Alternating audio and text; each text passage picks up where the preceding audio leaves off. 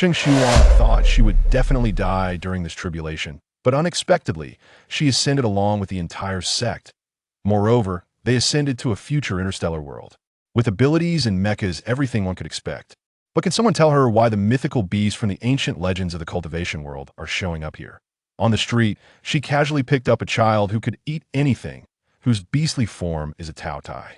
A cute and harmless little girl who thought she was a small white rabbit, but is actually a tiger that on the day of ascension, a man fell from the sky and almost crushed her to death, and upon arrival, he won a hug, sporting 9 fluffy tails and beast ears.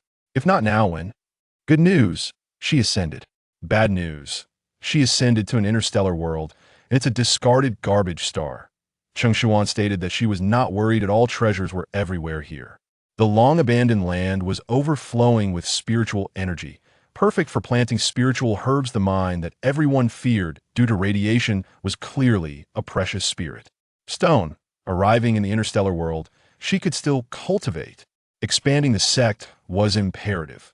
The recruitment competition began, and the residents of the garbage star, who thought they were abandoned and unnoticed, were told by a group of people not to give up, as everyone has their own advantages and specialties. Mechas? Isn't that just her crafting for thousands of years? Nutritional agents? Aren't spiritual plants delicious? In the annual Interstellar Academy competition, Cheng Shiyuan led the residents of the garbage star to participate, and no one had ever heard of the strange name Tianheng Holy Sect, and they mocked them to go back to the garbage star, saying that the discarded garbage should stay on the garbage star. Cheng Shiyuan, just wait. Soon you'll be on your knees calling me dad. Don't blame me if your face gets swollen. Chapter 1. The little junior sister can stop a spaceship with one hand. Shiyuan, don't worry about me. You go quickly. Her body was suddenly pushed away, and Cheng Shiyuan fell to the ground, her already tattered robe covered in dust. The demonic cult is about to attack. As long as you are still here, Tianheng Holy Sect still has hope. Lying in front of her, his spiritual sea nearly exhausted, was her senior brother, Yuan Ji. Behind him was the sect she had stayed in for 1,000 years and thousands of disciples. How could she leave? Senior brother, I won't go. Cheng Shiyuan stood up and wiped the blood from the corner of Yuan Ji's mouth. You are all here, how can I leave? Shiyuan, as long as there are green mountains, one need not worry about firewood. It is better for one person to live than for the entire sect to be destroyed. He never expected that, as the 8th sect master, one day the number 1 sect on the continent, Tianheng Holy Sect, would fall under his leadership. It won't be destroyed. Cheng Shiyuan smiled slightly. Yuan Ji saw the determination in her eyes, and his pupils shrank sharply. Shiyuan, what do you want to do? Senior brother, I forgot to tell you, I have already reached the great ascension stage. I wanted to stay with you a little longer, so I suppressed my cultivation and did not cross the tribulation. Down the mountain, the clamoring of the demon clan was gradually approaching. Cheng Shiyuan released the seal within her body and no longer deliberately suppressed her cultivation. Suddenly, the originally clear sky gathered dark clouds, thunder rumbled, and a terrifying purple light could be vaguely seen. Her thunder tribulation had arrived. Yuan Ji's face was full of disbelief. At this moment, the pressure emanating from his little junior sister even made him feel a sense of oppression that it was even more powerful than the previous sect master who had already ascended. This was no longer just the great ascension stage. Senior brother, my thunder tribulation will surely turn those demons into ashes. But if I unfortunately fail to cross the tribulation, then the burden of Tianheng Holy Sect will fall solely on you. Cheng Shiyuan's expression was resolute. Usually, you often stay up all night for sect affairs. After I'm gone, with no one to remind you, you must take care of your health. If you have time, go practice body cultivation with the disciples from the Body Cultivation Institute to strengthen your physique. Her words, like a last testament, made Yuan Ji's eyes widen in anger. Shiyuan, no. There must be a way. There must be a way. Yuan Ji had never felt so weak as he did now. He couldn't even protect his beloved little junior sister. Even if there is a way, it's too late. Tens of thousands of demons had already attacked the gate of the sect, which had lost its defenses as if entering an unguarded territory. Demonic energy rampaged, attacking the last defense of Tianheng Holy Sect, the protective mountain formation. Cheng Shiyuan knew that this formation, no matter how powerful, would not hold for long. because it was she who set up this formation on the day she broke through to the great ascension stage for Tianheng Holy Sect. Long before the demons attacked last time, it had already weakened the formation's power. Senior brother, take care. She coldly lowered her expression and waved her hand, sending Yuan Ji into the protective mountain formation, leaving herself alone outside the formation. The thunderclouds rolled in the sky, and Cheng Shiyuan could already feel the pressure belonging to the heavenly Tao being imposed on her. It was a killing intent aimed at annihilating her. Suppressing her cultivation with forbidden techniques was already an act against the heavens. Now that she had provoked the heavenly Tao, it was understandable. Cheng Shiyuan was not afraid at all. For the sake of Tianheng Holy Sect, she would not be afraid, nor could she be afraid. Swish! The sky was instantly illuminated, as if it were daytime. Cheng Shiyuan looked up, facing the descending lightning. Suddenly, her breath caught. Purple gold thunder. She saw that the purple lightning was tinged with a faint golden light. Even though she had suppressed her cultivation, this shouldn't be the thunder tribulation that a great ascension stage cultivator should face. What was going on? Before she could figure it out, the purple gold thunder had already struck down. However, it did not only strike Cheng Shiyuan, but enveloped the entire Tianheng Holy Sect. No, it shouldn't be like this. Why did the thunder tribulation also involve Tianheng Holy Sect? Cheng Shiyuan wanted to resist, but the next second, she fell into darkness. Cheng Shiyuan gradually regained consciousness. Opening her eyes, she saw a clear blue sky.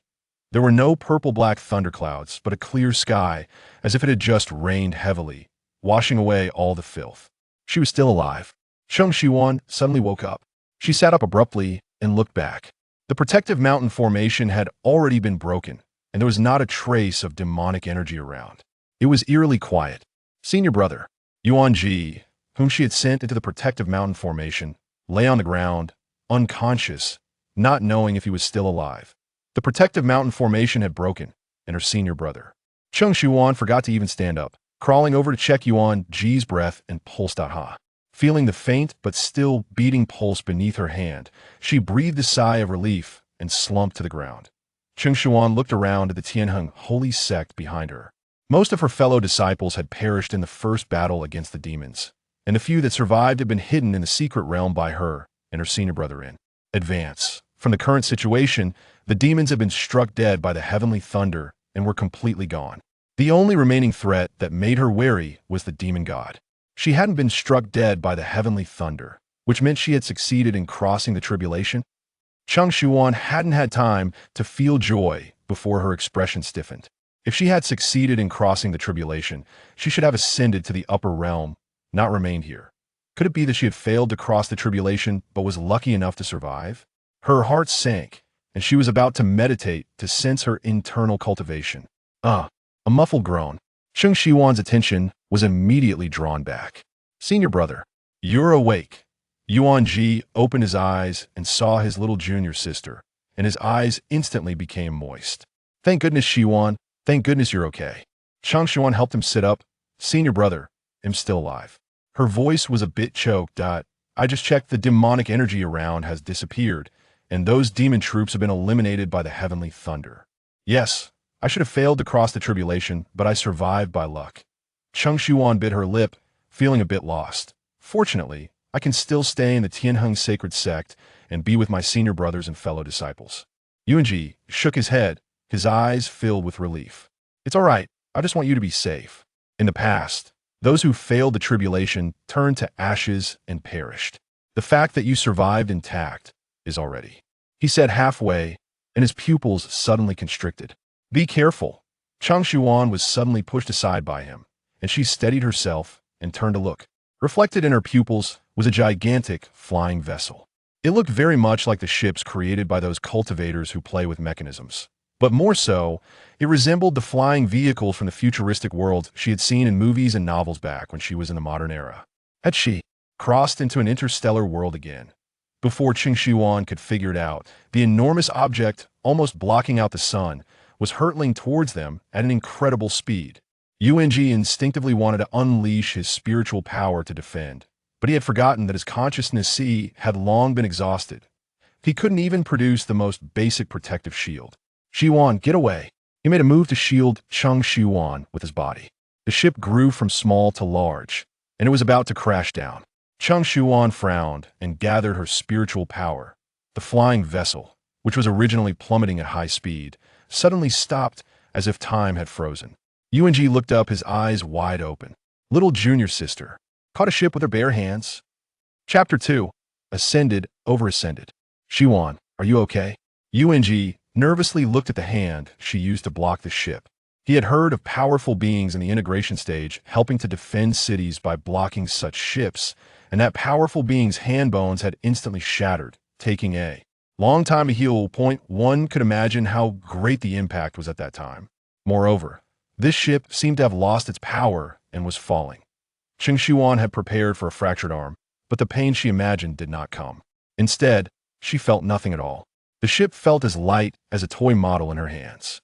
She retracted her hand, and the ship lost its support, crashing to the ground and kicking up a cloud of dust. Cheng Shiyuan casually set up a protective shield, blocking the dust outside. At the same time, she felt a difference in her cultivation within her. Senior brother Yuanji's heart tightened. What's wrong? Does your hand hurt? Cheng Shiyuan shook her head. I think I succeeded in crossing the tribulation. She said, Success? Really? Yeah, really. As her voice fell, Cheng Shiyuan directly released her spiritual power. The originally semi-transparent spiritual power visibly thickened, solidifying around her. Yuanji was stunned. Little junior sister, you really succeeded. You ascended. But Cheng Shiyuan was not as excited as he was, filled instead with confusion. But I should have ascended after succeeding in crossing the tribulation. Why am I still here? Right? Yuanji also found it strange, but quickly felt relieved. Who cares, as long as you succeeded? Congratulations on your increased power, junior sister. Cheng Shiyuan nodded, no longer entangled in it. Being able to continue staying in the Tianheng sacred sect and being with her senior brother and fellow disciples was enough. Senior brother, the sudden appearance and fall of this ship must be suspicious. He'll go take a look. You stay here and be safe. Yuanji also knew that with his exhausted consciousness, he wouldn't be able to help if he accompanied her. He nodded in agreement. Cheng Shiyuan cautiously approached the ship, accumulating spiritual power in her hand. It wasn't until she arrived in front of the ship that she realized this vessel was different from those she had seen before. It was entirely made of silver-white metal, with no seams, and she couldn't find a door anywhere. That was a bit troublesome. She circled around but still had no clue. An idea sparked in her mind, and she summoned her sword, Tai-Chi, and swung it in the air. The sharp, blue sword light, accompanied by immense spiritual power, cleaved towards the tail of the ship. Crack! The ship instantly split in two, the severed tail swaying and crashing to one side, producing a loud metallic collision sound. It revealed a dark hole. Cheng Shiyuan tightened her grip on the sword handle and peered into the hole. Suddenly, her expression froze. The dark interior of the ship revealed specks of white, which upon closer inspection were fluffy tails swaying in midair. 1, 2. 9 tails. A 9-tailed fox? The first thing that came to Cheng Shiyuan's mind was the auspicious mythical beast, the 9-tailed fox, which only appeared in ancient myths. Just as she was both surprised and puzzled, a beastly roar suddenly came from inside the ship. Then, a figure gradually emerged from the darkness. Tiger ears, beast claws, and 9 tails swaying behind him. If one ignored his human-like face, these features were clearly those of a creature recorded in the Shanhai Jing. But he had a face that seemed to be sculpted to perfection by the hands of a celestial being.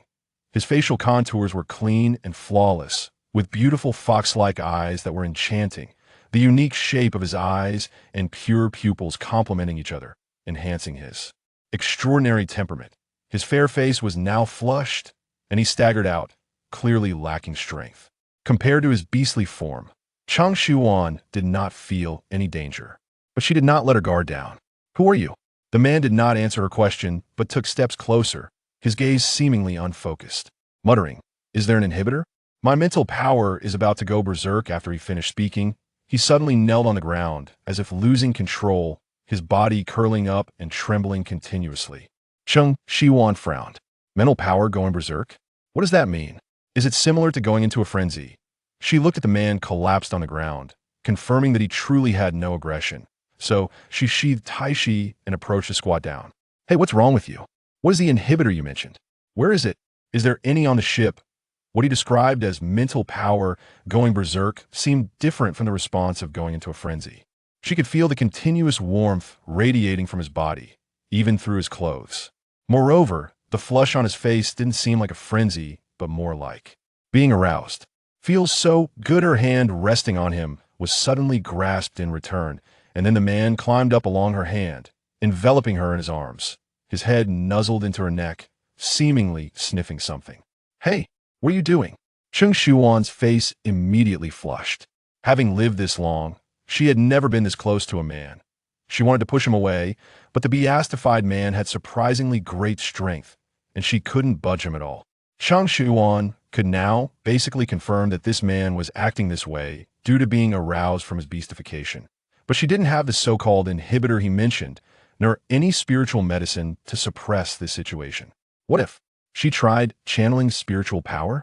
Spiritual power belongs to the pure essence of heaven and earth, which has a good purifying and controlling effect on evil and wickedness. Perhaps it could also help with his condition. Cheng Shiyuan raised her hand and held his beast claw, tentatively inputting a bit of spiritual power into it. Soon, the man's actions of sniffing and moving around on her body slowed down. Seeing it was effective, she immediately increased the flow of spiritual power. Until the man seemed to be calmed down, leaning quietly against her shoulder, she stopped. Cheng Shiyuan looked down at the man leaning on her. His originally enchanting and alluring face had become pure and clear, so clean it was almost unbearable to touch. Those fox-like eyes were closed, no longer captivating the soul. His breathing was steady and even, as if he had fallen asleep. Hey, Cheng Shiyuan gently called out. No response. He really fell asleep. She glanced at her senior brother, still waiting for her over there, as well as the aftermath of the Tianheng sacred sect. Forget it. Let's take him back to the sect first. Cheng Shiyuan settled her senior brother and released the remaining disciples from the secret realm, briefly explaining the current situation.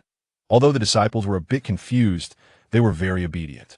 According to her arrangements, several disciples took care of their senior brother while others cleaned the sect. She returned to the guest room to check on the person she brought back. As Cheng Shiyuan pushed the door open, she saw that the person lying on the bed had already sat up, his consciousness clear.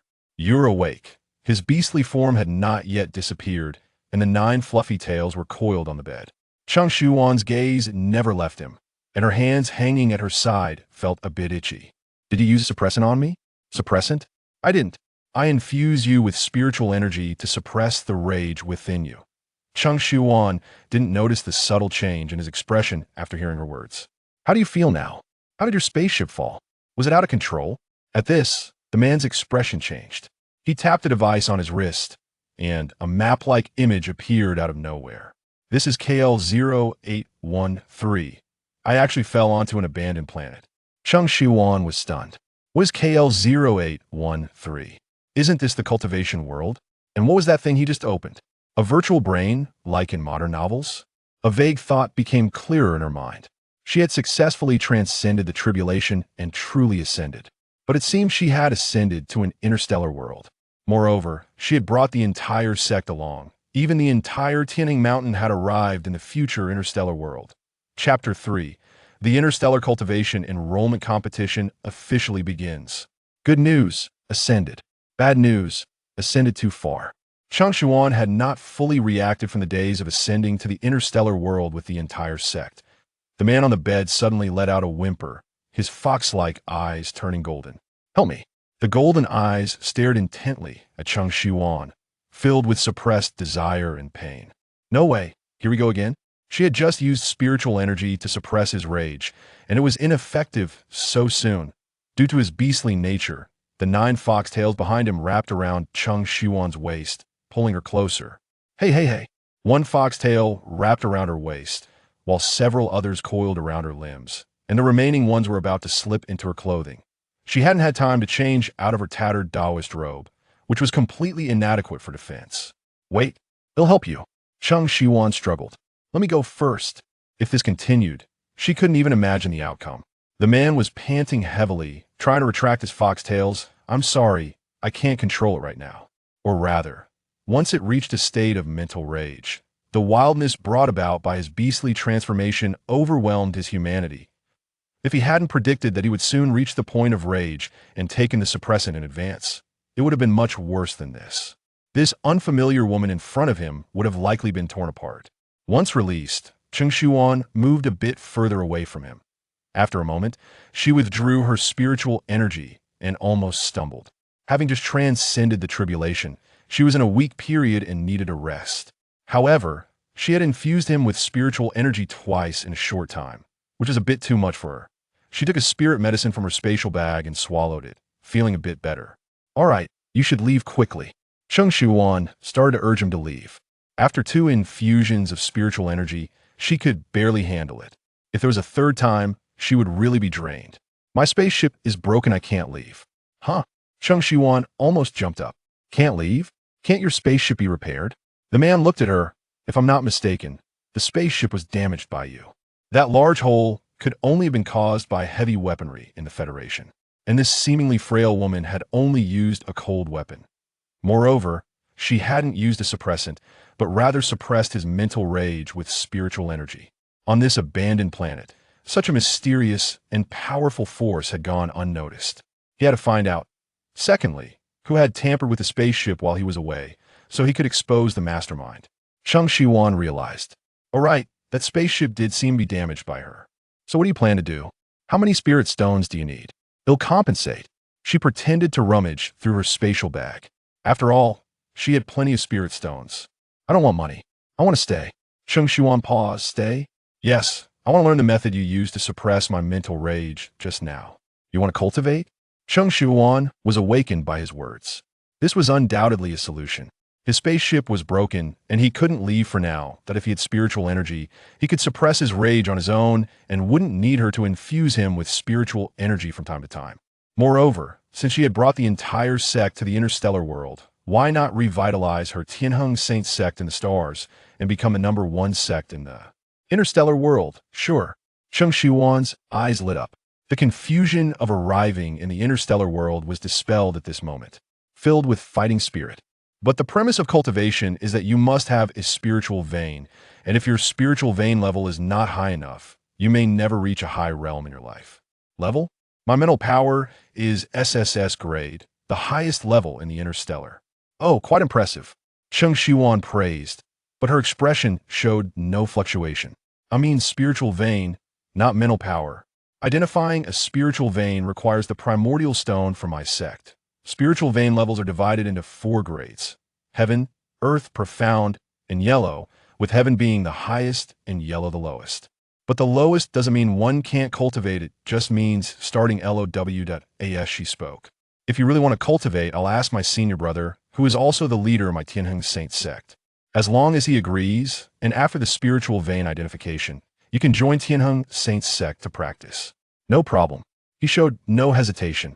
All right, I'll go see my senior brother now and ask for his opinion. Cheng Shiyuan seemed to envision the scene of Tianheng Saint sect regaining its former glory. All right, my name is Cheng Shiyuan. Cheng from 10 days, Shiyuan from butterfly flower. What's your name? Shen Que, as in certainly. Good. Then you rest here for now. They'll be back soon. She left with a fluttering heart. Shen Que watched her back, his originally gentle and harmless expression suddenly turning cold. She showed no reaction when she heard his name, as if it were the first time she had heard it. This KL0813 planet had clearly been detached from the Federation for a long time. So long that no one had cared for it. Not even the residents knew the name of the Federation's highest commander. Shen Que lowered his head and saw his beastly claws, his eyes filled with helplessness. Cheng Shiyuan's spiritual energy could only temporarily suppress his mental rage, serving the same function as the suppressant. Once the rage began, it would last for 3 days. If the suppressant was sufficient, he would revert to his human form. But now, the foxtails behind him no longer swayed and hung limply on the bed. Shen Que opened the smart brain on his wrist and sent a message to his most trusted assistant. He quickly received a reply. He glanced at it and closed the smart brain aside from his assistant. He needed others to believe he had died in the spaceship accident. The mastermind believed he would definitely die, so they didn't even control his smart brain. He didn't know who it was, but they were so arrogant. Shen Que sneered, rolled over, and lay on the bed, waiting for Cheng Shiyuan to return. He closed his eyes, but the image of her fair skin on her neck and the faint fragrance that seemed to linger in the air resurfaced in his mind. The violent force within him, which had temporarily calmed down, began to stir again. Damn it! He cursed, covering his head, trying hard to rid himself of all distracting thoughts. On Cheng Shiyuan's side, Yuan Ji quickly woke up. After understanding the current situation and hearing her thoughts, he expressed his strong support. Then let's hold an enrollment competition. Cheng Shiyuan decisively came up with this idea. Whether we recruit one or a group, isn't it better? The Tianning holy sect urgently needs fresh blood. Yuan Ji looked at his little junior sister with satisfaction. The little girl who once followed him around calling him senior brother had finally grown up, becoming an adult he could trust and rely on. All right, I'll listen to you, Shiyuan. You can take full responsibility for this matter. Chapter 4. A sword beneath my feet, clouds beside me, and the sky above Shen Que, Shen Quebec.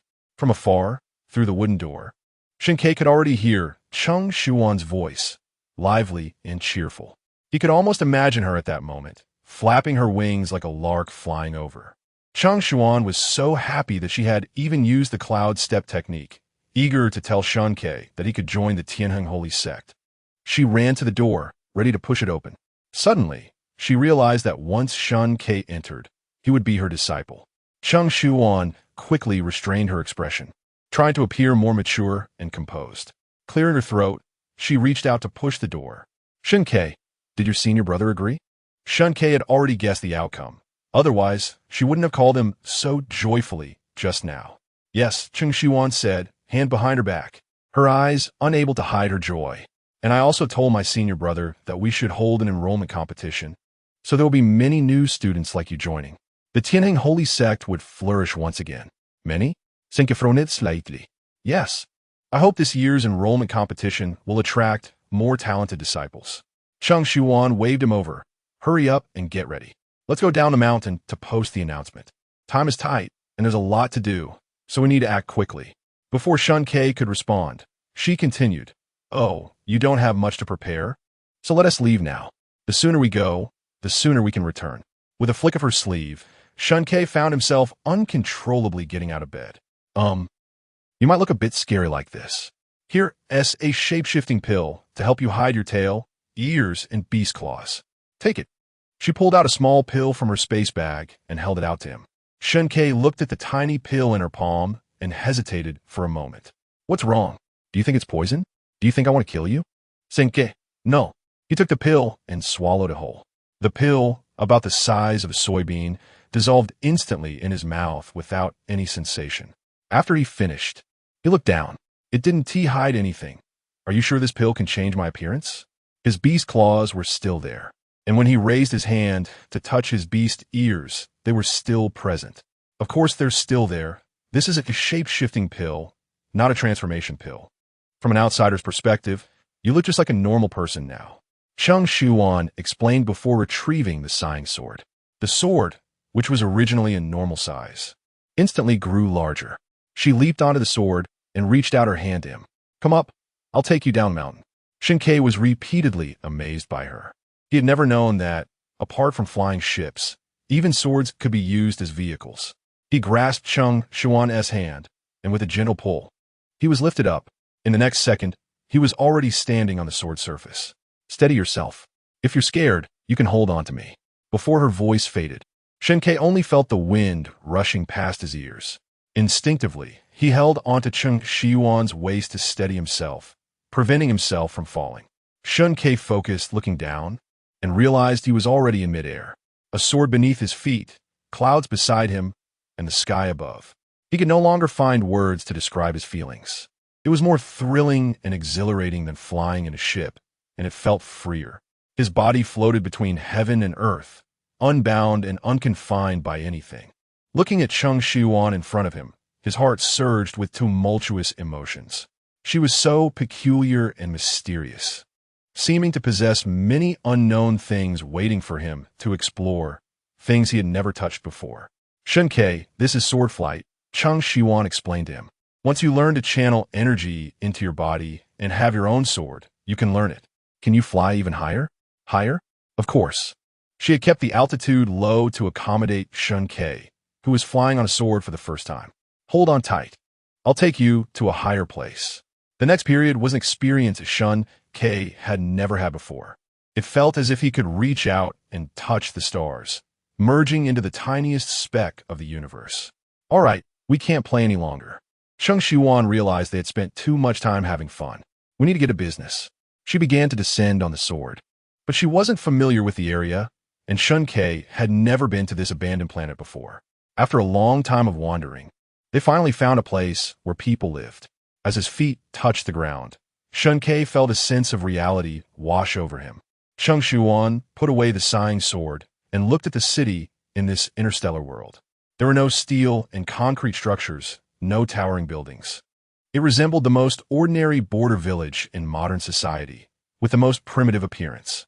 Shen Que looked on, his expression unchanged. This was an abandoned planet in the Federation. Such planets were called garbage planets. Only those with the lowest levels of mental power or discarded members of prominent families would survive on garbage planets. And such people were considered garbage by those in the Federation who held themselves in high regard. The people here have low mental power, so it's unlikely there will be any talented individuals, he said. Cheng Shiyuan didn't agree. The standards you use to judge mental power are different from those for assessing spiritual veins. Don't jump to conclusions too early. Come on, let's go take a look. She stepped into the village, and Shen Que followed. As soon as they entered, they attracted the attention of the villagers. Who are these two? I've never seen them before. They look like outsiders. They're dressed so well. They can't be from the garbage planet. This person's clothes don't look like they're from other planets either. I've seen photos of people from other planets on a light brain. Why are outsiders here? On both sides of the road were small vendors selling goods, whispering among themselves. Cheng Shiyuan looked at the road that seemed endless and walked up to a stall. Hello, I'd like to ask where the most people gather here. The stall owner sized her up, thinking this beautiful girl from outside might have accidentally landed on a garbage planet. We don't have many people here, but at this time, everyone usually sits and chats in the square. You can go there. The square? Okay, how do I get there? Just keep going straight down this road until the end. Thank you, brother. If you're free, you can come with me. I have an announcement to make. The stall owner raised an eyebrow, curious. What is the announcement? Cheng Shiyuan teased. If you come with me, you'll find out. If you're scared, you can bring the others along. Hey, this girl isn't even bigger than my son. What am I afraid of? The stall owner puffed up his chest. All right, I'll go with you and see what you want to announce. Cheng Shiyuan smiled. This method of provoking curiosity never failed. Chapter 5. Becoming stronger is not just one path beneath your feet. He closed his stall and followed Cheng Shiyuan. Naturally, the other vendors nearby heard their conversation. Curious and worried, they followed along. As they walked, a large crowd had already gathered behind Cheng Shiyuan. The square was just ahead. As they approached the end of the road, the view opened up. Although it was called a square, it was actually just a larger open space. A few people sat together on the square, mostly older middle-aged individuals. A few young people had moved a long bench to lie down and sleep in the open air. The arrival of a large group immediately attracted the attention of those in the square. Old Lu, what's going on? Closing up? A middle-aged man approached the vendor who had initially followed Cheng Shiyuan and asked in a low voice. As he spoke, his eyes glanced at Cheng Shiyuan and Shen Que. Who are these two? I've never seen them before. Old Lu pulled him aside. They're outsiders. They said they have something to announce, so I brought them to the square. An announcement? Cheng Shiyuan walked to the center of the square and looked around. Although there weren't enough people, or rather, there were too few young people, it was sufficient. Announcing here would ensure they would go home and tell the younger generation. Shen Que, step aside a bit. She pulled Shen Que behind her. Just watch. Without further ado, Cheng Shiyuan raised her hand and unleashed a surge of spiritual power. The spiritual energy cascaded down like a waterfall in midair, forming an announcement. The title at the top boldly read, First Enrollment Competition of the Tianheng Holy Sect. The crowd that had gathered immediately retreated a few steps, forming a space around Cheng Shiyuan. What is this? Is it a superpower? Isn't this a garbage planet? How could there be superpowered individuals here? Enrollment competition. What is the Tianheng Holy Sect? Is it a new military academy? Why would they come to a garbage planet to recruit? Whispers arose, and the glances at Cheng Shiyuan and Shen Que were filled with confusion. Everyone, Cheng Shiyuan spoke loudly. I am Cheng Shiyuan, the head of enrollment for the Tianheng Holy Sect. Our sect has a history of thousands of years and boasts the strongest faculty. It is a sect that countless spiritual cultivators dream of joining. Today, we are here for recruitment, hoping to expand our sect's power and absorb fresh blood. As long as you can pass the spiritual vein assessment, you can join the Tianheng Holy Sect, regardless of your level. If you want to sign up, you can come to me now to receive a registration card. Come to the Tianheng Holy Sect tomorrow at 9 a.m. for the spiritual vein assessment. Is there anyone who wants to sign up? One at a time, please don't push. However, as her words fell, there was complete silence. Not to mention pushing. No one even stepped forward. Cheng Shiyuan, it seems I forgot. Now that the Tianheng Holy Sect has come here, no one knows or recognizes us. It won't be like in the cultivation world, where countless people admire us. I know you must have many questions right now. It's fine if you don't sign up. You can ask me anything you want. She needed to stir up everyone's enthusiasm. I have a question. It was old Lu. Cheng Shiyuan breathed a sigh of relief. She was afraid that no one would even ask a question. What is the Tianheng Holy Sect? Is it a new military academy? We've never heard of it. You can understand it this way. We are indeed a new academy here. The military academy should be the local sect, while the Tianheng Holy Sect is an outsider. So it is considered new. Oh, then what do you mean by spiritual cultivators and spiritual vein assessments? Are they superpowers? Old Lu continued to ask, acting as the representative for the others. Cheng Shiyuan replied, pretty much. Simply put, by passing the spiritual vein assessment, you can cultivate and become a spiritual cultivator, becoming a strong individual. As soon as she mentioned the last two words, she clearly saw the change in everyone's expressions. Some became dim, while others lit up with hope. Strong individuals. But we're all low in mental power, and we're exiled here. They all say we are garbage. How can we become strong? Someone spoke with a low tone, hanging their head and turning to leave. Who says you're garbage? Cheng Shiyuan was the first to disagree. There are many standards to judge a person's strength. So what if your mental power is low? So what if you can't become a superpowered individual? Can't you do other things? Can't you have other abilities and skills? There are countless professions. If one doesn't work, switch to another. Not being able to become a superpowered individual doesn't mean you can't become a spiritual cultivator. Cheng Shiyuan smiled. I can tell you, spiritual cultivators are much stronger than superpowered individuals. Her words stunned everyone present. No one had ever spoken to them like this. Since they were exiled to the garbage planet, they had been regarded as garbage and waste in the eyes of people from other planets. You don't believe me, do you? Cheng Shiyuan knew that just saying this wouldn't make them fully believe it. Then let me show you. She turned to Shen Que. You are a superpowered individual, right? You came here by spaceship with an SSS-level mental power. A person like you should be a superpowered individual. Shen Que was also shocked by her earlier words. Even he had believed that people with low mental power could not become strong individuals before today.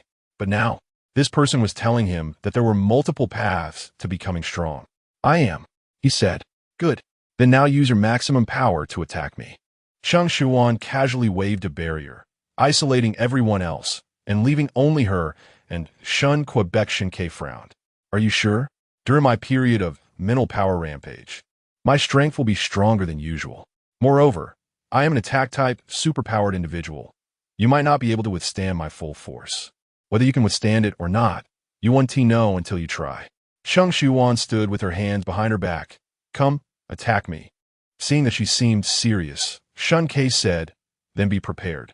He gathered all his superpower, and unseen by anyone, the 9 tails behind him stood upright, his golden pupils becoming even more dazzling, hinting at a hint of crimson. He threw a punch, and the golden superpower surged forward with unstoppable force towards Cheng Shiyuan, distorting the air around it with its might. This must be at least a level 5 superpowered individual. Not just that, I think it's even beyond level 8. With such a powerful blow, how could that girl possibly withstand it? Get away! Get away! Some people couldn't bear to watch Cheng Shiyuan being knocked away and turn their heads. Cheng Shiyuan remained unfazed, raising an eyebrow. Is that all? Chapter 6, Don't be an orphan, be a family member. She stood still, not even blinking. The almost shattering ability was about to hit her, but suddenly it seemed to encounter some invisible barrier and stopped mid-air. The onlookers were stunned. What was going on? Why did it suddenly stop? Could it be a defensive ability? But there were no signs of it. She hadn't even moved. Wasn't she supposed to demonstrate her spiritual cultivation abilities? Cheng Shiyuan heard their words and still had the patience to explain in the face of the attack. I'm not an ability user. I'm a spiritual cultivator. What you cannot see now is the barrier I have set up, which can block attacks. Of course, this level of ability attack is not something an ordinary spiritual cultivator can withstand. As her voice fell, she raised her hand. Everyone saw her fingers spread apart, grasping at the void. Bang! The golden ability seemed to have encountered immense spatial pressure, and after reaching its limit, it burst apart and dissipated in the air, leaving no trace. Shen Que was shaken back 2 steps, staring at Cheng Shiyuan with shock in his eyes. He had thought she was extraordinary and should be strong, but he never expected her to be this strong. He was already a level 9 ability user, one of the highest level ability users in the Star Realm. Looking across the entire Star Realm, no one was his match. So when Cheng Shiyuan asked him to use his full strength earlier, he really thought she might die at his hands. But now, he felt like he might accidentally die at her hands. And clearly, Cheng Shiyuan had not used her full strength. In fact, it was very likely she hadn't even used 1/10 of her power to effortlessly extinguish his full force attack. Shen Ke's gaze deepened and became more complex as he stared at her. If even Shen Que himself was this shocked, one could imagine how the others present felt.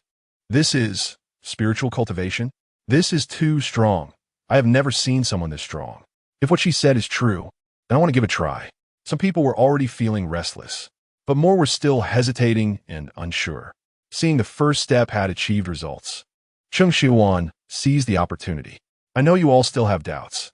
After all, hearing is false, and seeing is believing. So tomorrow, you can all come to my Tianheng Holy Sect to take a look. Those interested can sign up on the spot for spiritual vein identification. Today, you can go back and think about it. If you have children, you can also talk to them about it. This time, there are no restrictions on enrollment in Tianheng Holy Sect. Age, gender, etc. will not be limited. As long as you have the heart to sign up and become strong, you can come. This announcement will be left here. You can take another look. I will return to Tianheng Holy Sect and wait for you. After Cheng Shiyuan finished speaking, she waved to Shen Que, and the two walked back along the path they came from. The crowd behind them suddenly erupted into intense discussions. Are we just leaving like this? Isekai'd. What if no one signs up today and no one comes tomorrow? Cheng Shiyuan glanced at him. If no one comes, then there's still you. One is better than none. This was originally a temporary idea. She implemented it as soon as she thought of it and didn't have time to think it through. Now that she thought about it again after saying it, it did seem a bit reckless. However, she felt the effect was quite good. Shen Que. Her mindset is really good. The street was not as bustling as when they arrived. The stalls on both sides were empty now, and, hey, there's still someone. Cheng Shiyuan spotted a figure sneaking around Uncle Lu's stall from a distance. As she got closer, she could see it was a chubby boy who looked around 7 or 8 years old, round and plump with chubby cheeks. He had his mouth stuffed full and was eating while stuffing things into his pockets. Such a young age and doing such disgraceful things. Hey kid, stop, she shouted sternly. The little chubby boy was startled, turned his head abruptly upon seeing her, and quickly grabbed some pastries from the stall and ran away. Hey, you think you can run from me? Shen Que, wait for me here. After she finished speaking, she used her swift cloud steps to chase after him. The little chubby boy couldn't run faster than Cheng Shiyuan. In just a few breaths, he was caught by the back of his collar. Let me go. Let me go. He struggled, flailing his legs, still not forgetting to protect the pastries he had just stolen in his pocket. Cheng Shiyuan certainly wouldn't let him go. She loosened her grip slightly so that his toes could touch the ground. If you steal from others, you have to think about the day you'll get caught. I didn't steal. Let me go. He still wouldn't admit it. Taking something without asking is considered stealing. That stall belongs to Uncle Lu. Did you ask Uncle Lu? Did he agree to give it to you? I'm his grandson. Cheng Shiyuan slapped his forehead and said, You're lying. If you were his grandson, why would you run when I shouted thief? Well, I'm being nice. Take out what you stole and return it. The little chubby boy clutched the pastries tightly. I want tea. I'm hungry. I want to eat. Cheng Shiyuan was taken aback. With your figure, how can you still be hungry? You're round all over, like a ball. If you curled up, you could probably roll all the way to the village gate. I'm hungry. Let me go. I'm just too hungry. I can't help but want to eat. Cheng Shiyuan still didn't let him go. Where are your parents? Don't they take care of you? The little chubby boy replied. I don't have parents. Cheng Shiyuan's eyes flickered. It turned out he was an orphan. But that doesn't give you the right to steal from others. She thought for a moment. If you return the things, come with me to Tianheng Holy Sect. Just in time, the pharmacy is short of a little helper. If you come with me, you can eat whatever you want and never have to go hungry again. The little chubby boy stopped struggling and turned his head to look at her with difficulty. Are you for real? Others have said that before, but then they all chased me away. His tone was despondent. Cheng Shiyuan's heart softened. She released his collar, walked up to him, and squatted down to meet his gaze. I promise you, as long as you get to Tianheng Holy Sect, you'll have a family. There will be me, my senior brother, and many big brothers and sisters. We will all be your family. Whatever you want to eat, wear, or play with, you can have. The little chubby boy no longer protected the pastries in his pocket, letting them fall to the ground without caring. He hugged her neck and cried, I don't want clothes or toys. I just want to eat. When Shen Que caught up, he saw the two of them hugging and crying together. What are you two? Is the thief being reformed? Or is the righteous person going to sink to the same level? Seeing him come, Cheng Shiyuan sniffled and stood up while holding the little chubby boy. She glanced at the pastries scattered on the ground. Shen Que, can you help me take these back to Uncle Lu and give him some money? Besides what he took, the little boy ate quite a bit too. I don't have any money on me, Shen Que said. He had fallen from a spaceship, experienced a mental storm, and was then brought back to Tianheng Holy Sect by her, completely broke. The star coins were still on the spaceship, and he hadn't had time to take them out. Oh, then you can help me take a few from this little pouch. Cheng Shiyuan shifted her body to reveal the spatial bag hanging at her waist. You could take one or two. That should be enough. Shen Ke's gaze fell on her waist, and his expression suddenly became a bit awkward and flustered. I take. Chapter 7 Shen Que. Good for you, old 6. I'm holding him. How can I take him?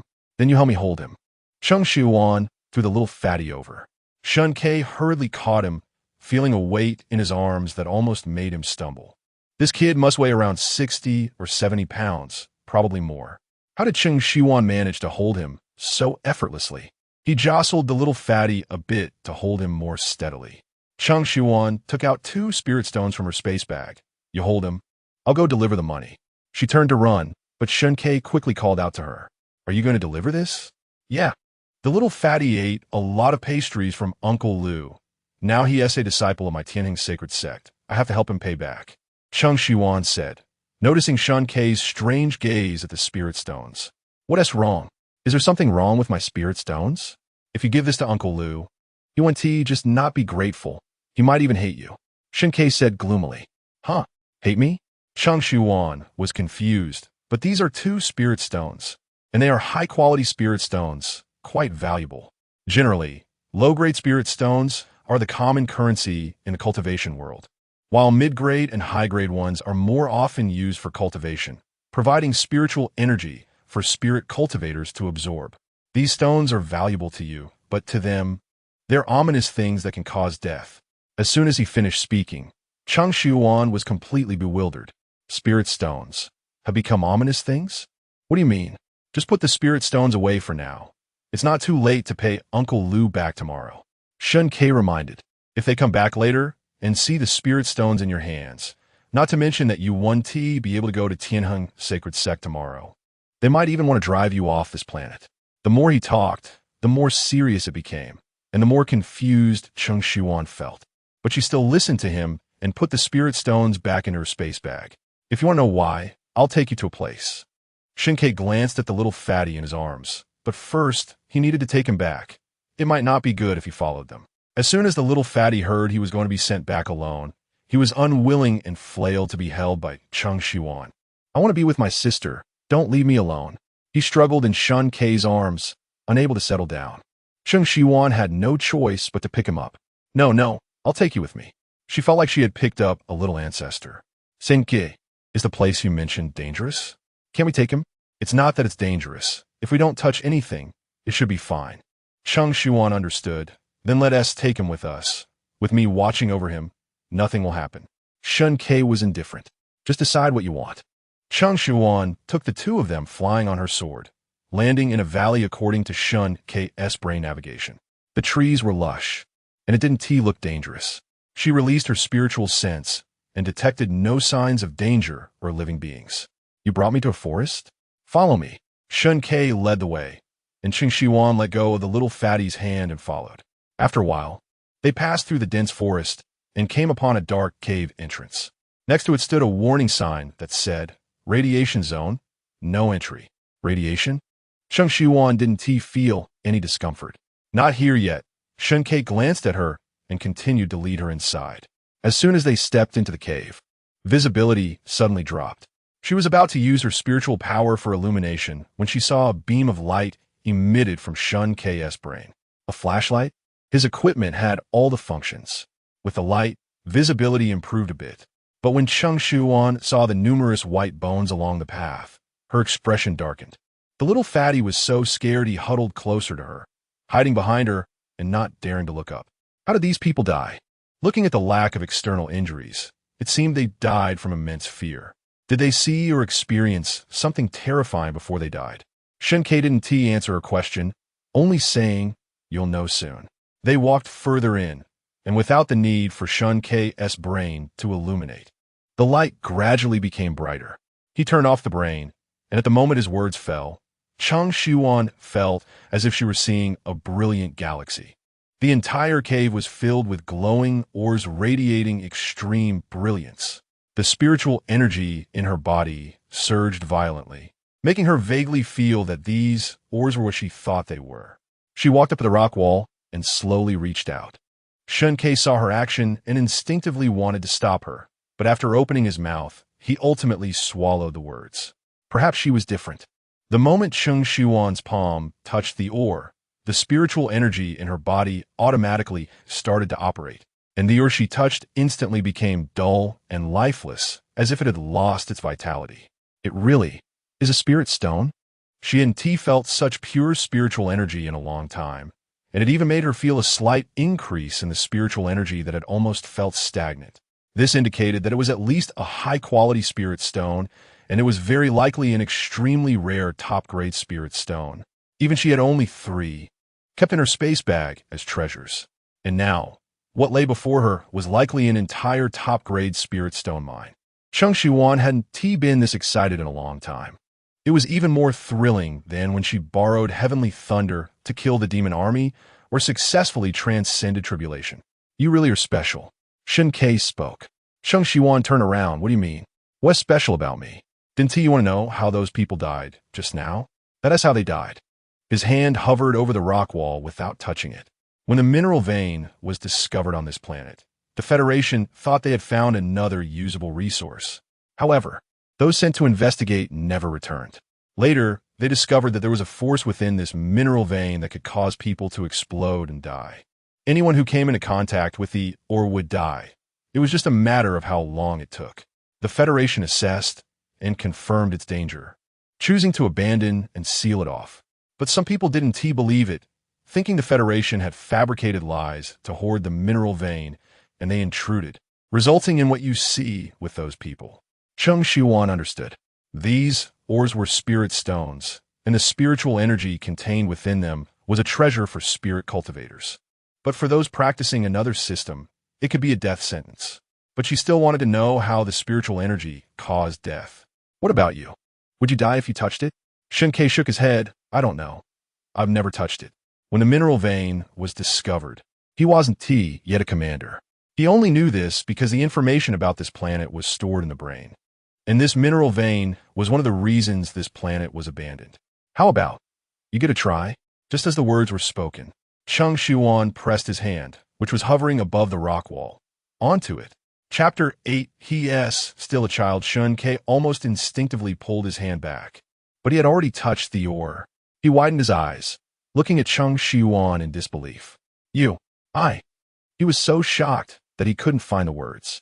You said before that it would be fine with just me here, but now you don't even want me? How could she be so heartless? Pressing his hand against the mountain wall without any hesitation, Cheng Shiyuan chuckled. I just wanted to see if what you said was true. She leaned closer to Shen Que, examining him from head to toe. What do you feel now? Do you feel like you're about to die? Shen Que. Did she want to die? No. Cheng Shiyuan immediately lost interest. Then why did you say it so mysteriously? I'm telling the truth. I'm not lying to you. Shen Que really didn't feel much. Perhaps the time of contact was too short for a reaction. No, he should hope there was no reaction. Otherwise, what awaited him would be death. Then why not touch it for a bit longer? Cheng Shiyuan reached to grab his hand again. But Shen Que quickly dodged and took a few steps back, creating a safety distance. But in reality, it was just a distance he thought was safe. Cheng Shiyuan thought that even if he ran, she could easily catch up to him. I still don't want to seek death. It's fine. Even if you were dying, I could still save you. Shen Que, do you have confidence in that? Cheng Shiyuan. No. Shen Que. The two looked at each other in silence. Cheng Shiyuan scratched her cheek. Well, who told him he was a Taotie fool? She looked down and saw the little chubby one standing by the side. Why don't you try? The little chubby one blinked, placing his hand on the oar. Is this how it works, sister? Cheng Shiyuan panicked and quickly pulled his hand down. I was joking. You really tried it. Seeing her so anxious, Shen Que felt uncomfortable. Why are you so nervous now that he touched it? He's still just a child. Shen Que, you think he's lived too long, huh? Cheng Shiyuan had already forgotten about Shen Que. Little chubby one, how are you? Do you feel anything uncomfortable? He had touched the spirit stone for much longer than Shen Que. What if? She said what if, then she would really be in big trouble. The little chubby one shook his head. Sister, I don't feel anything. Before he finished his sentence, he clutched his stomach, his face scrunching up. Sister, my tummy hurts. Cheng Shiyuan was alarmed. Don't be afraid. Let me take a look. She held the little chubby one's pulse and used her spiritual energy to probe into his body, feeling a strand of spiritual energy swirling chaotically in his meridians. So that is how it is. She understood. Cheng Shiyuan's anxious heart instantly calmed down. Don't be afraid. It will stop hurting soon. While comforting the little chubby one, she guided that strand of spiritual energy to circulate within him for a few cycles until the energy stopped swirling chaotically and gathered at his dantian. How is it? Is it not hurting anymore? She asked tentatively. The little chubby one, who had been frowning, relaxed his face and let go of his stomach. It doesn't hurt anymore. Sister, really doesn't hurt. You're amazing. He happily hugged Cheng Shiyuan around the neck. Seeing the little chubby one bounce back to life, Shen Que was astonished. How did you do that? He only saw her holding the little chubby one's hand for a moment, and then the little chubby one was fine. It's simple. The energy in these ores that you're wary of actually helps us cultivate. You're not cultivators. If spiritual energy enters your body recklessly, it can only cause chaos. Over time, you won't be able to bear it and will suffer and die. I just helped him convert the spiritual energy in his body for his own use. And then with the basic methods of cultivation, he can touch these stones like me without adverse reactions. Shen Que understood but still had doubts. Then why do I feel nothing at all? Am I already a cultivator? Cheng Shiyuan wasn't sure either. Maybe the spiritual energy that entered your body was too little. Or, give me your hand. She reached out to him. Shen Que was taken aback, slightly pursing his lips. He shyly placed his hand into her palm. What do you want to do? What do you mean what? I'm checking your pulse. Cheng Shiyuan was speechless. She grasped his pulse and sent her spiritual energy into his body, then felt a very familiar spiritual energy aura. Soon, she released his hand. I understand. When your mental energy was going wild, I used my spiritual energy to suppress it for you, so there is still my energy left in your body. Plus, the time you touched it was very short, so that little bit of spiritual energy entering your body naturally wouldn't cause any reaction. Now, all doubts were resolved. Cheng Shiyuan looked around the cave. She could sense that there were more spirit stones than just this area. Perhaps the entire mountain range was filled with them. Let us go back to the sect. Cheng Shiyuan waved her hand and walked out of the cave. Are we leaving just like that? Didn't you say these ores help with your cultivation? Aren't you afraid someone will come in? Someone coming in? Cheng Shiyuan turned her head and looked at him as if he were an idiot. Do you think anyone besides us would dare to come here right now? You said it yourself. Ordinary people would die if they touched these stones. How could anyone come here? Now, the only ones who know the secret of these stones are the three of us. The little chubby one listens to me and you. Before you become a cultivator, you're no different from those ordinary people. Let us go. Stop overthinking Big Oaf. She was now very suspicious of the authenticity of Shen Que's SS-level mental energy. Otherwise, how could he ask such a foolish question? Shen Que. Was he being scolded? Back at the sect, Cheng Shiyuan told Shen Que to wait in his room first while she took the little chubby one to meet Yuanji. Senior brother, I've spread the news about the recruitment competition, and I also picked up a child on the way back. A child? Yuanji's gaze shifted down to the little chubby one. Yes, I found him on the way back. He is an orphan with no family. He usually goes hungry and has no warm clothes, and I thought he looked pitiful, so I brought him back to be a little helper in the pharmacy. Junior sister, are you sure he is going hungry? Yuanji asked the same question that Cheng Shiyuan had at that time. Senior brother, this child does have a big appetite. Doesn't he look like he is lying? I fed him a lot on the way back, and he was still saying he was hungry. Cheng Shiyuan thought about how half of the food in her spatial bag was gone and felt pained. Those foods were all collected by her during her time in the cultivation world, the best delicacies from various places. Now, in the blink of an eye, they were mostly eaten by the little chubby one. Yuanji patted the little chubby one's head. It's fine. There is plenty of food in the sect. Do you think we can't raise a child? Chapter 9. Sign up and get eggs. From now on, you will be a disciple of my Tianheng sacred sect. What is your name? Little Fatty blinked his eyes and said, Big brother, I don't have a name. They all call me Little Fat. Yuanji was stunned. His heart softened a little more. A name is not just a label. It also signifies belonging. How about letting your sister Shiyuan give you a name? Little Fatty clapped his hands and looked at Cheng Shiyuan with hopeful eyes. All right, sister, give me a name. Cheng Shiyuan thought, why did I suddenly take on this responsibility? She stared at Little Fatty, contemplating. Since I brought you back, let's use my surname, Cheng. How about the single character Shi? It means hope. Good. Yuanji nodded. Cheng Shi also means the morning sun, full of hope. This child is the first new disciple of the Tianheng sacred sect since coming here. Isn't he also the hope of the Tianheng sacred sect? Yay, I have a name now. Cheng Shi bounced up and down happily. By the way, Shiyuan, how is the other person you brought back? Shen Que? He's fine. I just took him to recruit new disciples. He should be from another planet. His spaceship had an accident and landed here. The spaceship can't be repaired, so he can't go back for now. Cheng Shiyuan said, according to interstellar standards. His mental power level is SSS, the highest level, which is highly talented. I wonder if he will be a heavenly vein during tomorrow's spiritual pulse assessment. Heavenly veins are extremely rare. In over 100 years, apart from you and me, only 2 have appeared. It's fine if he isn't a heavenly vein. After all, the conditions set for this recruitment competition are lenient. I know, senior brother, but the more talented, the better, so that the Tianheng sacred sect can grow strong again. The next morning, Cheng Shiyuan took Shen Que and Cheng Shi to the sect square, moving tables and chairs. On the left and right stood 2 men and women in sky blue disciple robes. These 7 people, along with Yuanji, who was recuperating in his room, made up the entire remaining members of the Tianheng sacred sect. If it was once the top cultivation academy in the realm, no one would believe it now. Elder 3, what if no one comes? Meng Hongyun, a sword cultivator standing to the right of Cheng Shiyuan, had been staring at the sect's entrance for a long time. But he hadn't seen anyone. We've been waiting for almost an hour. Shi Qian, another sword cultivator, looked somewhat dejected. They will come, Cheng Shiyuan said calmly. Even if only one person comes, we have to wait. Just as she finished speaking, they saw a sneaky figure peeking out from outside the mountain gate, then quickly withdrawing. They're here. Cheng Shiyuan stood up excitedly. Meng Hongyun, go invite them over. Yes, Elder 3. He ran to the mountain gate and saw a middle-aged man looking about 40 or 50 years old. A flicker of disappointment crossed his eyes, but he quickly put on a smile. Are you here to sign up? I'm not. The middle-aged man waved his hands repeatedly and turned to leave. I just came to take a look. I'm leaving now. Hey, uncle, don't rush to leave. Meng Hongyun panicked. It was hard to get someone here, and they couldn't let him go. Who just passes by the mountain? You don't need to be shy.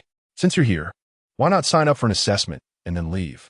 He grabbed the middle-aged man and pulled him toward the sect. I'm not here to sign up. I'm really not here to sign up. Hey, let go of me. The middle-aged man was almost in tears. He was sent to scout the situation and didn't expect to be discovered like this. And now he was being dragged in. Elder 3, I've brought him. Meng Hongyun brought the man to Cheng Shiyuan and stepped aside. The middle-aged man looked at the row of people in front of him and was terrified, trembling and unable to stand straight. Cheng Shiyuan saw that Meng Honyun had forcibly brought him over and sighed, walking over to support the middle-aged man. Uncle, you don't need to be afraid. You were sent here to test the waters, right? Yes, yes. If so, could you please let me go back? I didn't intend to sign up. The middle-aged man recognized her. He had seen her yesterday in the village square, which calmed him a bit. Uncle, listen to me. Our recruitment competition is entirely voluntary. It's based on personal willingness, and there's no coercion. However, if you sign up for the assessment, you can receive a stack of eggs. Are you sure you don't want to consider it? There is no loss in signing up, and you get free eggs. As she spoke, she observed his expression. It was clear that his expression changed when he heard about the eggs, showing surprise and disbelief. You mean eggs? Yes, eggs. Cheng Shiyuan nodded. Shen Que had told her that on their planet, they mainly consumed nutritional supplements, which could meet all the nutrients and elements required by the human body. Only people with a certain status could have fresh vegetables, water, meat, eggs, and fish. These foods, which seemed quite ordinary to her, were extremely rare here. So, she thought of this idea to attract them to sign up. As long as one person comes, we won't be afraid of no one following. As long as I sign up, I can really get eggs. Not just one, but a stack. The middle-aged man's eyes were glued to the basket of eggs nearby. Exactly. Cheng Shiyuan knew it was crucial to win this person over. If you don't believe me, I can give you some first. Saying this, she took a stack of eggs from the basket and handed them to him. Here, take them. The middle-aged man carefully cradled the eggs, still somewhat incredulous. These are really eggs. Really? Then I'll sign up. I'll sign up. He hugged the eggs like treasures, covering them with his clothes as if afraid they would be taken back. Cheng Shiyuan saw her plan succeed and smiled. Sure, Qian, register the uncle's information. Meng Honyun, do his spiritual pulse assessment. Yes, yes. The first registrant for the Tianheng Sacred Sect's first interstellar recruitment competition was born.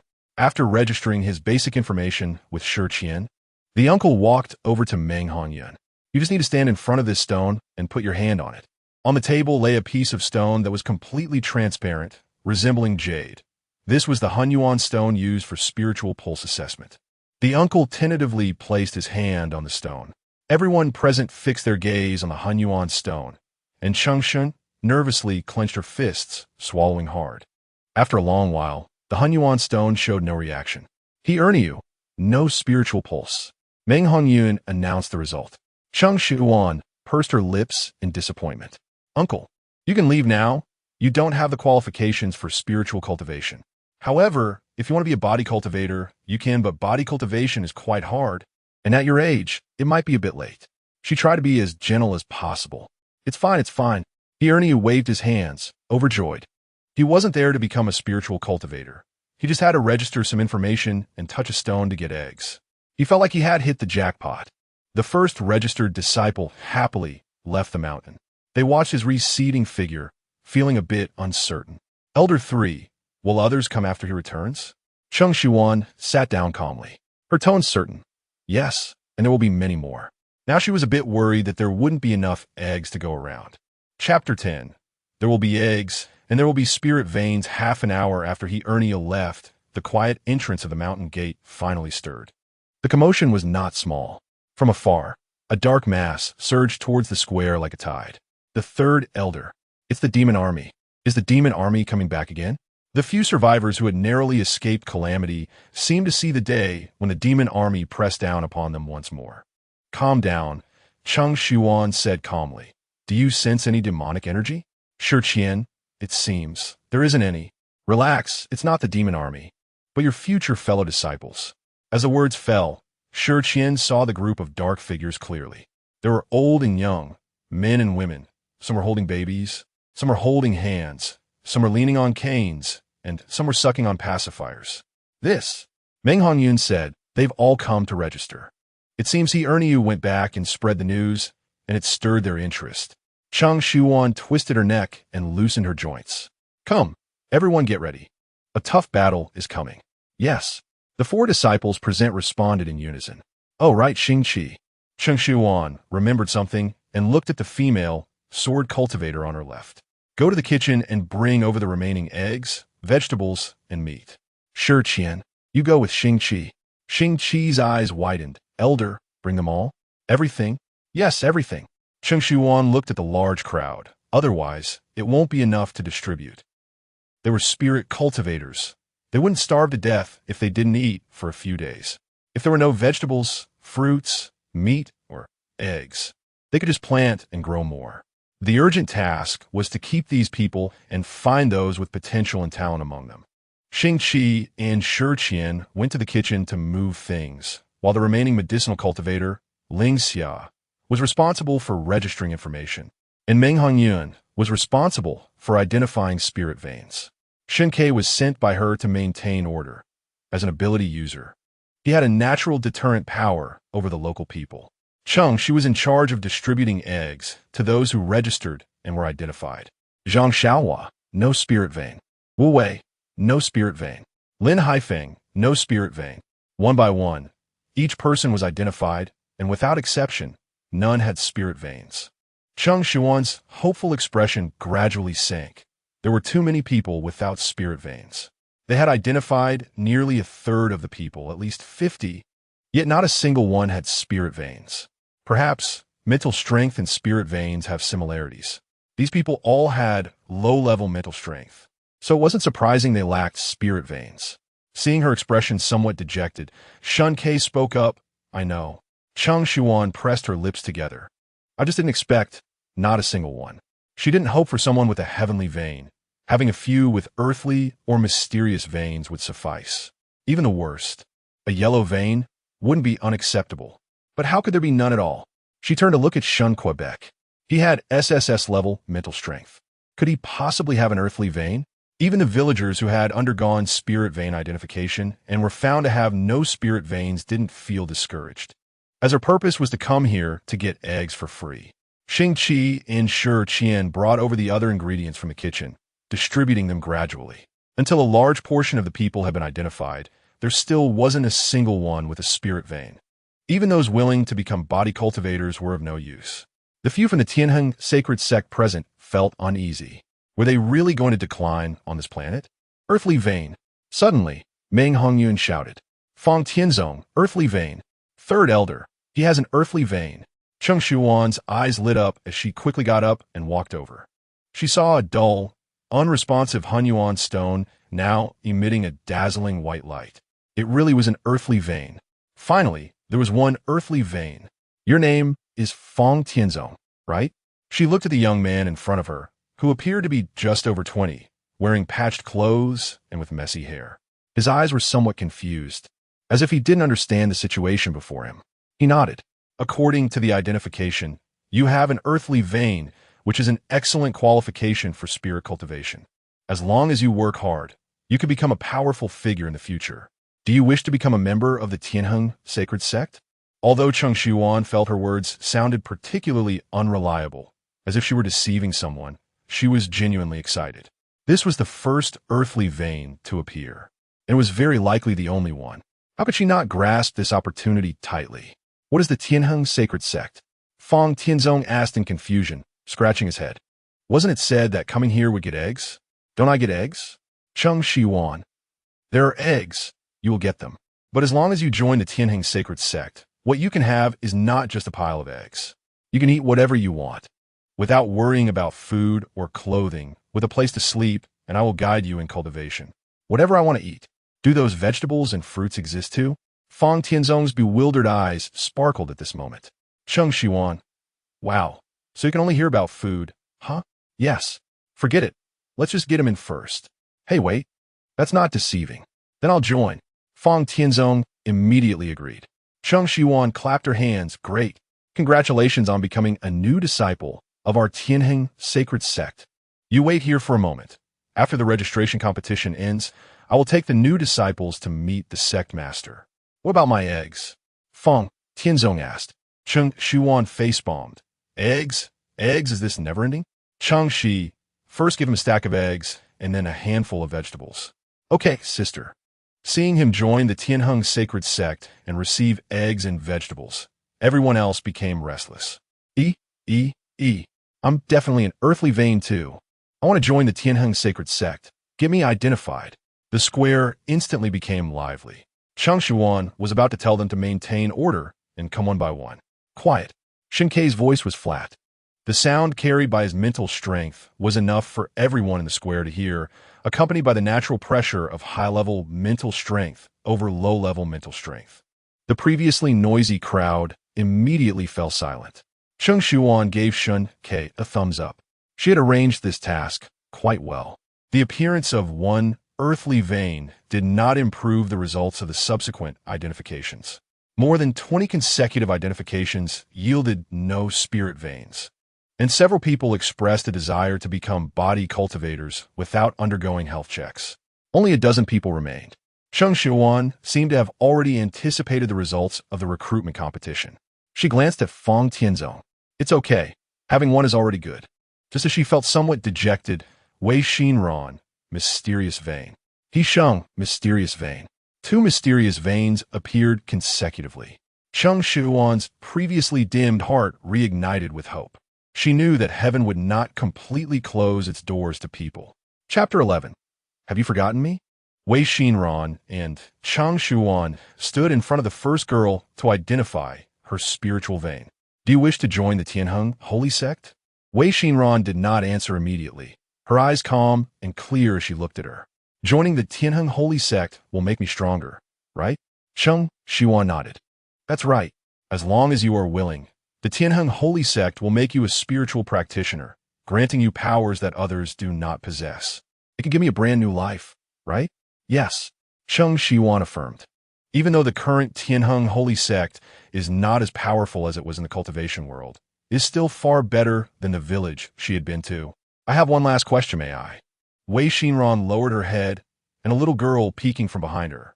If I join the Tianheng holy sect, can I bring my sister with me? I have to take care of her. She is only 6. At this moment, Cheng Shiyuan realized that Wei Xinran had been holding someone's hand all along. The little girl looked very thin, with hardly any flesh on her body or face. Although she was 6, she looked much younger, like a 3 or 4-year-old. Severe malnutrition.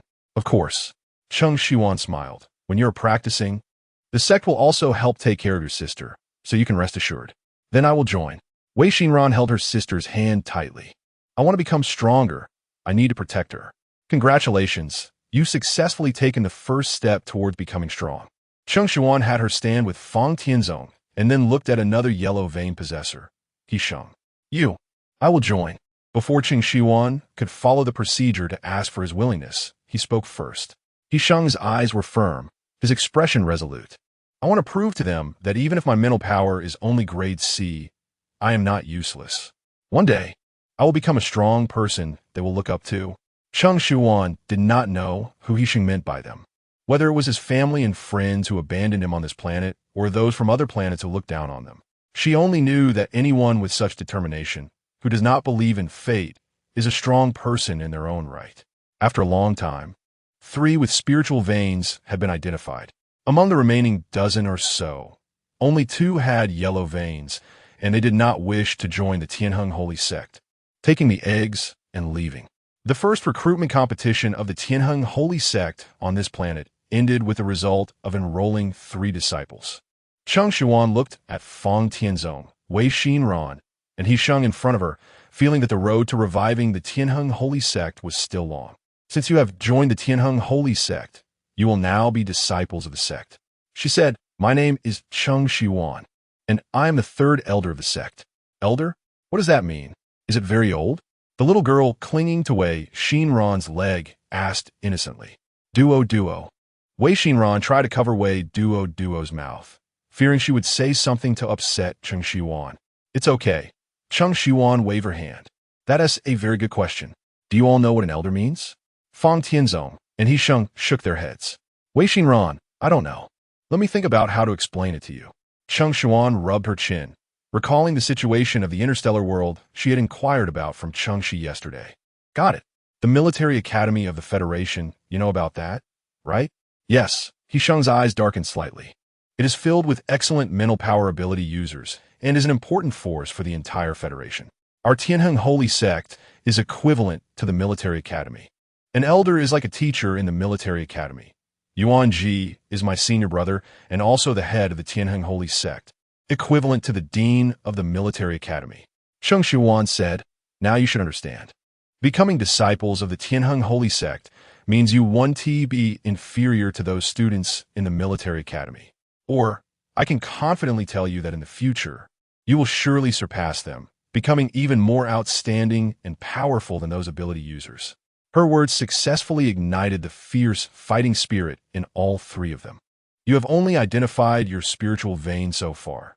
What you will practice specifically depends on yourselves. Of course, we will assist you in finding the path that suits you. Now, Meng Hongyun and Shi Qian will take you to receive your disciple uniforms and nameplates. These two are sword practitioners and your senior brothers. Xingqi is also a sword practitioner and your senior sister. Xianxia is a medicine practitioner, mainly making spiritual medicines and healing. If you have any questions or want to know anything, feel free to ask them. Fang Tianzong, He Sheng, and Wei Xinran nodded, facing the four who looked about the same age as them, feeling awkward about calling them senior brothers and sisters. All right, Meng Hongyun, take them. Yes, third elder. Meng Hongyun nodded slightly to Cheng Shiyuan, his gaze sweeping over the three. Come with me. Cheng Shiyuan watched them leave, letting out a long breath. She hoped that after today, everything could get back on track. Cheng Shi, let us go back too. Are you hungry? Do you want me to take you too? Did you forget something? Suddenly, a voice rang out behind her. Cheng Shiyuan jumped in surprise, turning to see Shen Que standing behind her. What did I forget? Shen Que me? You oh. Cheng Shiyuan finally realized that Shen Ke's spiritual vein had not been identified yet. Right. She almost forgot. Today, having accepted 3 new disciples, her emotions were fluctuating and her mind was not very clear. Come here. The Hunyuan stone is still on the table. Cheng Shiyuan beckoned him. Put your hand on it. Shen Que placed his hand on the Hunyuan stone, which felt warm instead of cold. It was different from ordinary stones and the ores in the cave. Just a few seconds after his hand touched the Hunyuan stone, it suddenly burst forth with golden light. Cheng Shiyuan, staring at the stone, almost had her eyes blinded by the brightness. You are a celestial vein. Cheng Shiyuan looked at Shen Que with eyes shining as brightly as the Hunyuan stone, her gaze so intense it seemed to melt him. Can I let go now? Yes. Shen Que lowered his hand, and the golden light dissipated. Is the celestial vein very good? Cheng Shiyuan nodded heavily. Not just good. It's extremely good, better than anything else. Apart from me and my senior brother, and the 2 elders who have already sacrificed, no one else in the sect has appeared with a celestial vein. She stared at Shen Que closely, afraid he might disappear. Practitioners with celestial veins not only have better talent, but also cultivate faster than others. It can be said they are destined to become strong. A celestial vein that appears once in a century, and she actually encountered one in the interstellar world. Chapter 12. Spiritual cultivation can also make one a psychic too. Shen Que looked at Cheng Shiyuan, remembering how she had effortlessly dispersed his full-strength attack with just a wave of her hand yesterday. He asked, what level of power do you have now? Psychics are classified from level 1 to 10, and her strength is at least above his, perhaps even much higher. A level 10 psychic might not even be enough to describe her current power. My level, huh? Cheng Shiyuan pondered for a moment, her expression somewhat confused and awkward. In fact, she didn't even know what level she was at now. We spiritual cultivators are divided into 11 major realms: rotating light, opening light, fusion, heart movement, spiritual silence, nascent soul, out of body, divided spirit, combined body, tribulation crossing, and great ascension. Each major realm is further divided into 3 minor realms: initial, intermediate, and advanced. I have already broken through to the highest great ascension realm, and theoretically, I should be ascending to the upper realm. But now, her voice gradually faded away, and Shen Que couldn't hear her clearly. Anyway, you just need to know that I have broken through the great ascension realm and am the strongest spiritual cultivator here. She knew that cultivation has no limits. Only after ascending to the upper realm could one know what lies beyond the great ascension. But for now, there are only mental power and psychic abilities here. Psychic abilities. Shen Que Cheng Shiyuan suddenly had a breakthrough in her thoughts. She realized that she had previously limited her thinking. She had always thought that the interstellar world was not the upper realm, but in a sense, ISNT at the upper realm. It is a higher dimension and more advanced technology than the blue star she initially stayed on. Since she could teach the people here to practice spells and become spiritual cultivators, why couldn't she become a psychic? Shen Que had SS-level mental power and was identified as a celestial pulse possessor. If she is also a celestial pulse and has broken through to the great ascension realm, then wouldn't her mental power also be at the highest level? Could she also become a psychic? Seeing her expression change, Shen Que noticed her eyes shining brightly as she stared at him. Well, what is wrong? Cheng Shiyuan was actually very beautiful. Her fair skin had a faint rosy hue, giving her a healthy appearance.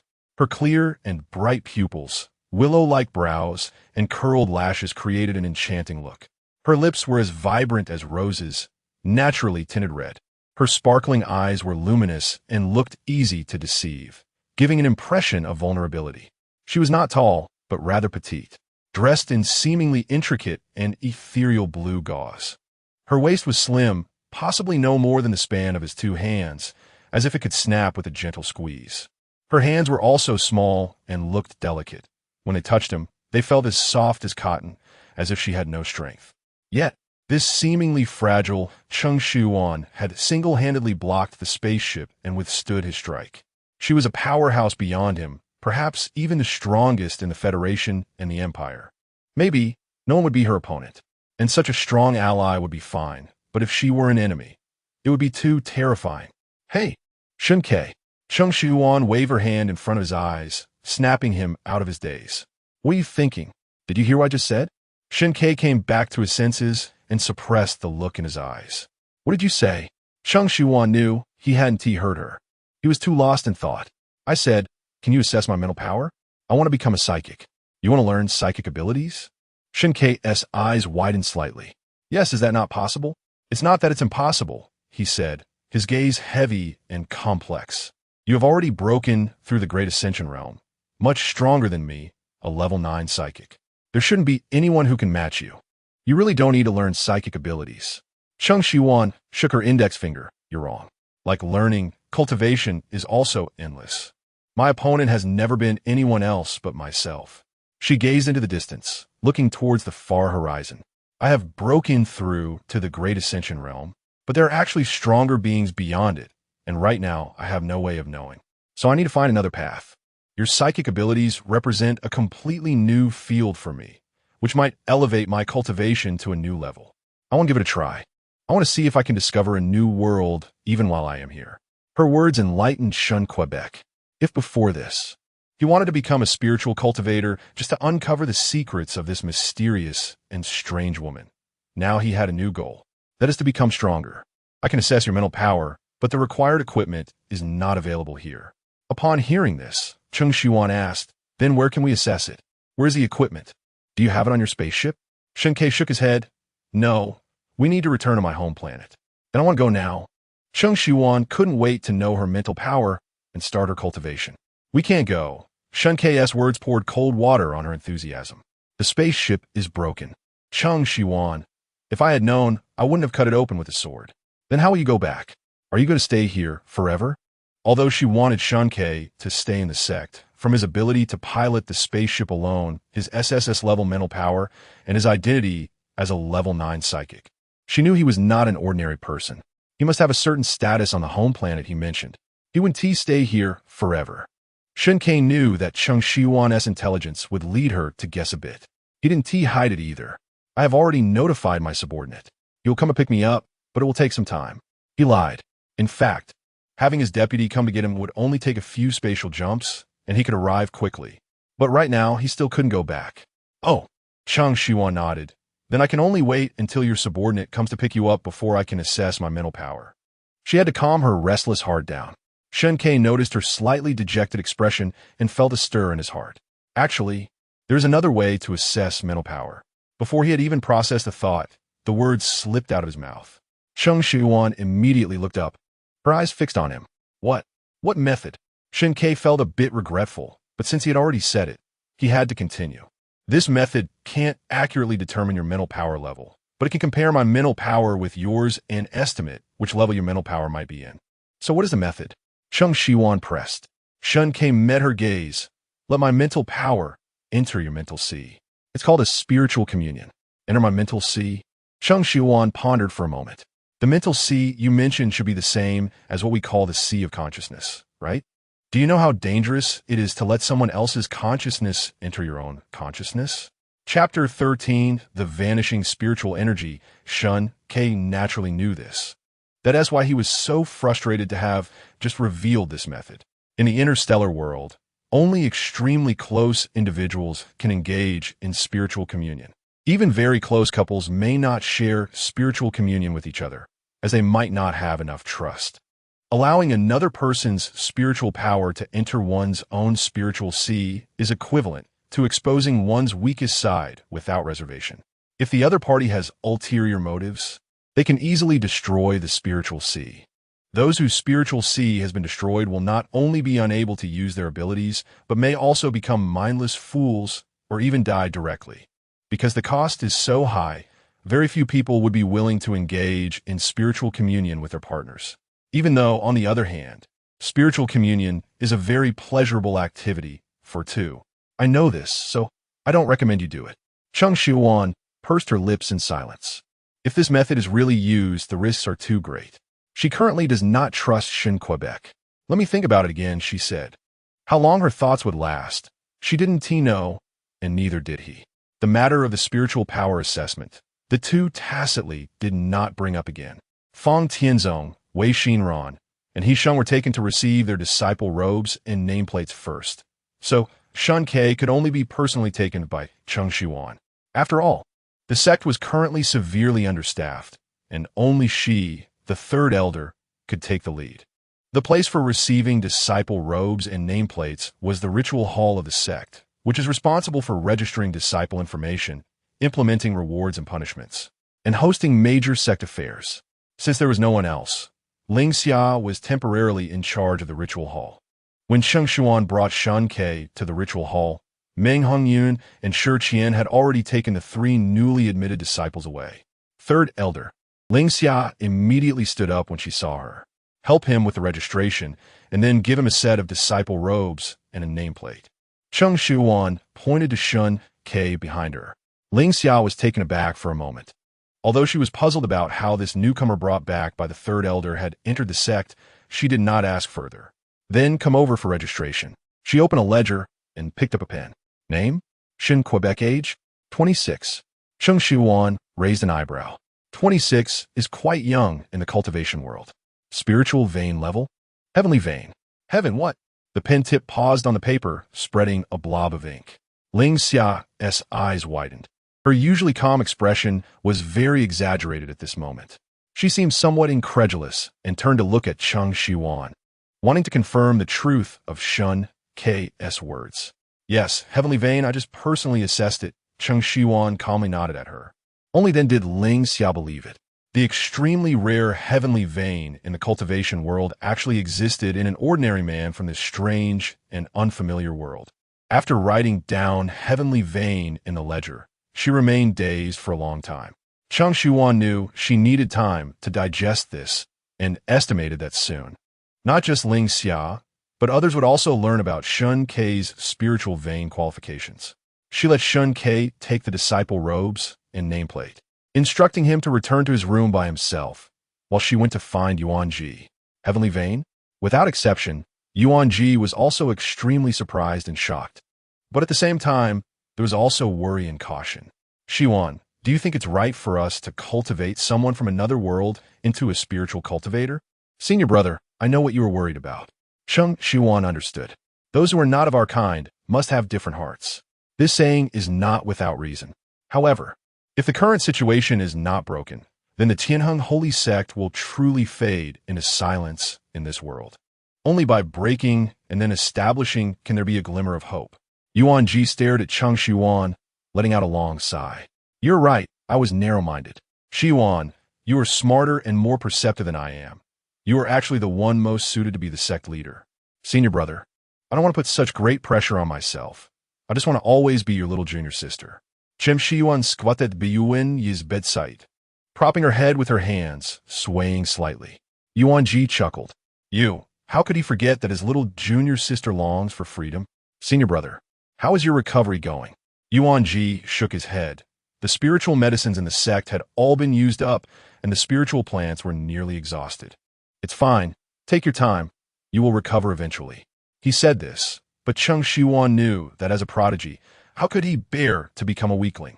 With senior brother's current body, even someone at the mid-level of the fusion realm, like Shen Que, could injure him. Senior brother, don't worry. I will find a way. Cheng Shiyuan's tone was firm. I will make sure you recover to your peak condition as soon as possible. After leaving Yuan's courtyard, Cheng Shiyuan went to the back mountain of the sect, where there used to be a medicinal field that grew many kinds of spiritual plants. But now, it was a scene of devastation, devoid of life. It was as if all the spiritual energy had been drained, and the once abundant land became unremarkable. Cheng Shiyuan squatted down, scooping up a handful of soil, feeling no fluctuations of spiritual power. Did leaving the cultivation world for the interstellar space change even the nature of the soil? Compared to the cultivation world, the spiritual energy in the interstellar space was not less. On the contrary, it was more pure and rich. What was going on? She tried to set up a gathering spirit array and waited for a while before feeling that the spiritual energy in this medicinal field had become a bit denser. But it was only a little bit. If spiritual plants were grown in such land, the medicinal herbs produced would definitely be greatly inferior compared to before. How could that help senior brother recover quickly? No way. Cheng Shiyuan suddenly stood up, her expression serious. This medicinal field can't be used. Even if it is used, it can only be for growing vegetables, fruits, and other food. If we want to grow spiritual plants, we need to find other spiritual fields. Cheng Shiyuan found Cheng Shi, who was happily feasting in the dining hall. He looked up at her with a full face, and the table was covered with the remnants of the food he had eaten, a complete mess. How much have you eaten? Sister, are you looking for me? He spoke with his mouth full, his tone somewhat vague. Yes, I wanted to ask you. Cheng Shiyuan approached, and then noticed Shi Qian squatting in the corner with a look of despair. Shi Qian, what is wrong with you? Third elder, you finally came.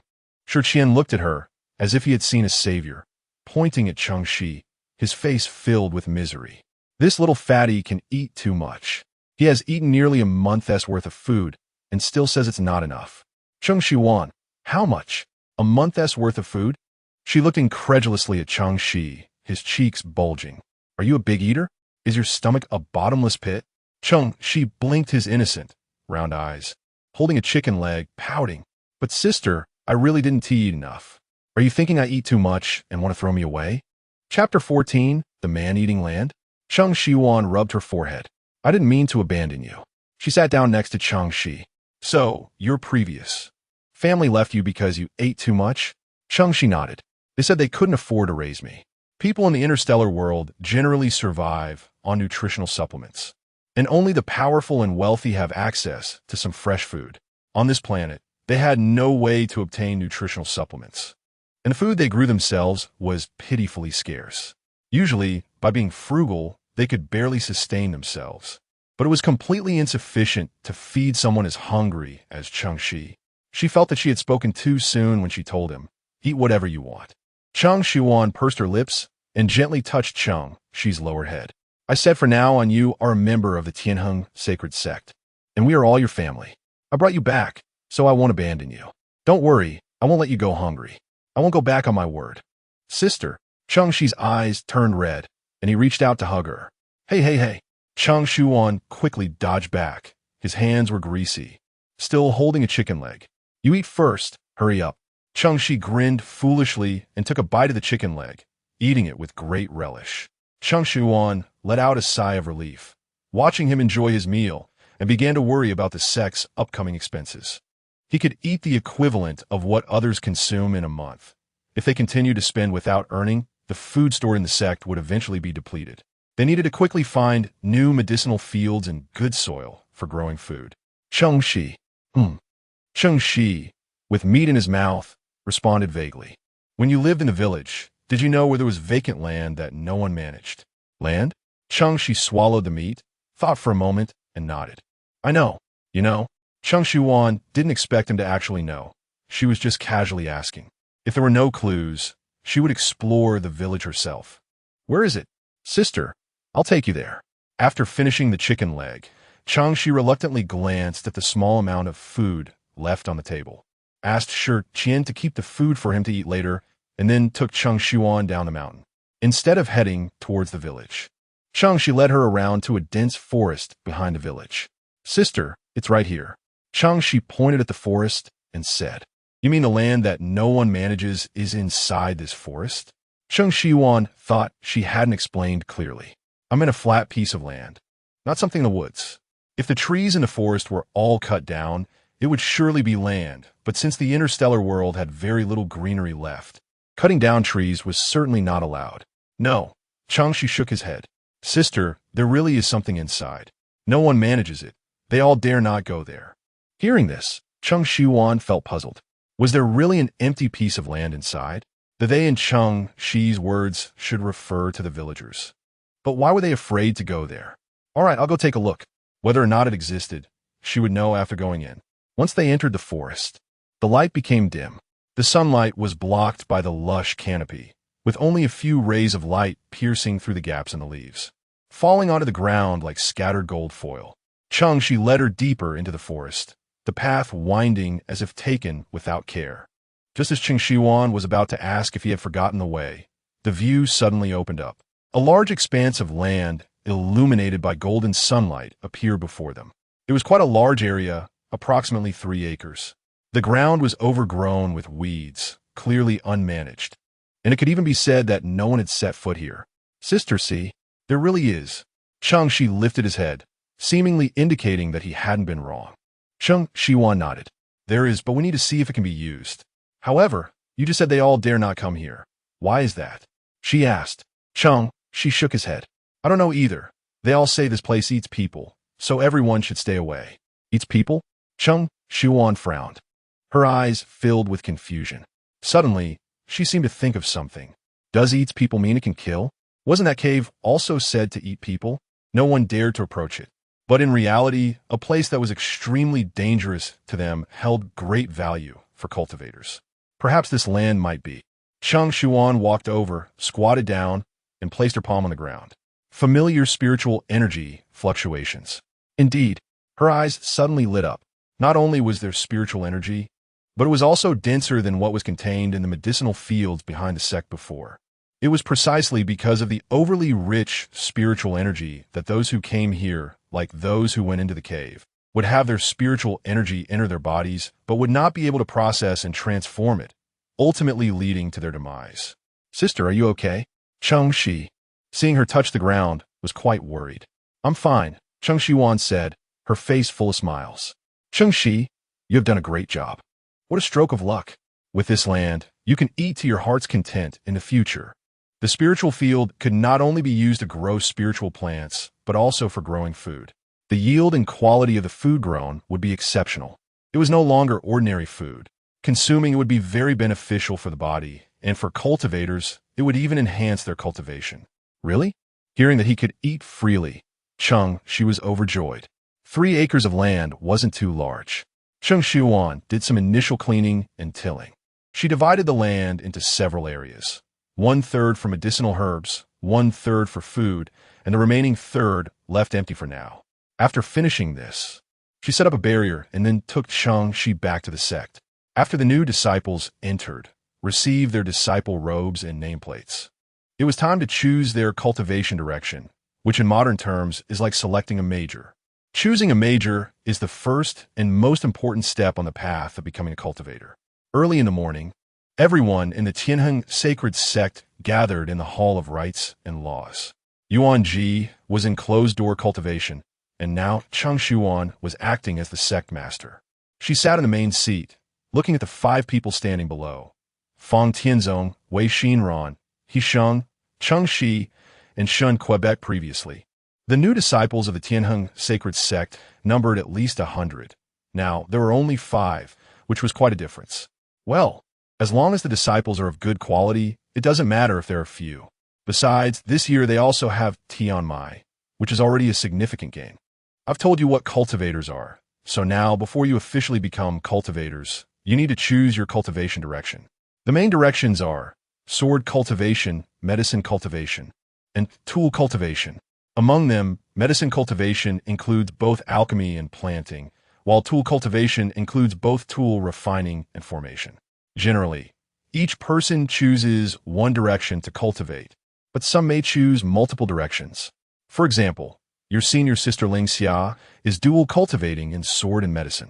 To cultivate in multiple directions, one not only needs talent, but also perseverance and character. One must not aim too high and try to do everything just for the sake of showing off, thinking they can do anything, ultimately achieving nothing. Now, if you have any intended cultivation direction, you can speak up. Chapter 15. The profound choice of profession. After Cheng Shiyuan finished speaking, the law hall fell into silence.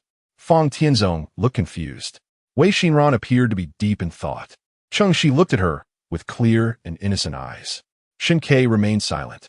Only He Sheng looked steadily at Cheng Shiyuan, wondering which direction was the strongest. Cheng Shiyuan recalled that yesterday he had joined the Tianheng sacred sect without hesitation, aiming to become a strong practitioner. In the realm of spiritual cultivation, there is no absolute strongest. Alchemists can easily take down sword cultivators who are several times stronger than them. Artifact cultivators can trap or kill sword cultivators using formations. And sword cultivators can also defeat alchemists and artifact cultivators. Cheng Shiyuan pondered for a moment. What I just said might not resonate with you. Let me demonstrate. She took everyone to the combat arena. The combat arena was the only place in the sect where disciples were allowed to fight privately. Anyone who stepped onto the arena could not use lethal force. If a life-or-death fight was necessary, a military order had to be signed. Meng Hongyun, Shi, come up. She called the two of them to stand opposite each other on the arena. Meng Hongyun was at the intermediate stage of the heart movement realm, while Shi was at the initial stage. Both were sword cultivators. Now, they will demonstrate what it means to be a sword cultivator, so pay close attention. Elder, Wei Xinran spoke up. Isn't there a gap between senior brother Meng and senior brother Shi? One being intermediate and the other initial? Can they really compete? That's a good question, Cheng Shiyuan affirmed. This is called a level-up challenge. Many people, including you all, she glanced at Meng Hongyun, Shi, Xianxia, and Xing Qi, think that level-up challenges are impossible, right? They nodded. They had always believed this. For spiritual cultivators, a significant realm difference was a huge gap, but even a minor realm difference could be as well. Though the initial and intermediate stages differ by just one level, it might represent decades of cultivation results for them. This is not something that can be crossed in a day. Therefore, almost no one dared to attempt a level-up challenge because it was a guaranteed failure. You are wrong. Cheng Shiyuan shook her head. It is not that level-up challenges cannot be attempted, but one must have a clear understanding of oneself and whether there is a way out. Because you all believe from the start that a level-up challenge cannot succeed, you lost from the very beginning. There are no absolutes in this world, including level-up challenges. Let me tell you, she seemed to recall something, her expression reminiscent. During my first sect examination after joining, I attempted a level-up challenge against the sect leader, who was already at the nascent soul stage, while I was merely at the initial stage of the spiritual tranquility realm, a difference of one major and one minor realm. Suddenly, gasps and sounds of inhalation filled the room. Did you succeed? Shi asked curiously. The others also stared at Cheng Shiyuan, waiting for her answer. Shen Que gazed at her, certain that she must have succeeded. Cheng Shiyuan smiled. Of course I failed. Ah. Everyone sighed in disappointment. Shen Que was taken aback. Could she also fail? I thought you were saying that to indicate you succeeded. The gap between the spiritual tranquility realm and the nascent soul realm is too great. Once one reaches the nascent soul, it's on a different level altogether. It's normal to fail in such a challenge. Then, Elder, you must have been beaten quite badly, right? Xing Qi asked cautiously. No. Cheng Shiyuan raised an eyebrow. The one who was beaten badly was the sect leader. He lay in bed for 3 days before he could get up, while I recovered in just 1 day. Huh? Everyone was again filled with astonishment. At that time, the gap between the sect leader and me was indeed large, but he was just a sword cultivator, and I. Cheng Shiyuan left her sentence hanging. Anyway, you just need to know that while level-up challenges are difficult, they are not insurmountable. If the sect leader had not ambushed me during that challenge, I could have won. Because of that incident during the sect examination, the sect leader had always felt a bit guilty towards her. In his youthful arrogance, He could not bear to see his junior sister win against him in a level-up challenge, so he resorted to some underhanded tactics. However, as he grew older and matured, he later apologized to her when the incident was brought up again. I can only share this with you. You must not go report me to the sect leader. Cheng Shiyuan cast a threatening glance at everyone. Elder, rest assured, we are on your side, Shi Qian said firmly. The others nodded in agreement. All right, my story is finished. Now, let us get back to business. Meng Hongyun and Shi Qian exchanged a few moves, just enough to demonstrate for everyone. Yes, Elder. All right, no problem. Meng Hongyun and Shi Qian simultaneously summoned their swords, gripping them firmly as spiritual energy surged around them. Junior brother, you go first, Meng Hongyun said calmly to Shi Qian. Then I want to hold back. Before his words had even finished, a sharp beam of sword light shot out with his movement. The sword blade infused with spiritual power aimed at Meng Hongyun. Meng Hongyun sidestepped, raising his sword to block. The clash of their swords rang out with a clear metallic sound. The two spiritual energies collided, sending ripples outward. Cheng Shiyuan raised her hand to set up a barrier to block the residual spiritual energy waves. The ones standing below were the future talents of the sect, and they couldn't afford to get hurt without any cultivation. To allow them to see clearly, Meng Hongyun and Shi Qian exchanged a glance and tacitly slowed down their movements. After just 3 moves, they sheathed their swords and returned to their original positions, appearing as if they hadn't even moved. Only their slightly disheveled hair reminded everyone that they had just fought. This is what it means to be a sword cultivator. Did you see that? Wei Xinran nodded, her face filled with shock. Cheng Shi also nodded, looking dazed and as if he understood but didn't. Feng Tianzong, having shed his earlier confusion, now looked at He Sheng with shining eyes. Shen Ke's gaze was deep, showing no visible emotion, but inside he was tumultuous. This is what a sword cultivator is. If Cheng Shiyuan's casual wave to block his attack had indeed shocked him, it was nowhere near the reality he felt today. He now truly understood the difference between spiritual cultivators and those with special abilities. Cheng Shiyuan looked at their expressions, nodding in satisfaction.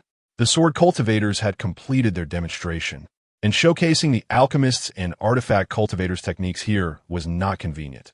So, she would first demonstrate the formations used by artifact cultivators. She did not step onto the combat arena, but stood below, in front of them.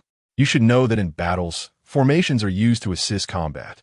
The formations used by artifact cultivators are based on spiritual energy. As Cheng Shiyuan spoke, she waved her hand, and a golden formation radiated outward from her, landing at everyone's feet. The others instinctively tried to step back, but found they couldn't move at all. They were trapped. Chapter 16. A day trip in a maze. What is going on? Why can't I move at all? What are these patterns on the ground? Elder, what happened to us? Sister, I can't move. Feng Tianzong, Wei Xinran, and Cheng Shi were instantly panicked, struggling to move, but to no avail. He Sheng was a bit calmer than the other two, but still felt uneasy. Shen Que was the least reactive.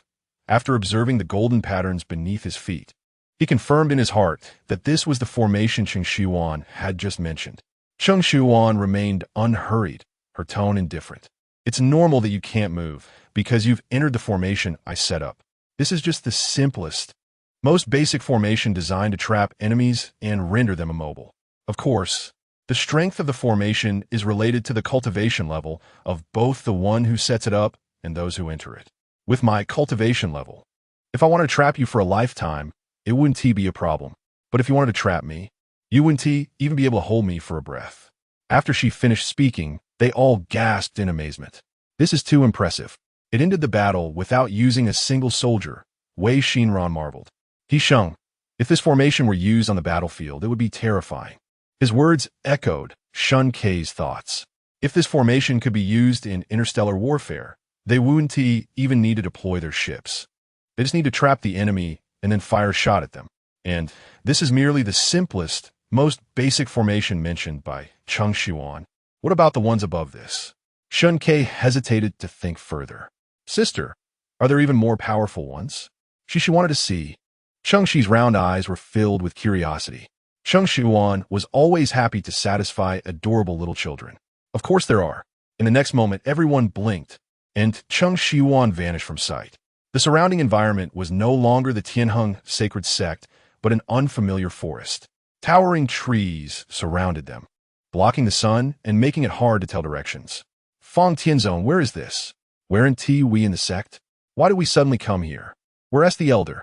Why is the elder gone? They looked around in confusion. Shen Que, this is a formation, he said. The others were momentarily stunned. A formation? Where's the formation? There are no golden patterns beneath our feet. Shen Que couldn't explain why there were no patterns, but he was certain that they were within a formation. Hey, I can move. Wei Xinran suddenly discovered she could walk. Really, I can walk too. Should we look around? See if we can find a way out? Wei Xinran suggested. Let us just wander around here. Don't go too far, He Sheng agreed. Cheng Shi, come with me. Wei Xinran took Cheng Shi's hand to prevent him from getting lost. Fong Tianzong and He Sheng went in one direction, while Wei Xinran and Cheng Shi went another. Shen Que was alone. He didn't wander far. After walking around for a while, he sensed something was off. Did you find something? Fong Tianzong and He Sheng happened to walk up beside him. Yes, Shen Que raised his hand and pointed at a tree ahead. Look at this mark. I made it. After I made the mark, I kept walking forward, but this mark appeared again. He Sheng and Fong Tianzong frowned upon hearing this. Are you saying we encounter a wall of ghosts? Shen Que didn't speak, but nodded. What's wrong? Did you find a way out? Wei Xinran came over with Cheng Shi. No, He Sheng shook his head. We encountered a wall of ghosts and got lost. Ah, Cheng Shi pouted. Does that mean I won, Sister Shiyuan? Don't be afraid. Shi, that one happened. I will take you out. Wei Xinran comforted Cheng Shi. But she was also unsure herself. Shen Que pondered for a moment. You all stand behind me. I'll give it a try. As he spoke, he gathered his abilities in his hand. The others, seeing this, obediently stepped back behind him. They had an ability user here, and it seemed he was a high-level ability user. Perhaps he could lead them out. Shen Que wasn't sure if this method would work, but he had to give it a try. He raised his hand and struck the tree before him. The moment the ability hit the tree, the space rippled like water. The forest disappeared, and they found themselves back in front of the martial arts platform. Standing before them was none other than Cheng Shiyuan, who had suddenly vanished earlier. Hey, elder! Is it the elder? Are we back? Cheng Shiyuan raised an eyebrow in surprise upon seeing them appear. I didn't expect you to break the formation so quickly. Shen Que, break the formation? What does breaking the formation mean? Were we really in a formation just now? But there were no golden patterns. Elder, what on earth is going on?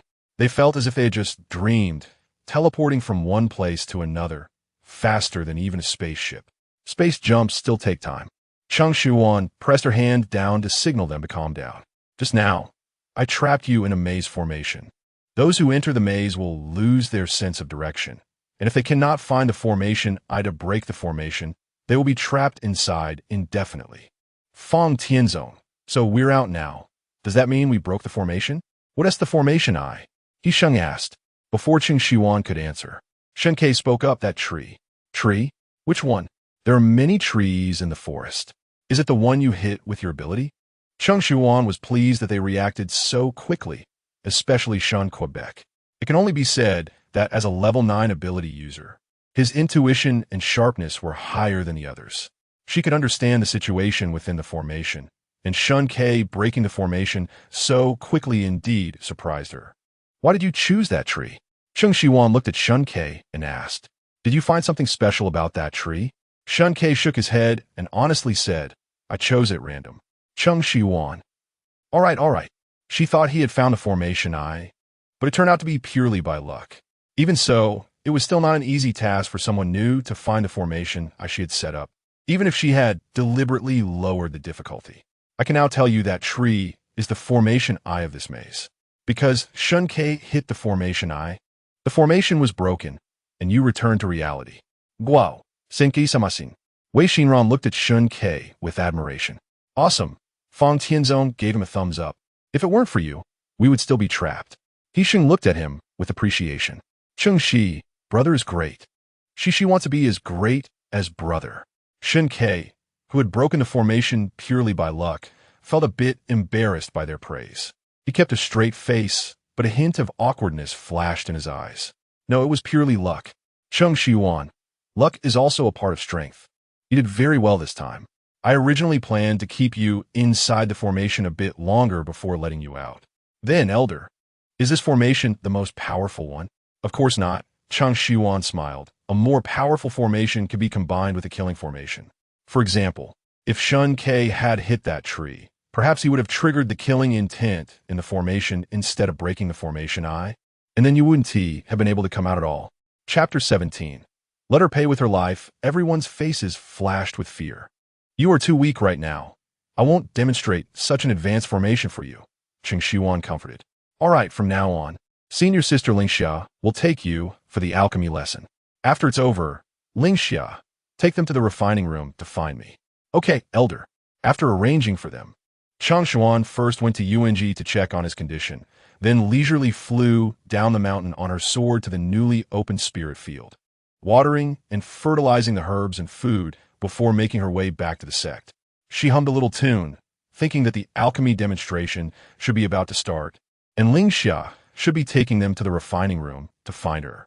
Just as Cheng Shiyuan was about to step through the mountain gate, she heard a cacophony of noise. Cries mixed with curses created chaos all around. Frowning, she stepped up the last flight of stairs, and the scene in the square came into view. The square, which should have been empty, was now crowded with people, much like the enrollment competition that day. What happened? Did people from other planets learn about the Tianheng sacred sect and want to join? Return my granddaughter's life. It's your fault that she died. It's all because of the food you gave her. Where is she? Where are the people in charge? Where is that woman? Hurry and bring her out. Give my granddaughter her life back. No, Cheng Shiyuan guessed wrong. Something had happened. She used the swift cloud step and appeared at the gate in an instant. Elder, you're finally back. Meng Hongyun and Shi Qian breathed a sigh of relief upon seeing Cheng Shiyuan, as if they had found their backbone. The Elder is back. She can definitely resolve this. What happened? Cheng Shiyuan shielded the two behind her and asked, Elder, it's you. You return my granddaughter's life. Just as Meng Hongyun was about to explain everything, an old woman in the front of the crowd suddenly lunged toward Cheng Shiyuan, reaching out to grab her neck with a ferocious expression. Calm down, Grandma. Cheng Shiyuan didn't move, easily grasping the old woman's arm and stopping her from clawing. The old woman, realizing she couldn't do anything to her, plopped down on the ground and began to cry. Oh, my poor granddaughter. She's only 6 years old. How can I live after burying my own child? The wails were piercing. Cheng Shiyuan found it somewhat deafening and slightly moved her fingers to cast a soundproof barrier, which made the noise a bit quieter. The old woman on the ground continued to shout and curse. The crowd around pointed fingers at Cheng Shiyuan. Grandma, she called out. The old woman seemed not to have heard. Cheng Shiyuan sighed, crouching down to be at a similar height. Grandma, you need to tell me what's going on so I can understand. How could you not know? You did it on purpose. You poisoned the food to take my granddaughter's life. Poison? Cheng Shiyuan was puzzled. What poison? I didn't poison the food. You're pretending not to know. It was the food you gave us that day. You poisoned it, and after my granddaughter ate it, she got poisoned. If you didn't poison it, who else could it be? Return my granddaughter's life. The old woman was agitated and tried to reach for her again. Cheng Shiyuan waved her hand and restrained her. Why can't I move? The old woman exclaimed, You demoness. Not only do you want to harm my granddaughter, but you also want my life. Everyone look, I knew these people were not good. Even though she couldn't move, the old woman's mouth didn't stop. Cheng Shiyuan found her more and more ridiculous. Seeing that she wouldn't be able to communicate peacefully, she silenced her again. Unable to move or speak. The old woman glared at her with wide eyes. The onlookers saw this and were frightened, retreating in fear of becoming like the old woman. Grandma, I can assure you that the vegetables and fruits we distributed to everyone are fresh and definitely not poisoned. I don't know why your granddaughter got poisoned, but why did everyone else eat them without issue? And only your granddaughter had a problem. The silenced old woman could only whimper in protest, unable to say a word. Don't worry. Since you say your granddaughter got poisoned from eating our food, I will take responsibility for her and also for the Tianheng sacred sect. Our sect has a 1,000-year reputation, and even in the stars, we cannot allow any dirt to stain it. Cheng Shiyuan stood up and looked at the crowd. Everyone, Our Tianheng sacred sect does not seek trouble, nor do we fear it. Since this grandmother claims her granddaughter got poisoned from our food, we will take full responsibility. Besides her, if anyone else feels unwell due to our food, you can speak up at any time. She scanned the crowd. Everyone shook their heads, indicating they were fine. It seemed to be an isolated case. Cheng Shiyuan's eyes darkened slightly. She recalled how the old woman had been crying and shouting earlier, appearing very anxious and worried about her granddaughter. Yet she hadn't shed a single tear. Could it be that there was another hidden truth? Meng Hongyuan, Shi. I'll be back soon. You and Xianxia tell the new disciples that I have something to attend to outside, and today's refining demonstration will be postponed. Elder, why don't I go with you? Meng Hongyuan was uneasy. Although these people were powerless, it still felt inappropriate to let the elder go alone. Shi added, yeah. Elder, let us accompany you. We can help you. It's fine, no need. Cheng Shiyuan shook her head. You two stay in the sect. It's not a big deal. I'll be back soon. Meng Hongyuan and Shi pursed their lips and had no choice but to comply. Cheng Shiyuan turned around and lifted the spells binding and silencing the old woman. Grandma, take me to see your granddaughter. I need to find out what happened. If you go, what if you harm my granddaughter again? The now free old woman refused to take Cheng Shiyuan home, glaring at her. I want you to return my granddaughter's life.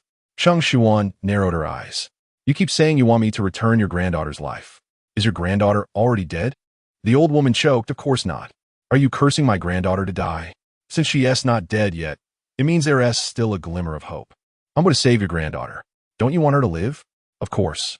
Of course I do. Cheng Shiyuan accurately caught the fleeting panic on the old woman's face. She had already formulated a plan in her mind. Then what are we waiting for? If we delay, your granddaughter might really die, right? Let her go see the girl. Maybe she has a way. It might really be too late if we wait. Hurry, take her there. The people supporting the old woman urged her on. The old woman swallowed hard. I'll take you. Chapter 18. Do you want the Tianheng sacred sect? You can't afford it. The old woman walked in front, leading the way, with no one noticing the resentment and greed in her eyes. Cheng Shiyuan lagged half a step behind her, gazing at her hunched back with deep contemplation. She had only been here for a few days and had met these people at most twice. There was no enmity between them. What was the old woman's purpose in slandering her for poisoning? If she were to fly with her sword, the journey would only take a few minutes. But because of the villagers, she had to walk down the mountain with them, and by the time they reached the village entrance, half an hour had already passed. The old woman's home was at the end of the street, a simple flat house like the others in the village. However, compared to the few houses she had passed a couple of days ago, her yard was empty, with nothing stored in it. The people in this village were mostly self-sufficient, with tools like hoes, sickles, and sieves. However, Cheng Shiyuan did not see any here.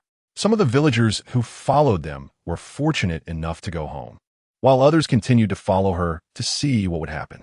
My granddaughter is lying at home, the old woman said as she pushed open the tightly closed door. Cheng Shiyuan stood behind her, and a wave of damp, unpleasant air hit her face. Cheng Shiyuan frowned and glanced around the room. It was not large, and she could see the entire layout at a glance. It was simple, dilapidated, and not even clean. The only furniture was a bed, a table, and a few broken-legged benches. This was a very poor household. She walked over and opened the window, letting fresh air in, which was finally a bit more pleasant. Oh my dear girl, so young and already suffering. Grandma is useless and can't help you seek justice. The old woman fell to her knees before the bed, touching the little girl's face as she wept. Cheng Shiyuan approached and looked at the little girl's face.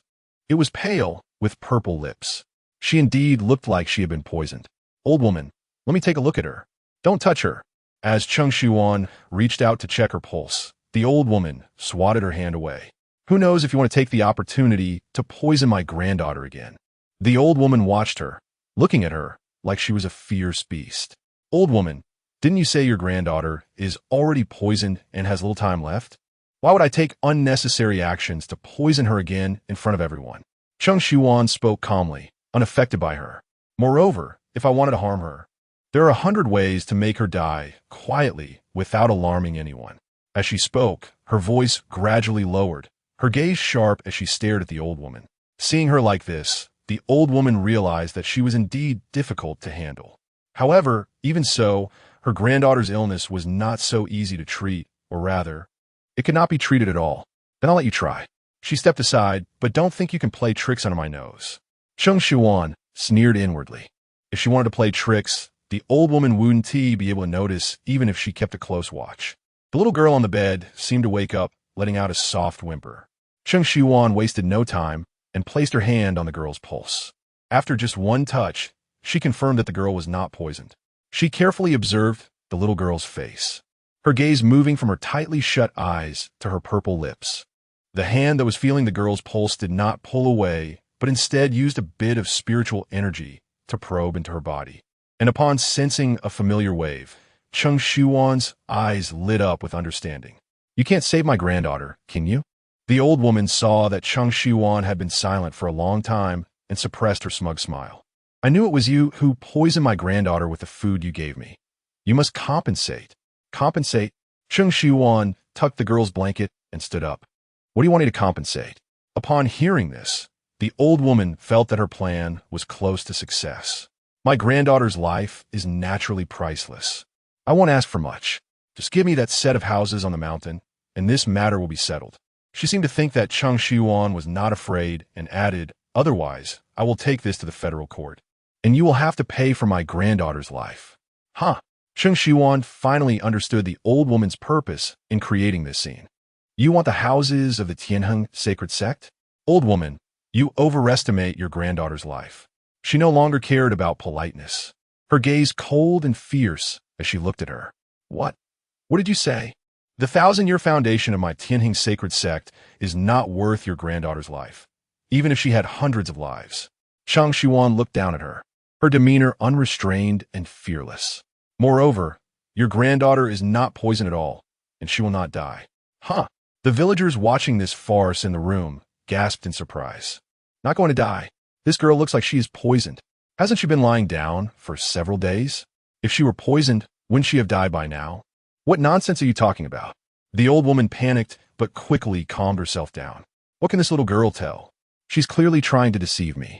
My dear girl, your life is so miserable, so young and about to leave this world. How can I live on as this old woman? She started to cry again. Cheng Shiyuan smirked. What is your granddaughter's name? From beginning to end, the old woman referred to her as granddaughter or dear girl, never mentioning the little girl's name. Now, she even suspected that this little girl was not her granddaughter at all. Name. The old woman's crying suddenly stopped, her eyes darting behind her back. My granddaughter is called Xiaowei. Yes, Xiaowei. What do you want to know her name for? What exactly do you want to do to our Xiaowei? What I want to do? Shouldn't I be asking you what you want to do?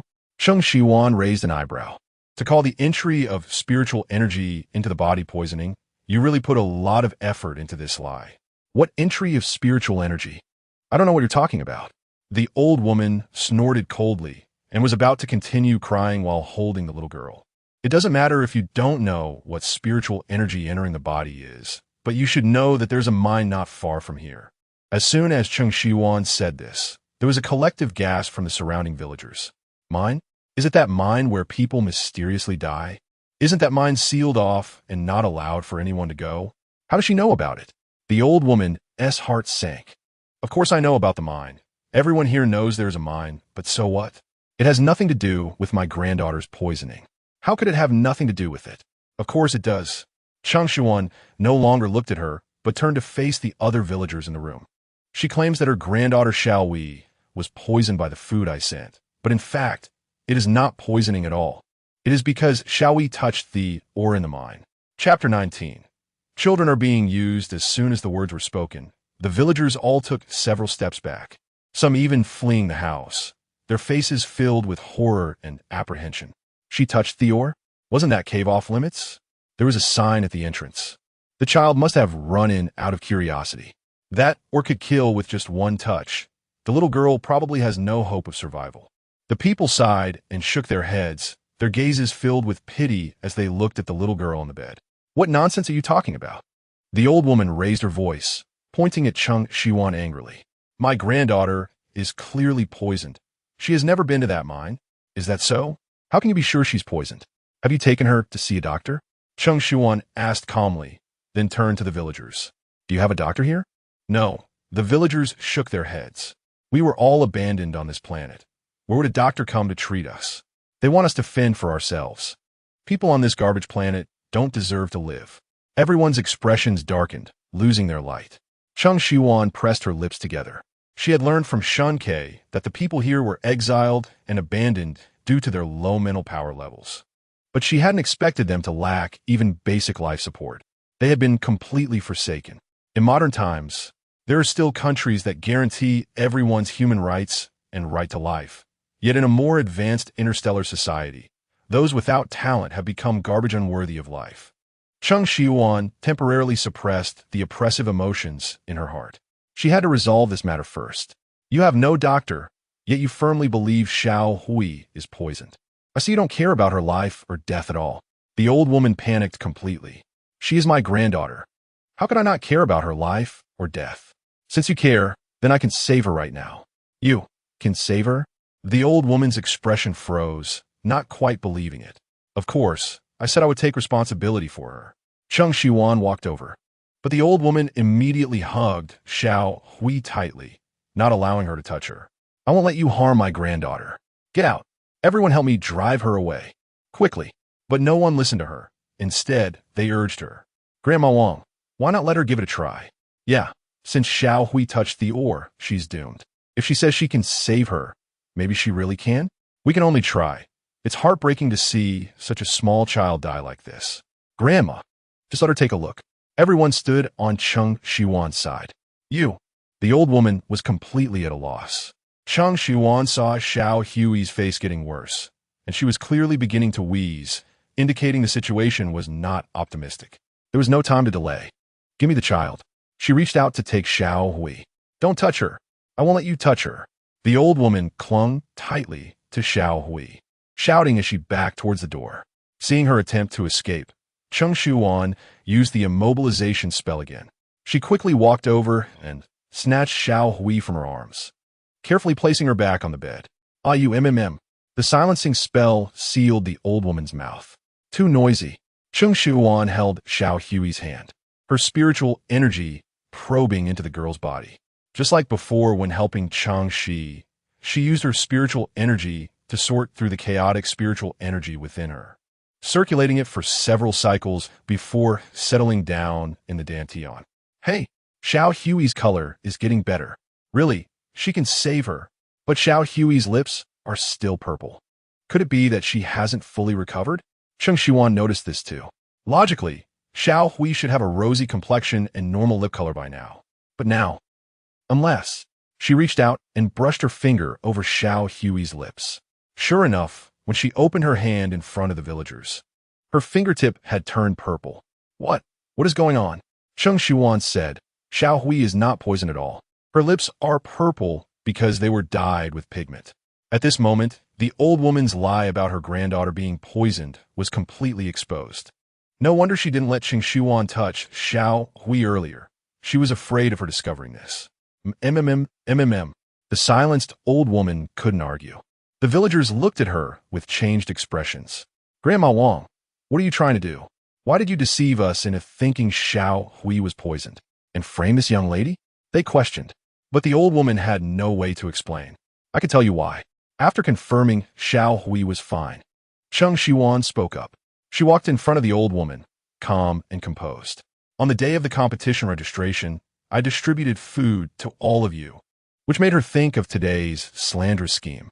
She made her granddaughter appear poisoned to frame me, hoping to gain more food or even the house where the Tianheng sacred sect is located. You were afraid that Xiao Hui's poisoned state wouldn't look convincing enough. So you took her to the mine and let her touch or to create a false impression. But you didn't let her come into contact for long. She must have only touched it for a short while, which is why Xiao Hui has managed to hold on until now. Otherwise, even if I came, she would have already died. Tell me, am I right?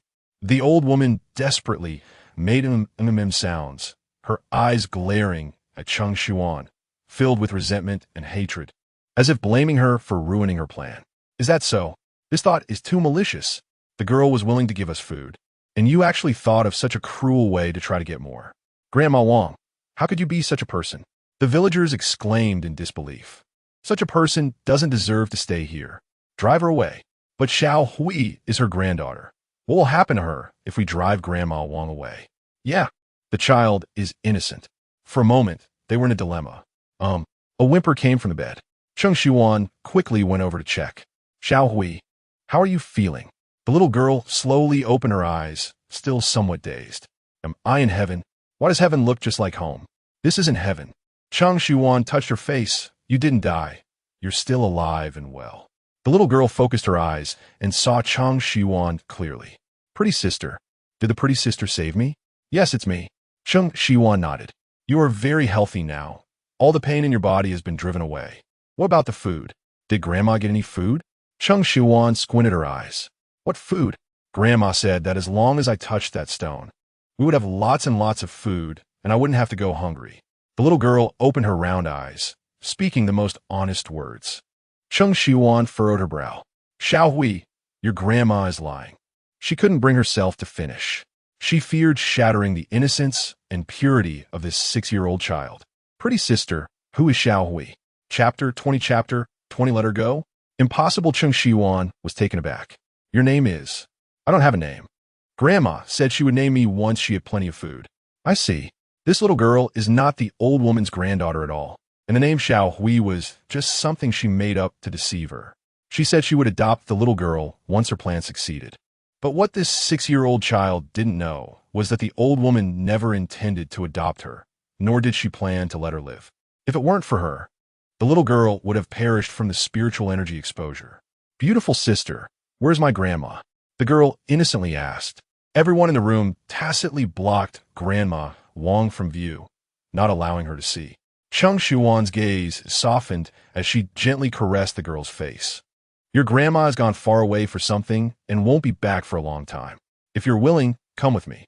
I have plenty of food at my home, and you won't have to go hungry anymore. Upon hearing this, the girl's clear eyes flickered with confusion. Does Grandma not want me anymore? Did I not do well enough? No. Cheng Shiyuan held her small, soft hand. You did very well. It's just that Grandma had to leave and can't stay here. But Grandma entrusted you to me. Will you come with me? I will give you a home and a name. Really? The little girl's eyes lit up. I will also have a name? Yes, as long as you are willing to come with me. Cheng Shiyuan suddenly felt that this scene was somewhat familiar, similar to when she adopted Cheng Shi. I am willing. Beautiful sister healed my illness. You are a good person. Then you should take a nap first, and when you wake up, you will be at our home. As she finished speaking, Cheng Shiyuan waved her hand in front of the girl. The little girl's eyes blinked and then closed, drifting off into a deep sleep. Miss Nan Nan. She will be a member of my Tianheng sacred sect from now on, and no one can bully her, Cheng Shiyuan said to them. I will take her back and raise her. That's great. Nan Nan has been wandering in the village for a long time. I thought it was a good thing that she was taken in by Grandma Wang, but unexpectedly. In the future, Nan Nan will have you to take care of her, so we can rest assured. This child has had a hard life. She will enjoy her blessings from now on. Nan Nan has a place to go. What about Grandma Wang? Why don't we just drive her away and let her fend for herself? Yes, such a vicious old woman doesn't deserve to live in our village. Grandma Wang protested silently. The crowd lifted and threw the old woman out of the village, and Cheng Shiyuan lifted the immobilization and silencing spells on her. Why are you driving me out? You all will have a bad end. Die for me. I will make you pay for this. Just wait. Especially you. I will not let you off. Grandma Wang cursed as she fell to the ground, her expression twisted and malicious. She could no longer survive in the village. Even if she snuck back in, the villagers would throw her out again. An old woman, merely venting her anger with words. Cheng Shiyuan paid no mind to her threats and left with the little girl. Watching the two leave, the old woman glared at their receding figures, her eyes filled with venom, like a snake ready to strike. She turned to glance at the village, spat on the ground, and limped away. But she had nowhere to go as the sky darkened. She had no choice but to enter a nearby forest in search of a temporary resting place. The dense forest blocked out the slightest light, and a wind that seemed to come from nowhere rustled the leaves. The shadows on the ground danced like clawing monsters, lurking in the darkness, waiting for an opportunity to strike. Grandma Wang felt uneasy and quickened her pace. She remembered there was a dry little cave up ahead. which she had discovered a couple of days ago when taking that worthless girl to the mine, a place where she could rest for the night. Bitch, when I find the opportunity, I will definitely kill you. Oh really? Suddenly, a ghostly female voice echoed behind her. The voice was ethereal, as if coming from a great distance, yet also seemed to be right next to her. Who? Grandma Wang's heart trembled, and she turned around suddenly. It's you. Cheng Shiyuan stood not far from her. What do you want? I warn you not to come any closer. Just a moment ago, Grandma Wang had been making threats, but now she trembled with fear. Didn't you just say that when you find the opportunity, you would kill me? Now I'm right in front of you. Don't you want to kill me? Come on, Cheng Shiyuan said, taking a step forward. Grandma Wang wanted to retreat, but lost her balance and fell to the ground. Ignoring the pain, she scrambled backward. You, don't come any closer. Her voice quivered, her face pale, no longer showing any arrogance. Cheng Shiyuan smiled, her expression lazy and indulgent. Aren't you going to kill me? Then don't blame me for not giving you the opportunity. Next, it's my turn. What do you want to do? You. Grandma Wang seemed to realize something, her eyes widening. You want to kill me? Wow, so smart, you guessed it right. But unfortunately, there is no reward. Her cheerful tone, paired with her smile, appeared even more chilling in Grandma Wang's eyes. You just had to drive me out of the village. You can't kill me. Is that so? Cheng Shiyuan pretended to think for a moment. The villagers are the ones who want to drive you out, not me. I didn't say anything. I kindly gave you food, not so that you could treat kindness as if it were poison and act out the farmer and the snake. If you were just targeting me, that would be one thing. But you actually used a child as bait, disregarding her life, and that I cannot tolerate. She paced, closing in step by step. I don't consider myself a virtuous person, but I still understand the principles of right and wrong, of respecting the elderly and loving the young. However, a person like you is not worthy of my respect. Cheng Shiyuan stepped in front of Grandma Wang, bent down, grabbed her collar, and effortlessly lifted her as if she were a bag of garbage. Let me go. Help. Murder. Grandma Wang shouted in panic, praying for someone to come to her rescue. But in the forest, there was no one else but the two of them.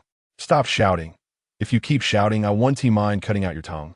The entire forest was enveloped in a barrier she had set up. No one could enter, nor could anyone leave. Grandma Wang was so frightened by her words that she quickly closed her mouth. Cheng Shiyuan dragged her into the cave and then loosened her grip. Ouch! Grandma Wang cried out in pain. That day, she didn't know how many times she had been thrown, her bones feeling like they were about to fall apart. But now, whether her bones fell apart or not was no longer important. What mattered was that her lifespan was about to come to an end. Chapter 21. The fox's tail cannot be touched. Cheng Shiyuan looked down at her with a cold gaze. I won't kill you. Before Granny Wang could feel relieved, she continued. Killing you would be too easy for you and would dirty my hands. You should have thought about how you treated her and that one day it would come back to you. Granny Wang had a bad premonition. What do you want to do? Cheng Shiyuan laughed lightly. It's nothing. Just let you taste the poison yourself. After saying that, she pressed Granny Wang's hand onto the oar. Let go of me.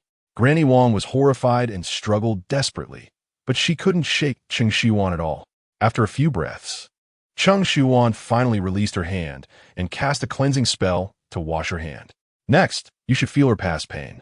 Cheng Shiyuan ignored the wailing Granny Wang behind her, walked out of the mine, and waved her hand to seal the entrance with a barrier. The piercing screams suddenly stopped, and no one outside could hear a thing. Before long, she would turn into a skeleton like those people in the passage, quietly and without a sound. When Cheng Shiyuan returned to the sect and pushed open the door, she saw the little girl and Cheng, she's staring at each other with wide eyes. Pretty sister. As soon as the little girl saw her, she jumped off the bed and ran over to hug her. She could barely reach her leg and clung tightly. Looking up with her pure and innocent eyes, she said, Pretty sister, I thought you didn't want me anymore. Cheng Shiyuan's heart softened, and she picked her up and placed her back on the bed. How could that be? I want to take care of some matters and came back as soon as I was done. But this big brother said you're only temporarily keeping me and will send me away later. He said he is your family, and I cannot be your family. The little girl pointed at Cheng Shi. Cheng Shiyuan looked over and met Cheng Shi's round eyes, feeling a bit overwhelmed.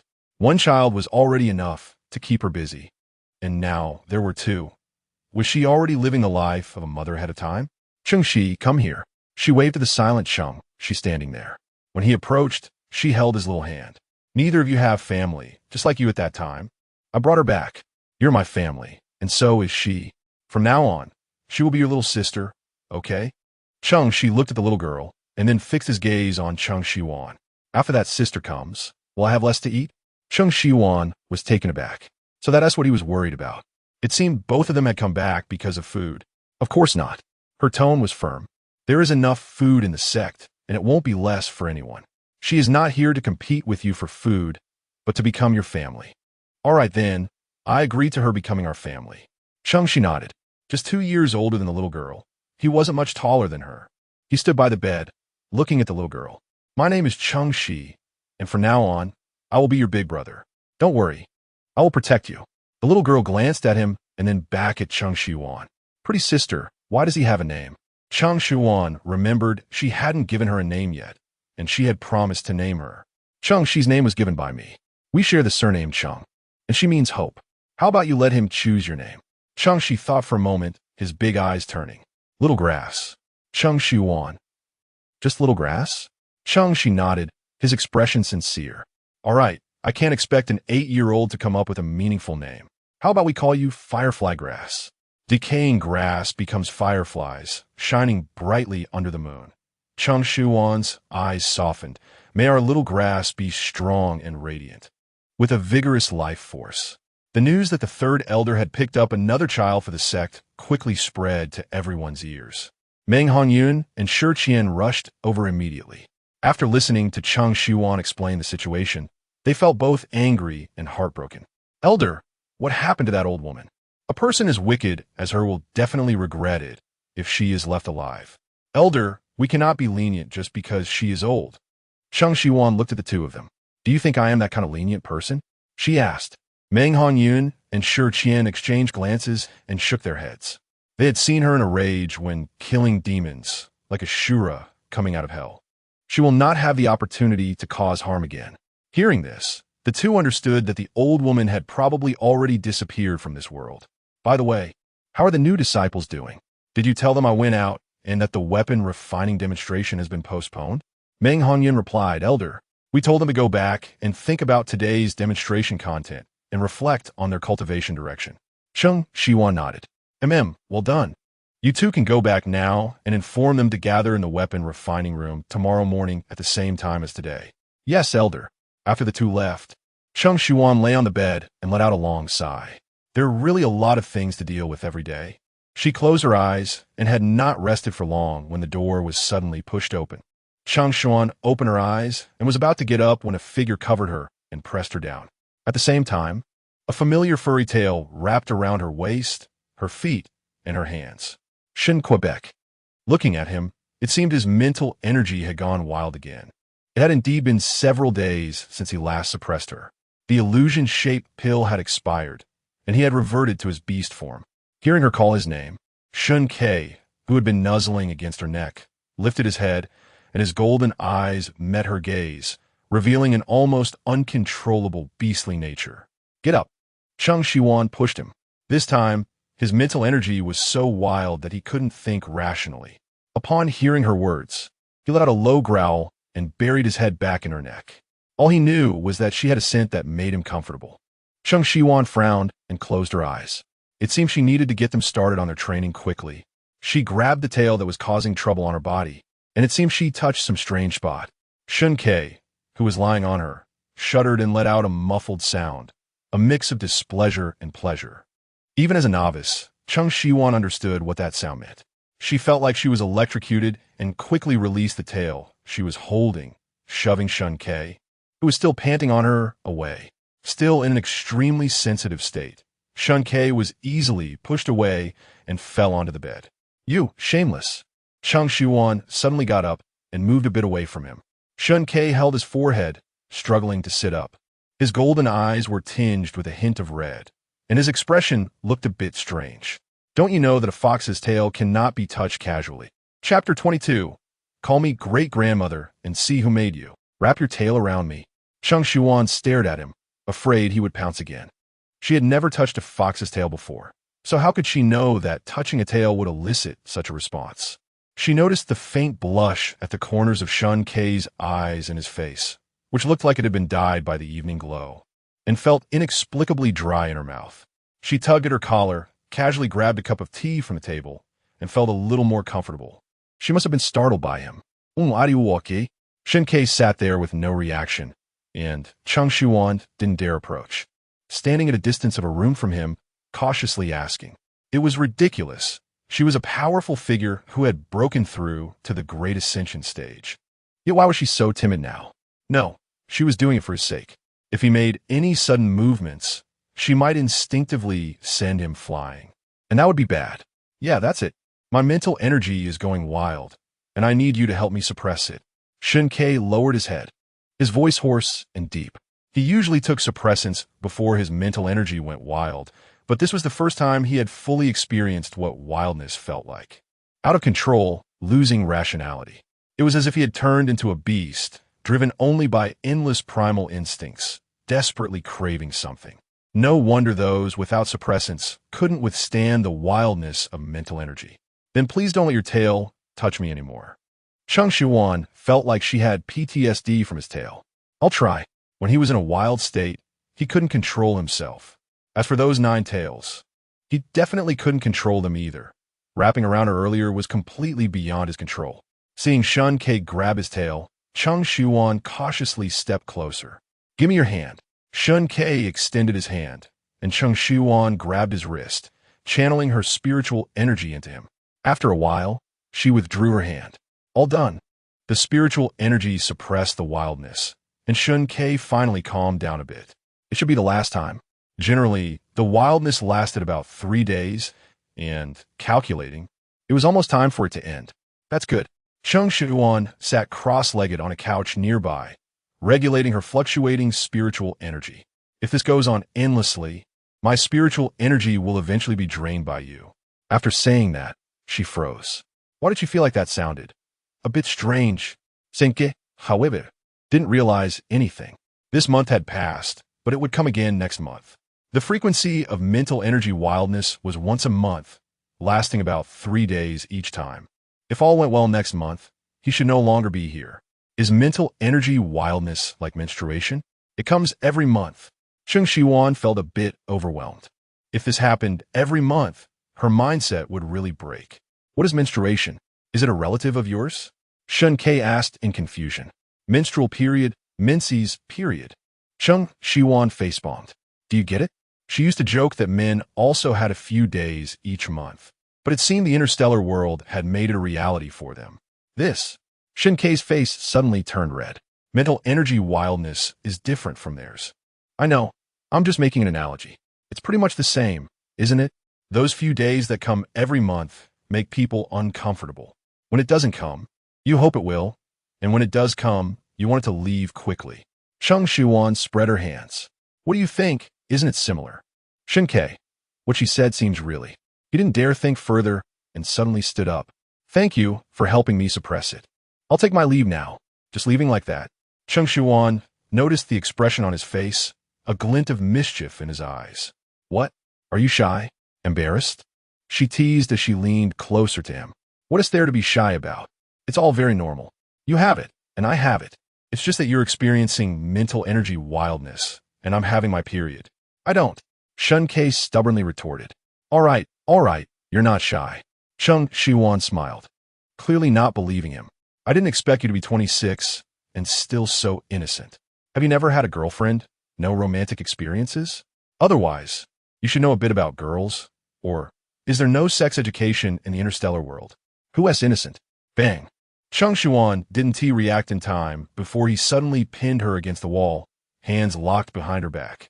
He leaned closer to her, mere inches apart.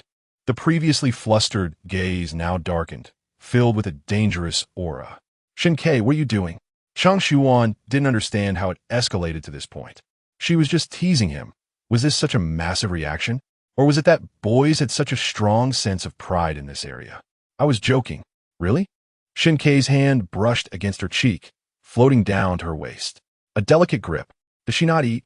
But why did she feel like he truly believed that? Then naturally, he had to prove himself to her.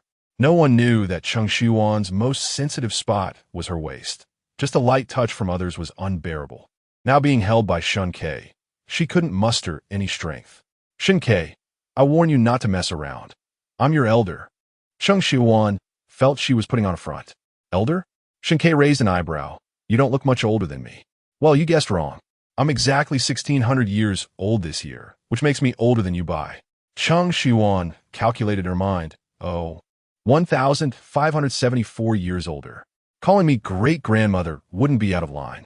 She said it very seriously. How much? 1,600? Shen Que was stunned. You look like you're about my age, and besides, no one can live to be 1,600. The longest record for a psychic is only 203 years. Psychics live a bit longer than regular people. Reaching 200 is already the limit. Where do you find someone living over 1,000 years? That's psychics. Our lifespan increases with our cultivation. So, you should hurry and let go of your elder then. Shen Que chuckled.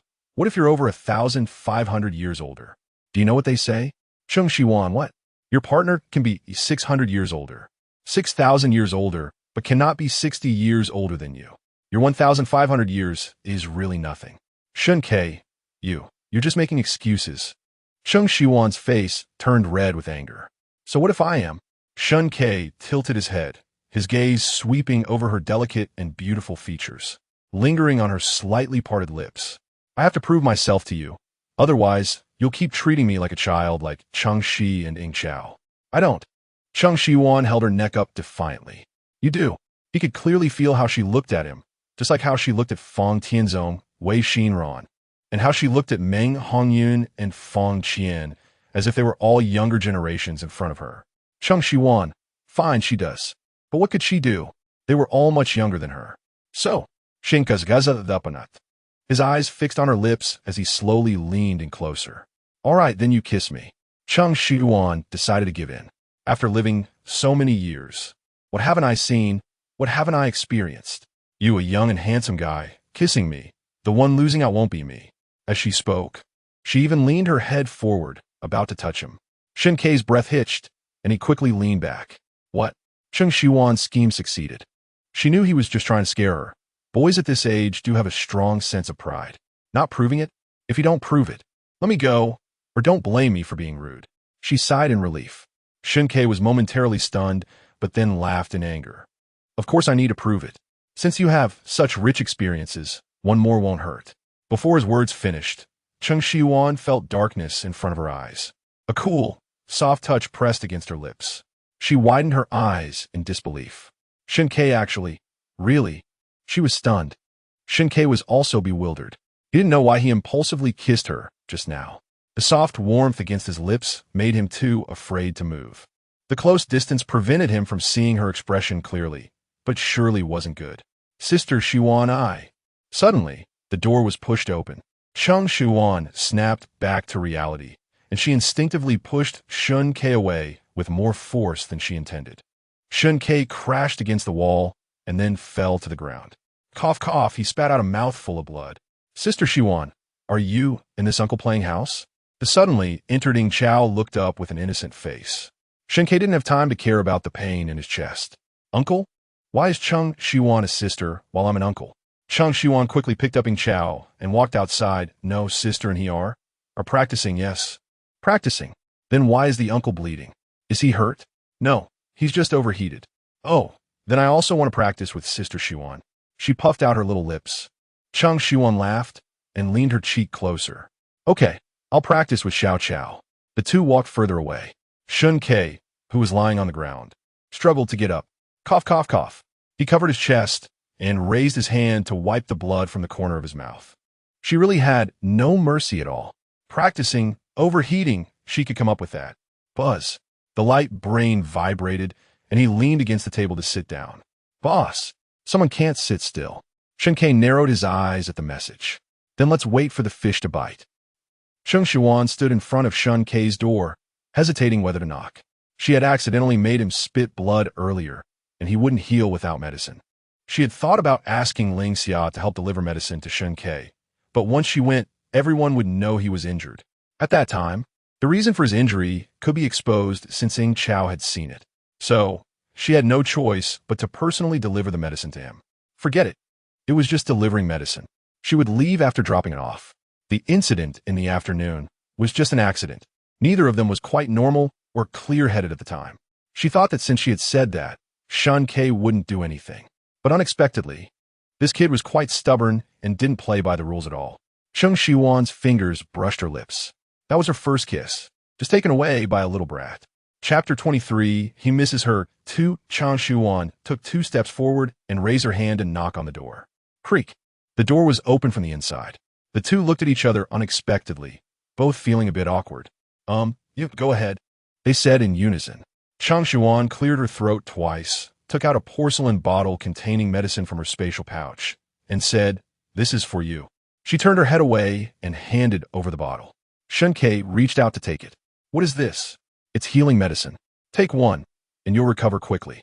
She blinked. "Weren't you just spitting blood?" "Sorry." Shen Que realized, touched his nose, and said, "Oh, thank you." That slap of hers was indeed quite heavy, and he still felt a dull pain in his chest. He pulled out the cork of the porcelain bottle, poured out a pill, and swallowed it. "Cheng Shiyuan, you just took it like that? What if I gave you poison? Has he already trusted her this much? If you wanted to kill me, you wouldn't need poison." Shen Que was very self-aware. With Cheng Shiyuan's abilities, if she wanted to kill him, it would be a matter of a wave of her hand. Moreover, she had already suppressed his mental power from going berserk, so there was no need for anything extra. The pill melted in his mouth and flowed into his body, and he immediately felt a warm current spreading from his stomach in all directions, and the pain in his chest disappeared without a trace. He looked at the small porcelain bottle in surprise. Even the medicine was so miraculous. Cheng Shiyuan's slap had at least caused him some internal injuries. But with just this small pill, he was healed. If such medicine were used in interstellar wars, it could significantly reduce casualties. How is this medicine made? Can I learn it? Sure, if you follow the path of a medicine cultivator, you can learn alchemy. Cheng Shiyuan nodded at him. However, this Qingling pill is a high-grade spirit pill, and low-level cultivators can't make it. You're just starting out, so you need to take it step by step. Shen Que, medicina cultivate. He seemed to be pondering. I've delivered the medicine, so I'll take my leave now. Shen Que came back to his senses and nodded. Cheng Shiyuan paused, turned to look at him, and stood with her hands behind her back. I'm leaving. Aren't you going to say, Elder, take care? She looked at him with a half-smile, clearly wanting to get back at him for his previous disrespect. Shen Que gritted his teeth and forced a smile. Elder, take care. All right. With her revenge achieved, Cheng Shiyuan skipped out of his courtyard. Shen Que watched her retreating figure and chuckled, shaking his head. She hardly looked like someone who was 1,600 years old. She was just like a child of the same age as Xianxia. The next morning, when Cheng Shiyuan arrived at the refining room, everyone was already waiting. She glanced around. They were all present. Even Xianxia was there. Yesterday, I talked about sword cultivators and formations. Today I'll show you refining and alchemy. As for planting, no need to elaborate. In short, it's farming, but it's spiritual plants. When I have time, I'll take you to my newly developed spirit fields. Now, let's go into the refining room. The refining room was small, but once inside, it was filled with various materials. On the tables on both sides of the room, some materials were piled high like small mountains, while others were sitting alone. What you see now are materials that might be used in refining, like this is 7 sun vine, this is sunluo rock, and this is nether iron. Some of these are relatively easy to find in common, while others are rare and precious. This nether iron, for instance, takes 100 years to produce a piece and is used to forge high-grade spirit weapons. Elder, such precious materials are just left like this? Won't they be stolen? Wei Xinran asked in confusion. Cheng Shiyuan smiled. For many people, it's very precious, but for me. She didn't finish her sentence. With a wave of her hand, the single piece of nether iron instantly turned into a pile. I have plenty, and, for now, with so many people, this is enough. Feng Tianzong, Hisheng, Shen Que, Wei Xinran, Cheng Shiyuan, Yingxiao, Sister Shiyuan is amazing. Generally speaking, every beginner disciple would have their own destined weapon. But since you don't have one, I will use this nether iron to forge suitable weapons for each of you. Cheng Shiyuan said, once you decide on your cultivation direction, I will start. Shen Que, each person? Yes, that's right. Cheng Shiyuan nodded. You are now disciples of the Tianheng sacred sect. Not having a destined weapon is not something to be proud of. Going out will only make others laugh at our Tianheng sacred sect. Elder, you can refine weapons too? Yeah, Elder. You're a sword cultivator, no formations. And now can refine weapons too. Aren't you just too versatile? Elder, you don't also know alchemy, do you? Cheng Shiyuan smiled. It's all just small matters. Living long naturally means I've learned a bit of everything. You don't have to compare yourself to me. Just choose the cultivation direction that interests you. After showing them around the refining room, she took them to see the alchemy room. It was similar to the refining room, but the alchemy room was filled with shelves of herbs and spiritual plants. As soon as they entered, they felt refreshed and their minds cleared. Now that I've shown you the 3 main cultivation directions, do you have any intentions? Fang Tianzong shook his head. I haven't thought it through yet. Wei Xinran also looked confused and conflicted. Cheng Shi and Ying Chao were even more lost. He Sheng, I made up my mind. Cheng Shiyuan looked at him, waiting for his next words. I want to be a sword cultivator. His eyes and tone were very firm. Good. Cheng Shiyuan was not surprised. He had said he wanted to become strong on the day of the recruitment competition. Observing him over the past few days, although he Sheng seemed stable on the surface, he had a certain drive and determination inside. Becoming a sword cultivator was indeed the most suitable path for him, but with his current temperament. If he wanted to go far on this path, he still had to refine himself. I've also made my decision. Shen Que spoke up. I want to study swordsmanship and formations. Cheng Shiyuan raised her eyebrows. You want to dual cultivate sword and formations? Although you are a high-level ability user and also a heavenly vein, dual cultivating sword and formations is not an easy path. I know. Shen Que looked at her. I've already made up my mind.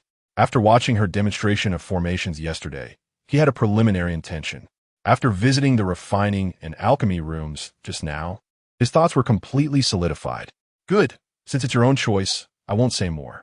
Just know that once you've chosen your path, you have to walk it, even if you cry. Now only Shen Que and he Sheng had confirmed their cultivation directions. For the rest, Cheng Shiyuan told them to go back and think carefully. There was no rush to give her a response. When they were ready, they could go to Xianxia to register their information at the etiquette hall, and then report back to her. 3 days later, everyone confirmed their cultivation direction. He Sheng became a sword cultivator. Shen Que chose to dual cultivate sword and formations. Fang Tianzong chose refining, and Wei Xinran chose to become a medicine cultivator. Cheng Shi and Ying Chao, under her guidance, chose sword cultivator and medicine cultivator respectively. Cheng Shiyuan assigned the basic course on guiding qi into the body to Meng Hongyan. He would lead the 6 of them to start their entry-level training, while she entered closed-door training in the refining room. 7 days later, outside the refining room, I miss Sister Shiyuan. Ying Chao held her face, staring at the tightly closed door of the refining room. Xiao Chao, Sister should be out soon. Brother Meng said Sister will come out once she finishes making our weapons. Cheng Shi comforted her. But Xiao Chao doesn't want weapons. I just want Sister Shiyuan. After Meng Hongyan taught them how to draw energy into their bodies, he let them practice on their own while waiting for Cheng Shiyuan to come out. In the past few days, Shen Que had been sitting cross-legged on the mat outside the artifact refining room, except for returning to his room to sleep at night. He heard the conversation between Cheng Shi and Ying Chao, slowly opened his eyes, and looked at the door of the artifact refining room. He waited at the door every day, and others followed suit. Thus, for 7 consecutive days, there were 6 people waiting outside the artifact refining room of the Tianheng sacred sect. Whenever Meng Hongyun, Shi Qian, Ling Xia, or Xing Qi passed by and saw them, they all smiled and left. These 6 seemed determined to follow the elder. It had only been a few days, but they were almost waiting until their patience ran out. They had been waiting outside the artifact refining room until they nearly turned into statues. However, it had been 7 days, and at the elder's pace, crafting 6 personal weapons should be nearing completion. Suddenly, the door of the artifact refining room creaked open. The 6 immediately looked up. As soon as Cheng Shiyuan came out, she saw the 6 people either sitting or standing outside. What are you all doing here? Sister Shiyuan. Ying Chao rushed over and hugged her leg. I miss you so much. Sister, I really missed you too. The 2 children hugged her legs, making it impossible for her to take a step. Okay, I miss you both too. Cheng Shiyuan helplessly patted their heads. If she remembered correctly, she had only been in seclusion for 7 days, not too long. In the past, when she secluded herself for 10 days or half a month. Her senior brothers and junior brothers never acted this emotional. Shen Que stood up from the mat, instinctively taking a step forward before stopping. You're out, Elder. Does that mean the weapons are finished? What do my weapons look like? I really want to know. The Elder had just come out and should be allowed to rest first. Cheng Shiyuan looked at them and smiled. It's fine, I'm not too tired. Since you're all here, I will give you your personal weapons now. She raised her hand and made a sweeping motion in the air, and 6 beams of light flew towards the 6 people, stopping in front of them. Each person had a weapon floating in front of them. Shen Que, Ising, and Cheng Shi. You 3 are sword cultivators, so I forged 3 sword for you. I didn't T-name them, so if you have ideas, you can name them yourselves. Fan Tianzong, you chose artifact refining, but you still need a personal weapon for self-defense. This fan can be used for both offense and defense. It should suit you well. Wei Xinran, yours is a whip, and Ing Cao's is a bracelet that can transform into a soft sword. Each weapon is a top-grade spirit tool. Now you can drop your blood to recognize it as your master and connect with your personal weapon.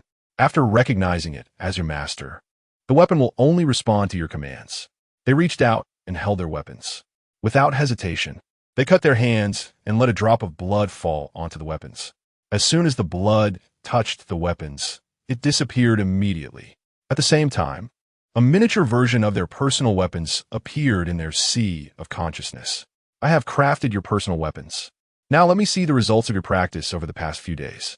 Cheng Shiyuan's gaze swept over them as each person released their spiritual power. Chapter 24. The Lingxi's secret realm. As her voice fell, the 6 people in front of Cheng Shiyuan all began to channel their spiritual power. Initial stage of the Xianxia realm. Initial stage. She looked at each of them. Unsurprisingly, everyone was at the initial stage of the Xianxia realm, which could only be said to mean they had entered the realm of spiritual cultivation. When she saw Shen Que, the only one with a heavenly vein, was also at the initial stage of the Xianxia realm, she was slightly surprised. The highest talent in spiritual cultivation, the heavenly vein, in the past, its possessors, such as herself, based on their training over these days, had already reached the mid-stage of the enlightenment realm.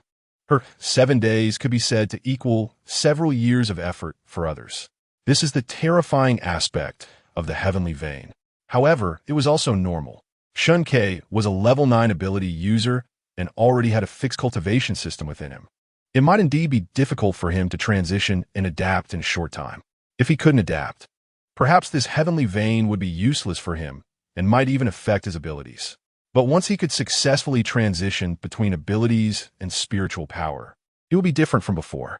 Elder, is there a problem? Wei Xinran, noticing she had been silent, felt a bit anxious. They had not dared to slack off at all over these few days, only sleeping and eating in between their cultivation. Even her dreams at night were about how to cultivate. Fang Tianzong, is it that we can't do it? Cheng Shiyuan waved her hand. No, I was just thinking about some things. She said, for your current situation, this cultivation speed is normal. But I heard from senior sister Xianxia, that elder, you were just like us at the beginning, completely clueless. Yet in just 7 days, you reached the mid-stage of the enlightenment realm, which is unprecedented. Yisheng looked at Cheng Shiyuan with admiration in his eyes. She told you all this? Cheng Shiyuan rubbed her forehead. I just mentioned it casually to them. I didn't expect you all to remember it. That was over 1,000 years ago. It was just once when she substituted for an elder in the sect to teach the disciples and casually mentioned her cultivation experience. However, since then, her legend had indeed been passed down in the sect. You don't need to compare yourselves to me. Her voice was calm. What you need to compare is yourselves. Comparing with others, you might win for a moment, but you might never win forever. However, the sense of achievement that comes from comparing with yourselves cannot be brought about by comparing with others. Each person's talent, perseverance, and other factors are different, and these will all affect everyone's cultivation speed. So you only need to focus on yourselves and think about what your initial goals were. Upon hearing this, the 6 people fell silent, their expressions thoughtful. Cheng Shiyuan looked at them. If she just let them sit there meditating every day, their improvement speed would not be fast enough. Only by immersing themselves in the experience could they truly understand. Now, you all go back and familiarize yourselves with your natal weapons. Tomorrow, I will take you to a place. Yes, Elder. Elder, where is this? Are we going to the woods? At the most ordinary well by the back mountain of the Tianheng holy sect, Cheng Shiyuan stood with the 6 of them. You are now disciples of the Tianheng holy sect, so there are some places I will tell you about. This is the last line of defense for the sect. Once the sect encounters a catastrophic disaster, this place can protect everyone. They were taken aback. But aren't we very safe right now? With such powerful elders around. Who would dare to provoke us? Cheng Shiyuan smiled and shook her head, a fleeting bitterness flashing in her eyes. There are mountains beyond mountains and people beyond people. I haven't always been this powerful. There will always be someone stronger than me. Therefore, we must have preventive measures. This is the Lingxi secret realm. In addition to protecting everyone, it is also a place for disciples of the sect to train. Shen Que, the Lingxi secret realm. Is this grove? It doesn't look like anything special. It's not the grove, Cheng Shiyuan said. It's this well. She extended her hand, pointing at the well in front of her. Everyone was stunned. A well? I thought it was the grove. The secret realm is in the well? Do we have to jump down? This. Are you sure this is a secret realm? It looks just like a water well, and there's even water inside. Right now, it does look like a water well. The Lingxi secret realm needs the natal weapon of the sect master or an elder to open it. Cheng Shiyuan said as she summoned the sighing sword. Hovering in front of the well, with both hands forming seals, the sighing sword suddenly began to spin, moving so fast it became just a shadow. Heaven and earth are clear. Lingxi returns to its origin, open. She slowly pulled her hands apart, and the sighing sword immediately stopped, creating ripples in the water as if it were the surface of a lake. A glowing circular wave appeared out of thin air. Wow, this is so magical. This must be the entrance to the secret realm, right? Sister, you're amazing. Shen Que turned his head, the light illuminating Cheng Shiyuan's face, making it difficult for him to see her clearly. Entering from here is the Lingxi secret realm. Cheng Shiyuan withdrew her hands and looked over. Xianxia's flickeret. Lowering his gaze, a hint of unease crossing his face. Cheng Shiyuan did not notice his abnormality. She put away the sighing sword and waved to them. Everyone, follow me. She turned and stepped into the glowing circle, and her figure disappeared. Wei Xinran. The elder just went in like that? She told us to follow. So let us hurry in. Hishang did not hesitate and was the first to step into the circle. Seeing him disappear, the others exchanged glances and followed suit. Shen Que walked last, glancing around before stepping into the circle. In the blink of an eye, the environment before them changed instantly. Towering ancient trees blocked out the sun. Only beams of light pierced through the gaps in the leaves, casting dappled shadows on the ground. The light was not particularly dim, but it seemed to be shrouded in a thin mist, hazy and indistinct. It looked no different from an ordinary grove. As soon as Shen Que entered, he went on high alert. The strange environment was filled with unknown dangers. Cheng Shiyuan brought them here, and it should be for more than just sightseeing. He scanned his surroundings and noticed something was off. It was too quiet. There seemed to be no wind at all. The leaves did not move, and there were no birds singing. It was eerily silent. If he hadn't seen the others standing in front of him, he would have thought he was the only one here. So this is what the Lingxi secret realm looks like. Elder, what are we doing here today? Cheng Shiyuan replied. Training. I just mentioned that the Lingxi secret realm is a place where generations of disciples have trained. This is not an ordinary grove. Dangers can arise at any time. Even I cannot determine where it is safe and where it is dangerous. Chapter 25. Not a child, but a comrade. Part 2. Today, you will stay here for a day. Once you leave this place, your cultivation will surely improve. Excitement ignited in everyone's eyes. No matter who it was, they all had one goal, to become stronger. Elder, what about you? I will follow you, but I won't intervene unless it's a critical moment. Cheng Shiyuan stood with her hands behind her back. Don't worry, the Lingxi secret realm will adjust the difficulty based on the cultivator's levels. With your current cultivation, there won't be much danger. As she said this, Wei Xinran and Feng Tianzong visibly relaxed. Hishang said, sometimes, one must be placed in a desperate situation to survive. Danger and opportunity coexist. Ying Chao held Cheng Shiyuan's hand, looking up at her. With Sister Shiyuan here, I'm not afraid at all. I'm not afraid of danger either. I will protect my sister. Cheng Shi confidently patted her chest. Cheng Shiyuan smiled and ruffled both of their heads. Thank you, Xiao Shi and Xiao. But right now, you need to focus on protecting yourselves. Once you are strong enough, then you can protect your sister, okay? Ying Chao and Cheng Shi obediently nodded. Shen Que gazed at her smiling face and silently made the same promise in his heart. All right, now you all go deeper. Cheng Shiyuan pointed towards the depths of the dense forest, where they had no idea what awaited them. Everyone exchanged glances, their hearts steadying. Let us summon our life weapons first, in case of any sudden situations, He Shang suggested. The others nodded in agreement and summoned their newly acquired life weapons. The six of them formed a circle around Cheng Shi and Ying Chao, slowly advancing. Cheng Shiyuan followed behind them, her footsteps nearly silent. After walking for a while, there was no sign of danger. Not even an animal was in sight, causing their taut nerves to unconsciously relax. Are we not deep enough? Why is there no movement at all? Fang Tianzong asked, puzzled. The elder said she doesn't know what is safe or dangerous, which means this place might be completely random. He Shang analyzed. As long as we don't let our guard down, we should be fine. Wei Xinran nodded, her anxious heart still unsettled. As a level 9 ability user, Shen Que naturally took the rear position. He was constantly observing his surroundings, but just like when they first entered, apart from their footsteps, it was eerily quiet. He felt that this place was far more dangerous than Cheng Shiyuan had described. After about the time it takes to burn a stick of incense, everyone was feeling a bit tired, especially the two children, whose small steps had to keep up with the others, forcing them to walk a bit faster. Halfway through, Wei Xinran worried that Cheng Shi and Ying Chao might not be able to keep up and suggested they carry them. But Cheng Shiyuan's words made them abandon that thought. Don't treat them as children. They're your comrades. But Elder, Xiao Shi and Xiao Chao are indeed still too young, Fang Tianzong said, feeling a bit reluctant. The two children's faces were visibly pale, and their lips had become dry. They are young, but they are not weaker than you. Overall, your cultivation levels are similar. Do you think you're that much stronger than them? Cheng Shiyuan's words hit them like a hammer to their hearts. Wei Xinran and Fang Tianzong fell silent.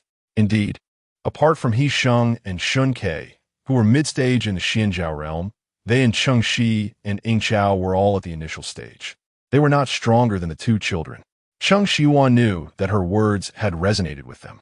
So, don't treat them as children.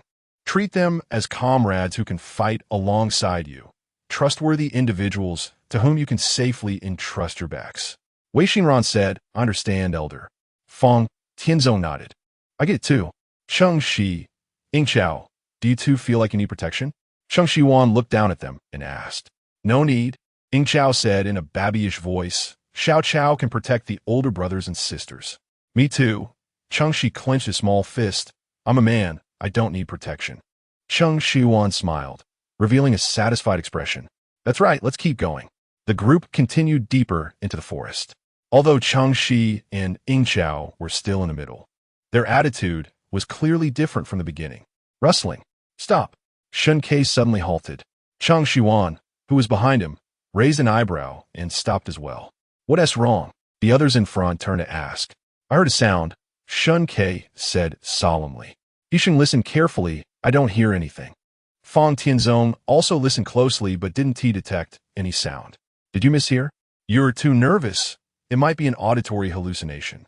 I didn't hear anything. I didn't mishear, Shen Que asserted. There was indeed a strange sound just now, like the wind blowing through leaves. Wind? Where would the wind come from? I suspect this is a closed space. There's not a breeze at all. You must have misheard. No one believed Shen Que's words. He turned to Cheng Shiyuan. Did you hear it? Cheng Shiyuan smiled slightly, tilted her head, and did not answer his question. Clearly, she had no intention of telling him. Shen Que pressed his lips together. He was sure he had heard a sound just now, but no one believed him. Such a situation had never happened before. Normally, whatever he said, no one dared to disobey. But these 5 people before him did not know his identity and were not his subordinates. There was no deep bond between them. It was normal for them not to believe him. Then let us continue forward, he said. He was certain that something was lurking in this forest, waiting for the right moment to appear. In a forest with no wind, how could there be a sound of leaves rustling? That in itself was strange. Shen Ke's words did not raise their concerns. Instead, they relaxed due to the lack of danger for a long time. What kind of trees are these? They grow so tall. The soil seems a bit damp.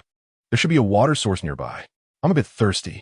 If there's a river or a lake later, let us take a break. Okay. They chatted casually. Shen Que did not join in their conversation, but remained focused on observing his surroundings. Suddenly, he realized that the footsteps behind him had gone silent. He turned around and found that Cheng Shiyuan's figure was no longer in sight.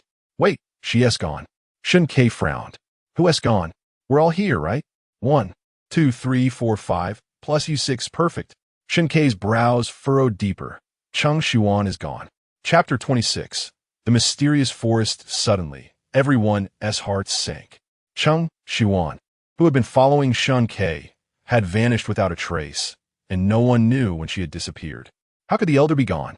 Was she hiding somewhere to play tricks on us? Don't scare me. Wei Xinran felt the hair on her neck stand up. Shiyuan elder. Yingqiao shouted, her eyes red with anxiety. The voice echoed in the dense forest, seemingly receiving a reply. Elder Shiyuan, where are you? Elder, don't scare us, come out. Everyone shouted, looking around and searching for Cheng Shiyuan's figure. But there was nothing. Just trees. More trees. Didn't Shen Que just say there were strange sounds? The elder Wu and Ti had been taken by some monster, right? Feng Tianzong speculated. Impossible. The elder is so powerful. How could she be taken so easily? Sheng disagreed. Then how could she suddenly disappear? Shen Que responded, his tone steady. Sheng frowned. What do you mean by that? As you all said, with her strength, it's impossible for her to be taken so easily.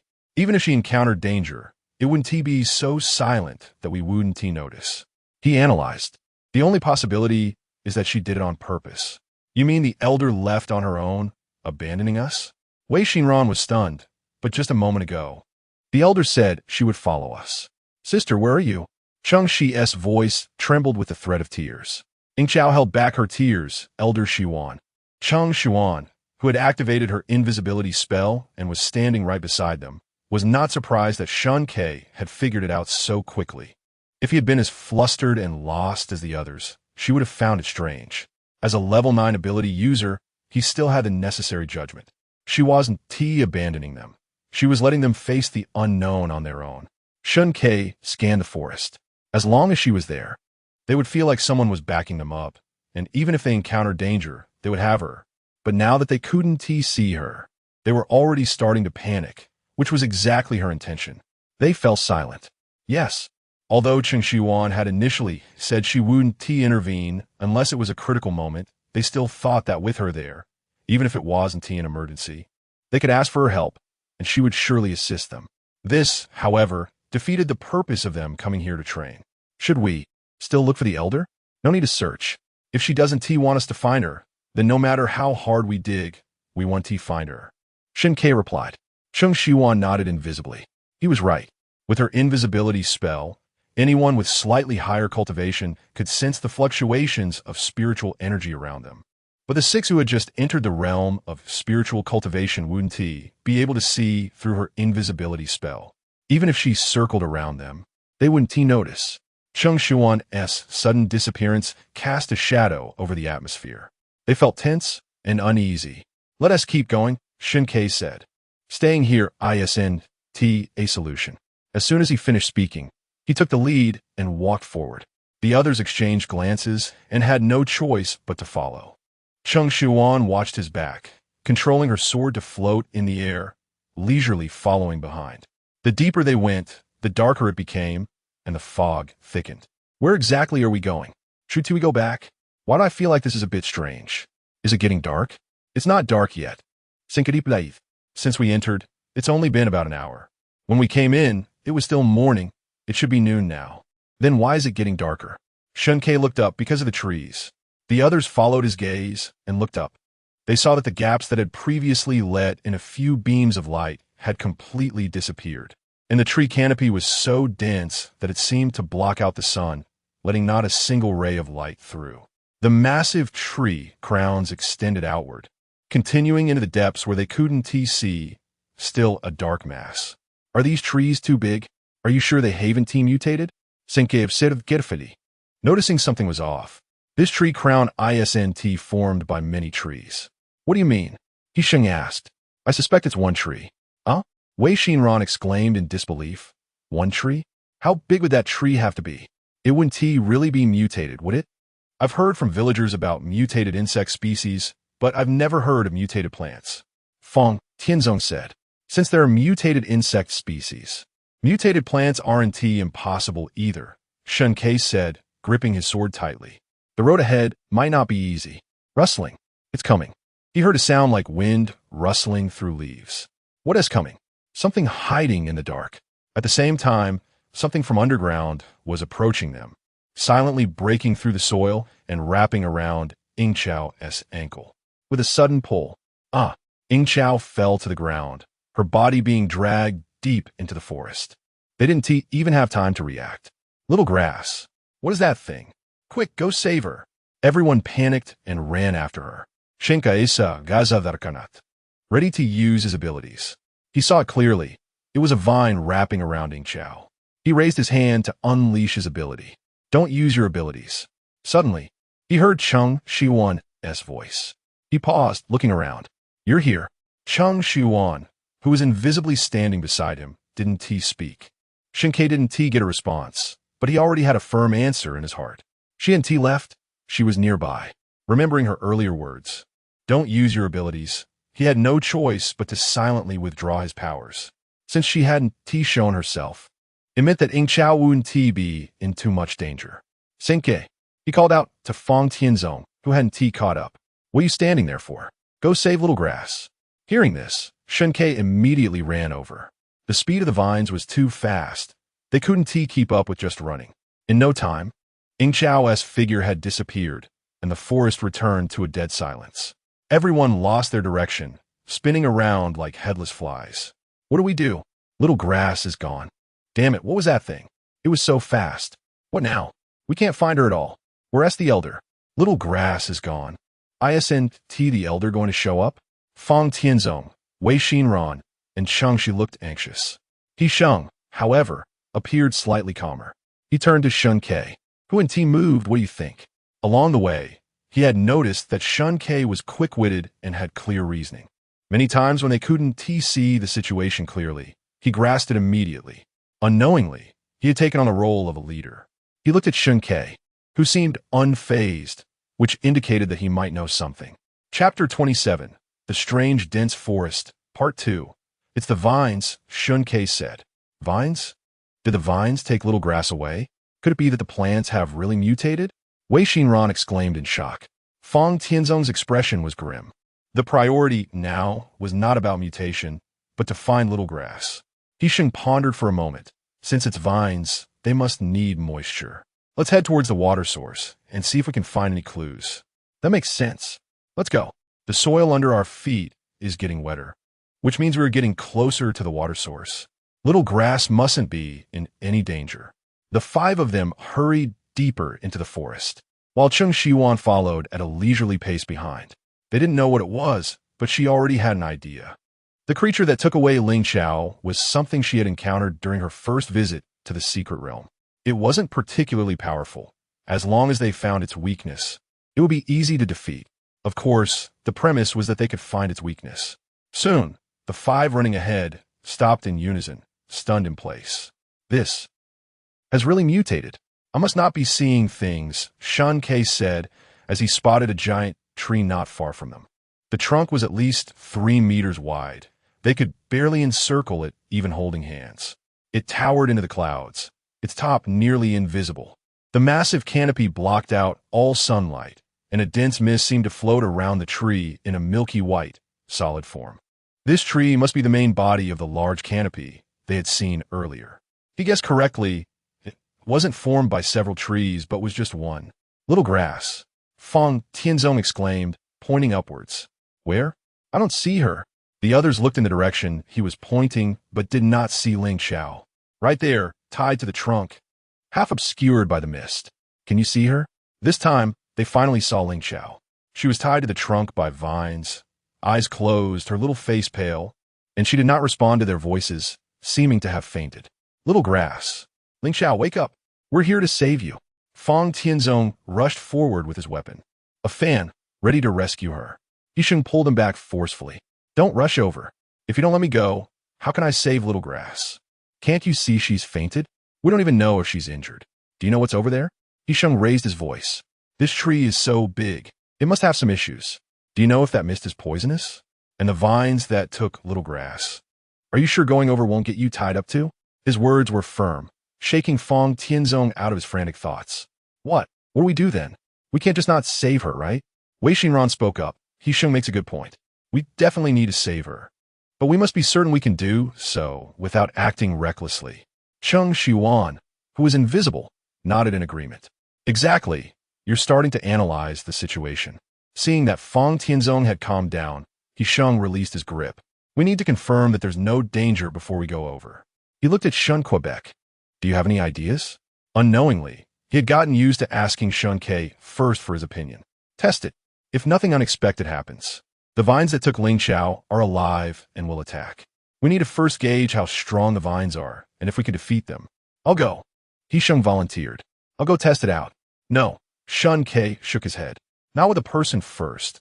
We'll use something else. He raised a stone he had found at some point and threw it at the giant tree, hitting the trunk. Immediately, the previously normal branches elongated and transformed into vines, attacking the place where the stone had been thrown. Soon, as if realizing there was no threat, they retracted and returned to their original branch form. This is too cunning. It must have mutated. Now it's confirmed to be aggressive. Whenever something approaches it, it will extend its vines to attack. Yisheng noted, but just now, Ling Xiao didn't approach it. It actively attacked Ling Xiao. That's strange. What is its purpose? Let's not analyze that for now. We need to think about how to rescue Little Grass. Wei Xinran suggested, how about splitting up? Some of us can attract the giant tree's attention while others go to rescue Little Grass. Yisheng nodded. That's the only way. Let's give it a try. Shen Que took a few steps forward. Yisheng and I will attract the giant tree's attacks as mid-level fighters, Wei Xinran and Fang Tianzong. You go rescue Ling Xiao. Cheng Shi, you stay here and don't move. Okay, we'll do as you say. Everyone agreed with his plan. Shen Que and Yisheng exchanged glances, both gripping their swords tightly, channeling their spiritual energy as they slowly approached the giant tree. 3 meters, 2 meters, 1 meter. Just as they took their last step, the branches transformed into vines again and lunged at them. Now, it's now. The swords, imbued with spiritual energy, swiftly sliced through the vines, severing them into sections that fell to the ground, losing their vitality. It works. Yisheng hadn't even had time to celebrate when new vines grew from the severed ends. Damn it, he cursed. Shen Que said, plants have regenerative abilities. This is going to be tricky. The two had temporarily attracted the giant tree's attention, while Wei Xinran and Fang Tianzong followed the plan to rescue Ling Xiao. As they entered the dense mist, they approached the bound Ling Xiao. Fang Tianzong swung his fan to cut the vines binding Ling Xiao, and in an instant, the vines came alive, attacking them head-on. His pupils constricted. Quick, get her out. He shoved Ling Xiao into Wei Xinran's arms, blocking the attack of the vines. Wei Xinran ran out while holding Ling Xiao, feeling her legs suddenly weak for some reason. She forced herself to keep running until she was out of the giant tree's attack range before stopping. Little Grass, Little Grass. She patted Linko's face. Wake up. Ling Xiao slowly regained consciousness, and upon seeing the person in front of her, she burst into tears, sobbing uncontrollably. It's okay. Don't be afraid. Wei Xinran comforted her, holding her tightly. Her eyes remained fixed on the giant tree. You all hurry back. They wanted to come back, but they were entangled by the vines and couldn't break free for a while. Fang Tianzong accidentally got caught. The vines wrapped around his waist and lifted him off the ground. Yisheng was in a similar predicament, entangled by the vines and suspended in a spread eagle position. Shen Que saw that he was about to be ensnared as well and instinctively wanted to use his abilities. But suddenly, he recalled Cheng Shiyuan's words, and in an instant, he was bound. With the threat eliminated, the vines retracted and transformed back into branches. The giant tree returned to calm. Wei Xinran's eyes widened in disbelief. No way. We rescued Ling Xiao, but the 3 of them got tied up. Is this a 3-for-1 trade? Chapter 28. The Strange Forest, Part 3. Damn. He Sheng cursed angrily. Let go of me. Let go of me. Fong Tianzong struggled desperately. Don't move. The more you struggle, the tighter it gets. Shen Que spoke up. What should we do? We managed to save Xiao Chao, but now the three of us are tied up, Fong Tianzong said, giving up on his struggles weakly. These vines are all grown from this tree. We can't cut them all. He Sheng, usually calm, was starting to feel anxious.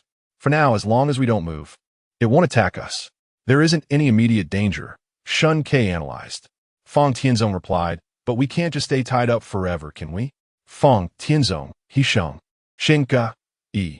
I'll come to rescue you, Wei Xinran said, placing Ying Chao and Cheng Shiyuan in a safe spot, gripping her whip and preparing to rush over to them. Don't come over, He Sheng shouted at her. If you get caught too, then we're really done for, right? Don't come, Fong Tianzong added. Wei Xinran had no choice but to stop. Then what do we do? I can't just watch you guys get stuck like this and not be able to help at all. Sinkipandith. He finally understood what Cheng Shiyuan had meant earlier when she said, she doesn't know where it's dangerous and where it's safe. In this forest, they could face sudden dangers at any moment. Even if something appeared harmless on the surface, it could actually be hiding danger. What about the elder? Should we ask for help from the elder?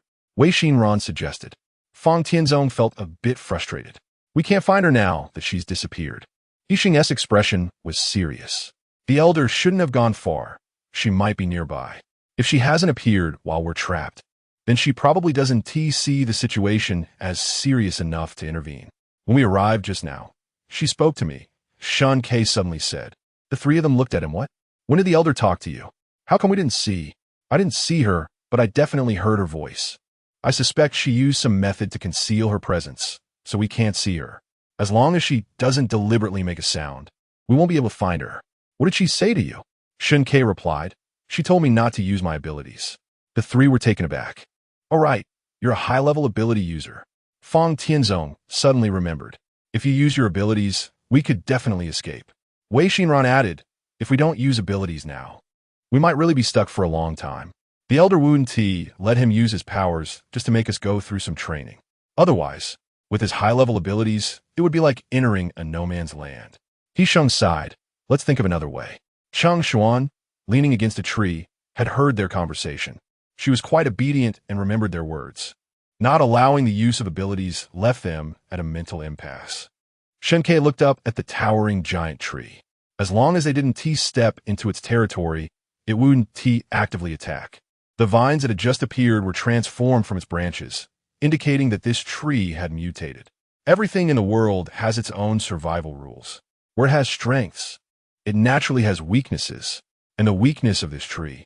I got it. I thought of something. Shen Que and He Sheng said in unison. They exchanged glances and simultaneously spoke the same word. Fire. Fire? Fong Tianzong asked. I understand now. The tree is afraid of fire?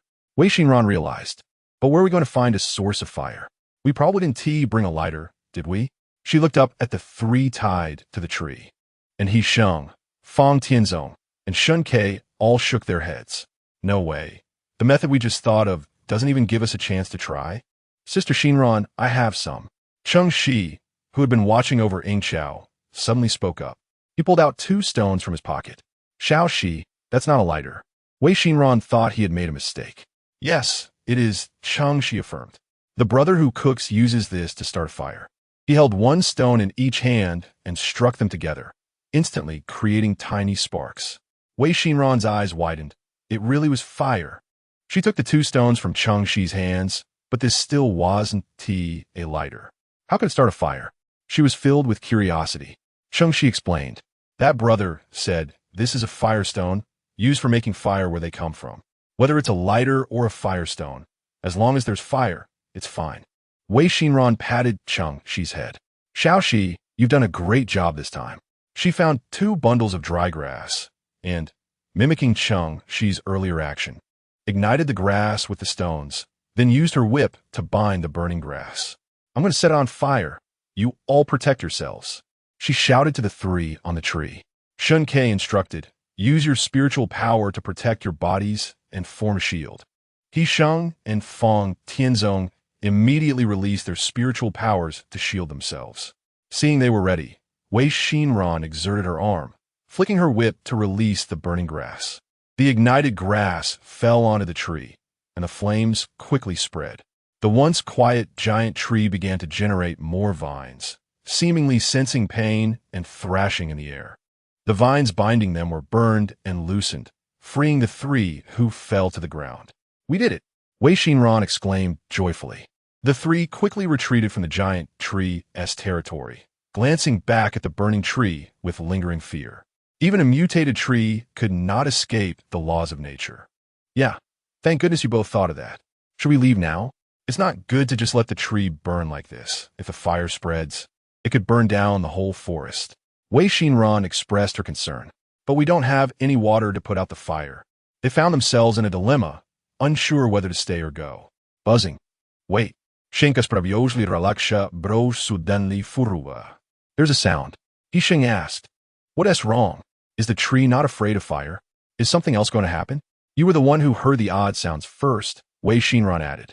"It's not the tree," Shen Que said, looking at the blazing giant tree, feeling that something was about to burst out. "Not the tree? Then what else could it be? There should only be trees here." Reflected in his pupils, besides the roaring flames, was a large mass of black, unidentified substance that appeared unexpectedly. Buzzing, buzzing, buzzing. The sound Shen Que heard grew louder. It seemed like the sound of wings flapping. "Not good. It's the insect tribe." Shen Que felt a sense of urgency. "Run," he shouted, pushing the others and pulling Cheng Shiyuan and Xianxia to turn and flee. "The insect tribe? How could there be an insect tribe here? Did I see it wrong? Isn't this a secret realm? Don't think about it, just run." They hurriedly fled. If it really was the insect tribe, they would not be their match. The six of them hurriedly escaped.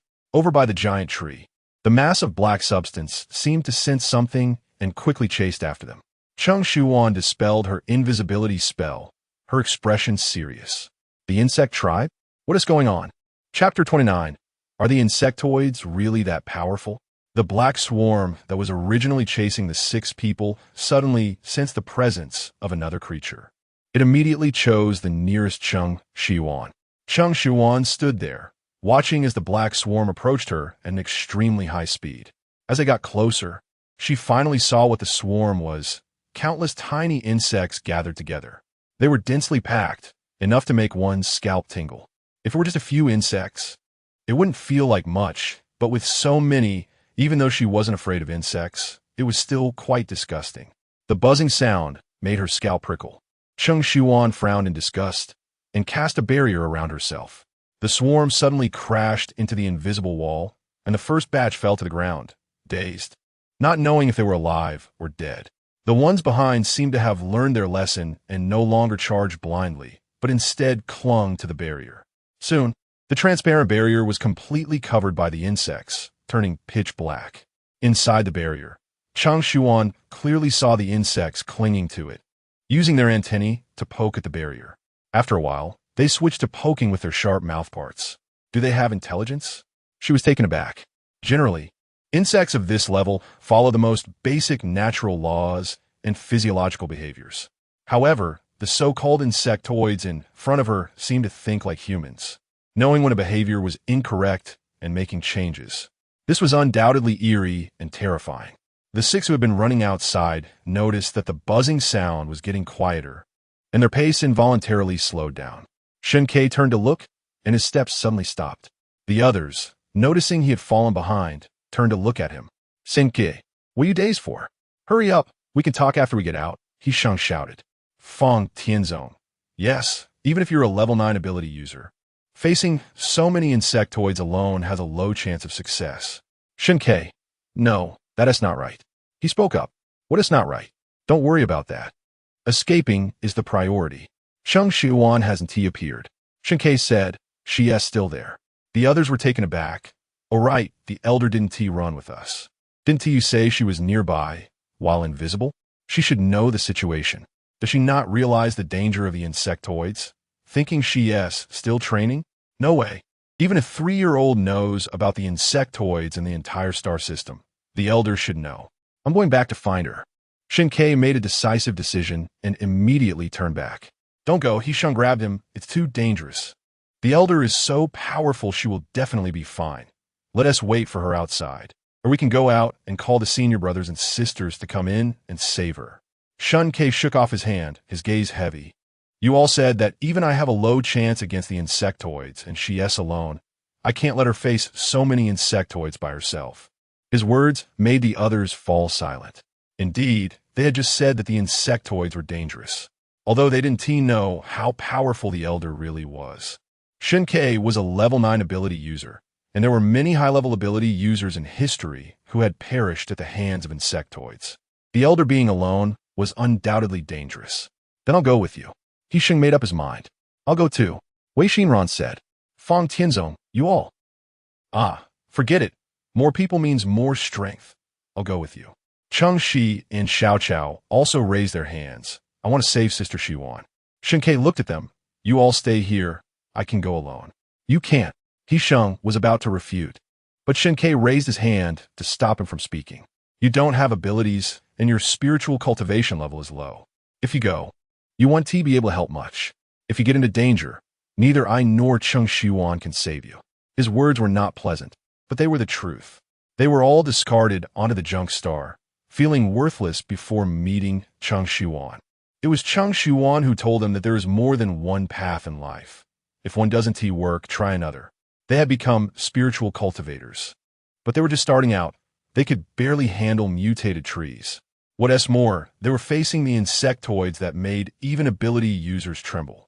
All right, then we'll wait for you at the entrance. He Sheng said solemnly. You and the elder must return safely. Shen Que, it depends on you. Brother, we'll wait for you. You have to bring Sister Shiyuan back. Shen Que pressed his lips together, nodded I will. He turned around and retraced the path they had just come from. Soon, he saw a huge black swarm. Has it increased since just now? He didn't rush forward, scanning the area, but didn't find Cheng Shiyuan's figure. She should be nearby. Cheng Shiyuan. He called softly, but there was no response. Shen Que frowned, and as his gaze swept over the swarm of insects, his eyes suddenly stopped. Among the densely packed insects, he vaguely saw a piece of clothing floating by, deep blue in color. It was the color of the clothes she was wearing today. Without any hesitation, he instinctively charged forward, raising his hand to unleash an ability towards the swarm. The ability cut through the air, almost distorting it. The insectoids sensed the threat and scattered. The ability missed its target, hitting Cheng Shiyuan's defensive barrier instead. It shook her barrier slightly, then returned to calm. Inside the barrier, Cheng Shiyuan was startled by this sudden attack and turned to look. Shen Que, what are you back for? Seeing her unharmed, Shen Que breathed a sigh of relief and quickly moved closer to her. Cheng Shiyuan saw the swarm of insects gathering and hurriedly included him within the protection of the barrier. You, don't you know to run? Shen Que grabbed her arm and asked sharply. Cheng Shiyuan was momentarily taken aback. Run from what? This is the insectoids. Whenever they appear, there are thousands of them, and even high-level ability users can die at their hands. You staying here alone? Do you know how worried we are? I heard you all say it was the insectoids. Cheng Shiyuan looked at him, quite calm. But are the insectoids really that powerful? She countered, her tone light, as if she was just asking if you had eaten. But if there were just a few, then they indeed wouldn't be that powerful. But they always act in groups, and often there will be a worm king nearby. Once confronted, it's a fight to the death. Do you think they're powerful or not? Cheng Shiyuan nodded as she listened. Oh, I see. That sounds quite powerful. Then I want to meet them. The Worm King. It should be a big boss. She was eager to see just how powerful they were. You should go back. I'll look for the Worm King. This barrier will protect you while you leave. Did you even listen to what I said? Shen Que pulled her. It's dangerous. You can't go. Even if you want to kill the Worm King, you need to bring more people along. Cheng Shiyuan raised an eyebrow. Bring more people? Is there anyone here more powerful than me? She looked at him leisurely. Chapter 30. Do you want to eat roasted bugs? They smell good. Cheng Shiyuan's words left Shen Que speechless. There were indeed people stronger than her. He himself was a level 9 ability user, and besides him, the Empire had another level 9 ability user. There might be level 10 ability users above them, but they had never appeared. As it stands, there was indeed no one stronger than her. So, Cheng Shiyuan patted his shoulder. You go back first, I'll be there soon. Shen Ke's gaze was heavy as he opened his mouth. I'll go with you. His tone was calm yet firm to an unreasonable degree. Cheng Shiyuan was taken aback. You want to go with me? I can handle it alone, you. I'll go with you. He stubbornly repeated his earlier words. You haven't encountered the insect race. But I have. And I'm a level 9 ability user. I promise I won't hold you back. Shen Que never thought he would one day have to assure someone else that he wouldn't hold them back. Cheng Shiyuan looked at his determined eyes and thought for a moment. All right, then you need to stay within my line of sight. If something happens, I can protect you right away. We can't lose such a talent. Shen Ke's ears turned warm as he lowered his gaze to hide his emotions and replied, okay. The insect race that had been scared away by Shen Ke's ability gathered again, buzzing loudly as if warning them. Fortunately, with Cheng Shiyuan's defensive barrier, the insect race couldn't do anything to them for the time being. You were just surrounded by the insect race. Why didn't you move? Even though she had a barrier? If the insect race broke through, I was observing them. I've never encountered them before, so I wanted to see what they looked like. Cheng Shiyuan pouted. These bugs are really ugly and disgusting. I feel like they're different from ordinary insects. They seem to be able to think and have some organization. If they weren't insects, they would resemble a well-trained squad of soldiers. You're right. Shen Que affirmed. The mutated insects are referred to as the insect race in the galaxy. For 100 years, we have been intermittently attacked and threatened by them. 100 years? It's been that long? Cheng Shiyuan exclaimed. Then you must have ways to deal with them, right? Yes, find the insect king and kill it. Is that the powerful insect king you mentioned that you can't escape from once you encounter it? Yes, the insect king is the leader of the insect race. Their supreme existence. Generally, the insect king will send the lower insects out to find food before preparing to reproduce, to provide it with nourishment. Once she has given birth, a stronger insect king will be born, which will then eat the old insect king, completing the succession. Cheng Shiyuan frowned. So it's like eating its own offspring? Shen Que shook his head. The insect race has no kinship. They only recognize the insect king. And what the insect king needs to do is to let the insect race grow and thrive. I see. So the rule is survival of the fittest. You can understand it that way. Cheng Shiyuan clapped her hands. Okay, then let's go find the insect king. Once we find it, we'll take it down. She set off eagerly, and Shen Que couldn't stop her in time, so he had to follow. The insect race buzzing around them flew past. The insect king should be nearby, but usually it hides very well, making it a bit difficult to find. Cheng Shiyuan narrowed her eyes and smiled. Difficult? I already know where it is. Shen Que followed her back to the giant tree. The once lush giant tree had been burned down to bare branches. Looking desolate and bleak, the fire had diminished, with a few clusters of small flames still burning the remaining leaves. You say the insect king is here? Cheng Shiyuan raised her hand and waved, and a rain of blessings fell from above the giant tree, extinguishing the flames and rising a gentle white smoke. Yes, the insect king's size was much larger than the previous group of insects, and this place didn't seem like a suitable hiding spot for the insect king. Shen Que looked around but found nothing. Where do you think the insect king usually likes to hide? Cheng Shiyuan was not in a hurry at all. In my previous encounters, some hid in caves, while others hid underground. Have you ever encountered one hiding in a tree? A tree? Shen Que shook his head. The space in a tree is too small, it wouldn't be able to hide. Generally, trees are indeed small, but this one in front of you is big enough to hide both of us. Shen Que was stunned. This tree, before this, he had never considered the possibility of the insect king hiding in the giant tree. However, once Cheng Shiyuan mentioned it, it was indeed too big to be an excellent hiding place given the surrounding environment. Follow me. Cheng Shiyuan stepped forward, intending to go around to the back of the giant tree. The insects attacking the barrier realized her movements, and the buzzing grew louder, becoming rhythmic. See, we don't even need to look. They're exposing themselves. The insect race, which couldn't do anything to the two of them, reached the back of the giant tree first, and then suddenly disappeared without a sound. Even the flapping of wings was gone. Shen Que, having been a commander for many years, had never encountered such unusual behavior from the insect race. What are they doing?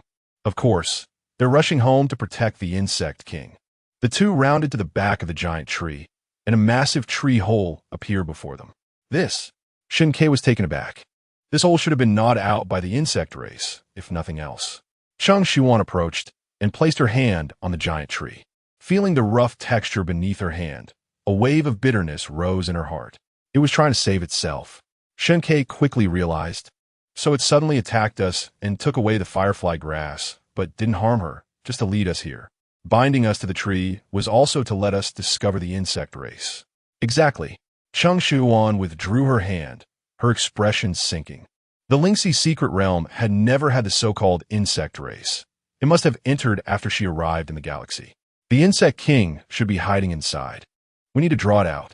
However, the insect king in the reproductive period won't appear easily. Won't appear easily? Cheng Shiyuan chuckled. Then let's see if it comes out after turning into roasted bugs. As her words fell, a blazing flame suddenly rose in her palm. Just a small flame made Shen Que break into a sweat, as if he were in the sweltering heat. The dazzling flame danced, seemingly excited to appear. This is Xianxia Lihua, capable of burning everything in this world. I usually use it for alchemy and weapon refining. Your life weapons were crafted using it. Cheng Shiyuan gazed at the flame in her palm, her pupils reflecting the firelight. Using it to burn little bugs was indeed a bit of a waste. Xianxia, I'm sorry for mistreating you. After she finished speaking, the light of the flame softened, wrapping around her hand as if it were acting coy. I know you've been holding back for a long time. So today, let us let you finally have some fun. Chapter 31. If you can't win, run away. The flickering flames seemed to respond to her words. Cheng Shiyuan gently touched the giant tree and said, You've suffered. The burnt, bare branches swayed as if expressing their grievances from this period. Shen Que stood behind her, watching her silhouette, his eyes deep. Step back a bit, or you might get burned, he said. Cheng Shiyuan waved her hand at him, signaling him to keep his distance. Just a small cluster of flames had already made him sweat profusely. Shen Que understood that this fire was not ordinary, and the flames would be much more intense when burning the insect king. He obediently stepped back a few paces. Be careful. Don't worry, Cheng Shiyuan smiled. In an instant, the cluster of flames in her palm suddenly grew larger, and the surrounding temperature soared, as if they were in a desert. Kingli seemed to have a life of its own as it dove into the tree hole, and soon a buzzing sound came from within. Unlike the threatening sound from before, this time the noise carried pain and anger. Shen Que's expression turned serious. It's coming out. Cheng Shiyuan smiled. Good timing. Just as her words fell, a giant insect body, engulfed in flames and as large as a basketball, leaped out of the tree hole, its abdomen visibly swollen, indicating it was in the breeding stage. Its antennae, sharp as sides, lunged towards Cheng Shiyuan's face. So you're the insect king. Cheng Shiyuan dodged to the side, surprised to see that the insect king was not reduced to ashes by Kingli's fire and still had fighting strength. Shen Que quickly moved to her side, noticing her slightly surprised expression, and explained, the insect king's shell is very tough and highly defensive. Ordinary weapons can't break through its defenses. Moreover, its antennae and limbs are highly poisonous. Once infected, it's death. Poison? Cheng Shiyuan's eyes lit up instantly. That's great. She stared at the insect king's eyes, which were already beginning to glow green, as if it were a delicious feast. Shen Que was astonished to hear her words. That a deadly poison. How can you say great? The insect king, unwilling to accept that it hadn't harmed Cheng Shiyuan, charged again, its limbs stirring up dust as it crawled on the ground. I'll take care of it. Shen Que was about to shield Cheng Shiyuan behind him, gathering his powers. How can I, as an elder, let a new disciple charge in a battle? Stay back. I'll catch it. After saying that, Cheng Shiyuan activated her swift cloud step and headed towards the insect king. Cheng Shiyuan, Shen Que called out anxiously, wanting to help her, but fearing he would only complicate things. The insect king, sensing the provocation and threat, roared angrily, its voice sounding less like an insect and more like a wild beast. These interstellar insects are truly mutated to the point of being monstrous, Cheng Shiyuan complained. She drew the Sai sword and swung it directly. The sword energy, infused with powerful spiritual force, aimed to split the insect king in half. The imminent death instinctively prompted the insect king to stomp its feet and evade the deadly strike. Oh, Cheng Shiyuan raised an eyebrow, quite nimble with those little movements. It was unclear whether she was praising or mocking the insect king. just with that one strike. The insect king realized it would never be able to defeat her and began to contemplate escape. With the insect king already in the breeding stage, its strength was greatly reduced, which was why it had sent its subordinates out to search for food. It would never leave its hiding place unless absolutely necessary. Just as Cheng Shiyuan was about to swing her sword again, she saw the insect king turn around and flee. Huh? She was stunned. You're not going to fight? I was just getting a feel for it. Cheng Shiyuan put her hands on her hips. You come back here. I haven't gotten my poison yet. How can you run? A smile appeared at the corner of her lips as she immediately chased after it. Although the insect king was fast, it couldn't compare to the swift cloud step. In an instant, Cheng Shiyuan stood in front of the insect king, forcing it to halt its escape. Roar. It let out another roar, seeming to warn or beg for mercy. What's wrong? Are you scared now? Cheng Shiyuan held the Sai sword and looked at it leisurely. Did you not think about this day when you invaded my spiritual realm and gnawed on the spiritual tree? The insect king roared, its voice weakened a bit. Oh, you didn't think about it? Well, that's not your fault. After all, we just arrived and are unfamiliar with this interstellar space.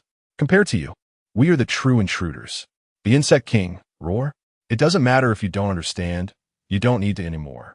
Cheng Shiyuan stood with her sword. You destroyed the secret realm and harmed the spiritual tree. I must take revenge for them. The insect king roared, thinking it could escape. The insect king never expected that she would say so much without considering letting it go.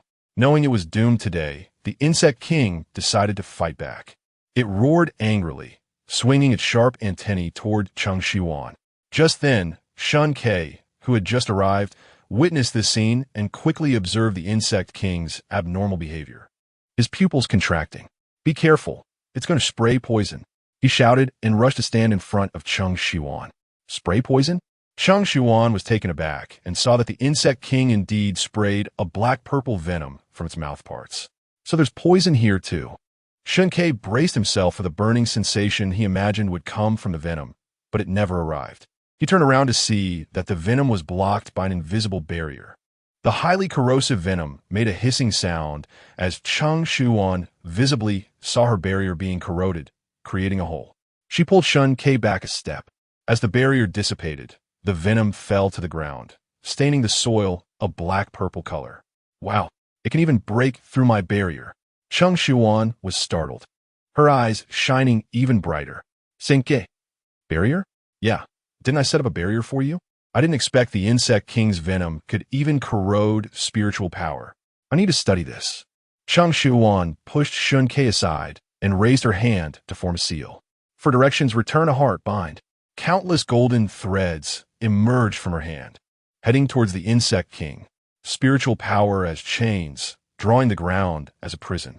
The golden threads formed a square cage, trapping the insect king without touching it. The trapped insect king became furious, violently slamming into the spiritual power cage, but it couldn't move an inch. I specially reinforced this to counter your poison. Don't waste your energy. Shen Que, seeing her successfully capture the insect king, was somewhat puzzled. Aren't you going to kill it? Not yet. I have use for it. Cheng Shiyuan said, wait here. I'll go check on the spiritual tree and be back soon. I'll go with you. No need. The other insects have already been burned to death by Swan Kingley's fire. It's not dangerous. I just want to see how the tree is doing. You keep an eye on it. Cheng Shiyuan briefly explained and turned to run back. Chapter 32. It can be very useful. Shen Que was uneasy and wanted to follow. But seeing the insect king trapped and desperately trying to break free from its shackles, he could only obediently wait here and watch it. In case it broke free from the cage, he would be there. Cheng Shiyuan returned to the giant tree, glanced at the charred spiritual tree, and sighed. Thank you for your hard work. The tree shook its bare branches. Every year, new disciples had to be burned once during their training. Next time I'll change the training checkpoint, so you can have a rest. The branches shook again. This time, the invasion of the insect race has caused you distress. I'm sorry. It's fine. I will heal you. Cheng Shiyuan placed her palm on the ground, and spiritual power flowed from her palm, gathering onto the spiritual tree like tangled roots. At the same time, tender buds slowly sprouted on the branches that had been burned away, radiating new vitality. The hollowed-out tree hole, which had been gnawed by the insect race, drew out new branches from within. when the spiritual tree was once again lush with foliage. She withdrew her hand and stood up. The previously fierce branches that had treated Shen Que and he Sheng so aggressively stretched out, one branch gently wrapping around Cheng Shiyuan. The tender new branch brushed against her cheek as if to express gratitude. All right, don't be so clingy. They're still waiting for me. See you next time.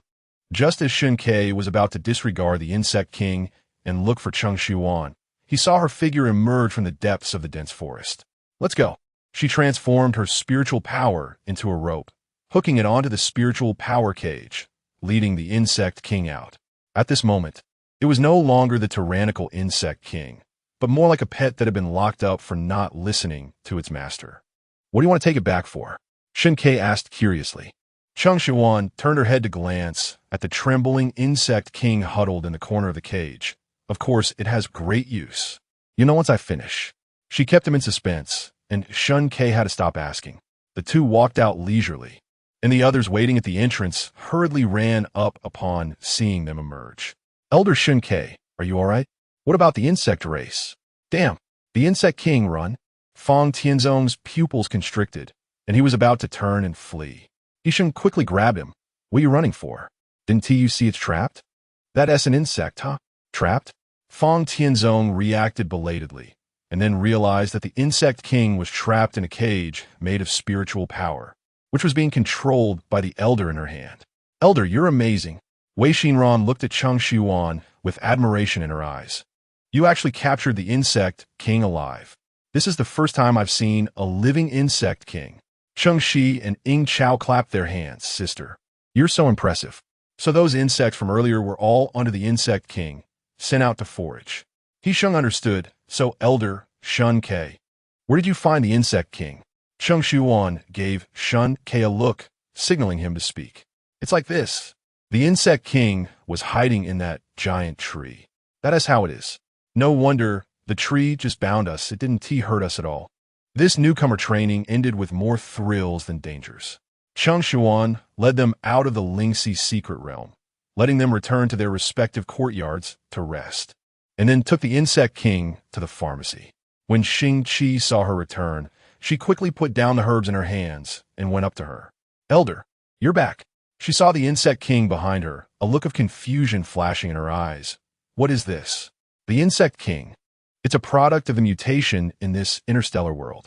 Then why did you bring it back? Cheng Shiyuan looked at the insect king's eyes gleaming with light. Xing Qi, this insect king has treasures all over it. Haven't you always wanted to develop new poisons? Here it is. Go tidy up the room inside, and let us get to know this insect king well. Xing Qi's face was full of excitement. Okay, Elder, I'll go right now. In the evening, at the dining hall, everyone gathered here for dinner, but Cheng Shiyuan and Xing Qi's figures had yet to appear. Shen Que, has anyone gone to call Cheng Shiyuan? The others shook their heads. Meng Hongyan took a bite of food. The elder has already fasted and doesn't need to rely on food for energy. Only when she wants to eat will she come. Senior sister Xing Qi hasn't come either. She shouldn't be fasting, right? Sure, Qian. Right, I'll go call Xing Qi. She's probably sorting herbs in the pharmacy and lost track of time. No need. Meng Hongyan called him to stop. I saw the elder take the insect king to the pharmacy this afternoon. They should be busy right now. Is that so? Then let us eat first. I'll save some food for Xing Qi later. Hearing Meng Hongyan's words, Shen Que thought of what Cheng Shiyuan said about the insect king being very useful, and his thoughts shifted. He probably understood what she was doing. Roar. Suddenly, a roar sounded from outside, heart-rending, then abruptly silent, as if it had stopped suddenly. Wei Xinran was startled. What is that making noise? It sounds like someone was killed. So heart-wrenching. Fang Tianzong clicked his tongue. Shen Que, the insect king. His tone was calm. They were stunned for a moment. What? Hisheng's eyes flashed. It's the insect king that was killed. Fang Tianzong and Wei Xinran exchanged glances. Understanding, they lowered their heads to eat in silence. The elder brought the insect king back alive. Now that the insect king was killed, it was obvious who did it. In the secret room of the pharmacy, the air was filled with a nauseating smell of blood. The floor and walls were splattered with jet black and red bloodstains. On the cold table, the insect king's corpse lay quietly, torn apart. What a great poison. Cheng Shiyuan used a special bottle to collect the insect king's venom. Cheng Shiyuan held a knife in her hand, the blade glinting coldly, stained with red. She leisurely dissected the insect king, removing its shell intact. What a great material for refining tools. In a tightly sealed secret room, the only sounds heard were the annoying creaking noises and the occasional light laughter. Shen Que returned to his room, and the light brain on his wrist vibrated. A new message came in. Boss, the fish is preparing to bite the hook at the Interstellar Academy competition in a month. The Interstellar Academy competition. He murmured. I will go back. The Interstellar Academy competition? What is it? Cheng Shiyuan was admiring her newly crafted weapon, not even raising her eyes. Shen Que. It's an annual competition showcasing the teaching achievements and faculty strength of all military academies in the interstellar realm. The academies that perform well in the competition will have a significant advantage in the next year's enrollment. Moreover, it can attract the attention of the Federation and the Empire. The champion team in the competition may even be invited by the Federation or the Empire to join the military without examination, and even become commanders. Chapter 33. Ready to dominate the entire galaxy. Helpful for recruitment. Cheng Shiyuan immediately put down the newly crafted weapon in her hands and stared at him with shining eyes. Shen Que had anticipated her excitement, but was surprised that it was about recruitment. Everyone who knew about the Academy competition was focused on entering the Federation or Imperial Army or even becoming a commander, but she was concerned about how it could help with recruitment. He nodded and explained to her. Every year, the top 3 military academies see an increase in enrollment for the following year. Even those academies that don't place in the top 3 will be noticed to some extent. This is a great opportunity for those academies with strength and potential, but without fame, to present themselves in front of all the psychics. Isent that us. Cheng Shiyuan suddenly stood up. Shen Que was startled by her sudden movement. What do you mean by us? Ahem. Cheng Shiyuan realized she had lost her composure and cleared her throat with a fist. I meant to ask, are there any conditions to participate in this competition? Like how many teachers and students need to be present? No need, just register to participate, but the number of participants reported by each academy cannot exceed 10.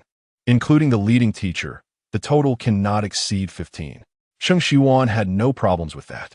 Right now, the Tianheng Holy Sect doesn't even have 15 people. 4 old disciples, 6 new disciples, plus her and the sect master senior brother. A total of 12 people, which is indeed a lot less than the thousands from before.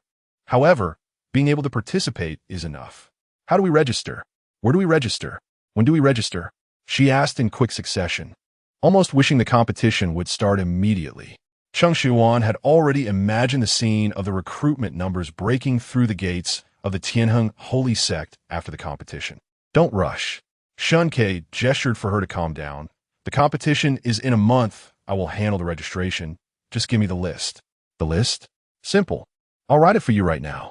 Cheng Shiyuan ran to the desk, laid out some paper, dipped her brush in ink, and quickly wrote down a few names.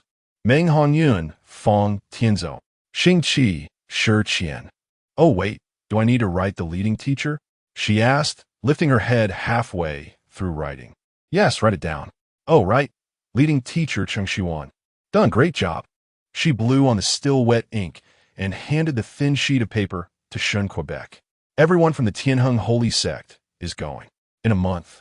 The sect master's injury should be mostly healed. Shen Que took the list, then I'll head back. All right. I'm leaving the registration to you. Make sure everyone is registered. Don't miss anyone. Okay.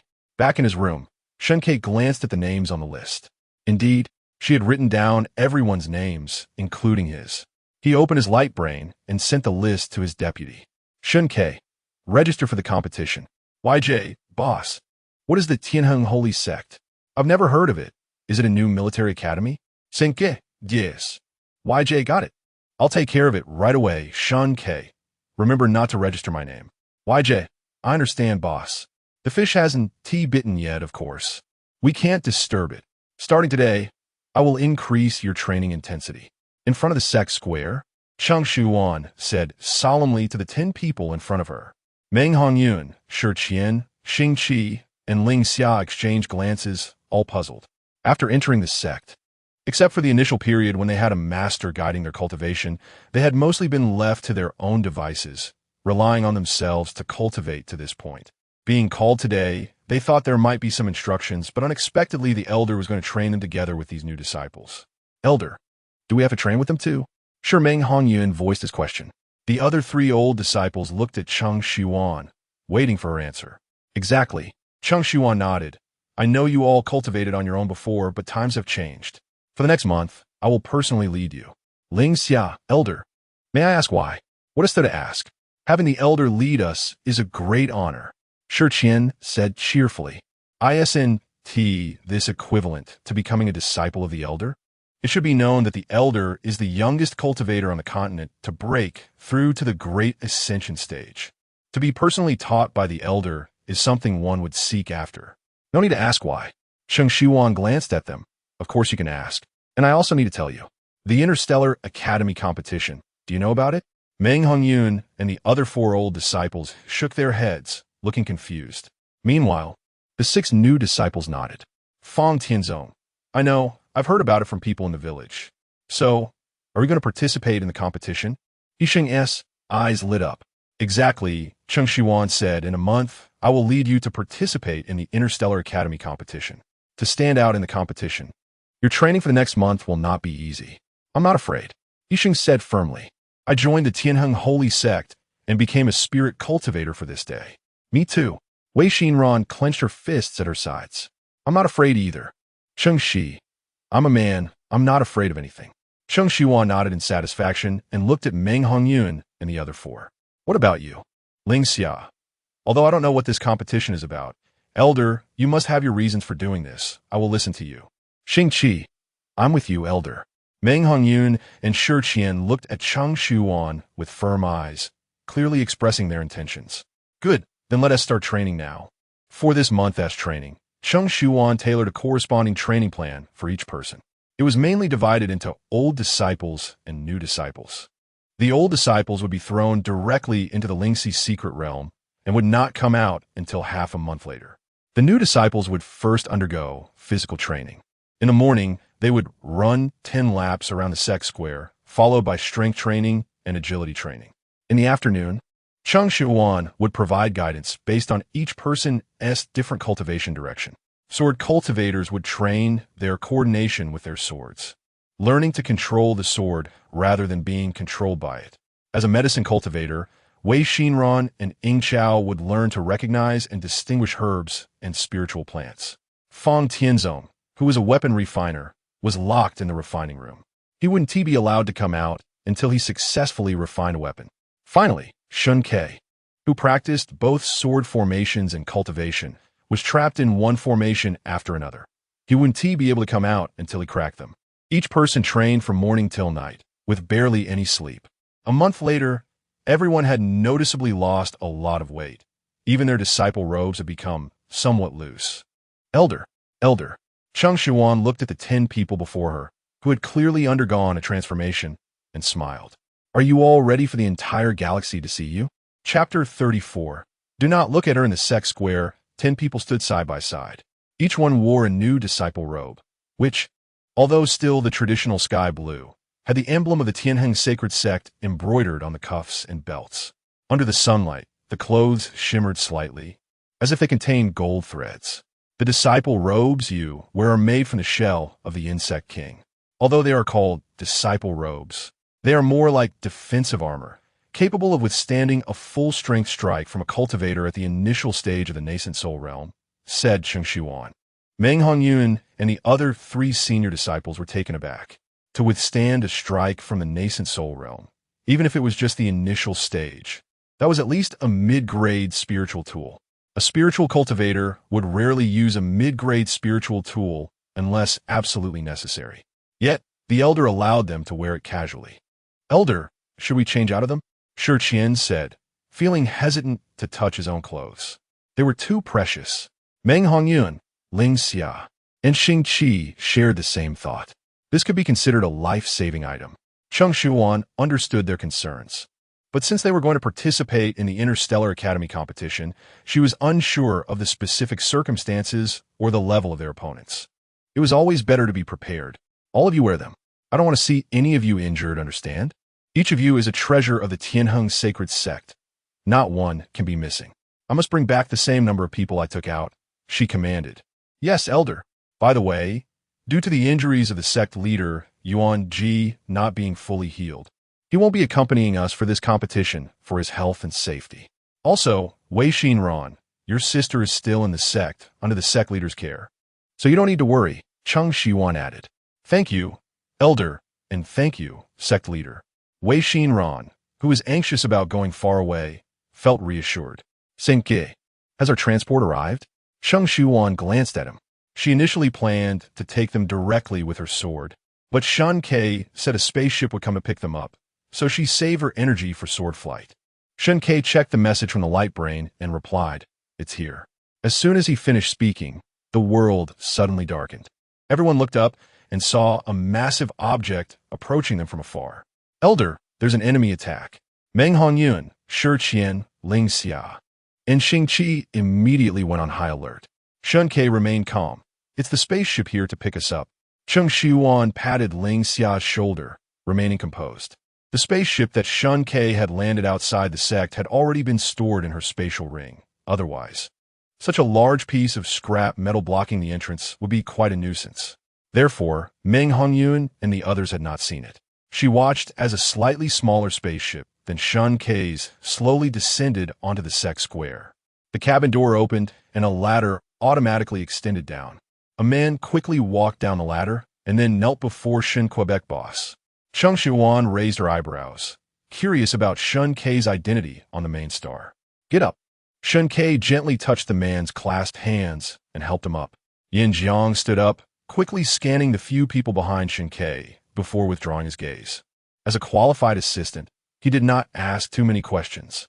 Boss, we can board the spaceship and head back. He looked at Shen Que, who was unharmed, finally letting out the breath he had been holding. Although his boss had told him through the light brain that he was fine, that was a spaceship crash, and it had coincided with a period of psychic turbulence. He had been quite anxious after losing contact with his boss. Fortunately, the boss was safe and sound.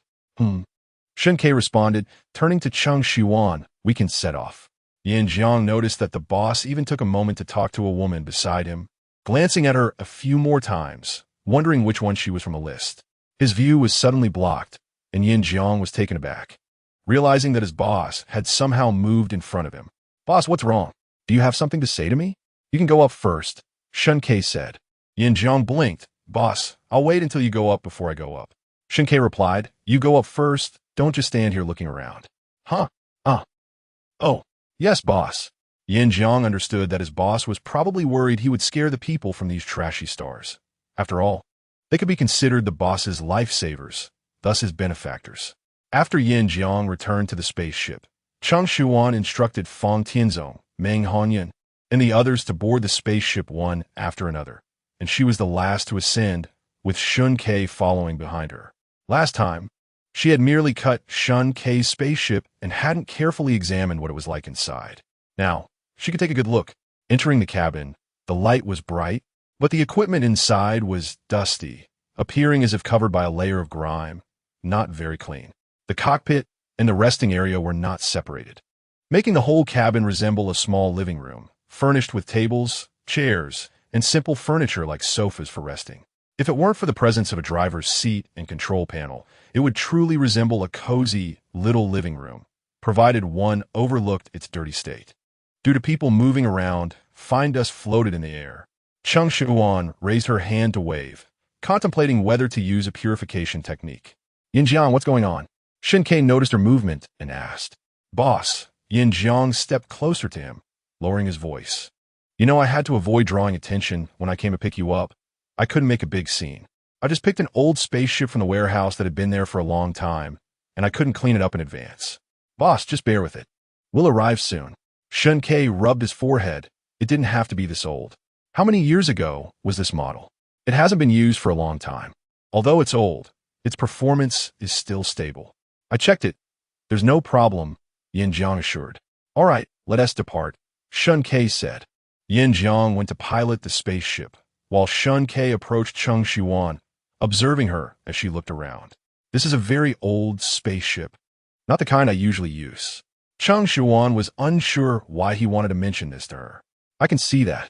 When we arrive at the main star, I have many new types of spaceships. If you want to see, I can take you to look.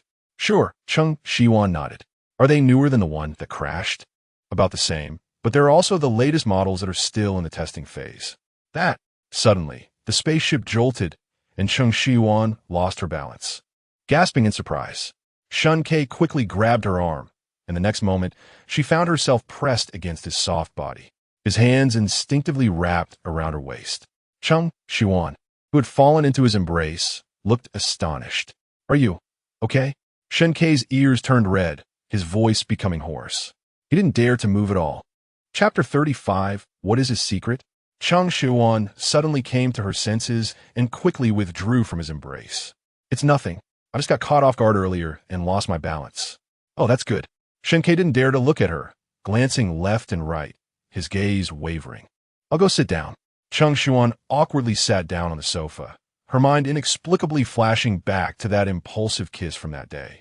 A hint of regret flickering in her eyes. The others who witnessed the incident looked away, pretending not to see anything.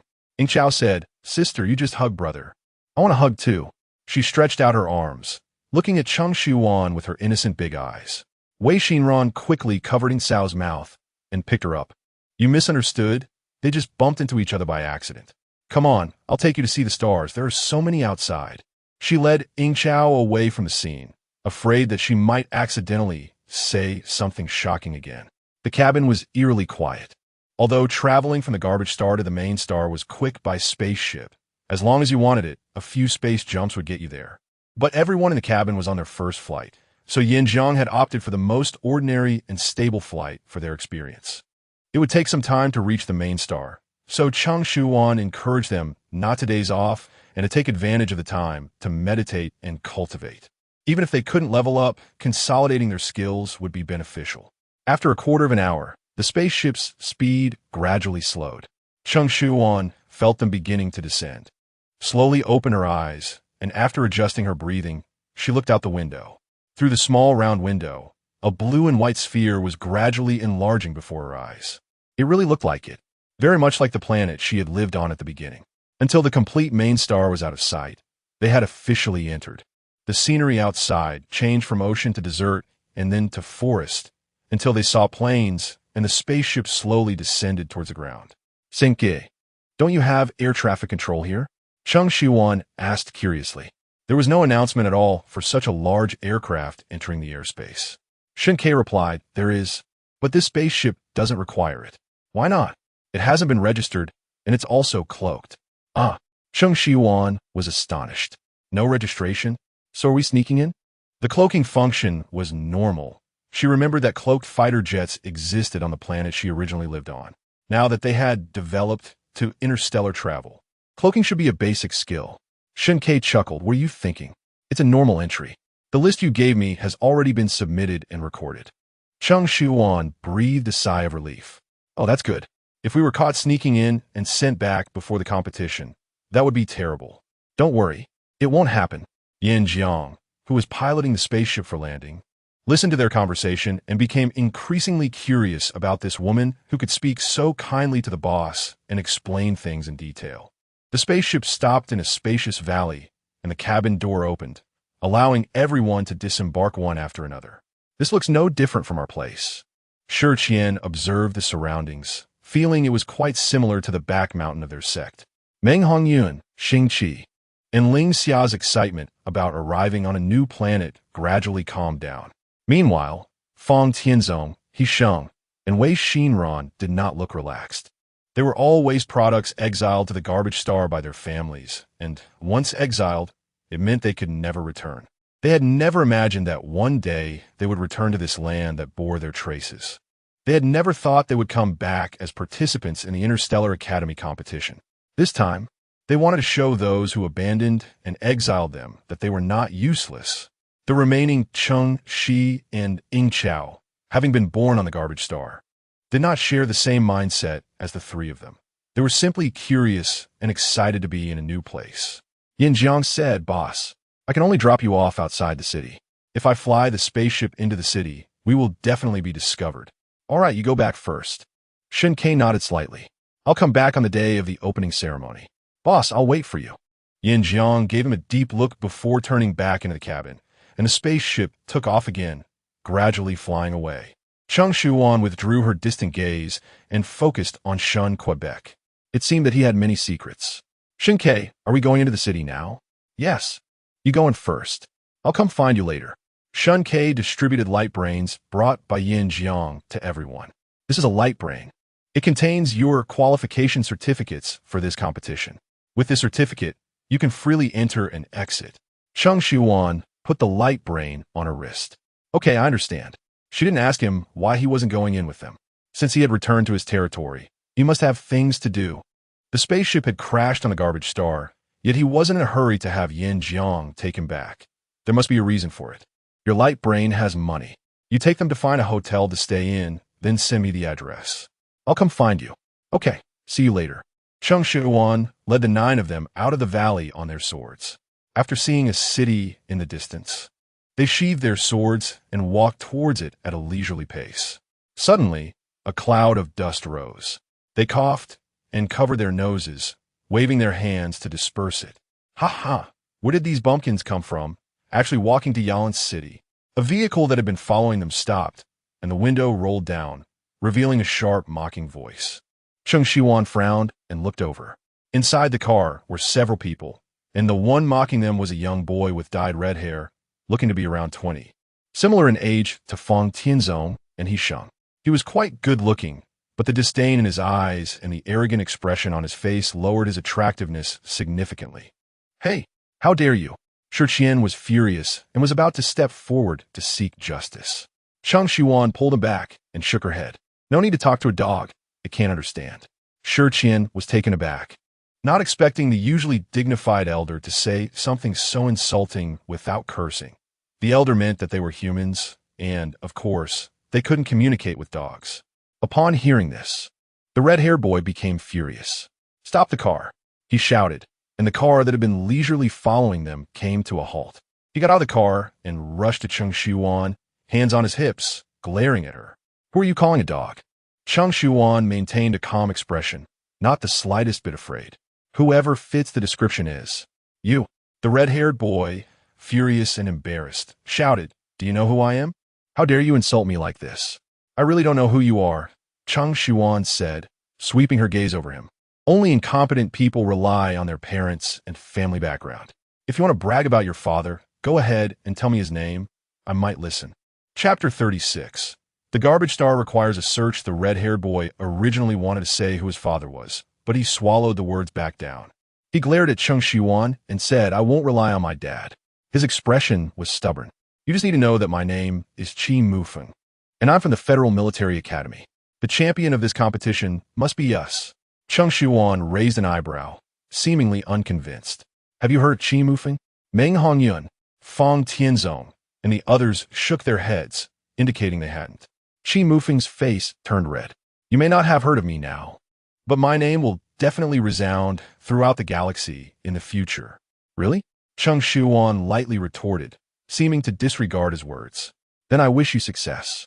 Qi Mufeng's punch felt like it hit cotton. No pain, no reaction at all. Cheng Shiyuan, too lazy to engage with him, took a step forward to head into the city. Hey, stop. You haven't told me your name. Qi Mufeng quickly stepped in front of her to block her path. We will definitely face each other in the competition. I need to know your name. Cheng Shiyuan glanced at him, her expression indifferent. A defeated opponent doesn't need to know my name. Also, she paused. I'm not participating. After saying that, she walked away, with the others quickly following her. In the blink of an eye, they had already run quite far. Qi Mufeng didn't even have time to block her again, watching helplessly as they disappeared from view. A defeated opponent? He couldn't believe it. You're the defeated one. He angrily threw a punch at the air where Cheng Shiyuan had been, hitting nothing but air. All right, Qi Mufeng. Hurry up and get in the car. We need to get to the city. A female voice called out from the vehicle, cold and ethereal. Qi Mufeng sighed, kicking a stone by his feet in frustration, and had no choice but to get in the car. Meanwhile, Cheng Shiyuan and her group used their speed to reach the city gate in no time. Yalan City. She looked up and saw the 3 large characters displayed above the gate. Shen Que had mentioned that the location of the competition would be decided by lottery each year, and this year's venue was the capital city of the Federation, Yalan City. Due to the competition, the flow of people in and out had increased. Usually, there would only be an intelligent identity recognition device at the city gate. But now there were inspectors managing the order. Any personnel with abnormal identity recognition would need to undergo a secondary inspection. As Cheng Shiyuan's group moved forward in line, they saw many others in academy uniforms also heading to the competition, and they passed through the gates smoothly.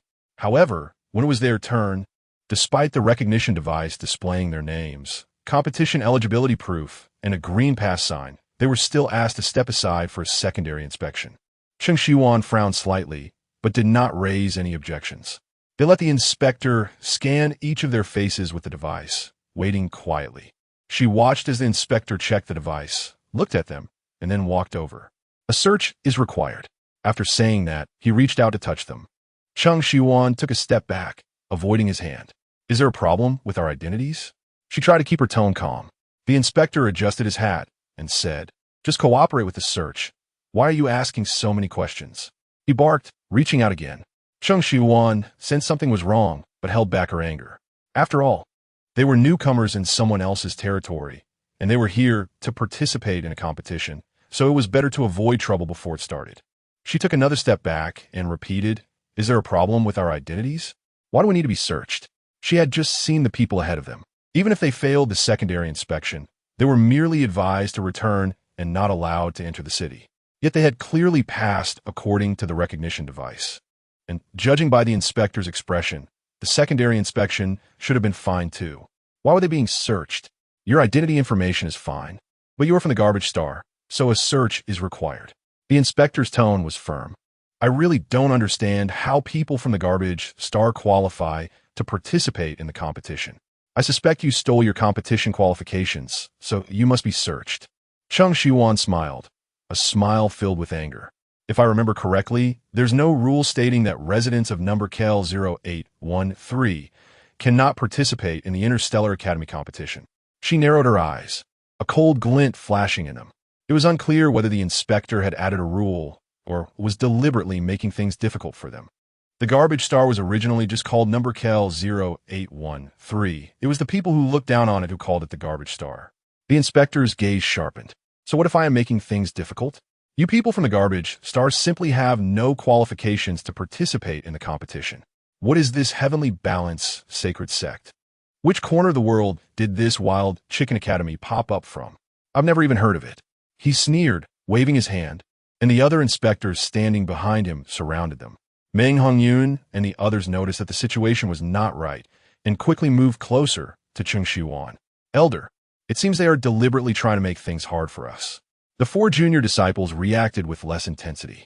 However, Feng Tianzong, Wei Xinran, and He Sheng were already glaring angrily, almost breathing heavily in their rage. After all these years, they still look down on us. It seems today, we won't be able to enter the city easily. Xianxia stood beside Cheng Shiyuan and asked, "Elder, should we force our way in?" She had already drawn her sword, ready to strike at Cheng Shiyuan's command. If negotiation failed, then... Before Cheng Shiyuan could finish her sentence, Xianxia understood her meaning. After all, they had to enter the city today. Oh, isn't this the person who just boasted about me being a defeated opponent? What's wrong? Now you can't even enter the city? A somewhat familiar voice came from behind. Cheng Shiyuan hadn't turned around yet when she saw the previously aggressive inspector bowing to the newcomers. Miss Liu, Mr. Qi. He was now respectful, with none of the earlier arrogance remaining. Qi Mufeng walked up to Cheng Shiyuan, looking smug. You didn't come without competition qualifications, did you? The inspector replied, Mr. Qi, they are from the garbage star. I suspect they stole their competition qualifications and am currently interrogating them. From the garbage star? Qi Mufeng was surprised. There's even a military academy on the garbage star now. He glanced at the device that had just scanned them. Heavenly Balance, Sacred Sect. Such a strange name. After a quick look, he tossed the device back to the inspector. Cheng Shiyuan, right? He lifted his chin, looking defiant. If you want to enter the city, you can, but you have to beg me and admit that you're my defeated opponent. Then I'll help you.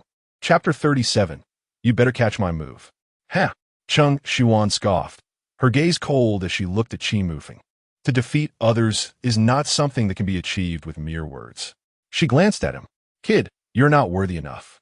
Her tone was clearly indifferent, but to Qi Mufeng, it sounded increasingly mocking and contemptuous. Having been a favored child of heaven all his life, he had never been looked down upon like this. I'm a level 3 ability user. He shouted loudly, as if the louder he spoke, the more confidence it would give him. The commotion had already attracted the attention of those still queuing nearby, and Qi Mufeng's voice was loud and clear in their ears. Whispers began to arise. That's the young master of the Qi family from the Federation, right? I heard he was a genius with an A-level mental ability at birth, entered the Federal Military Academy at 18, and in just 1 year became a level 3 ability user, one of the brightest stars in the academy. I've heard that too. Outside people are saying that this year's championship team will most likely be them. Those trash from the garbage star actually dared to challenge young Master Qi. Are they seeking death? People from the garbage star don't even have abilities. How can they participate in the competition? I bet their qualification to compete was probably stolen. Qi Mufeng, upon hearing the praise from bystanders, proudly lifted his head. Did you hear that? I am a level 3 ability user with an A-level mental power. He assessed Cheng Shiyuan, his gaze sweeping over her beautiful features, and a fleeting look of amazement and shyness crossed his eyes. I see you're probably not an ability user, right? There's not a trace of ability fluctuation. The 19-year-old boy felt a stir upon seeing a beautiful woman.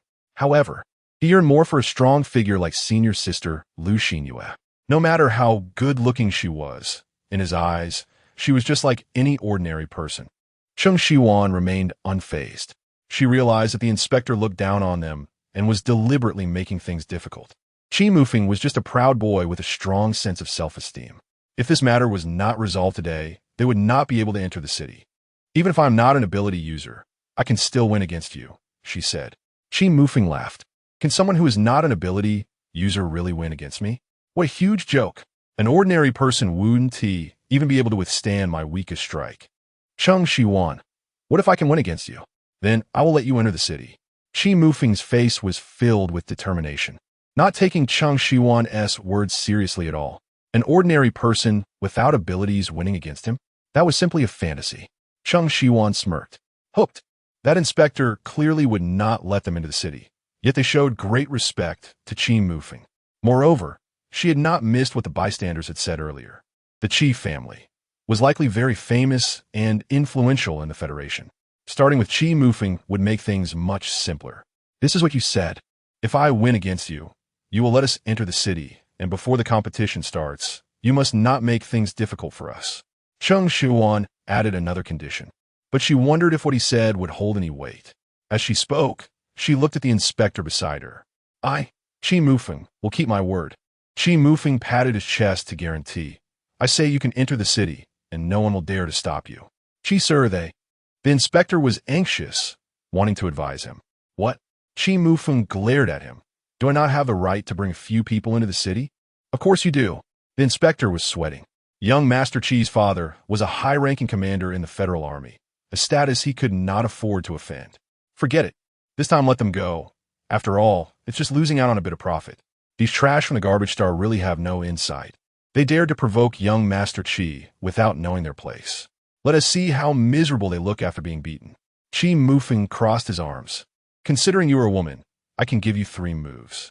Cheng Shiyuan raised an eyebrow. Are you sure you want to let me have 3 moves? That's right.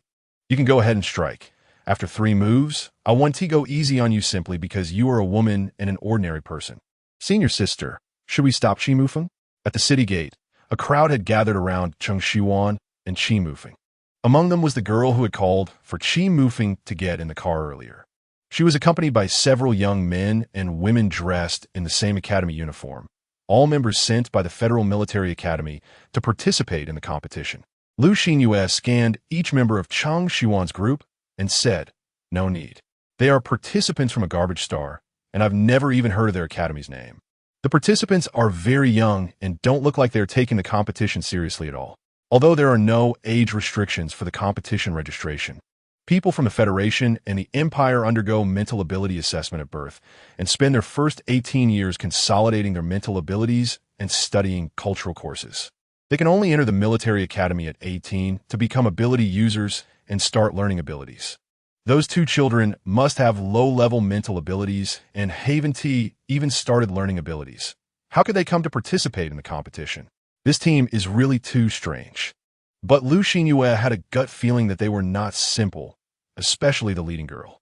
She looked young but was calm and composed, neither servile nor overbearing. With just a few words, she turned a passive situation into an active one. But she needed to win against Qi Mufeng to enter the city. She couldn't figure out how that girl could possibly win against Qi Mufeng. Unless Cheng Shiyuan tilted her head, her lips curving up. Young Master Qi, then you better catch my first move. She did not summon the sighing sword, nor did she draw formation. She simply raised her hand lightly, gathering spiritual power, and swung it out in an instant. She had deliberately suppressed her strength, but the spiritual power still distorted the air as it passed. Xianxia's pupils constricted, her breath catching. Not good, she exclaimed quietly. Qi Mufeng did not expect Cheng Shiyuan to have such a powerful strike. He hadn't even planned to dodge. But in a panic, he hurriedly formed a defensive shield with his ability to protect himself. The spiritual power collided with the ability defensive shield, producing a huge sound that exploded in his ears like a bomb. The defensive shield could not withstand such a fierce force, instantly shattering into fragments and dissipating into the air. Qi Mufeng was knocked back by the shockwave, sliding back dozens of meters before he could finally stop. He felt a tightness in his chest, and a metallic taste rose in his throat. He swallowed it back down. Impossible. He suddenly raised his eyes to look at Cheng Shiyuan, who hadn't even had a hair out of place. You're an ability user. The intensity of that last strike was something he had never experienced before.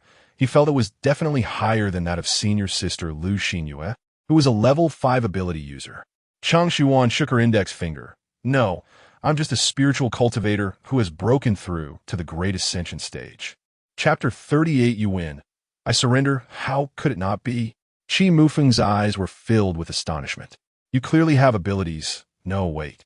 He realized belatedly that her recent strike did not have any ability fluctuations. If it's not abilities, then what is that immense energy? She swung her hand seemingly effortlessly, causing his blood to surge dangerously close to knocking him to the ground. If he hadn't managed to hold on at the last moment, he would be lying on the ground in a sorry state now. I've finished my first move, and now I'm going for my second. Cheng Shiyuan spoke calmly. She kindly waited for him to straighten up and walk closer before reminding him that he still had 2 moves left. At that moment, Qi Mufeng no longer dared to treat her lightly. He even regretted letting her have 3 moves. However, he had been careless just now. Now, he would not be so lax. Come again, he said in a deep voice. He built a more solid ability defense shield than before, utilizing all of his strength as a level 3 ability user. He didn't believe that she could break through this. His defense shield had even received compliment from his father, and even senior sister Xianxia's level 5 abilities couldn't break it. Then you better be ready. Cheng Shiyuan watched him raise his defense shield, casually accumulating spiritual energy in her hand, and struck out with a deliberate suppression, just like before. Bang! The explosion sounded in Qi Mufeng's ears, similar to the previous one. This time, he was prepared, so he didn't retreat uncontrollably like before. He exerted force in his legs and stood firmly in place. His expression was serious, gritting his teeth as his internal energy surged again, filling his mouth with a strong metallic taste of blood. Too strong. Qi Mufeng could basically confirm this time that Cheng Shiyuan had not exerted her full strength in these 2 moves. For her, throwing out 2 strikes was as casual as having a couple of sips of water, with no effect on her at all. If comparing with abilities, using such intensity of ability attacks twice would normally affect one's mental energy, thereby influencing the abilities within the body. To have such immense power, yet come from a garbage star, was simply unbelievable. Qi Mufeng clutched his chest and struggled to straighten his body. How about it? There's still the final move. Spiritual energy danced at her fingertips as if it had a life of its own. She lightly tapped her finger as if she could strike out again at any moment. Qi Mufeng's heart trembled violently, taking 2 steps back and refusing to fight. He waved his hands repeatedly, showing his insight by timely begging for mercy. If she struck again with that final move, he really wouldn't be able to stand and would end up lying on the ground. Cheng Shiyuan raised an eyebrow and retracted her spiritual energy. Not going to fight? We haven't determined the winner yet. Qi Mufeng swallowed back the blood that was about to surge from his throat, his face pale, but his tone was compromised. You win. I can't beat you. As soon as he said this, there was an uproar around them. That was young Master Qi, a level 3 ability user, who couldn't defeat a person from a garbage star.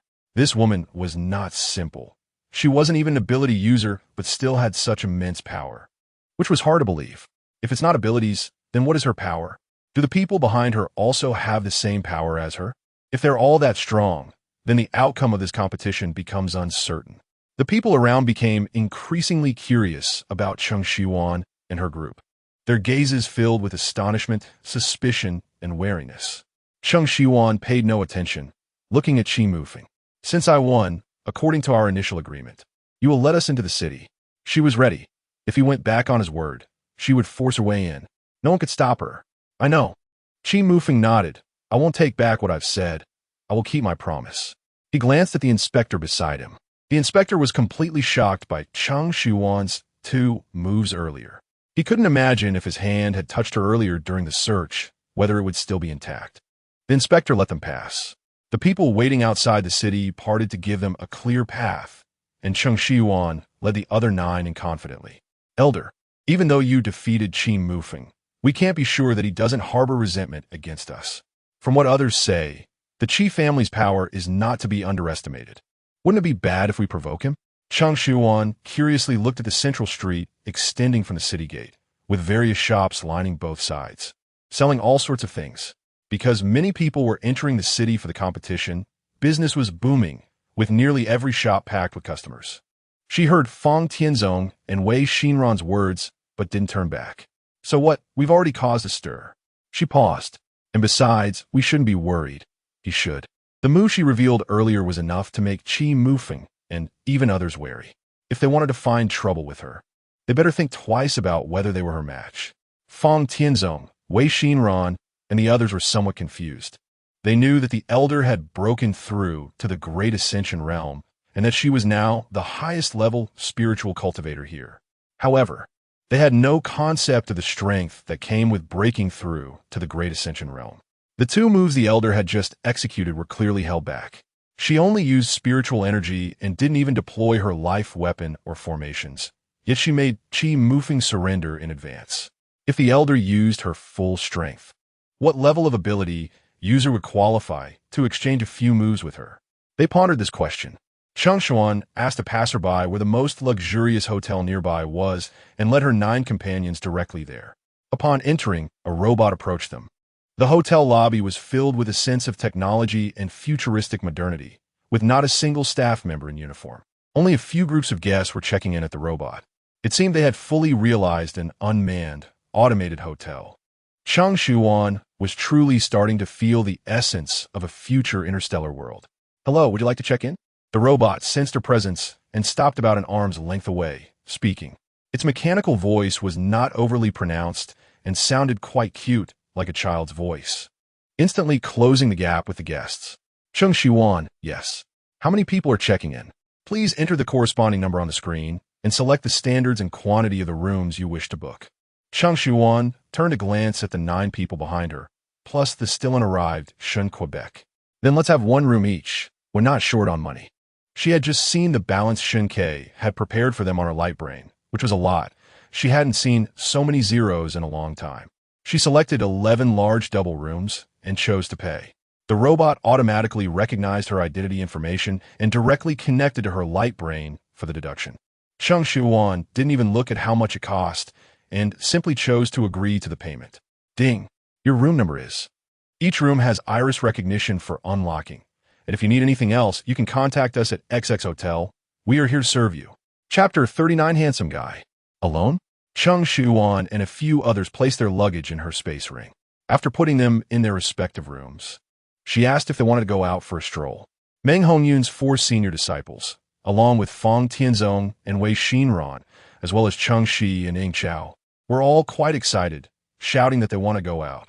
Only He Sheng shook his head. I'm not going. Go on, let's all go. It's not easy to come here. We should explore a bit. Fang Tianzong persuaded him. I'm here to compete, not to play.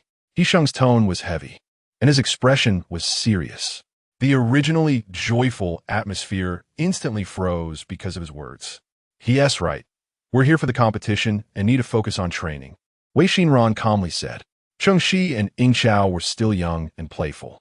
Hearing that their older siblings were not going out to play, they lowered their eyelashes, looking dejected. Yisheng realized he had misspoken, pursed his lips, and added, I just don't want to go because I'm not interested.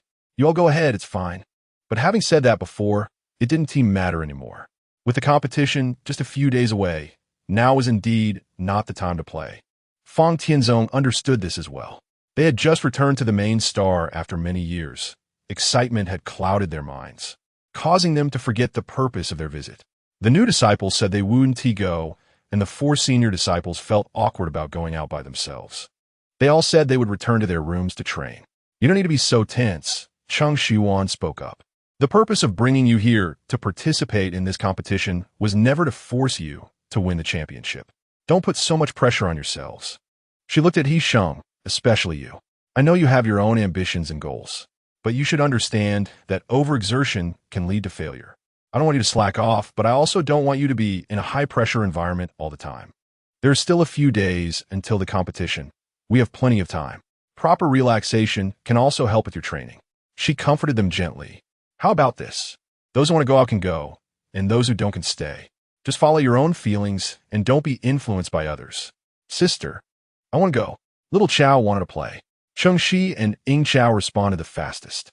Then came the 4 senior disciples and Fang Tianzong. Wei Xinran, Yisheng, are you sure you want to stay? Yes, elder, the 2 answered in unison. Cheng Shiyuan nodded. All right, we respect your decision. You can stay in your rooms to rest or train. Arrange it as you wish. If you have any questions, just communicate through the light brain anytime. Understood. Cheng Shiyuan took the others out of the hotel, allowing them to move freely without following her. Xianxia and Shi Qian led Cheng Shi and Ying Xiao south down the street, while Meng Hongyun and Fang Tianzong headed toward the street. Xing Qi wanted to stroll alone, forming her own group. Cheng Shiyuan withdrew her gaze, planning to go out for a walk herself, when she saw Shen Que approaching. Her eyes flickered. He used a face change pill. With her cultivation level, she could see through his disguise at a glance. The face change pill could alter one's appearance, transforming them into another person, effective for one day. Once a day passed, they would return to their original appearance unless they continued to take the restorative pill to maintain it. Cheng Shiyuan was only puzzled for a moment before formulating a plan in her heart. From his not entering the city with them to now using the face change pill, it indicated that there were people in the city he needed to avoid or couldn't let discover him. She was becoming increasingly curious about his identity. Hey, handsome guy alone? She stepped forward, blocking Shen Ke's path, teasingly. Passers-by assumed she was bold enough to take an interest in the handsome guy and initiated a conversation. Yeah, alone. Shen Que knew someone as clever as her must have figured out the situation, so he continued with her words. What a coincidence. I'm also alone. How about we pair up and explore the street together? She slightly tilted her head, gazing at him. Her eyes sparkled, making his heart flutter. Shen Ke's lips curved into a gentle arc, more than happy to oblige. With a local to guide her, Cheng Shiyuan naturally let him lead, introducing her to the area. The main star is actually called Star, with the code ST001. For convenience, we all call it the main star. On this planet, 2/3 is occupied by deserts and oceans, while 1/3 mostly consists of forests and high mountains, with only a small portion being plains. We mainly live in the plains. Other natural environments are quite harsh and not suitable for survival. But that doesn't mean there aren't other forms of life. The insect race we encountered in the Lingxi secret realm lives in the forests. The moke lizard race prefers to roam in the deserts, while the Velisians, who are humanoid, possess scales and fish-like features and are scarce, being amphibious. The Velisians will also appear in this Interstellar Academy competition, Cheng Shiyuan said, her eyes sparkling. Aren't Velisians what we commonly refer to as mermaids? She had only seen descriptions of mermaids in books and had never actually seen one. Although there were occasional news reports about mermaids in modern society, Their authenticity was unverified. The interstellar world truly was rich in species. Actually, they can't be considered mermaids. Shen Que explained. Mermaids have human bodies with fish tails, but Volitions have 2 legs. They just have scales on their bodies. Our ears are actually their gills, allowing them to breathe underwater. Overall, they and mermaids are not the same species. Cheng Shiyuan felt a bit disappointed. I thought I'd be able to see a mermaid. Hey, do they look beautiful? They say mermaids are very beautiful. What about Volitions? Shen Que met her curious eyes, a hint of darkness passing through his gaze, and replied, Most of them are indeed quite beautiful. Really? Cheng Shiyuan was excited again. I'll have to take a good look at the competition this time. Her anticipation for the competition increased. However, Cheng Shiyuan didn't notice the fleeting shadow that crossed Shen Ke's expression as he walked beside her. Yalan City is indeed the capital of the Federation. Just one street is enough for her to explore. Cheng Shiyuan bought and bought along the way, her hands laden with items, and Shen Que couldn't escape either, helping her carry bags of all sizes. Oh, that looks so good. She rushed over, moving so quickly that Shen Que couldn't hold her back. Boss, I'll take this. Sure, 120 star coins. The robot facial recognition identified her information, and Subiyue directly clicked to agree to the payment on the light brain. Payment failed. Please confirm wallet balance. A prompt window suddenly popped up. Cheng Shiyuan was taken aback. What is going on? Out of money? Chapter 40. So this is the mecha. Cheng Shiyuan opened her balance and saw that there were only 2 digits left in her wallet. What's wrong? Shen Que noticed she was silent and was about to lean over to take a look. Cheng Shiyuan suddenly looked up and said, Boss, sorry, I don't want this anymore. After saying that, she turned and walked away, a hint of embarrassment crossing her eyes. Who would understand? It's too awkward to pick something out and then realize you don't have enough money to pay for it. Shen Que was still processing her sudden departure when he decided to follow her, but then hesitated. Wrap this up for me. After taking the item, he quickly caught up to her. Why did you suddenly decide not to buy it? He asked. Cheng Shiyuan certainly wouldn't tell him the truth. The money in her account was all given by him, and in just a short time, it was all spent. If she had known, she wouldn't have gotten a room for herself. That way, she could have saved some money. I just don't like it anymore. Shen Que, hearing this, momentarily hesitated to take out the small item from his pocket. Then look at other things. Is there anything else you like? Cheng Shiyuan shook her head. She wasn't going to browse anymore. The money was gone. What was there to look at? Although Shen Que was a disciple of the Tianheng sacred sect, she still didn't want him to spend money unnecessarily. In a vast Tianheng sacred sect, making disciples pay for their expenses during competitions was quite unusual. If this got out in the previous continent, other sects would have laughed at them to death. They still had to stay in Yalan City for several days, and the expenses for their group of 11 weren't a small sum. She had to think of a way to make money quickly. Shen Que, do you know where I can set up a stall? Set up a stall? Although Shen Que didn't know what she wanted to do, he still replied. There's a free market over in the west of the city. Many people sell things there. You can find an empty spot and set up a stall directly. Cheng Shiyuan's eyes brightened. Then let's go take a look. Shen Que took her to the free market in the west of the city. The market was set up in a large open area, with countless small stalls arranged neatly in rows. Some were selling food and drinks, others were selling toys. And there were even stalls selling weapons they had forged themselves. Mecha, newly forged mecha, your winning weapon for the championship, the stall owner shouted. Cheng Shiyuan approached and saw that he was holding a metal cube that looked like a Rubik's Cube, entirely silver gray with no visible seams, as if it were a solid piece of metal. What is this? She asked curiously. It's a mecha. You don't even know what a mecha is? The owner clearly didn't expect this young and beautiful girl to not know about mechas. Aren't you an ability user? Cheng Shiyuan replied. No. The owner's enthusiasm immediately cooled down. No wonder a non-ability user couldn't use a mecha. You could go now. Don't block my business. He waved his hand, indicating for Cheng Shiyuan to move away from his stall. However, Cheng Shiyuan became interested. Can I take a look? Is this a weapon? How do you use it? She reached out to touch it. The owner quickly pulled back, protecting the mecha in his arms. You're not even an ability user. Knowing how to use a mecha is meaningless.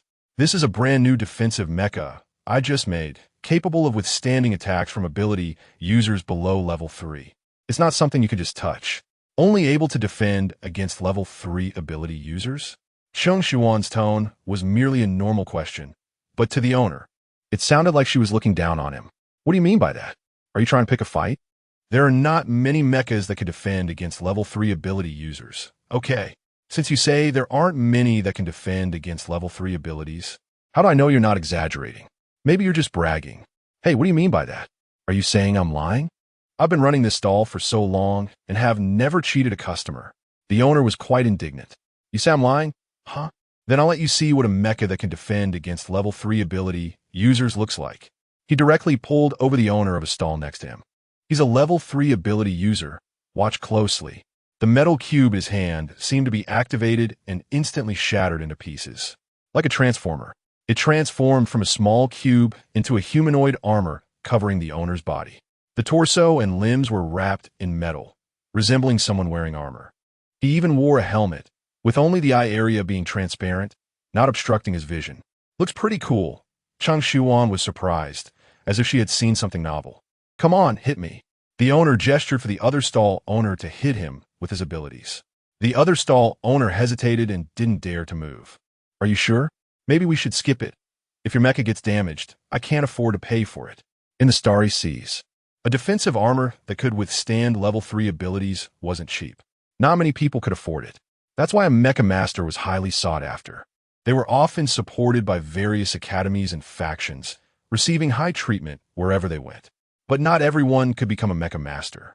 Even though the mecha departments in various academies recruited many students each year, the number of those who truly became mecha masters and could create a mecha suitable for the battlefield would definitely not exceed double digits. It won't break. Even if it does get damaged, it's my fault for not making it well. You don't have to compensate.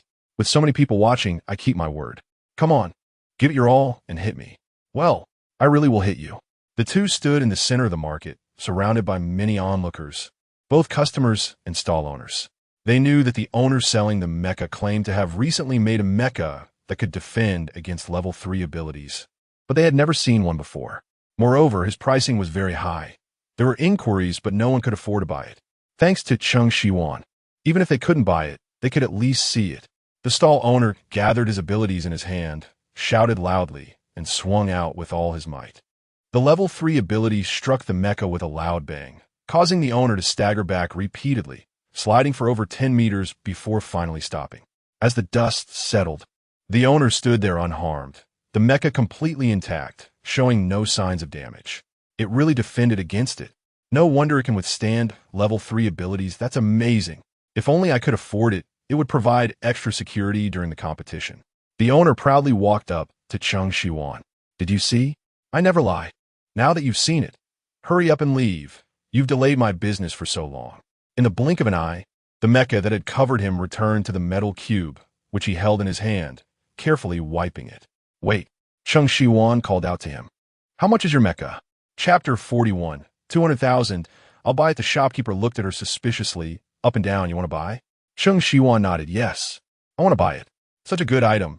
She had to take it home to study. Moreover, she just heard someone nearby say that the price of this Tier 3 mech is not cheap. If she could create Tier 3 or even higher mechs, making money would be a piece of cake.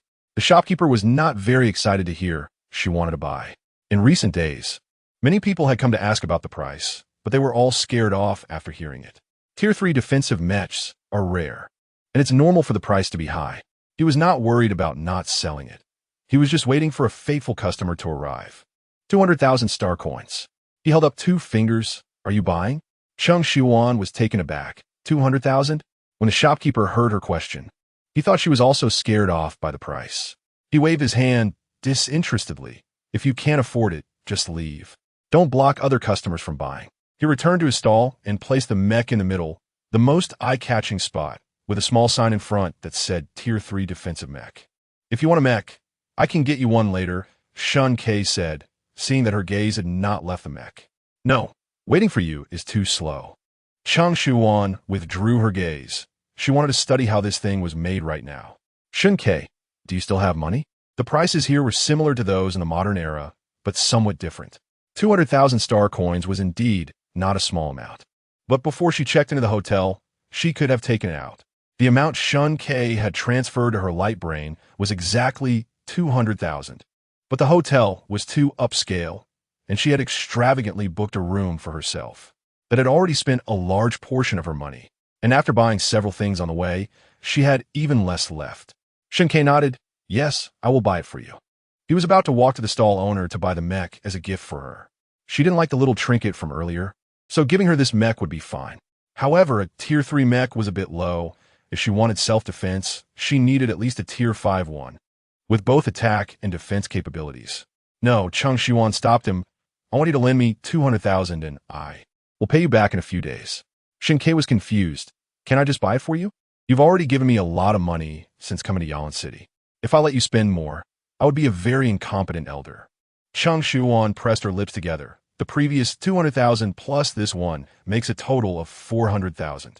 Consider a loan from you, and I will pay you back. Shen Que wanted to say something else. He didn't need her to pay him back, but facing her stubborn and determined eyes, he had to compromise helplessly. Fine, consider a loan, but you don't need to rush to pay me back. I'm not in a hurry. Not paying back is also fine. Thank you. Cheng Shiyuan smiled brightly. Shen Que immediately transferred her 200,000 star coins, and the money arrived instantly. Boss, I'll buy this mech. She waved her hand, directly identifying the shopkeeper's light brain and transferring him 200,000. The shopkeeper was stunned as he heard the voice notification of 200,000 arriving in his account and looked at the complete and real 200,000 in his account. He didn't expect this ordinary, beautiful girl, who wasn't even an ability user, to actually spend 200,000 to buy his mech. Boss, Cheng Shiyuan called him several times. The shopkeeper suddenly came back to his senses. Your mech, please take it. Thank you for your patronage. You are always welcome to come back to my little stall.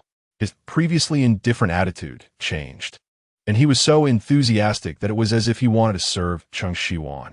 Cheng Shiyuan held the mech he stuffed in her arms and really wanted to return to the hotel immediately to study it. But now she had an important task, which was to make money. Boss, is there anyone here selling healing medicine? You know, the kind that heals quickly after being injured. Yes, there's a medicine seller over there. He pointed in a direction. Little girl, are you injured? I suggest you go to the hospital to buy it.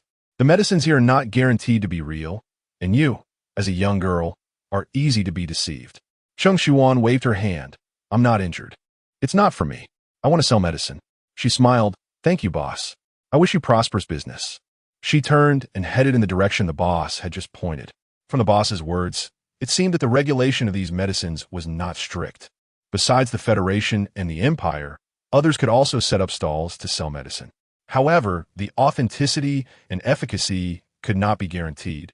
So few people came here to buy medicine. If the illness wasn't cured and they took fake medicine, that would be disastrous. The shopkeeper watched her leaving figure and the Shen Que following behind her, shaking his head. She is probably a poor girl living off an ability user. But seeing how that man treated her, giving her 200,000 without hesitation, she should be living quite well. If the young girl wanted to sell medicine, that man would let her do as she pleased. He was really indulgent. Shen Que caught up with Cheng Shiyuan. You want to sell medicine? Yes. My elixirs are definitely better than the medicines sold here. Cheng Shiyuan was confident. I know, he had tasted the elixirs she made, and he knew very well how effective they were. But probably no one will buy. Cheng Shiyuan stomped her foot, I know. Of course, she knew no one would easily believe her, but if they didn't believe, then she would make them believe. After all, seeing is believing. Letting them see the efficacy of the medicine with their own eyes was much more effective than any sales pitch. I will make them buy. Cheng Shiyuan quickly reached the area pointed out by the stall owner. Compared to over there, this side was noticeably quieter. Only a few people had set up stalls without even a table. There were a few boxes on the stalls with handwritten names on them. Hemostatic medicine, rejuvenation capsules, strength pills. At a glance, Cheng Shiyuan could tell that the shopkeeper wasn't just talking nonsense. It was indeed quite chaotic here. When those small vendors saw someone coming, they called out, "Look at my medicine. Take one if you have a wound, and you'll heal immediately. My strength pill will make you incredibly strong. You'll definitely be the champion of the competition." They enthusiastically shouted to attract customers. Cheng Shiyuan ignored them and directly found an empty spot. Using her clothes for cover, she took out a piece of cloth used for picnics from her space ring. laid it down, and then placed a few porcelain bottles on it, making several name tags to put in front of the corresponding bottles. With this action, the others immediately understood that she was a competitor trying to grab business and fell silent. Little girl, are you playing house? What kind of antiques are you displaying? Haha. Don't tell me these are your toys. You're trying to compete with us with this? Chapter 42. Deterrence. The street vendors spoke mockingly. Their eyes filled with disdain as they looked at Cheng Shiyuan. They didn't see her as a competitor at all. You should go home and wash up for bed. Kid, don't waste your time here. Miss, I advise you to change your profession. This line of work is tough. Don't end up like me, at this age with nothing to show for it. A few kind-hearted merchants tried to persuade her earnestly. It had been a long time since Cheng Shiyuan had heard someone call her kid. She was over 1,000 years older than them, and by seniority, she was far above them. They should be the ones calling her kid. Whether it was antiques or toys, as long as they had medicinal effects, that was enough, right? Cheng Shiyuan remained unperturbed, sitting calmly on the picnic blanket. Ha. Laughter began to rise. What medicinal effects can your stuff have? You can't even stop bleeding, can you? You're just a kid, but you talk big. This is our territory.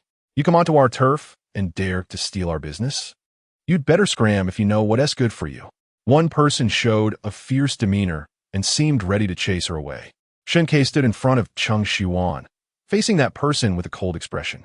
The free market was established by the Federation and is managed by them. When did it become private territory? The man was burly, with muscles bulging, looking quite intimidating. He could be called the head of the drug dealers here. Everyone had to refer to him as Third Master. The money other vendors earned from selling drugs had to be split 6-4 in his favor. No one dared to offend him. Not only was he the source of their drug supply, but he was also a level 3 ability user. Generally speaking, ability users looked down on being lowly drug dealers, but the profits were extremely high once the drugs were sold. The Federation had loose regulations on this area, allowing them to take advantage of it. Third Master had thus become the leader of the drug dealers, controlling this region. Now, someone dared to challenge him, threatening the authority he had built. The Federation? The Federation has no say here. I say this is my territory, so it is. He glared angrily, his abilities manifesting around him. The other low-level ability users were nearly suffocated by the pressure of his powers. However, Cheng Shiyuan and Shen Que seemed unaffected, their expressions unchanged, showing no signs of distress. Third Master's expression shifted slightly. In the free market, a level 3 ability user was already considered high. Higher level ability users wouldn't stoop to setting up stalls here. Yet, these two young people who had recklessly appeared were completely unfazed by his abilities. If they were from a prominent family, it would be normal for them to possess treasures that shielded them from the pressure of higher level ability users. But these two didn't have any family insignia or wear any academy uniforms, so they definitely weren't students from prominent families or academies. The only explanation left was that they were higher level ability users than he was. Who on earth are you? Third Master felt a sense of vigilance. Cheng Shiyuan casually arranged her porcelain bottles. We are nobody, just participants in the competition. Third Master squinted. Participants in the competition are ability users. But this woman has no signs of ability fluctuations, while this man seems unfathomable. Someone so arrogant, unafraid of his power, must be a higher level ability user. He has decided to avoid confrontation for now. I don't care who you are. You could do business here, but you must obey the rules. Cheng Shiyuan raised an eyebrow. Rules? Isn't this the free market? Anyone can set up a stall here. What rules are you talking about? Third Master saw that this woman was genuinely oblivious to the danger, but she had a higher level ability user protecting her. If he acted directly, he would likely come out worse for it. Our Third Master's rules are the rules. A middle-aged man who wanted to curry favor with Third Master chimed in. To do business here, you have to pay Third Master a protection fee. You earn 4 parts, and Third Master takes 6. That's the rule. Cheng Shiyuan laughed. Protection fee? Are you kids in elementary school? Still playing this protection racket? Don't you know that this has long been cracked down on? Even modern elementary school kids don't play this game anymore. In the interstellar world, I didn't expect there would still be people regressing like this. You say Third Master is a kid? I think you really want to die, you wretched thing. As soon as she finished speaking, the middle-aged man struck her with a burst of ability. Third master remained silent, not stopping him, watching the ability head towards the woman. He wanted to see what these two were really made of. Cheng Shiyuan looked at the incoming ability attack, completely unperturbed. Shen Que, she called softly. Shen Que raised his hand. It was so quick that no one could see what he did, and that ability vanished in midair, 2 to 3 meters away from Cheng Shiyuan. Instantly, there was an uproar around them. The middle-aged man turned pale. Third master, who was sitting back and watching the fight, had already begun to calculate in his mind. That was an attack from a level 2 ability user, and even he couldn't have deflected it so easily. But this man had dissolved it effortlessly. The woman didn't even change her expression, not even moving an inch. Moreover, judging by the earlier situation, this man clearly followed this woman. A normal woman who could have a higher level ability user protect her could only be from a prominent family. Even if she wasn't an ability user, she still received protection, indicating that she was highly favored and quite extraordinary. If Cheng Shiyuan knew about Third Master's analysis, she would probably laugh. There were no prominent families, no one who was highly favored. Behind her was only the Tianheng Holy Sect, a fallen sect with only a dozen members present. Since we are both ability users, let us consider this a favor. She can set up a stall here. Third Master was very astute. These two could only befriend him, not offend him. Cheng Shiyuan curled her lips. Favor? How much is that worth? Third Master, you're losing big time by doing this. Third Master's expression twisted for a moment before returning to normal. Being able to make friends with you too. It doesn't matter if I don't make this money. Business is about gains and losses. Cheng Shiyuan raised an eyebrow. This Third Master was quite flexible. Knowing he wasn't Shen Ke's opponent, he sought to build a connection. Then I want to be polite. I'll be bothering Third Master more in the future. Since he took the initiative to lower himself, Cheng Shiyuan wouldn't hold herself aloof either. Seeing how these people treated Third Master, he was clearly a person of some standing here. If she could get a friend from him, it wouldn't hurt to temporarily befriend him. Let us get along well. Cheng Shiyuan invited Shen Que to sit down with her, waiting patiently for customers to come. However, the entire afternoon passed, and no one stopped at her stall. Everyone hurried past without even a moment's pause. If you want money, I can give it to you. Shen Que really didn't want to see her waiting in vain, not wanting to see the disappointment on her face. Chapter 43. The indifferent heart, that's your money. Not mine. I want to earn my own money, Cheng Shiyuan said solemnly. In business, one must have patience. But, look, isn't business coming right to our doorstep? Cheng Shiyuan's gaze drifted to the suddenly noisy marketplace, not far away, a smile curling at the corners of her lips. Hey, brother, how much do you usually sell this medicine for? The middle-aged man who had just attacked her with his abilities was startled to hear her speaking to him. About 1,000. This woman is either naive or really fearless. 1,000 star coins? That's so cheap. Cheng Shiyuan's eyes widened slightly. The mech she borrowed money to buy cost 200,000. 1,000 is already very expensive. The middle-aged man clearly didn't expect her to think 1,000 star coins was cheap. Could this extraordinarily beautiful young girl really come from a big family? The same medicine at the hospital only costs a few hundred. We are already selling it at double the price. No wonder your business is bad. The same medicine is cheaper at the hospital, so of course, they won't buy from you. You're mistaken. The middle-aged man lifted his chin. Although the efficacy of the medicine is the same, we have it available for those with money, while the hospital might not have it even if you have money. Do you think this medicine is common? Is it everywhere? Cheng Shiyuan, isn't it? It's just a common healing medicine. I have a mountain of pills with such efficacy in my space ring. I can't even finish them all. Of course not. This is made by an ability user with healing abilities. It's not so easy to obtain. It's all limited edition, you know? He began to doubt if she had come out from some remote mountain forest, not knowing such basic common sense. Or is it that she has been too well protected by her big family? Well, a normal person without abilities wouldn't know these things, and, thinking of this, he softened his tone and kindly educated her. The medicines at the hospital are intended for those high-level ability users. Low-level ability users have to queue to buy them. And even if they get to the front, there might not be any left. But here, as long as you have money, whether you're a low-level or high-level ability user, you can buy it. Now, do you still think 1,000 star coins is expensive? Cheng Shiyuan pondered for a while upon hearing this. So that's how it is. After all, this is a world where the weak are preyed upon by the strong. Only the strong have the right to speak and the possibility of survival. People like Fang Tianzong, He Sheng, and Wei Xinran, with their sea-level mental powers, don't even have the qualification to stay on the main star, let alone become ability users. A surge of impulse rose from the bottom of Cheng Shiyuan's heart. She wanted to take the people from the garbage star back to the main star, to let them live there with dignity and pride. She wanted them to not be viewed through colored glasses by others. She wanted them, even as ordinary people, to have protection and support. 1,000 star coins is expensive for those ability users who can buy medicine at the hospital. But for those who can't buy medicine and can only get life-saving medicine here, it is not expensive. Help, help! The cries from not far away grew closer, and a crowd surged toward them. Cheng Shiyuan saw 3 people carrying a blood-soaked man, looking extremely disheveled. Do you have any hemostatic medicine? We need a lot of hemostatic medicine. Big business was coming in, and the nearby vendors rushed over. I have it. How much do you need? 1,000 star coins each. Do you want it? I have it for 900, the cheapest you can get. No one else can beat my price. My hemostatic effect is the best. No one else can compare. They were desperately promoting their medicine, as if they didn't see the bloody, dying man at all. 1,000. We don't have that much money. Can you give it to us first?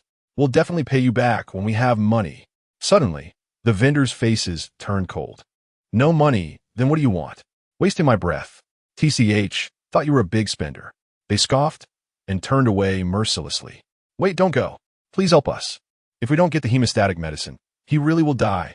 One of the bearers grabbed the hem of a vendor's clothing, pleading. The vendor disdainfully pulled back his clothes, and seeing the bloodstains on them made his expression even worse. If he is going to die, let him die. What medicine can you buy with no money? Even if you have the hemostatic medicine, looking at him like that, he won't survive anyway. It's better to hurry and find a good spot to bury him. Yeah, his injuries are too severe. It doesn't look like just external injuries. He definitely won't make it. He's so young. How did he get such serious injuries? He must have come to participate in the competition, and if he dies, there will be one less competitor. The onlookers mostly just made cold remarks, watching indifferently, with no one stepping forward to help. They had seen too many such things. Every year, many ability users died because they couldn't afford medicine for treatment after getting injured. At first, they felt some pity, but over time, they had become accustomed to it. They could only blame themselves for not being strong enough. Otherwise, why wouldn't it be someone else who died? Cheng Shiyuan's heart gradually sank. Although the cultivation world she came from also respected the strong, people's hearts were not this cold. What kind of world is Yalan City? Or rather, the Federation or the Empire, or even the entire starry sky? She glanced at Shen Que beside her. His expression was just like those people, cold and indifferent, merely a passerby. Cheng Shiyuan's eyelashes trembled, and she stood up. Step aside, let me take a look. She pushed past Shen Que and walked up to the severely injured man. Due to massive blood loss, his face was pale, his lips devoid of color, his eyes tightly closed, and his breathing extremely weak, as if he would stop at any moment. Cheng Shiyuan directly stuffed a pill into his mouth, took one of his hands, and checked his pulse at his wrist with 2 fingers. Spiritual energy entered his body, quickly understanding his injuries. His organs were all shattered. He was exhaling more than inhaling. His life was hanging by a thread. Who on earth dealt such a heavy blow? This was clearly a death blow.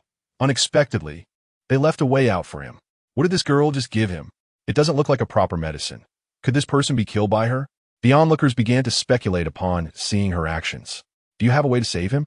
The young man who had just begged the vendors crouched down and asked Cheng Shiyuan.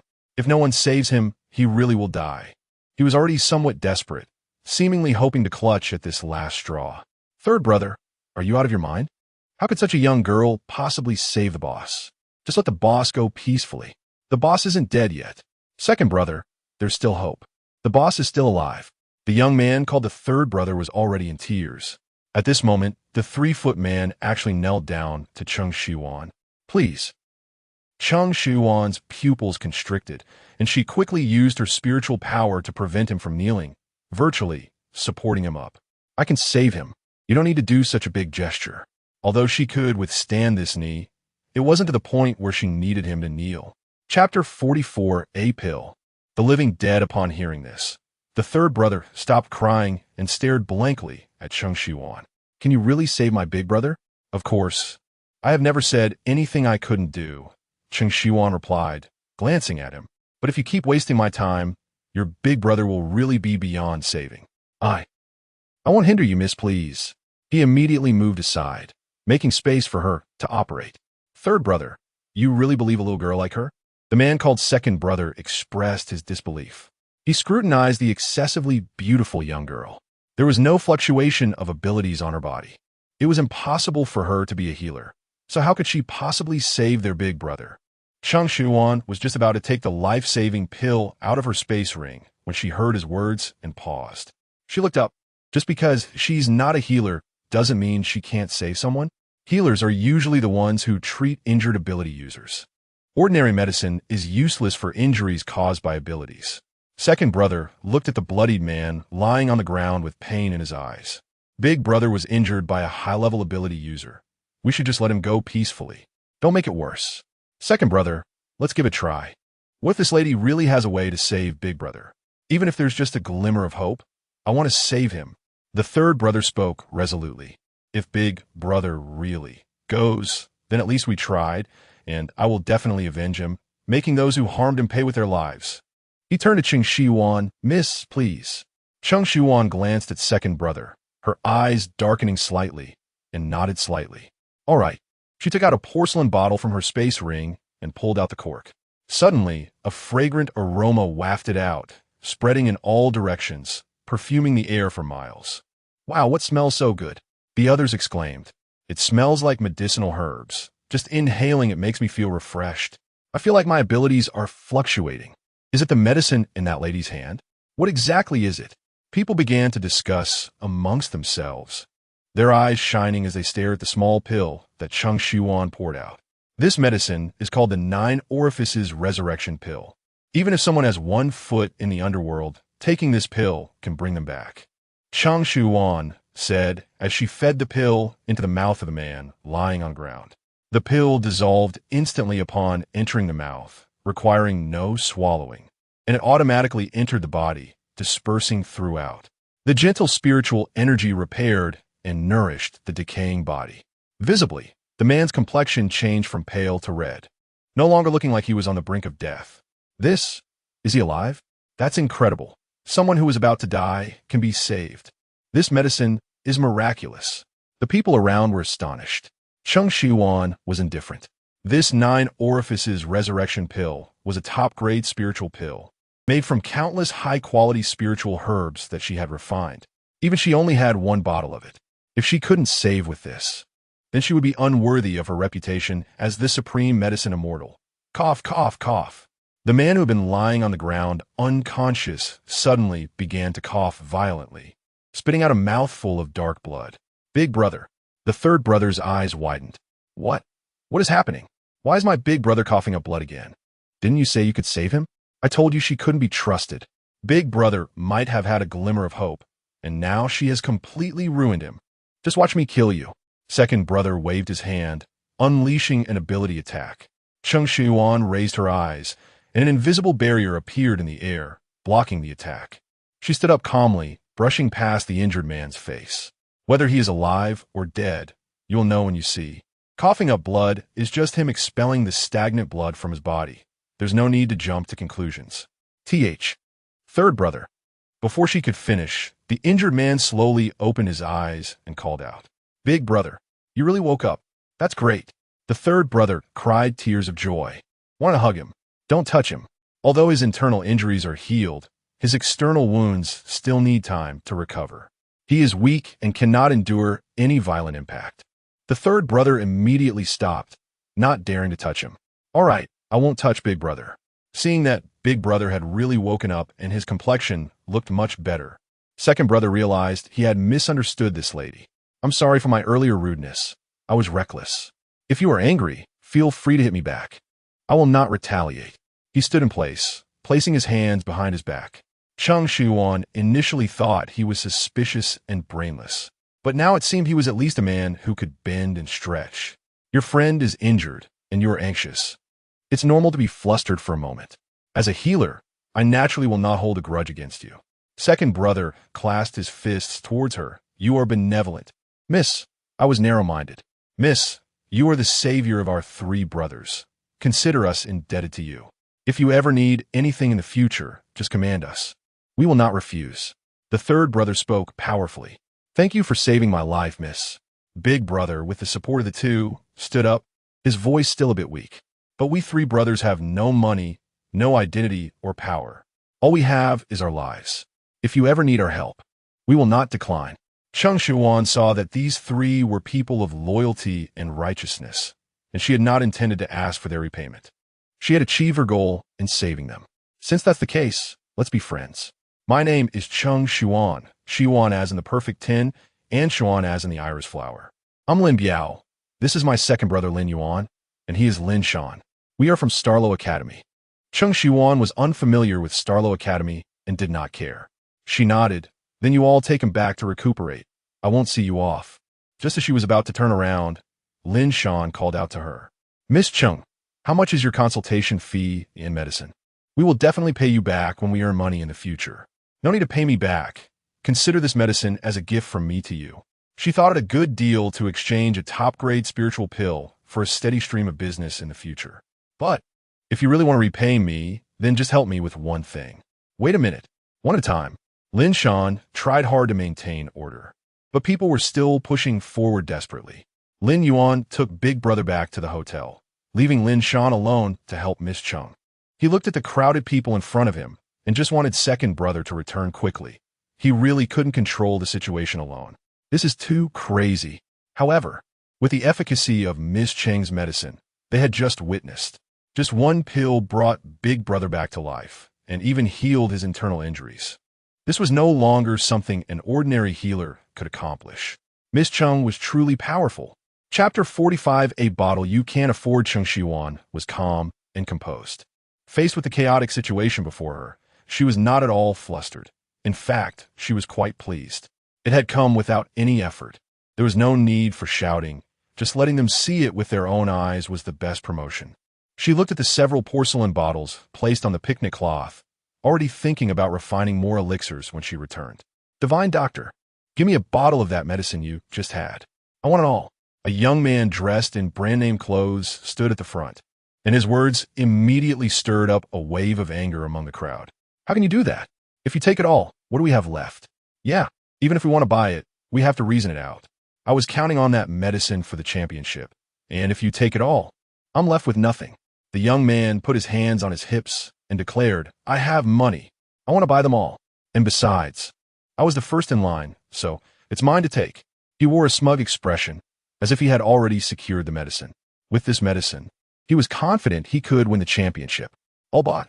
Cheng Shiyuan toyed with the porcelain bottle containing the 9 orifices revitalizing pill and asked, Are you sure you can afford it? She lifted her gaze lightly. Divine Doctor, I have plenty of money. Just tell me how much for this bottle, and I'll take it all. He waved his hand dramatically, full of bravado. Let me calculate. There are about 20 pills in this bottle, each costing 1 million star coins. Today is my first day in business, so I'll give you a friendly price, 2 million. After saying that, she raised her hand to reveal her light brain. So, do you want to transfer directly? Or another method? 2 million? The young man's eyes widened suddenly. Are you robbing me? 2 million for a bottle of medicine?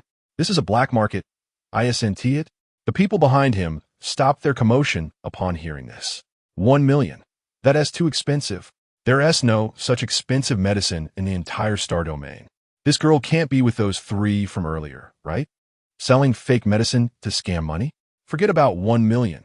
I can't even come up with 10,000. How can I buy it? The cube gradually began to lose its shape.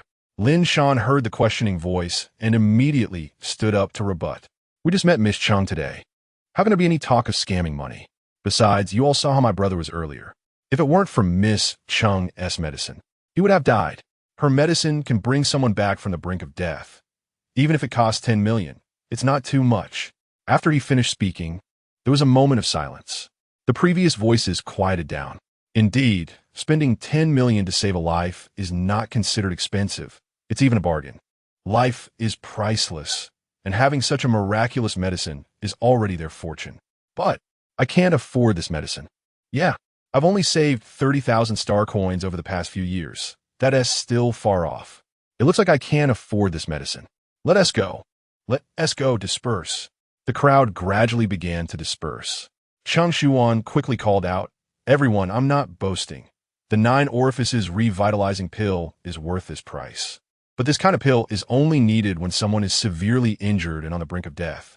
For ability users, the most common medicines are those for treating ordinary injuries, stopping bleeding, adjusting breath, and replenishing energy, which are all much cheaper than the 9 orifices revitalizing pill."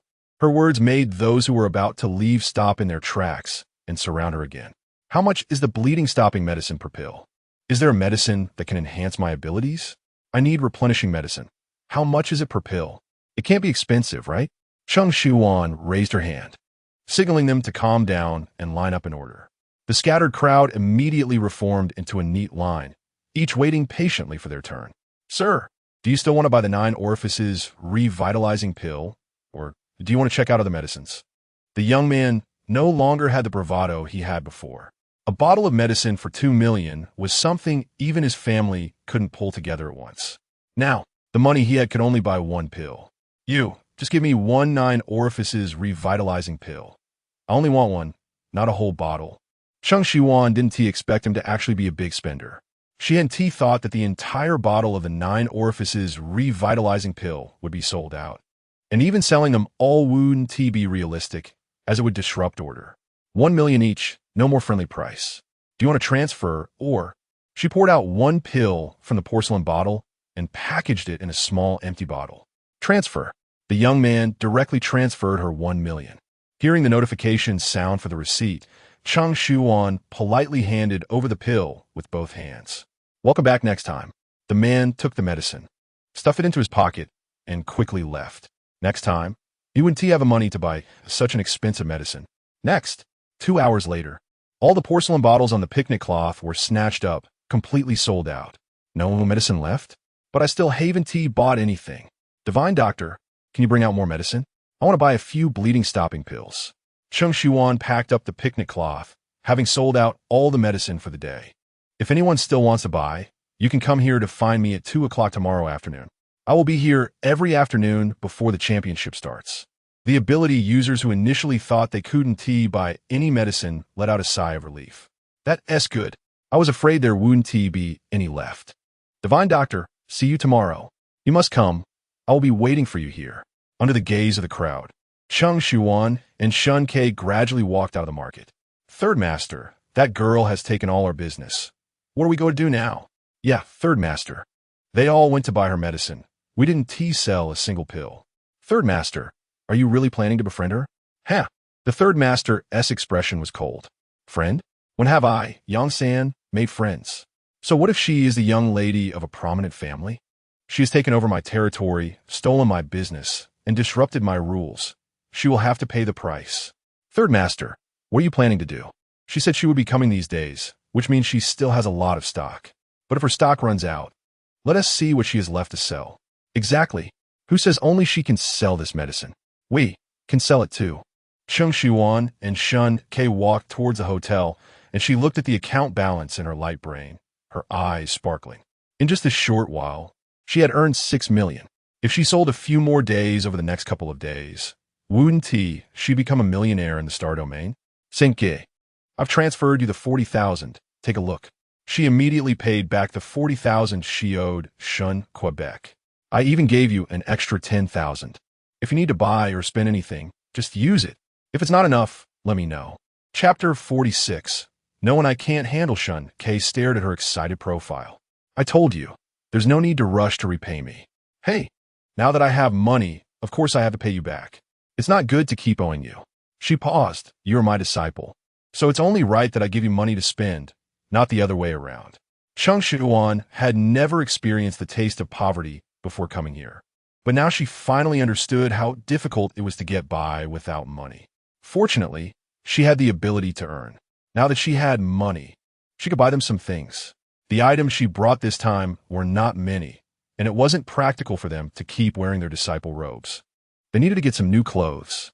Cheng Shiyuan thought to herself, "I see that other academies have uniforms, and they look pretty nice. Shen Que, do you know where there is a shop that customizes clothes?" There's a clothing store on the street where you can get custom orders. I think I saw it when we entered the city. I'll mention it in the group chat and let them wait for me at that shop. Cheng Shiyuan sent a message via her neural interface and then looked at Shen Que. By the way, where's the nearest pharmacy? You know, the kind where you can buy medicinal herbs. Medicinal herbs? Isekai'd. I need to check on that. Most places in the Federation and the Empire mainly sell finished medicines. The kind of herbs you're talking about should be outdated traditional Chinese medicine. Yin-T seen a store that specifically sold herbs in Yalan City. Shen Que immediately had Yinjiang look it up and soon received feedback. Follow me. There's a shop like that on the outskirts of the city. After leaving the herb shop, Cheng Shiyuan held a large bag full of medicinal herbs. Although some special herbs were not available, the common ones were sufficient to make low-level spirit pills like blood-stopping pills. Now, let us go meet them. Whoosh! A burst of supernatural ability suddenly rushed towards her face. Cheng Shiyuan pushed Shen Que aside, and the two scattered. The ability missed and crashed into the drying rack outside the herb shop. The rack toppled over, scattering herbs everywhere. Hearing the commotion, the shop owner hurried out to check. But before he could even feel heartbroken over the scattered herbs, he heard the customer who had just bought a large batch shout at him, "Get inside." Instantly, a group of people descended from the sky, surrounding Cheng Shiyuan and Shen Que. The shop owner sensed something was wrong and quickly retreated into the store to avoid the confrontation. Cheng Shiyuan scanned the area, noticing about a dozen people, all dressed in matching black clothing and wearing silver masks, showing no signs or clues of their identities. Shen Que immediately stood back to back with her, his gaze heavy. "They must be after me. I'll put you in danger." Has the news of his return leaked so quickly? Only Yinjiang knew he was back. Did he accidentally reveal his identity? "You are a disciple of the Tianheng sacred sect. Your affairs are the affairs of the Tianheng sacred sect. What do you mean by putting me in danger?" Cheng Shiyuan raised her eyebrows, standing with her hands behind her back, her demeanor relaxed. She didn't feel threatened by the situation at all. She looked at the group of black-clad individuals with amusement. "Everyone, it's broad daylight. Is there some secret in your all-black attire? Did someone in your family pass away?" Sharp-tongued, one of the black-clad figures spoke, a voice Cheng Shiyuan had never heard before. "You should keep a low profile now that you're in Yalan City. You can't afford to offend these people." Cheng Shiyuan scoffed lightly. "Offend? In this world, there is truly no one Cheng Shiyuan cannot handle." Arrogant, the black-clad figure's eyes under the mask flashed with a hint of killing intent. "This outfit is just to send you off. Once you're down below, don't be so ostentatious, or you know who you've offended." Cheng Shiyuan tilted her head, unfazed. "Why don't you enlighten me, and tell me which big shot I've offended?" It seemed they were not after Shen Que, but rather her. "If you want to know, go ask King Yin down below." "Attack!" the black-clad figure commanded, and the dozen or so individuals surrounding them unleashed their abilities in unison. "Didn't he expect you to bring hell into the stars?" Cheng Shiyuan remained calm, not even shifting her feet as the supernatural abilities rushed towards her. "Shen Que, if I'm not mistaken, all of these individuals have abilities lower than yours. And significantly so, even the level 9 abilities did not pose a threat to her. She felt nothing from the dozen or so abilities coming her way, as if they were merely a few breezes passing by. "Yes," Shen Que replied, "most of them are level 4, with only 2 at level 5. Cheng Shiyuan smirked. "No wonder. With such weakness, they dare to come out as assassins without feeling embarrassed." As her words fell, her gaze suddenly sharpened. The dozen abilities seemed to hit an invisible barrier, pausing mid-air. "What's going on? She's an ability user? The man hasn't even moved.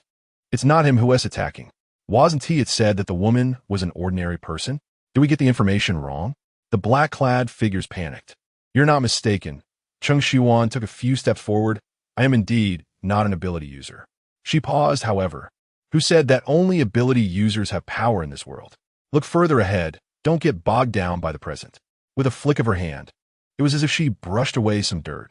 Suddenly, the abilities that had been suspended in the air turned back towards their owners. The black-clad figures were taken aback and hurriedly tried to defend themselves. A few were caught off guard and were knocked back several meters by their own abilities, collapsing to the ground. "This isn't right. Retreat." The first black-clad figure to speak realized they were no match for her. The ability user hadn't even made a move. Just one woman was already handling them with ease. If they continued, the situation would only worsen for them.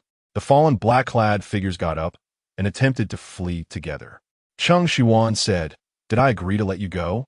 You come and go as you please." Isn't that too rude? The leader of the black-clad figures thought, talking about politeness with an assassin? Is she out of her mind? You've knocked over the shopkeeper's herbs. Shouldn't you compensate? In the next moment, Cheng Shiyuan gracefully leaped, landing in front of the panicked black-clad figures in an instant. Their escape route blocked. They had to stop and take a defensive stance. Also, didn't you want to take me to meet King Yin? Speaking of which, it's been a while since I've visited this old friend. Why don't you go see him for me? She smiled, and with her exquisite and charming face, she was enough to captivate their minds. But at this moment, to the group of black-clad individuals, she looked more like the king of hell, come to collect a debt. You want to know who wants to kill you, right? If you let us go, I'll tell you. Chapter 47. The Assassin's Code of Ethics, second update. The leader of the black-clad men had begun to regret taking on this job. He thought it would be an easy task, but now it was clear that he might lose his life at any moment.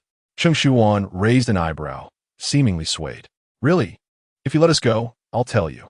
But you have to let us leave first. Once we're out of Yalan City, I can send you the message using my neural interface. The black-clad man seized the opportunity. If you don't trust me, I can keep him as a hostage. He pushed one of the other black-clad men forward. The man who was pushed out looked incredulous. Boss, the leader of the black-clad men didn't even glance at him, fixating on Cheng Shiyuan, waiting for her response. I see. Cheng Shiyuan stroked her chin, as if deep in thought. That sounds pretty good. Right, actually but I don't want to know anymore. Cheng Shiyuan's expression changed suddenly. Her previously smiling eyes now cold and ruthless, looking at them as if they were lifeless objects.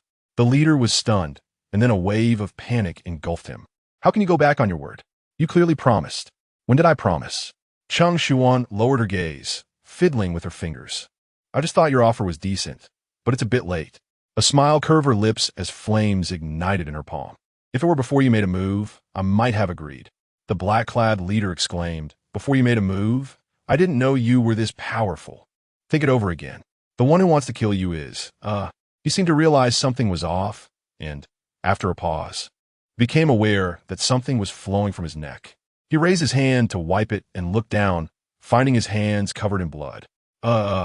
He could no longer make a sound, covering his throat, which had been cut, trying to stop the blood from flowing out, but it was futile. I already said, I don't want to know anymore. Cheng Shiyuan toyed with a piece of dried medicinal herb. Shouldn't an assassin have a code of ethics? How could they betray their employer's information? She glanced at the other black-clad men, who looked horrified. What do you think? The others, their legs weak, could barely stand, and at her question, they mechanically nodded. They didn't dare to shake their heads. The black-clad leader collapsed to the ground, flames igniting at the hem of his clothing, consuming him in moments, engulfed in a sea of fire. The temperature in the air suddenly rose, and the other men standing nearby were already drenched in sweat. In just a moment, the place where the black-clad leader had lain was completely gone, as if he had never existed. Not even a scrap of clothing remained. Cheng Shiyuan clapped her hands, turned her neck, as if she had just finished a significant battle. You all can leave now. As her words fell, the remaining black-clad men exchanged glances, all too afraid to move. They couldn't believe she was letting them go so easily. What's wrong? Don't want to leave? If you want to stay and keep him company, I don't mind giving you a ride. Instantly, the black-clad men turned to flee. Cheng Shiyuan spoke slowly, her voice seeming to echo in their ears. Remember to tell your employer that I will be looking for him. Now, they ran even faster. At the entrance of the herbal medicine shop, it finally quieted down. The shopkeeper, who had been listening nervously from behind the door, carefully opened a small crack. Seeing only a man and a woman left, and not the others who had come in aggressively, he felt braver and opened the door wider, peeking out. Cheng Shiyuan turned to look, reassuringly, Don't worry, it's all fine now. The shopkeeper still felt a bit scared and trembled as he stepped outside. Those people, have they all left? Cheng Shiyuan's gaze flickered. Yes, they've all left. Most of them are gone, except for one who didn't make it. And they won't come back, right? They won't come to find trouble with me, will they? Those people clearly looked dangerous, and each had a high level of abilities. If they returned, Would he be able to keep his shop safe? Don't worry, they won't dare come back. Cheng Shiyuan comforted him. I should be coming to your shop often to buy herbs. I won't let your shop go out of business. She was relying on this shop to refine medicine. Hearing her words, the shopkeeper still felt a bit worried. Here, take this. Cheng Shiyuan pulled out a communication talisman from her spatial ring and handed it to the shopkeeper. If that group of people comes back, or if you encounter any life-threatening dangers, just speak into this and I'll come right away. The shopkeeper looked at the small paper charm in his hand, puzzled. This thing can make calls? He thought she would give him her neural interface number. Of course. All right. I have to go now. I'll come back in a few days. Cheng Shiyuan nodded slightly to the shopkeeper, glanced at Shen Que, signaling him to follow, and walked away slowly. The shopkeeper watched her departing figure for a while, then looked down at the communication talisman in his palm, still a bit skeptical. But he carefully put the talisman into his pocket. All right. Shen Que, Cheng Shiyuan suddenly remembered something. The guy I killed, is there any problem? Is anyone going to investigate the death here? You only thought of this now. I thought you weren't scared at all. Shen Que said helplessly. I'm not afraid. I'm just worried about the trouble that might come from the inspectors later. It's fine, I'll handle it. But since those people are assassins, they're likely to be undocumented. Even if the inspectors want to investigate, they won't find anything on them. Oh, I see. Cheng Shiyuan nodded. As long as they don't come to find trouble with me, that's fine. She glanced at her neural interface, quickening her pace. Let us hurry to the clothing store. They should have been waiting for a long time. I originally wanted to finish buying the herbs, and then go. But this group of trash wasted too much of my time. Shen Que caught up with her, observing her calm and composed profile. Why didn't you want to know who was trying to kill you just now? Did you guess? It wasn't a guess. Shen Que asked, then what was it? At first, I really didn't know who was coming to kill me. I had just arrived in Yalan City, and I knew very few people, let alone enemies. Besides, those who would go so far as to want to kill me are even fewer. Upon careful thought, I could roughly guess it was those people. She paused for a moment. However, what really confirmed it for me was the black-clad man who was pushed out. That guy? Shen Que recalled, thinking that man hadn't shown any flaws. There was, but you didn't notice. Cheng Shiyuan smirked. When he was pushed out, a very faint medicinal smell wafted through the air.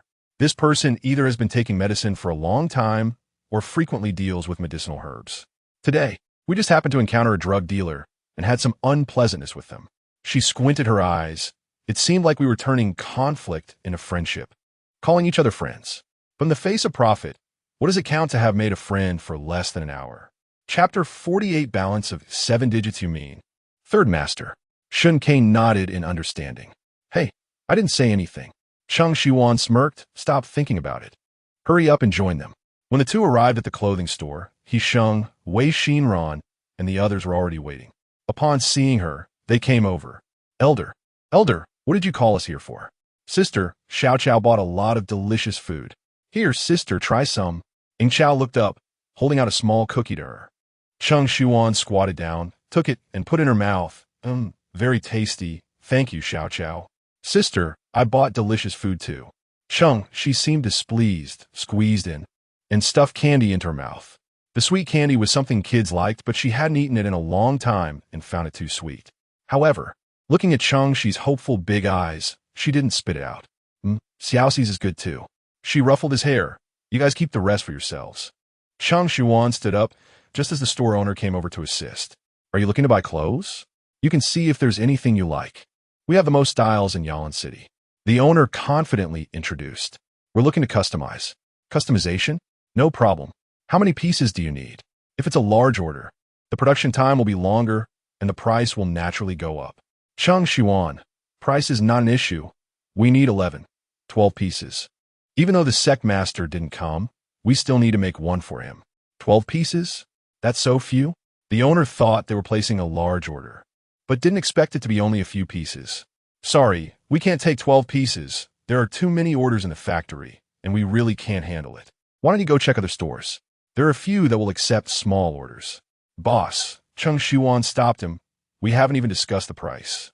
Why won't you take it? I know 12 pieces are indeed a bit small, but the price is negotiable. Other academies usually customize uniforms in the hundreds or thousands, so it's understandable that the owner wouldn't want to take such a small order. Young lady, even if I raise the price, it won't be much higher. Making these 12 outfits wouldn't even cover my machine's daily operating costs. You should check elsewhere. The owner felt a bit sorry, but still wouldn't budge. Cheng Shiyuan wasn't keen on running to other stores. He had just said that this store had the most styles in the city. Boss, why don't you tell me how much it would take to accept the order? I really have my eye on your store. My friend said your clothes are especially good, and I came here specifically for you. How much? Well, in that case. The owner saw her persistence and hesitated. The original price for 12 customized pieces is 500 each. If you insist on having them made here, then I'll need to charge you 1,500. This doesn't even include processing and rush fees. He had completely doubled the price. Any ordinary customer would have turned around and left upon hearing that. However, Cheng Shiyuan didn't change her expression at all. No problem. She readily agreed. I'll give you 5,000, and you have to get it done before the competition, okay? The owner was stunned. 5,000? This is a big spender. No problem. Who could turn down money? Even if it were just one piece, he would take it.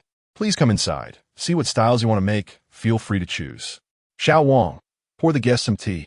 The others were stunned to see Cheng Shiyuan throw money around like that. Elder, do we have enough money? Yes. Shen Que probably didn't give you much. We still have to stay here for several days. Shouldn't we save some? Actually, we could just wear disciple uniforms. There's no need to buy more clothes. Just the hotel has already cost a lot. This will be another big expense. They had all been to the trash star before and had stayed on the main star. They knew how high the costs were here and understood how important money was. Just wearing disciple uniforms won't do. Haven't you seen how nice and handsome the uniforms of other academies are? Of course, our Tianheng Holy Sect's disciple uniform is also very nice. Cheng Shiyuan stood with her hands behind her back. But you are disciples of the Tianheng Holy Sect. I can't let you fall behind other academies in competition. It wouldn't do to lose out on uniforms before the competition has even started. You don't need to worry about money. Your elder currently has a 7-digit fortune in her account, so don't just stand there. Go choose the styles you like. Yingxiao asked, how much is 7 digits? Sister is rich, sister has money. Cheng Shi clapped his hands. Sheng was taken aback. 7 digits means millions. Elder, when did you have so many star coins? Right, didn't you say Shen Que only gave you 200,000? Wei Xinran said. Cheng Shiyuan smiled. If you want to know why, I'll tell you tomorrow. Now hurry up and pick out styles. After they finished everything at the clothing store, they were warmly sent out by the owner. The clothes would be ready in 3 days, just in time for the day before the competition. Meng Hongyun, take them back to the hotel to rest. Elder, what about you? Cheng Shiyuan, me? I need to find someone. I'll go with you. Shen Que insisted on following. No need, I can go by myself. You take them back to the hotel. You've been running around with me all day. She was about to turn and leave when Shen Que grabbed her hand. Cheng Shiyuan instinctively wanted to unleash her spiritual power, but quickly retracted when she realized it was him. She looked down at his hand, gripping her wrist. Don't touch me suddenly in the future, especially from behind. Shen Que was startled, his eyelashes trembled slightly, and he slowly released her hand, apologizing. If you need to find someone, I can help. I'm very familiar with Yalan City. I can have Yin investigate any information you need. Hearing this, Cheng Shiyuan felt he had a point. All right, then you can come with me. The others will be left with Meng Hongyun. Take them back. Yes, Elder. Once everything was arranged, Cheng Shiyuan and Shen Que gradually walked away. The rest looked at her back. What do you think? How did the Elder suddenly have so much money? Could it be she want to rob someone? What are you saying? The Elder would never do something so filthy. Meng Hongyun scolded. Fang Tianzong was startled. I was just joking, senior brother. Lingxia's expression turned serious. The Elder is someone we should respect, not someone you can joke about casually. Right, sure, Qian nodded. You all think the Elder treats us well and doesn't act superior. But have you forgotten that she is our Elder? So how could we treat her that way? Chapter 49, My Brother A.K. Second update. Several new disciples looked at the serious expressions of the 4 senior disciples and realized they had said something wrong. I'm sorry. Senior brother, I was wrong. Senior brothers and sisters, we know our mistake and won't do it again. Fang Tianzong lowered his head. All right, since you know your mistake. That's good. Elders are elders. They are our teachers. I hope you can remember the principle of respecting teachers and valuing the way. Xing Qi spoke up. Sheng, Fang Tianzong, and Wei Xinran spoke in unison, understood. Ying Chao and Cheng, she were completely unaware of why their older siblings were angry, feeling a bit confused. Is it because Xiao Chao ate too much? I left the candy for Sister Shiyuan to eat. I won't eat anymore. The innocent words from the two children eased the atmosphere a bit. We're not talking about you. Xing Qi patted their heads. You can eat if you want. No need to save it. Didn't your sister Shiyuan just say that you could eat by yourselves? It's fine. Let's go back to the hotel. Cheng Shiyuan strolled leisurely down the street, while Shen Que lagged half a step behind her. Are you going to find Third Master? He asked. Yes, but before that, I need to find a place to have some tea.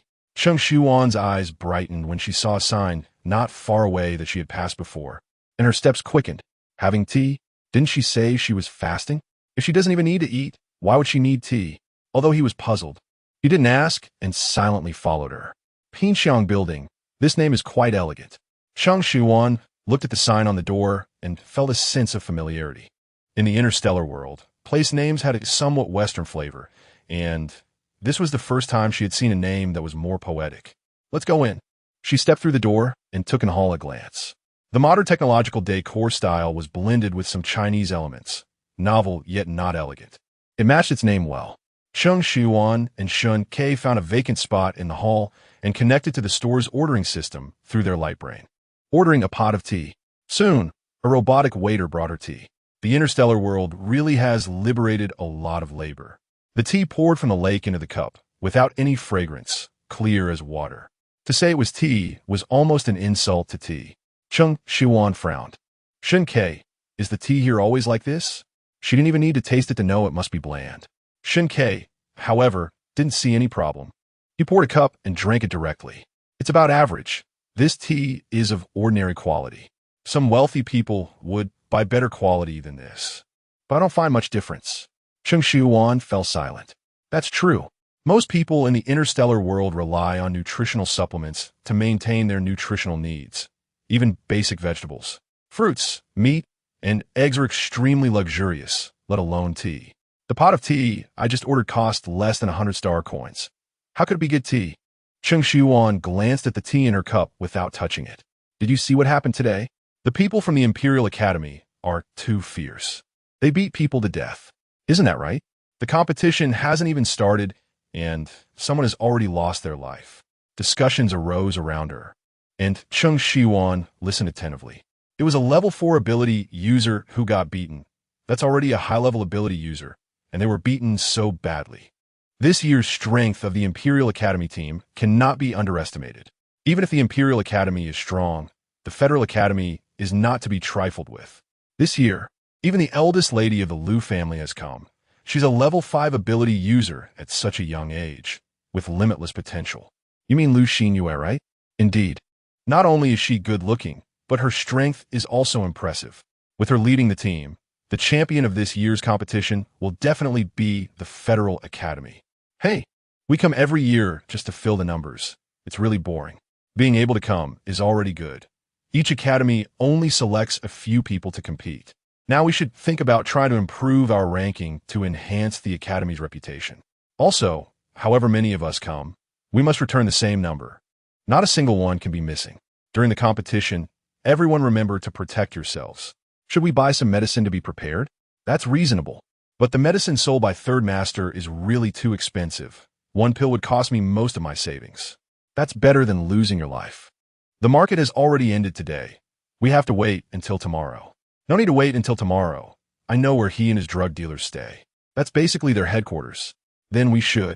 Suddenly, a voice interrupted them, startling the group who were deeply engrossed in their discussion. Excuse me, who are you? Cheng Shiyuan smiled. I'm here accompanying my brother to participate in the competition. She glanced at Shen Que. I just heard a few older brothers mention a place to buy medicine. Could you please recommend it to me? My brother is participating for the first time, and I'm worried about him getting hurt, so I thought I'd buy some medicine just in case. The few people looked at the pretty, delicate girl who accompanied her brother to the competition, worried about her brother getting hurt. Miss, your brother is so lucky to have you as an older sister. The competition is indeed dangerous. Having medicine would be safer. Don't worry, we were just about to buy medicine. You can come with us. Cheng Shiyuan's eyes lit up. Really? Thank you, brothers. Okay, come over and thank these brothers. She waved to Shen Que. He stood up and walked over, looking at the few men, slightly bending his body. Thank you, brothers. Ah, it's nothing. You should take good care of your sister. Cheng Shiyuan and Shen Que followed the three men to buy medicine from Third Master. You came here to investigate news about Third Master. I could have had Yin do that. Now this news comes without any effort, and if I'm not mistaken, you should keep a low profile while in Yalan City. The fact that you mistook the black-clothed person who came to kill me as someone who was coming to kill you indicates that there are enemies here. Cheng Shiyuan said, since there are enemies, it's best to avoid exposing your whereabouts. Yin Jiang is in the light, while you are in the dark. His every move may be under surveillance. For every bit he exposes, you will too. Isn't it good right now? You have a news, and you don't have to face the risk of exposure. Shen Que was stunned. You did this for me? Not entirely. I really want to taste the tea of the interstellar world. Little girl, we have arrived. This is the place. Cheng Shiyuan looked at the ordinary house the three brought them to. I'll knock. Knock, knock, knock. Footsteps sounded from inside, and the door opened a crack. Who are you looking for? Little brother, we're here to find Third Master to buy medicine. Buy medicine? You got the wrong place. We don't sell medicine here. He was about to close the door. Cheng Shiyuan stepped forward and pushed it open. If Third Master doesn't sell medicine, does he sell lives? Chapter 50. One-on-one, she stepped over the threshold and burst through the door. The person who opened the door didn't expect her to come in so directly and, unable to intercept her, quickly spread his arms to block her way. Who are you? How dare you invade the territory of Third Master? Cheng Shiyuan stood her ground, her eyes narrowing. Third Master's territory? Didn't you just say we had the wrong place? Even when his lies were exposed, he remained unflustered. If you know what's good for you, leave quickly, or what? What will happen? She smiled. I specifically came to find Third Master today, to ask him if he still wants my life. With a flick of her sleeve, the doorkeeper was sent sprawling aside, crashing heavily against the door and falling to the ground with a cry of pain. The three people who came with Cheng Shiyuan were completely baffled by how things had suddenly escalated. This seemingly delicate girl had effortlessly sent a much larger man flying without even touching him. Could she be a high-level ability user? Help! Help! The doorkeeper struggled to get up, spitting out blood and shouting. Suddenly, numerous men wielding clubs surged from all directions, each of them burly and muscular. Among them were a few familiar faces. Cheng Shiyuan raised her eyebrows. We meet again, my fellow travelers. Among the group were several medicine dealers she had just seen at the market in the afternoon. Now they had changed their clothes and identities and become henchmen. You shouldn't.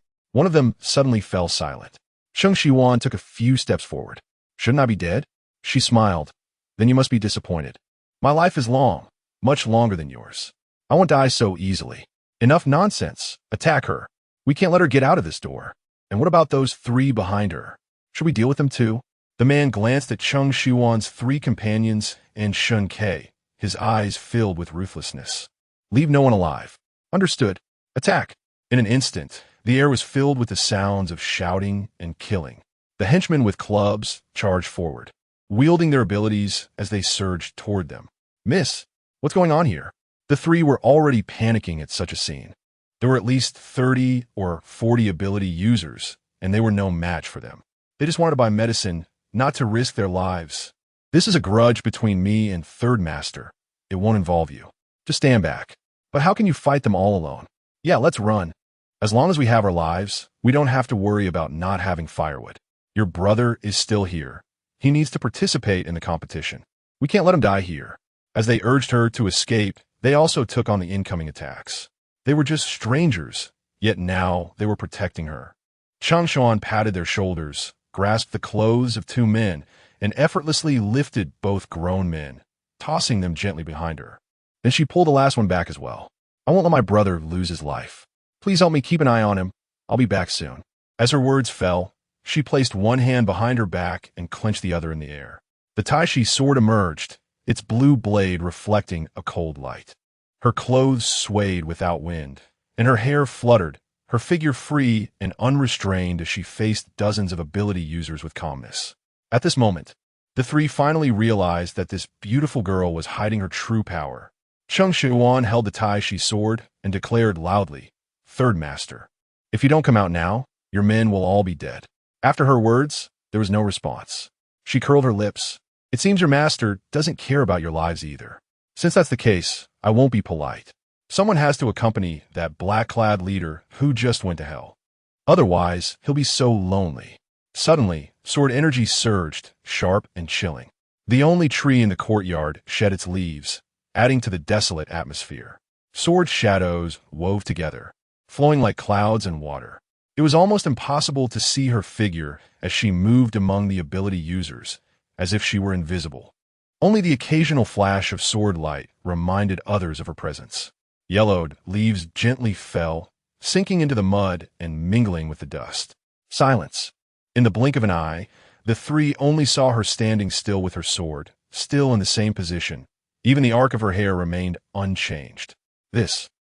One of them barely uttered a sound. Bang, bang, bang. The ability users who had been standing there suddenly collapsed to the ground, their bodies falling straight back and kicking up dust.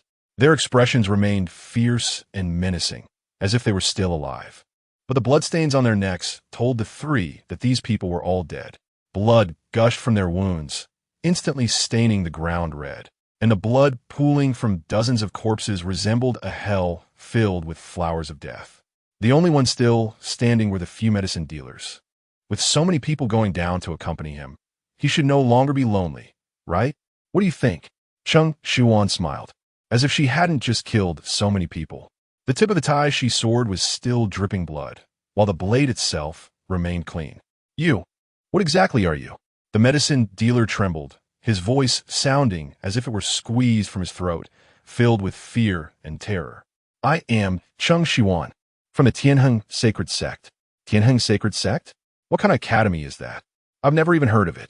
I heard the inspector at the city gate say that a team from the garbage star has arrived. They should be the ones. How could there be such a terrifying existence from the garbage star? Cheng Shiyuan raised her hand to silence them. Stop chatting for now. I'm here to find Third Master. If Third Master avoids me, then I must use some means to make him come out to see me. However, Third Master really is patient. He hasn't shown up even after so many of his men died. Now only you few are left. I wonder if you die, will he come out? After she finished speaking, she swung the Tai Shi sword in her hand, ready to unleash a wave of spiritual power. Miss Cheng, young people shouldn't be so angry. Let's talk it out. We're all friends here. A voice suddenly rang out. Cheng Shiyuan raised her lips. Finally, someone appeared. She turned to look and saw a man walking out from behind the house. It was Third Master, whom she had met at the market. My anger is certainly not greater than Third Master's. Otherwise, I wouldn't have to spend money to buy my life. I just don't know where I offended Third Master. We are clearly friends, aren't we? Third Master chuckled twice. I really must apologize to Miss Cheng for this matter. I truly had no knowledge of it. It was my subordinates who acted on their own accord. The young lady was selling medicine so well at the market, and they had improper thoughts, which led to the offense against the young lady, almost putting her in danger. Despicable. Suddenly, the remaining medicine dealers were struck by abilities and flew out, crashing heavily to the ground, spitting blood, and soon lost their breath. Chapter 51. The Blooming of the Taotie Flower. Part 2. Third Master gracefully withdrew his hand, his expression indifferent. It was as if he hadn't just killed a few people, but had merely crushed a few insignificant insects. Cheng Shiyuan's eyes flashed with interest. Clap, clap, clap. She raised her hands to applaud, as expected of Third Master. Even towards his subordinates who had followed him for many years, he showed no mercy. This could be called righteous indignation. Miss Cheng is joking. Since they made a mistake, they must bear the consequences. They offended you, and as their master, I must punish them. If it weren't for your strong skills, the assassins would have succeeded. Fortunately, nothing major happened, and there is room for maneuver. His demeanor was very low-key, his brows relaxed, and the arrogance he displayed at the market had faded. Cheng Shiyuan replied, There is still room, is there? But why do I feel like there is none left? She smiled, but her eyes were icy. Third Master already said that my skills are good and my strength is strong. Otherwise, I wouldn't be standing here chatting with you, but rather going to meet the King of Hell. I've always been one to repay grievances with grievances. Anyone who threatens me, I will eliminate completely, leaving no trouble for myself later. Cheng Shiyuan wiped off a bit of blood that had accidentally stained her fingertip. Your subordinates have become your scapegoats. How can they be willing? Shouldn't third master give them an explanation? As her words fell, Yongsan's expression changed drastically, but he still hadn't torn off the pretense. What does Miss Cheng mean? The mastermind has already been dealt with. You know very well what I mean. Cheng Shiyuan raised her head to glance at the darkening sky and took 2 steps forward. Yongsan was horrified, his expression wary, and he stepped back a few paces. Third master, it's getting late. It's better for us to end this early and go back to sleep. You don't intend to let it go, do you? Yongsan understood that she would let him off. How is this not letting it go? Cheng Shiyuan tilted her head. I haven't vented my anger on others. I just sought revenge on my enemies. Isn't that already letting it go? I tried my best to minimize your losses. You. Yongsan gritted his teeth. Miss Cheng, if you can spare me, I'll give you 30% of the business at the market, and I'll serve you as my master, following your orders. 30%? Cheng Shiyuan raised an eyebrow. Third master, negotiating before taking action is the most effective. Negotiating after taking action is merely a sign of weakness.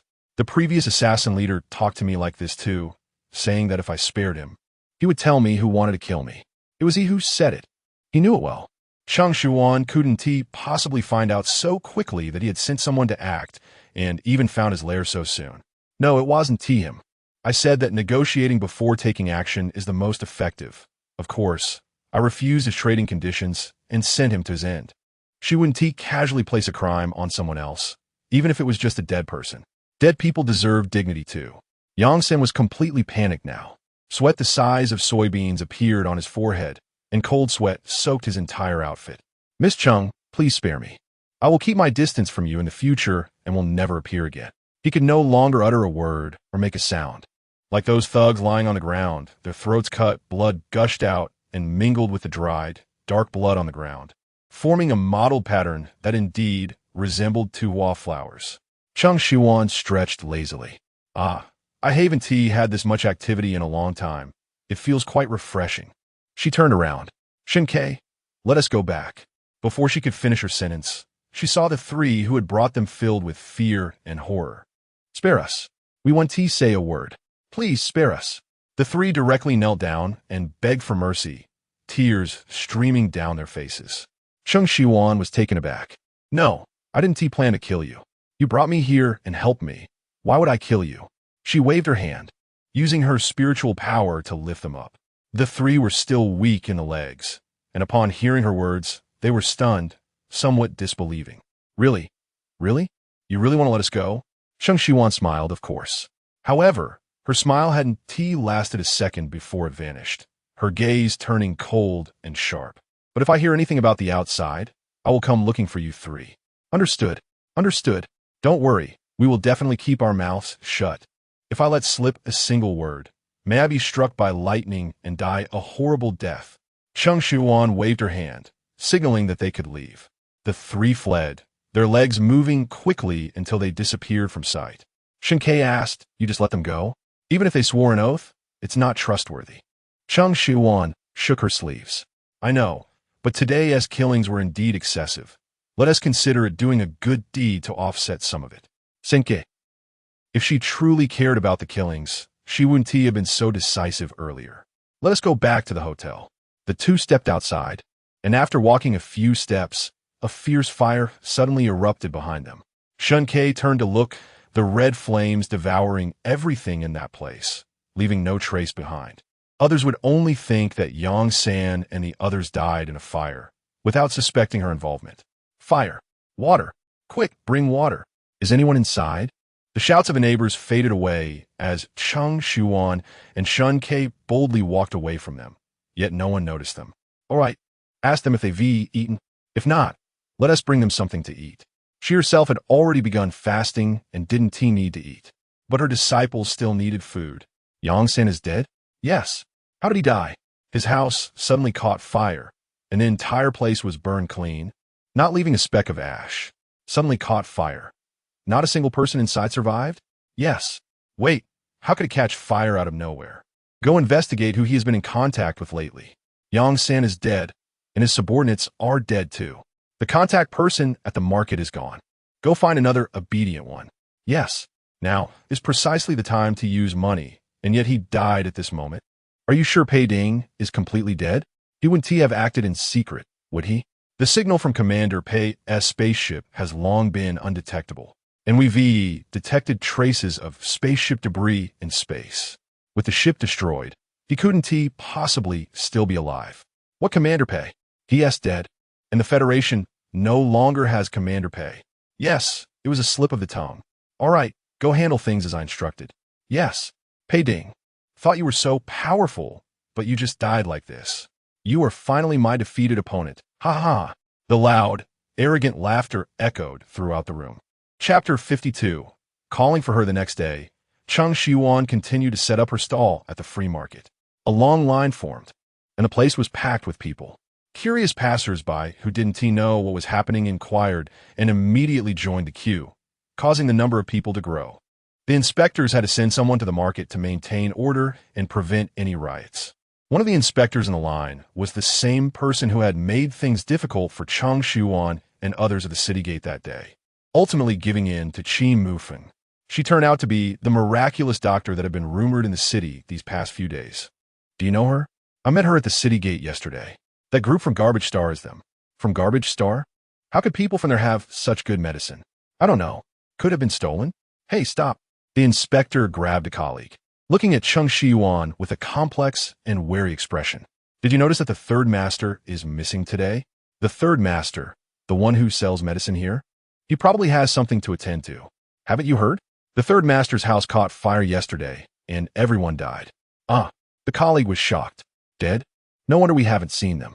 Truly, people can't outsmart fate. Death comes when it's meant to. Do you think it was an accident? Isn't it? When the patrol passed by here yesterday, they said they saw her arguing with the third master, and then he died. Do you think that's just a coincidence? Are you implying she killed him? No way. She isn't even an ability user. The inspector narrowed her eyes. I know she isn't an ability user, but she possesses another ability that isn't known to the public. I've seen it. She recalled the scene from the Citygate when Qi Zhaigongzi fought with her. This woman shouldn't be underestimated. If the third master was indeed killed by her, we could just tie her up and take her back for questioning. If we uncover the truth, we might even get promoted. Do you have evidence? Are you looking for death? If the third master was really killed by her, will we be her match? Then, we don't need to worry. The third master has someone backing him. If he suddenly died, someone would definitely investigate, and it would eventually lead to her. She has been so ostentatious since arriving in Yalan City. She will encounter someone formidable one day. The miraculous doctor selling divine medicine at the free market quickly spread throughout Yalan City.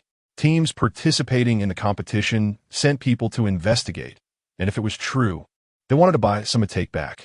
Cheng Shiyuan had truly made a fortune these past few days. The new medicine she refined sold out within 1 or 2 hours each day, and the demand was overwhelming. Thankfully, they were all low-grade spiritual medicines. Otherwise, with her current refining method, her spiritual sea would be exhausted.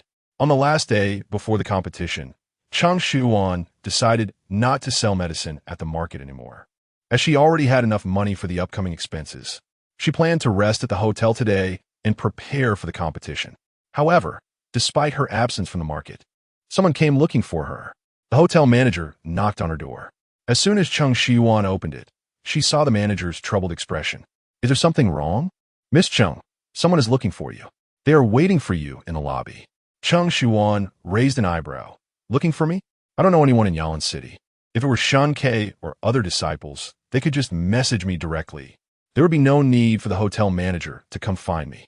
The 3 brothers she saved didn't know she was staying here either. Who could it be? Miss Cheng. The manager's voice pulled her back from her thoughts. Who is looking for me? It's Mr. Shi and Miss Shi from the Shi family. Cheng Shiyuan replied, I don't know them. You've got the wrong person. She turned to close the door. The manager didn't have time to react and was left standing outside. This won't do. If Miss Cheng doesn't go down and meet the 2 from the Shi family, our hotel might really get smashed by them. Miss Cheng, please, just go down and meet them. He couldn't care less about the rule of not disturbing guests and knocked again. If Mr. Shi and Miss Shi don't see you, they won't let us go. I beg you. The knocking was loud, and people in the nearby rooms heard it. Shen Que was the closest, along with Wei Xinran and He Sheng. The three opened their doors and saw the hotel manager standing at Cheng Shiyuan's door, unwilling to leave. What is going on? The hotel manager, recognizing these people were with Cheng Shiyuan, briefly explained the situation. Could you please persuade Miss Cheng? Wei Xinran looked troubled. Whether she goes or not is not up to us to decide. He Sheng said, we don't know any Mr. Shi or Miss Shi. They must have the wrong person. They have a mistaken. The two from the Shi family specifically asked for Miss Cheng. They have been causing a scene and refusing to leave. So I had to come up and ask Miss Cheng to meet them. Click. The door opened. Let us go. Cheng Shiyuan appeared. If they're calling for me, I'll go down and see who they are. The hotel manager was extremely grateful. Thank you. Thank you. Miss Cheng, I'll show you the way. Wei Xinran and He Sheng were about to follow, but noticed Shen Que hadn't moved. Aren't you going with the elder? Just a few days ago, he had been closely following the elder whenever they went out. Shen Que shook his head. I want to go. She can handle it. If anything comes up, just message me. He Sheng agreed. All right. The two quickly followed. Cheng Shiyuan and the hotel manager arrived in the lobby, where they saw a man and a woman sitting on the sofa. The manager approached them, bowing and smiling as he said something. The man and woman turned to look at her, their gazes appraising, revealing disdain and contempt. Cheng Shiyuan glanced at their faces. She had never seen these two and could confirm she hadn't encountered them before. So how could they specifically come to the hotel looking for her? She stood still, and the woman got up, crossing her arms over her chest as she walked towards Cheng Shiyuan and stopped in front of her. Cheng Shiyuan was half a head taller, looking down at her with calm eyes. The woman seemed to sense this and took 2 steps back to meet her gaze. You are Cheng Shiyuan, the miraculous doctor who saved someone at the market? Yes, what is the matter? Do you know who you saved? You just saved him. Cheng Shiyuan's expression remained unchanged. Her tone calm. I only knew he was someone on the verge of death. I wanted to save him. So, it was because of Lin Biao that they came over. They wanted to know where she lived, and they could easily find out at the market. The woman scoffed. That person offended me. He is someone I want to kill. How dare you save him? You're going against me. Against you? Cheng Shiyuan smirked slightly. Who are you that I should go against you? Chapter 53. Strike if you want, kill if you want, second update. I am sure Failwan. The woman said her name with an arrogant expression.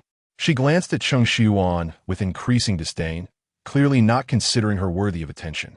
A piece of trash from a garbage planet certainly hasn't heard of my name and doesn't deserve to. She scoffed, her demeanor haughty, and her tone infuriatingly provocative. Cheng Shiyuan's gaze darkened. Sure, Failwan.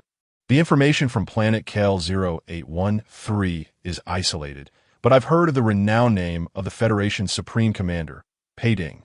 A mocking curve appeared at the corner of her mouth. Your name, I really haven't heard of it. Sure, Failwan's eyes widened, her face flushed with anger. Of course, the Supreme Commander is famous. How could she dare to compare herself with Commander Pei? But precisely because of this, she couldn't even retort, as she was simply less famous than Commander Pei. Cheng Shiyuan was counting on this point to say what she did. You really are, as they say, recklessly arrogant. Sure, Failwan took a deep breath. Coming from a garbage planet and not knowing how to behave in Yalan City, she should understand the consequences of offending others. The consequence of offending me? I only know that the consequence of offending me is to meet the King of Hell. Cheng Shiyuan's face bore no trace of smile. Her gaze cold as ice. The hand hidden in her sleeve was already itching to move. Anyone could talk big. A useless person without abilities bringing a group of little useless ones to participate in the competition is simply asking for death. Sure, Failwan placed her hands on her hips. Killing you now would be too merciful. I want to see how you'll die in the competition. She made her threat, waved her sleeve, and strode away. The man who came with her took a deep look at Cheng Shiyuan before following her. The onlookers in the hall breathed a sigh of relief, fearing that this young princess of the Shi family would lose her temper and cause trouble. I didn't expect the divine doctor to be staying in the same hotel as me. What divine doctor? Soon they won't even be able to save themselves. I've never seen anyone who offended the little princess of the Shi family and still lived. Shi Failwan has always been domineering, apart from her status. She looks down on anyone stronger than her, striking and killing as she wishes. Hey, the divine doctor offended Shi Failwan. So there won't be any medicine to buy in the future. You still dare to buy her medicine? Aren't you afraid of Shiyuan's retaliation? I'm just buying her medicine. I didn't offend her, right? That's hard to say. Didn't you see how angry she was just now? I'm really afraid she would directly retaliate against everyone present that day. Too arrogant. Isn't anyone going to manage her? Who dares to manage her? That's the Shi family, one of the 4 great families of the Federation. Moreover, she is a psychic A-grade ability user, and at such a young age, she is already a level 3 defensive ability user. The Shi family treasures her. And did you see the one who was with her? That is Shiyuan, the eldest son of the Shi family, Shiyuan's brother, a level 5 offensive ability user, comparable to the eldest daughter of the Liu family. He is the future head of the Shi family. Who would dare to offend him and his precious sister? I see. No wonder they dare to act this way. Let's go. Let's stay away from the divine doctor. The onlookers gradually dispersed, and the hall returned to normal order. The hotel manager who called Cheng Shiyuan down was quite apologetic. I'm sorry, Miss Cheng. I really had no choice. Otherwise, Miss Shi would have killed me. No need to say more. Cheng Shiyuan raised her hand to stop him. She indeed came to find me. It has nothing to do with you. The hotel manager was very grateful. Miss Cheng, after Miss Shi's warning, she definitely won't let you off. Be careful during the competition. Thank you. She nodded slightly, glanced at Wei Xinran and He Sheng, and led them upstairs. In the elevator. Elder, that woman was unreasonable. Why should she want to kill the people we saved? Isn't that going against her? Wei Xinran voiced her indignation. Even if you knew, the elder would still have saved them, He Sheng said. Cheng Shiyuan replied, exactly. Even if I knew, I would still save her. Why? Isn't that creating an enemy for no reason? Didn't you say we need to protect ourselves here and avoid trouble? I meant for you not to provoke trouble actively, but if trouble comes to me, how can I not retaliate? Cheng Shiyuan's gaze was deep. Besides, I was just using Lin Biao and the others to help promote my medicine. It served a publicity purpose. If it were someone else who got hurt, I would still save them. Wei Xinran suddenly understood, so that's how it is.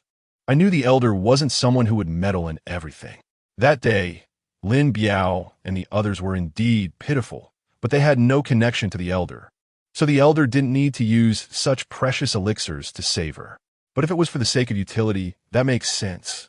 She had heard that the elder had made quite a bit of star coins these past few days, enough to refine many 9 orifices resurrection pills. Elder, what if Shiyuan targets you? Other people might not dare to come by medicine anymore. Won't you be unable to make money off this in the future? Wei Xinran worried. Cheng Shiyuan smiled, of course not. Setting up a stall is temporary. I never intended to keep it going. Did I not go today? You have other plans. Clever. The free market is good, with no rent pressure. But the uncertainty is too great, and the customer flow is unstable.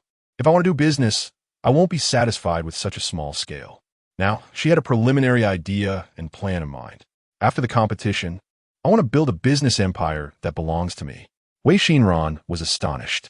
He Sheng was also surprised, not expecting the elder to have such grand ambitions. However, they both felt that she was not just talking big, but would surely achieve it. Oh, by the way, elder, who is Pei Ding that you mentioned earlier? Cheng Shiyuan, the supreme commander of the Federation, the highest leader of the Federation. I heard others mention him on the street. He Sheng said, before I was kicked out of the main star, the supreme commander wasn't called that. It seems they changed leaders. I heard he is the highest level ability user in the Federation, a level 9 ability user. Besides him, there's only the one from the Empire. Cheng Shiyuan was taken aback. Is there only one level 9 ability user in the Federation? No one else. He Sheng replied, there shouldn't be, unless there are hidden masters. He realized why Cheng Shiyuan was asking, because there was another level 9 ability user in their group. Wow, then Shen Que is really impressive, being on the same level as the Supreme Commander. Wei Xinran naively had not yet grasped the implications. Chapter 54, He is leaving. He Sheng pressed his forehead. Cheng Shiyuan chuckled. Yeah, he's quite impressive. Ding. The elevator doors opened. Shen Que was standing in the hallway, seemingly waiting for them to return. He Sheng and Wei Xinran wisely returned to the room, while Cheng Shiyuan stepped forward and said, come in and talk. Okay. In the room, Cheng Shiyuan gestured for him to sit anywhere. I am Pei Ding. Shen Que suddenly spoke. I guessed it. Before coming to Yalan City, she only knew that his identity wouldn't be ordinary, but she hadn't thought of it being something like the supreme commander of the Federation. It was only that day on the street when she accidentally overheard passers-by discussing the supreme commander Pei Ding that she became aware. Pei Ding, Shen Que, two seemingly unrelated names, yet with a secret connection. I didn't intend to hide it from you, just never found the right time to say it. Cheng Shiyuan replied. I know. Moreover, my current situation is a bit dangerous. Letting you know might instead put you in danger. I understand. On the day we entered the city, you didn't come in with us, but instead took the Huan Yin pill. Not showing your true self is also because someone in the city would recognize you, she said. Right? Shen Que continued. So what about the competition? The name has already been registered. I didn't register. His gaze darkened. There will be a secondary evaluation of the identity and strength of the registrants before the competition. If I participate, I will be exposed. Cheng Shiyuan was taken aback. Then we are one person short? Originally, she was the only teacher leading 10 students to participate in the competition, just reaching the maximum number. Now that Shen Que couldn't participate, they would be short one person. Sorry. Cheng Shiyuan waved her hand. No need to apologize. This is unavoidable, and it's not necessary for you to participate in the competition at your level. If there are only 9 participants, our team will be fewer than the others. Although it's not a big deal, but she frowned.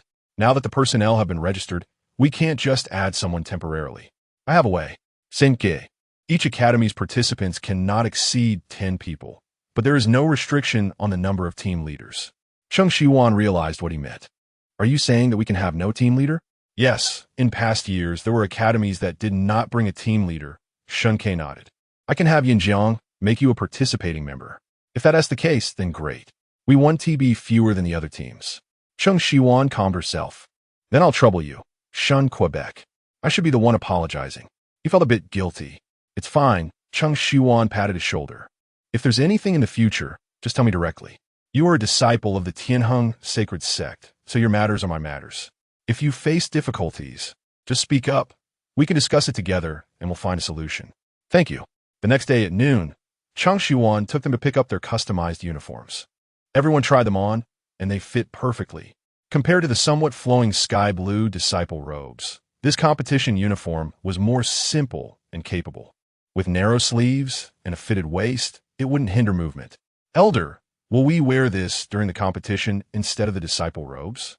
Didn't you say we should wear the disciple robes and not take them off? That's right, you'll wear the disciple robes underneath the uniforms. Won't that be too thick? Will it be uncomfortable?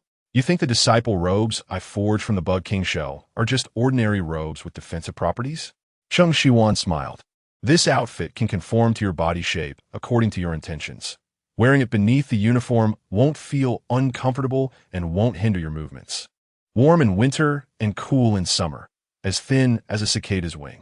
Upon hearing this, everyone was in an uproar, feeling that the disciple robes in their hands were even more precious. Elder, I think the mechas made by the mecha system ability users can't compare to the disciple robes you forged. How can mechas be compared to what the elder made? There is no comparison at all. Meng Hongyun tightly hugged the disciple robe to his chest. It can withstand a strike from an initial stage nascent soul, at least comparable to a level 6 ability. There shouldn't be many mecha masters who can create defenses against level 6 abilities. Not many, but a few. I've learned about the Federation and the Empire these days. Xianxia said, in the starry sky, ordinary people outnumber ability users. Among ability users, attack and defense types are relatively more common, while healing and mecha types are the least. Even if they learn these 2 types, very few can become high-level healers and mecha masters. As for the command type, it's generally studied by ability users with attack abilities. Some focus solely on command, while others study both, just like Shen Que, who practices both swordsmanship and formations. So that's how it is. Then the Elder can also be considered a high-level mecha master and healer. Exactly. The Elder is so impressive. If the Federation or the Empire knew, they would definitely treat you as a distinguished guest. That one do, the Elder belongs to our Tianheng sacred sect, and we can't let the Federation or the Empire take him away. Sister is from Xiaoxiao's. No one can take her away. She is also mine. Xiaoxia likes Sister Shiyuan the most. The 2 kids hugged Cheng Shiyuan's thighs, one on each side. She helplessly patted their heads. All right, since the clothes are fine, let us head back. Rest well tonight. We need to be fully prepared starting tomorrow. Yes. Cheng Shiyuan paid the remaining balance to the store owner, who happily escorted them out, finally telling them to come again next time. On the way back, the others cherished the last moments of relaxation, looking around the streets. She and Shen Que walked leisurely behind them. Cheng Shiyuan, he called out, I'm leaving today. Cheng Shiyuan's footsteps paused imperceptibly before she continued walking nonchalantly. Are you going back? Yeah, he replied. The Supreme Commander must appear at the opening ceremony of the competition tomorrow. If he doesn't show up, those in the shadows will use it as an excuse to temporarily take over his position, eventually replacing him. I didn't expect that in your starry sky. There would also be such intrigue. She sighed. Wherever there are people, there will be conflicts and contradictions. Since he chose to go back, you must have already found out who the person in the shadows is. Otherwise, returning so boldly to the center of the vortex would mean waiting for countless arrows hidden in the dark, never knowing when one might strike you from behind. Yeah, I found out long ago. Now it should be said that I'm in the dark, and he is in the light. Cheng Shiyuan nodded slightly. Remember to wear your disciple robe at all times. It can protect you. And remember to come back and visit whenever you have the chance. Chapter 55. What does it matter that we came from a trash star? Part 2, on the day of the competition. The opening ceremony of the championship will be held at the central square of Yalan City, where all registered teams will gather for observation. Before that, the organizing committee for the Interstellar Academy Championship, formed by representatives from the Federation and the Empire, will verify the identities of every participant in each team. Elder, where is Shen Que? Yeah, why isn't Shen Que here? Is he still asleep? I'll go call him, otherwise we'll be late. Fang Tianzong was about to go back to call him. Cheng Shiyuan stopped him. No need. He has something to attend to and won't participate in this championship. Huh? He is not joining us? How could this happen? He is the strongest among us. I thought with him here, we'd definitely win the championship. Elder, what is Shen Que doing? If he is quick, we can wait for him. After nearly 2 months of being together, their feelings for each other had gradually deepened, and everyone considered the others as friends. Shen Que had only informed Cheng Shiyuan of his departure, and hadn't let the others know. So they were all a bit surprised to hear it suddenly. He is really inconsiderate to just leave without saying anything. I thought of him as a brother. He usually calls the elder by name and doesn't regard himself as part of the Tianheng Holy Sect. Fang Tianzong and Shi Qian felt a bit uncomfortable.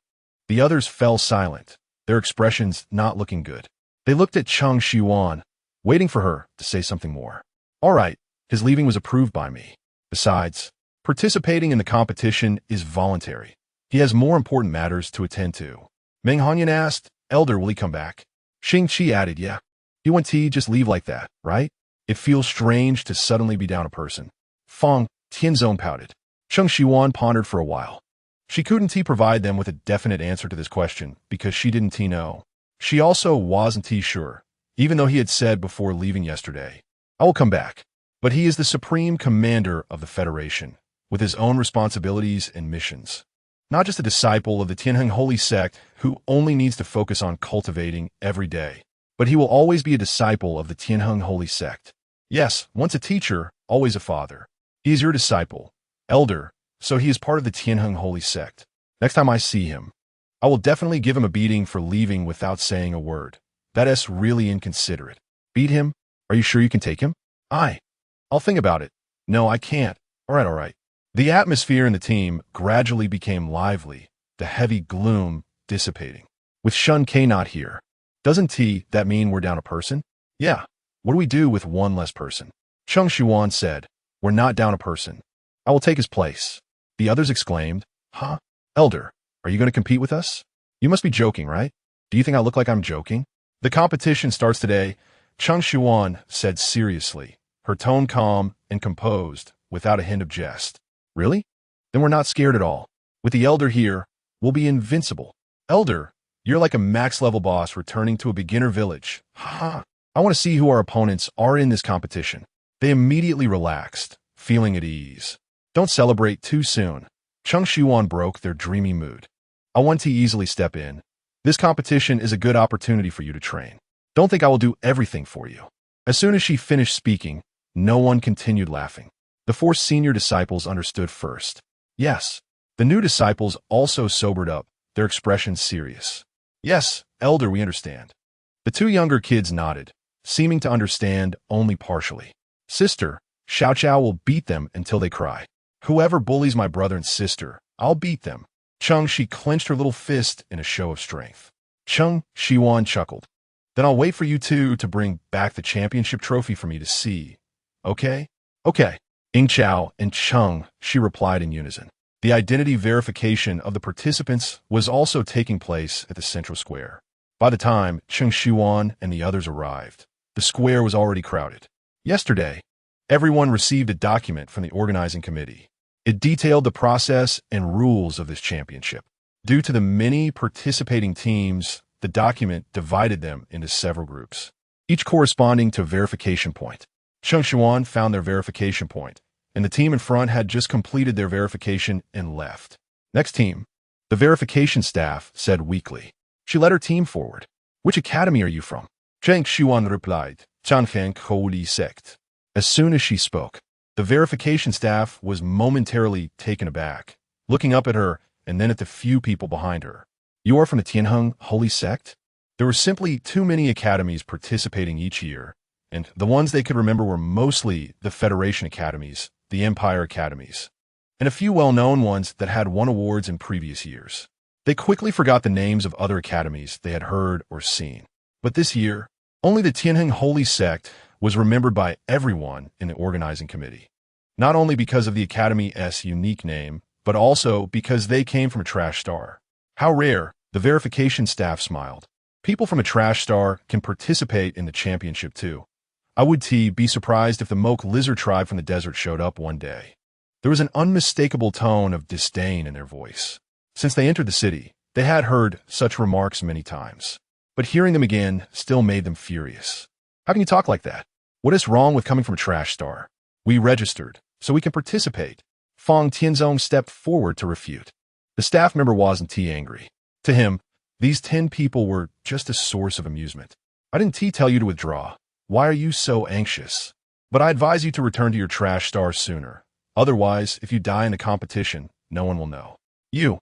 Fang Tianzong was furious and wanted to say something more, but Cheng Shiyuan pressed down his raised arm. Step back. Elder, I said step back. Her voice was cold, her tone indifferent, yet filled with authority. Shiqian pulled Fang Tianzong back. Cheng Shiyuan said, We are here for identity verification. Please don't waste our time, and don't waste the time of the teams behind us. Yeah, can you hurry up? My legs are getting tired standing here. If not, just send someone else to do it. The staff member's expression changed slightly, intimidated by the imposing aura Cheng Shiyuan exuded. From a trash star? There's actually such a person. Start the verification immediately. Who's coming first? Cheng Shiyuan replied, I am. Chapter 56.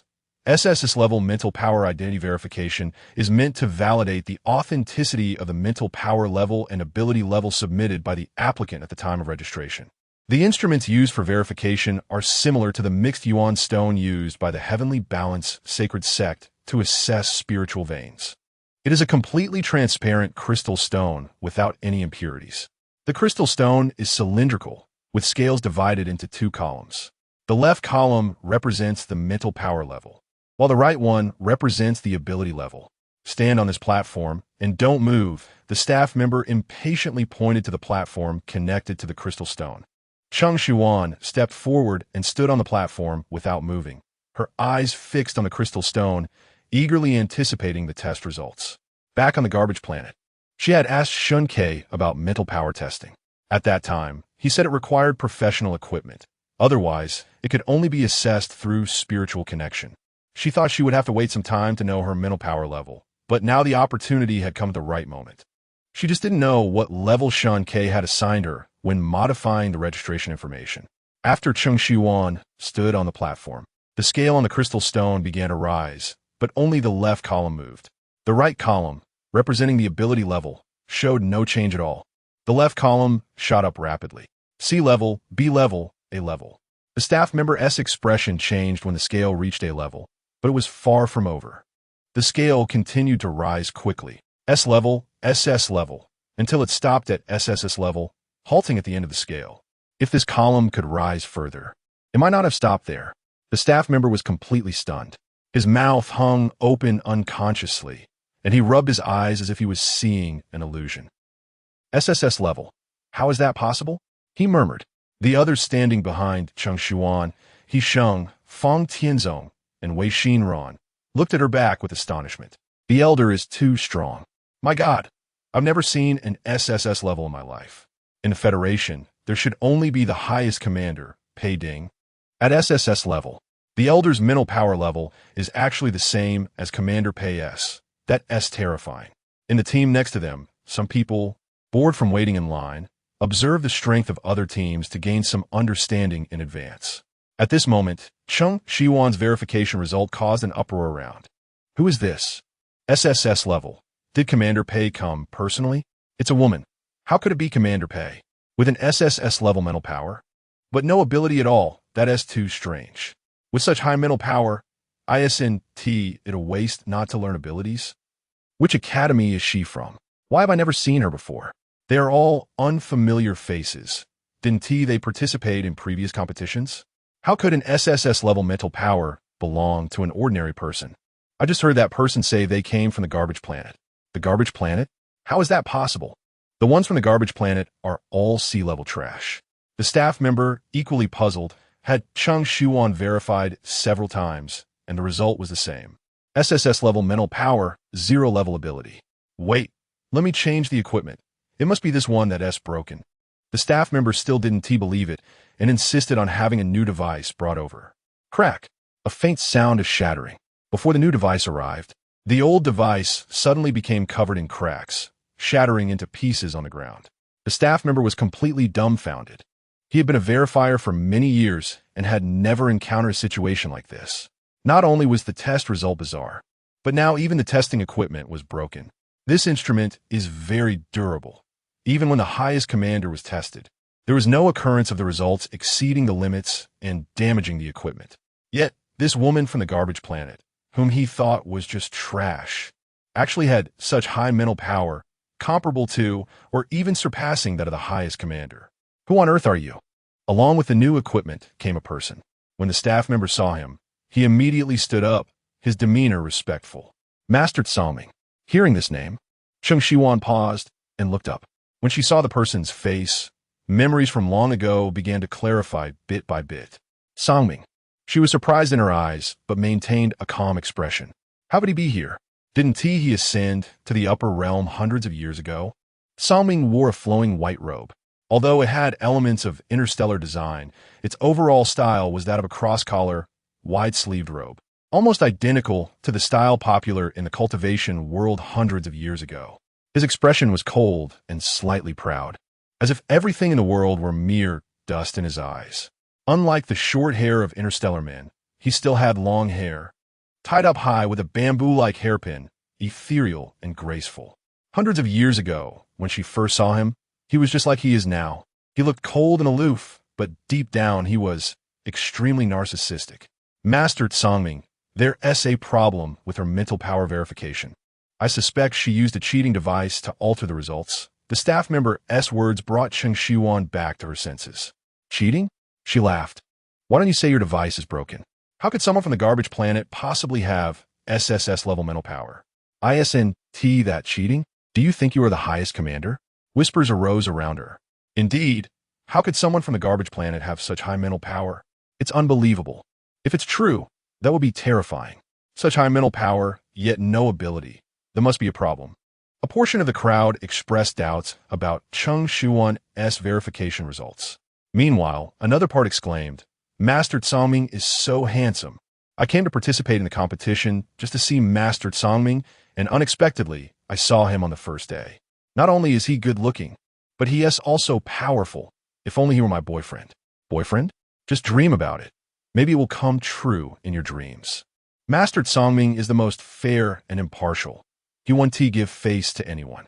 This woman from the garbage planet dares to cheat. She will definitely be disqualified from the competition. The staff member slightly bowed to Tsangming, requesting him to disqualify their team from the competition. Cheng Shiyuan remained silent, directly meeting Tsangming's somewhat surprised gaze. Tsangming, are you going to disqualify me? Her tone was indifferent, with a hint of a smile in her eyes. She was sure that Song recognized her. Although they hadn't seen each other for 100 years, she and he had a fierce rivalry back then, making it hard to forget. Chapter 57, Reunion with a Friend, Part 2. Their eyes met, and neither of them expected to see each other here. Cheng Shiyuan. Song Ming was astonished, just as he had been when he first arrived here 100 years ago. What? Cheng Shiyuan chuckled lightly. Don't you recognize me? Song, beauty. The last word rose in pitch, teasingly. As soon as she finished speaking, there was a collective gasp from the crowd around them. Their eyes filled with disbelief and shock. This person from a trash planet actually dared to tease Teacher Song in public. Was she seeking death? Teacher Song was the most sought-after and respected teacher at the Federation Academy, and also an 8th-level ability user. Yet, this waste without any abilities had the audacity to speak so wildly. The crowd could almost visualize her being struck dead by Song Ming's palm. Shut up, Song Ming shouted sharply. The crowd's hearts trembled, and they instinctively took a step back. He was going to make a move. Teacher Song definitely was going to make a move.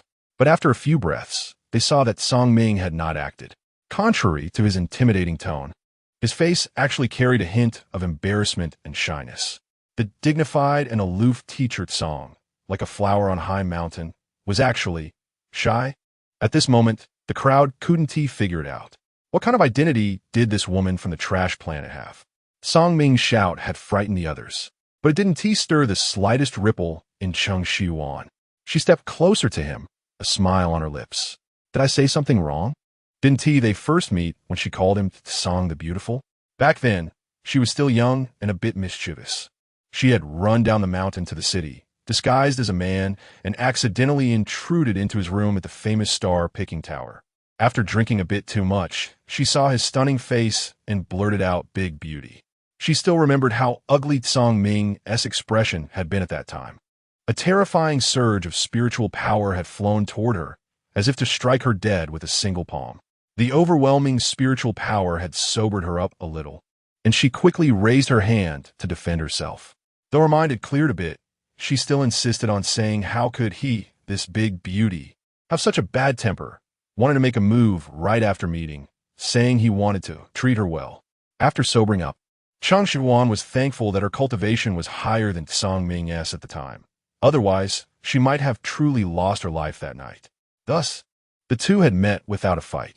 After she apologized, Song Ming recognized her disguised identity, and they spent nearly half a month exploring the city together. Later, she received a message from her senior brother Yuan Ji calling her back, so she bid farewell to Song Ming. After that, until the demon race unleashed a massacre against the Tianheng sacred sect, she had not seen Song Ming again. There was only once when she went down the mountain again and happened to hear a dancer mention that a stunning young man who had visited a few years ago had broken through to the great ascension realm and ascended to the upper realm. She thought it must be Song Ming. At this moment, Cheng Shiyuan looked at her friend in front of her, feeling a sense of reassurance that even in a foreign land, there was someone familiar. Song Ming felt the same way. How did you end up here? Who knew how confused he had been when he first arrived in the star realm? Weren't they supposed to ascend to the upper realm? Cheng Shiyuan asked. Are you sure you want to reminisce here? There were people everywhere watching them. Song Ming came to his senses. He had heard about a genius with SSS-level mental power, which was why he came to take a look. The staff member who had called him over was already sweating profusely. Can someone tell me why a waste from a trash planet knows Teacher Song and seems so familiar with him? Teacher Song, you and her. Test me again. Let me see. Song Ming ignored the staff member's words and gestured for Cheng Shiyuan to step onto the new device. Cheng Shiyuan had no objections and stood on it for another test. The results remained unchanged. SSS-level mental power, 0-level ability. Your talent is still as terrifying as ever. Back then, in the cultivation world, she was over 100 years younger than him, yet her cultivation had surpassed his. He had thought that Cheng Shiyuan would definitely become an extraordinary person in the future. Now that they were in the star realm with a different cultivation system, she was still the same. Even his mental power was only at S level, while hers was still at SSS level. In the entire star realm, aside from the highest commander, she was the only one. Cheng Shiyuan verified. Song Ming's voice was neither loud nor soft. but it was enough for everyone present to hear. Once he spoke, no one dared to object. Do you have time now? Shall we chat? He didn't miss the few people behind her wearing the same uniform, who should be those she brought to participate in the competition. Cheng Shiyuan nodded, signaling him to wait a moment.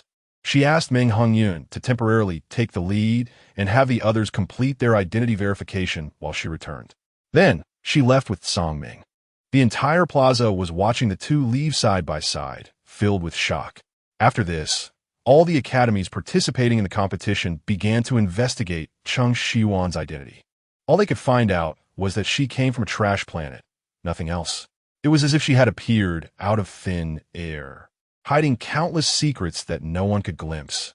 It was still that tea house. Songming must be a regular. The owner immediately took him to a private room and brought out tea that was much better than what Cheng Shiyuan had ordered last time. At least it was drinkable. It seems you're doing quite well here. Cheng Shiyuan took a sip, set down her teacup, and spoke. What do you mean by quite well? Back then it was great. I'm now a teacher at the Federation Academy. I have hundreds of students, if not thousands. Songming changed from his earlier dignified and aloof demeanor, his expression exuberant, and his tone filled with pride. The familiar feeling returned. You really haven't changed at all, still so narcissistic. Cheng Shiyuan laughed and shook her head. Songming snorted lightly, with an arrogant posture. Now our statuses should be about the same.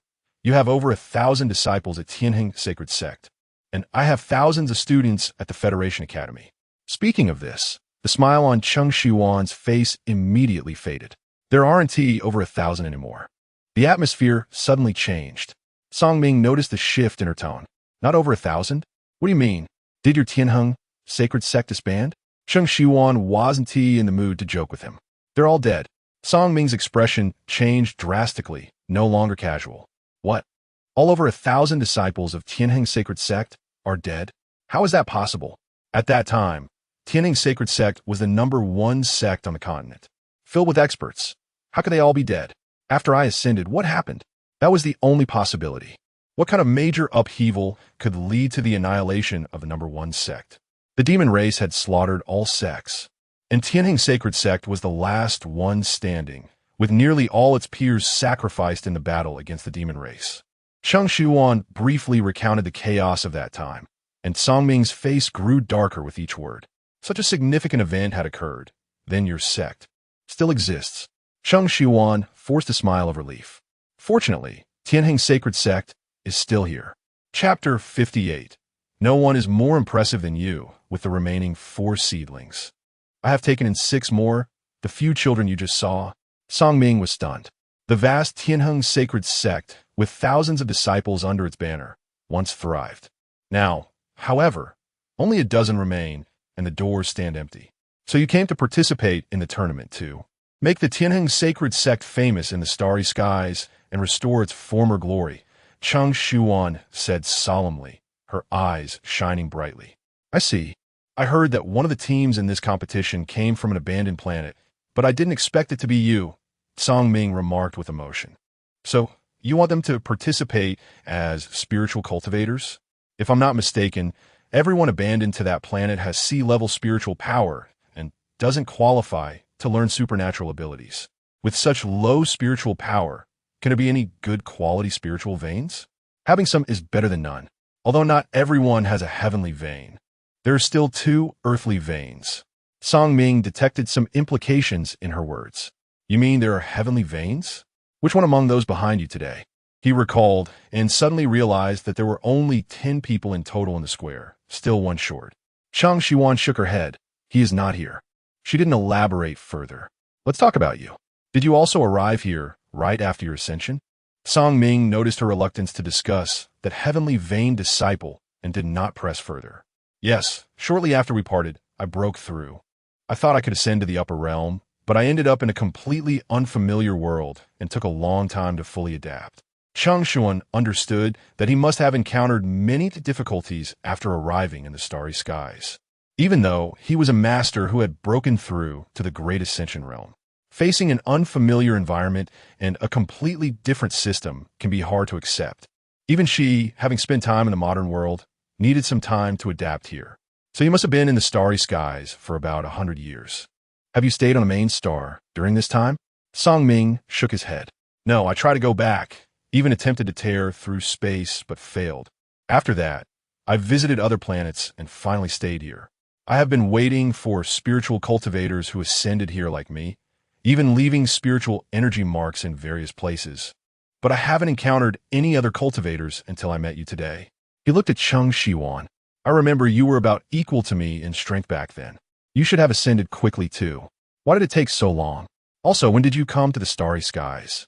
And how did you end up on the abandoned planet? Cheng Shiyuan looked out the window of the tea house at the blue sky and white clouds, which were no different from the scenery of the cultivation continent. About a month ago, I lifted the restrictions on my cultivation, used the thunder tribulation to eliminate the demon army, and then fell into a coma. When I woke up, I was here. And, she paused. Song Ming and what? Tianning Mountain came along, too. What? Song Ming doubted he had heard correctly. What do you mean Tianning Mountain came along with you? Cheng Shiyuan knew that no one would believe such a thing. It means literally that the entire Tianning Mountain, along with all the sect's buildings and people, came to the starry skies. Song Ming was stunned. You could bring other people, oh no, other things with you when you ascended. If only he could have brought this star-picking tower along when he ascended, he wouldn't have felt so lonely for 100 years. Cheng Shiyuan noticed he didn't seem to believe her. After the tournament ends, you can come back with me to see for yourself. You'll know it's true when you see it. Song Ming nodded. Then I definitely have to take a look. Bringing an entire mountain along, Cheng Shiyuan, there is no one more impressive than you. After chatting casually with Song Ming in the tea house for a while, Cheng Shiyuan glanced at the time and felt it was about time to go. She received a message from Meng Hongyun on her light brain that they had all passed the identity verification and were waiting for her to return in the square. Given how familiar she looked with Song Ming just now, they wouldn't fail the verification either. I should head back, she said as she stood up. I will be participating in the tournament with them over the next few days. If you need to find me, come to the Yala Hotel. I will be staying there during this time. Song Ming replied, okay. She, a master who broke through to the great ascension realm. Participating in the tournament is no different from bullying the weak. It seems that the champion team of this tournament has no suspense left. Cheng Shiyuan returned to the central square to meet up with Meng Hongyun and the others, while Song Ming still had work related to the tournament to attend to. After the identity verification ended, the opening ceremony would take place. At 10 o'clock in the morning, after 3 loud bells, the bustling square suddenly fell silent. Cheng Shiyuan and her group stood among the crowd, gazing toward the high platform ahead. A row of older men and women walked out together and ascended the high platform. These individuals were senior leaders responsible for this tournament from the Federation and Empire headquarters. Each person stood at their designated position corresponding to their name, waiting for the ceremony to begin. However, the central empty spot remained unfilled for a long time. The crowd in the square began to murmur. The witness of the opening ceremony is always the highest commander of the hosting location, and since this year's tournament is held in the Federation's Yalan City, the witness should be the Federation's highest commander, Pei Ding. The ceremony is about to begin. Why hasn't he come out yet? Is he delayed by something? I've never seen Commander Pei before. I've heard he's young and talented, handsome, and a real looker. The tournament is the biggest event of the year, and the entire starry skies place immense importance on it. If Commander Pei is absent, the Federation headquarters will likely be displeased. On the high platform, where did Commander Pei go? Why hasn't he come yet? The ceremony is about to start. It can't begin without him. Has anyone contacted him? There are so many people waiting below. Pei, do you know where Commander Pei has gone? Standing to the right of Pei Mingde was someone from the Empire, speaking unfavorably. On the main star, the two major political systems of the Federation and the Empire have always been at odds, each seeking to suppress the other in various aspects.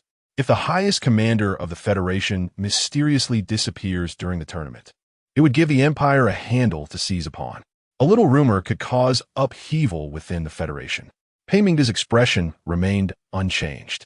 Commander Pei has important matters to attend to and knows he cannot return in time, so he specifically instructed me to exercise his power for this year's tournament. He took a step to the left, standing in the very center. Since Pei Ding is absent, I, his uncle, will certainly help him. Pei Mingde's eyes flashed with a smug smile. No matter what he says, no one has evidence to prove him wrong. Pei Ding indeed had urgent matters to attend to. And as for later, he would never return. Today, he is holding the tournament in his place, and in the future, he will take over as commander. Chapter 59. Pei Ding has returned. Second update. Without Pei Ding, the only one who could take over as the highest commander was his adjutant. After being suppressed by a young punk for so many years, he finally had his chance to shine. Pei Mingde smiled slightly as he looked at the crowd below. His voice was amplified through the sound system. Everyone, Commander Pei is unable to return due to matters at hand, so I will temporarily take his place to hold the opening ceremony. I now announce, Adjutant Pei, let me handle my own responsibilities. Suddenly, a voice came from behind Pei Mingde. He was stunned, unable to finish his sentence. Turning slowly, he saw the figure standing behind him, and his pupils constricted. You? How could you? Wasn't it said that his spaceship was disintegrated into cosmic debris? How could Pei Ding possibly return unscathed? Could it be that the assistant had deceived him? What do you mean? Pei Ding stepped forward. How could I not return in time? Although the situation was a bit tricky, it was ultimately resolved smoothly. The competition is imminent. Of course, I had to come back to hold the opening ceremony. Otherwise, people would say that I, as the commander, was not responsible enough, right? Pei Ding stood in front of him, smiling, but his eyes were cold. Pei Mingde was completely immersed in the shock of Pei Ding returning intact. And it was only when someone from the Empire next to him reminded him that he came back to his senses. Commander Pei, it's great that you could return. Please take over the opening ceremony. He gritted his teeth and stepped back to his original position. The center position was vacated, and Pei Ding stepped forward. Now I announce that the opening ceremony of the 68th Interstellar Academy competition is officially launched. As his voice fell, brilliant fireworks soared into the sky amidst sharp whistles, bursting with a bang. The contestants below looked up, enjoying the spectacle. In the crowd, Cheng Shiyuan looked at the familiar figure on the high platform and smiled slightly. He truly was the highest commander, Pei Ding. He looked quite imposing from his angle. The other 9, upon seeing Shen Que on the high platform, should we say Pei Ding, were all stunned. Elder, isn't that Shen? Cheng Shiyuan turned his head and gave them a look. Fang Tianzong immediately shut his mouth. The others were also secretly shocked and stopped asking questions. No wonder Shen Que left without a word. No wonder they received no explanation from the elder when they asked. How could they believe that the elder said he was the highest commander of the Federation? Now that they saw it with their own eyes, they found it hard to believe. The Shen Que who had been training and experiencing things with them over the past month turned out to be the highest commander of the Federation, Pei Ding. This was too astonishing. On the platform, Pei Ding also quickly spotted her figure in the crowd. His gaze softened for a moment before quickly shifting away, as if he had merely glanced past her. Pei Mingde did not notice his abnormality. His fists clenched tightly at his sides, filled with unwillingness. He thought he had everything under control. How could Pei Ding survive the spaceship accident and return intact? And just in time, on the day of the competition. Not the day before or after, but exactly when he was about to announce the opening ceremony, he appeared. Pei Mingde broke out in a cold sweat. Did this mean that Pei Ding already knew the spaceship accident was not an accident, but rather man-made? Did he know that the mastermind was him? Pei Mingde dared not think any further. Otherwise, he wouldn't even be able to stand there. After the fireworks finished, several witnesses took their seats. Staff members began to read the competition content and rules. The competition would last a total of 3 days, with individual battles, team battles, and free-for-alls. On the first day, each team would send out 2 members, one as the main competitor and the other as a substitute. All teams would draw lots, with the one who drew number 1 becoming the challenger, while those who drew blank would have a bye. Due to the excessive number of teams participating each year, a total of 5 arenas would be set up, with 10 teams in each arena. Cheng Shiyuan and her team were assigned to Arena 3. When they received the documents yesterday, Cheng Shiyuan had already decided which 2 people would compete. Sheng will compete, and Xianxia will be the substitute.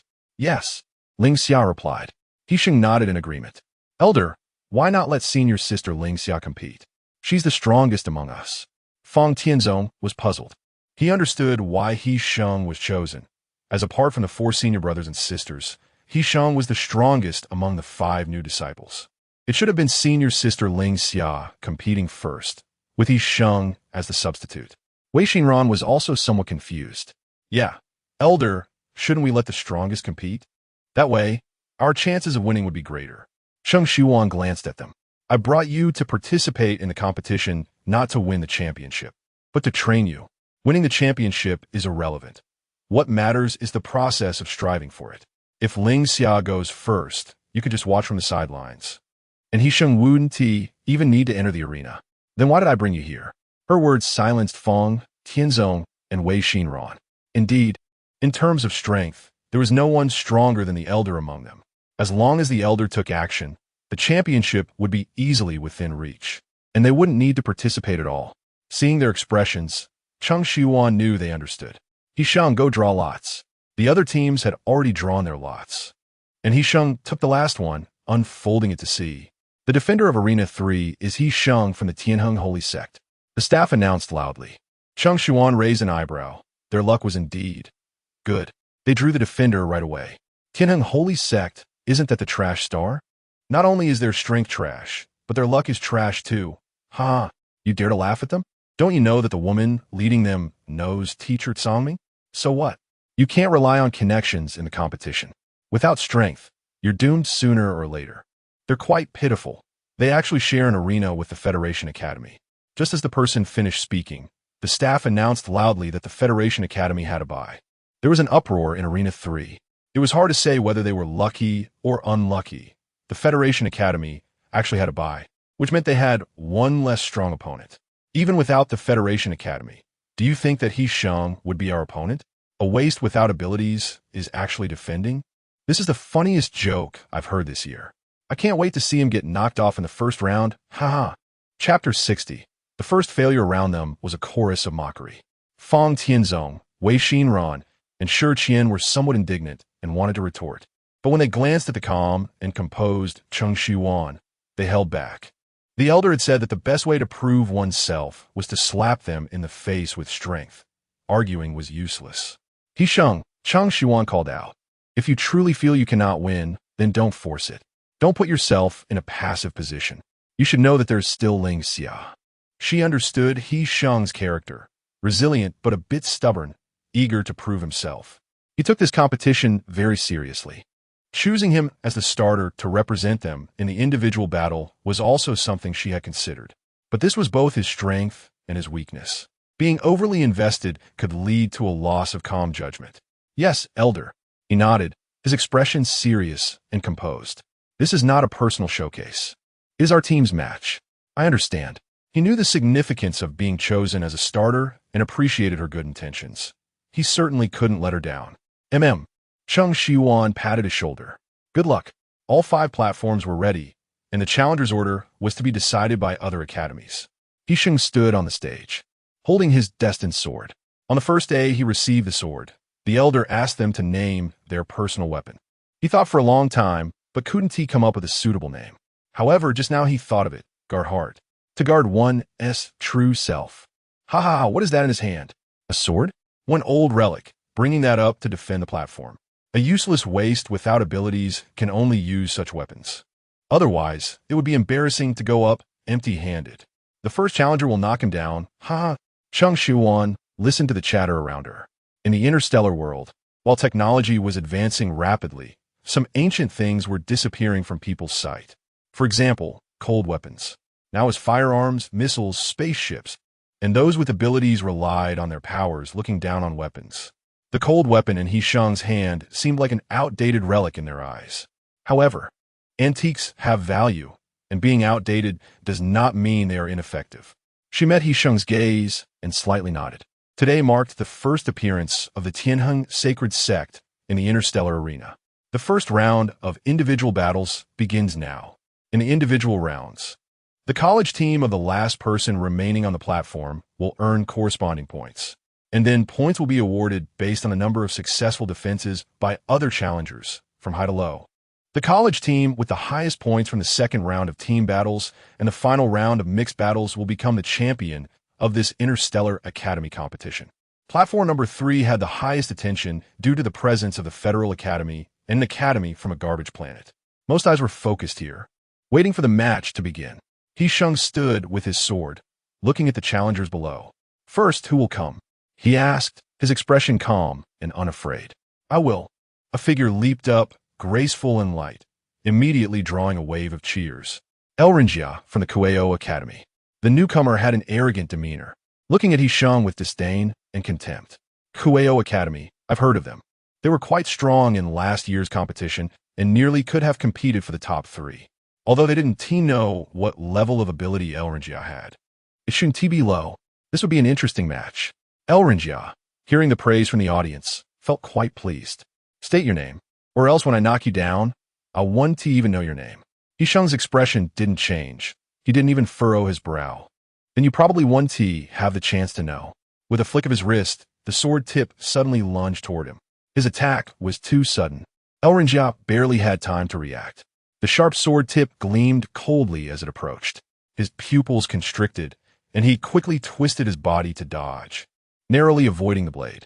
With his first move, he was already at a disadvantage. Xianxia glanced at the audience below, where some faces were already showing surprise.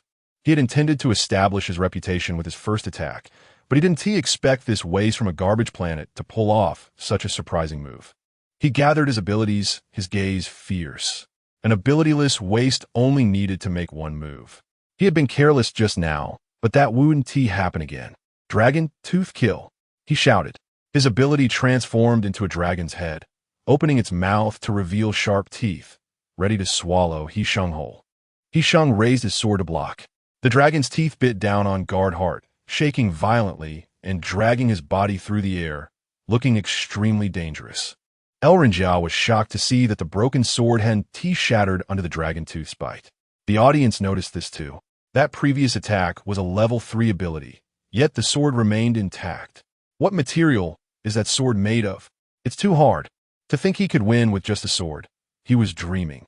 Xianxia's eyes darkened as he looked at Xiang trapped by the dragon tooth, sending another ability straight toward him.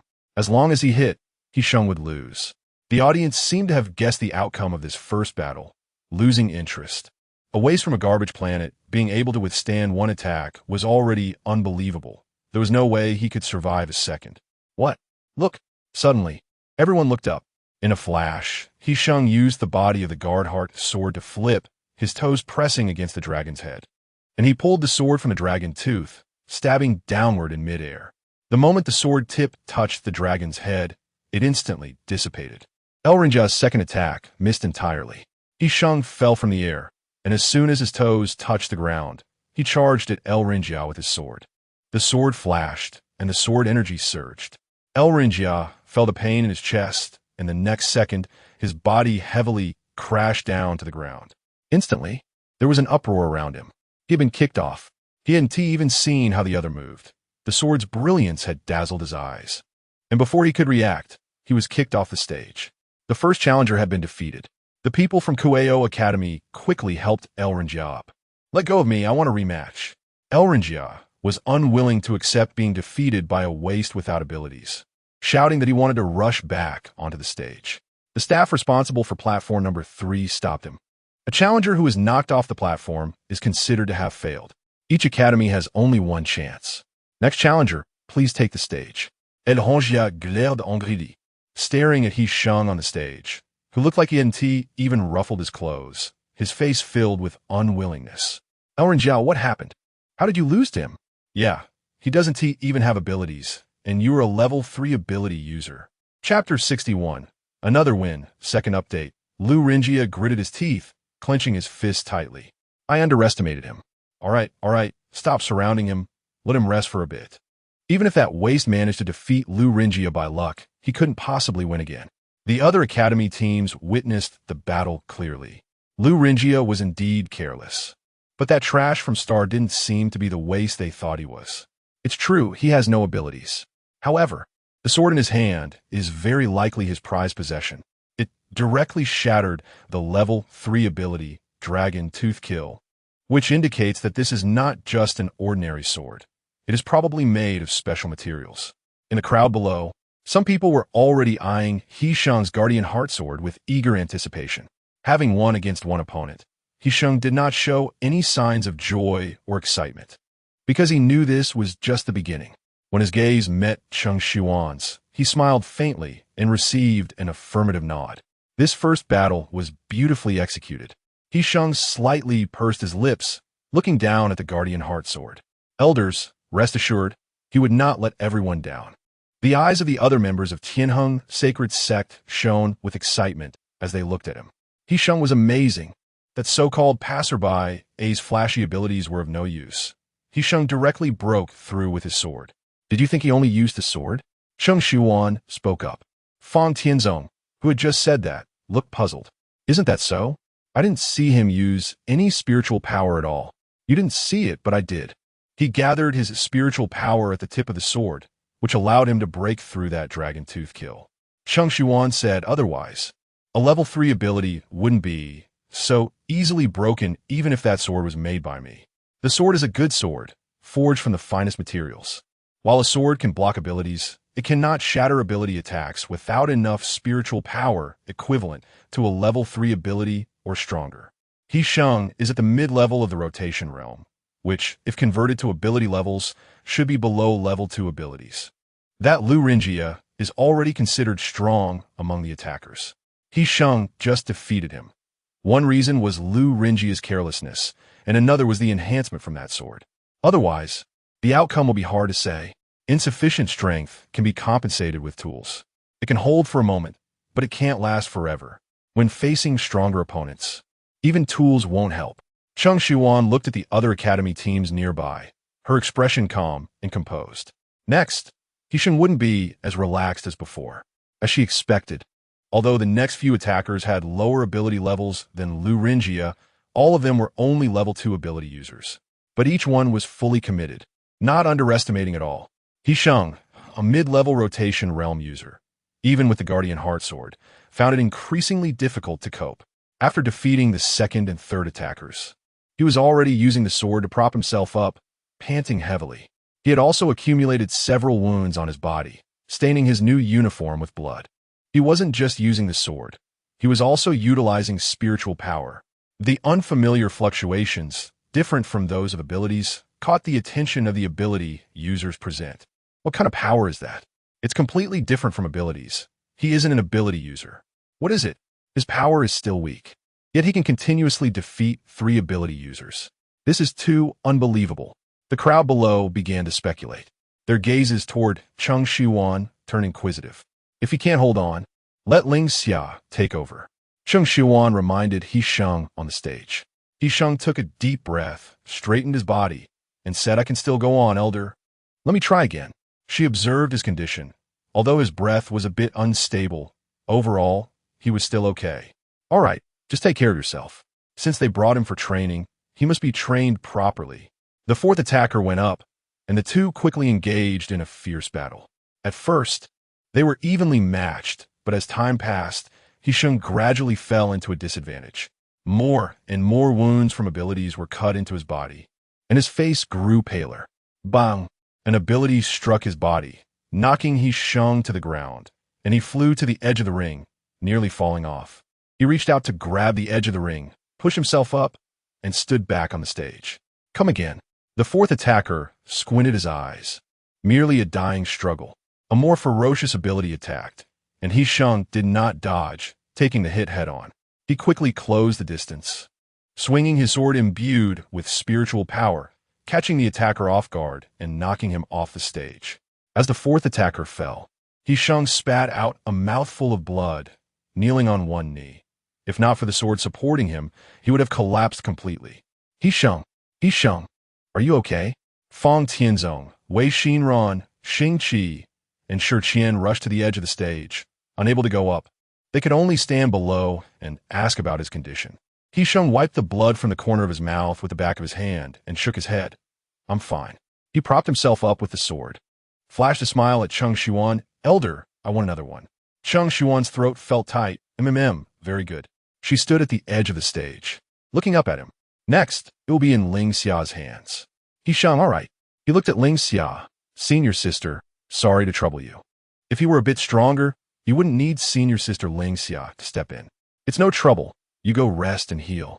Everyone helped Sheng down from the stage, and Xianxia flew up, her expression fierce. Next, I will help my junior brother defend the stage. The staff responsible for Ring 3 announced, The defender of Tianheng's sacred sect has been replaced by Xianxia. She said, there are a total of 10 academy teams on Ring 3, 1 defending, 1 on a bye. Sheng has already defeated 4 attackers, with 4 remaining. At first, everyone looked down on them, but now no one dared to underestimate them anymore. Just Xianxia, standing there, made the few attackers yet to go on stage feel tense. Her momentum was much stronger than Sheng's earlier. Just Sheng alone had taken down 4 attackers. How many could this young woman defeat? However, this question soon had an answer. Xianxia did not hold back or waste time, going for a quick and decisive battle, striking ruthlessly without mercy. The rules of the competition stated that the danger level was extremely high and life and death were up to oneself. However, in previous competitions, deaths were rare. Once you killed a member of an academy team, it was equivalent to making an enemy of that academy. Even the 2 major academies of the Federation and the Empire would not kill if they could avoid it. Having one more enemy brought no benefit. Although Xianxia did not attack their vital points, the 4 attackers who were knocked off the stage were not in good condition either. The 4 who had previously fought with Sheng were now glad they went up early. Otherwise, that would have been too embarrassing. Chapter 62. Successfully defending the arena. The 4 challengers below the stage collapsed awkwardly on the ground, their expressions pained as they looked up at Xianxia, who stood gracefully on the stage, their eyes filled with disbelief. She was too strong. They even felt that she hadn't used her full strength, effortlessly defeating them one after another without even breaking a sweat. Xianxia scanned the crowd below the stage, her tone calm. Is there anyone else? To others, it sounded extremely arrogant, but no one dared to refute her because she had the capital to be arrogant. The strength she displayed in this battle was such that very few participants in this competition could stand against her. If there were any, it would only be those from the Federal Academy and the Imperial Academy. The members of the Federal Academy team, who had a bye, looked serious, especially Qi Mufeng, who was gritting his teeth at Cheng Shiyuan. He had thought she was just a bit strong, but he hadn't expected the others in her team to be equally impressive. With a mental power level of only C, no superpowers, she swept through with a completely unfamiliar strange ability. He could already foresee how tricky it would be to encounter them in the upcoming team battle and free-for-all. Standing next to him, Lu Xinyue shared the same thoughts. She didn't look at anyone else, but focused her gaze on Cheng Shiyuan. She was certain that the others in this team were all led by her, that they all listened to her. The move she had used when she and Qi Mufeng faced off a few days ago at the city gate had already made her wary. But now, her wariness was no longer directed at just her, but at the whole team. Sheng, the defender, although not as strong as Xianxia, displayed considerable willpower, managing to defeat the 4 challengers. If the others in their team were as strong as he and Xianxia, then this team was terrifying. One strong person is not scary. What is scary is that they are all strong. Lu Xinyue's eyes were deep. Cheng Shiyuan noticed the gaze that had been fixed on her and turned a glance. It was her. After entering the city that day, Shen Que had told her about the members of the Federal Academy team. Qi Mufeng, 19 years old, mental power level A, level 3 superpower user, specializing in defense. With his talent, he was indeed quite good, and coupled with his excellent family background, it had fostered his arrogant and disdainful personality.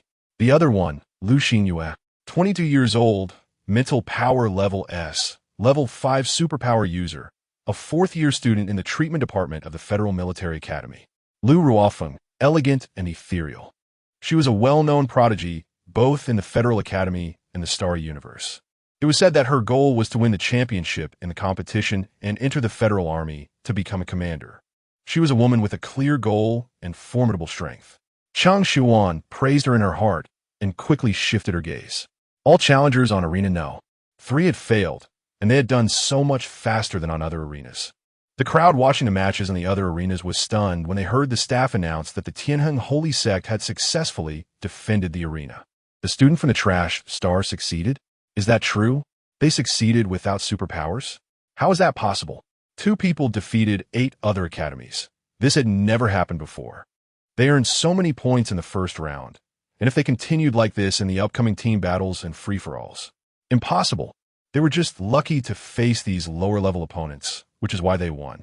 Just wait, they wouldn't be so easy in the next 2 rounds. Xianxia stepped down from the arena and walked up to Cheng Shiyuan. Elder, we won. Cheng Shiyuan smiled and great.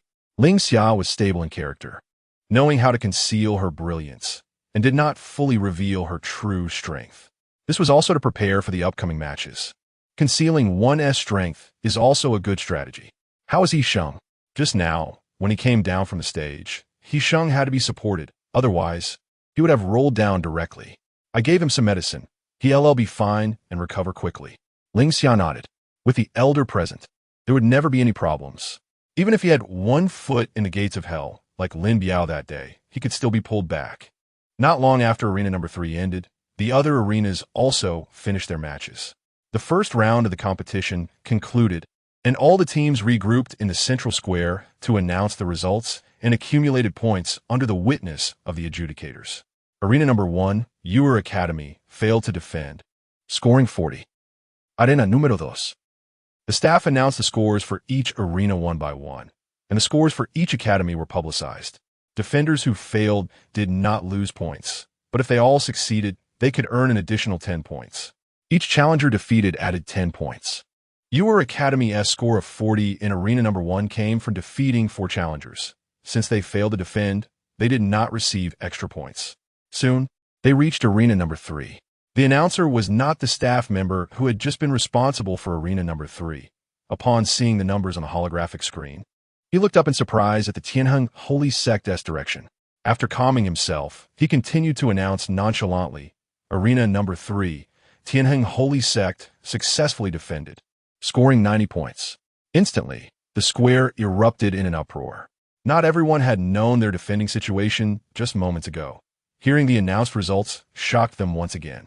90 points. This is the first time I've heard of a team scoring 90 in the first round. I only know Commander Pei had done it in one session, and there hasn't been another since. It's too difficult to have all defenders succeed. How did they do it? Wasn't it said that they are powerless trash? Could it be that someone with mental power level C can learn superpowers? How come I didn't know? The square was filled with voices of questioning, amazement, and confusion. The gazes directed towards Cheng Shiyuan and the others were even more complex. After all 5 arena results were announced, the staff declared the first round of matches concluded and that the second round would begin at 10 o'clock the next morning, with everyone to gather in the central square. The crowd in the square gradually dispersed, and the few adjudicators on the high platform also turned to leave. Cheng Shiyuan glanced at Shen Ke's back, who walked away without looking back, knowing it was because there were others nearby, so he couldn't reveal himself. Let us go back to the hotel. She took them back to the hotel, letting them return to their respective rooms to rest, planning to take them out for a big meal that evening. Just as Cheng Shiyuan turned to return to her room, she saw the elevator doors ding open, revealing a familiar silhouette, though it was an unfamiliar face. What are you doing here? Chapter 63 Tale. Cheng Shiyuan knew he had taken the face-changing pill. However, the first round of the competition had just ended, and he came to find her. Wasn't he afraid that someone would suspect him? You won the competition, so of course I had to come. Shen Que stood in front of her with a smile. Congratulations, a great victory. That's still early. This is just the first round. There are still the second and third rounds to go. I believe in you. You will win in the end. Cheng Shiyuan raised an eyebrow.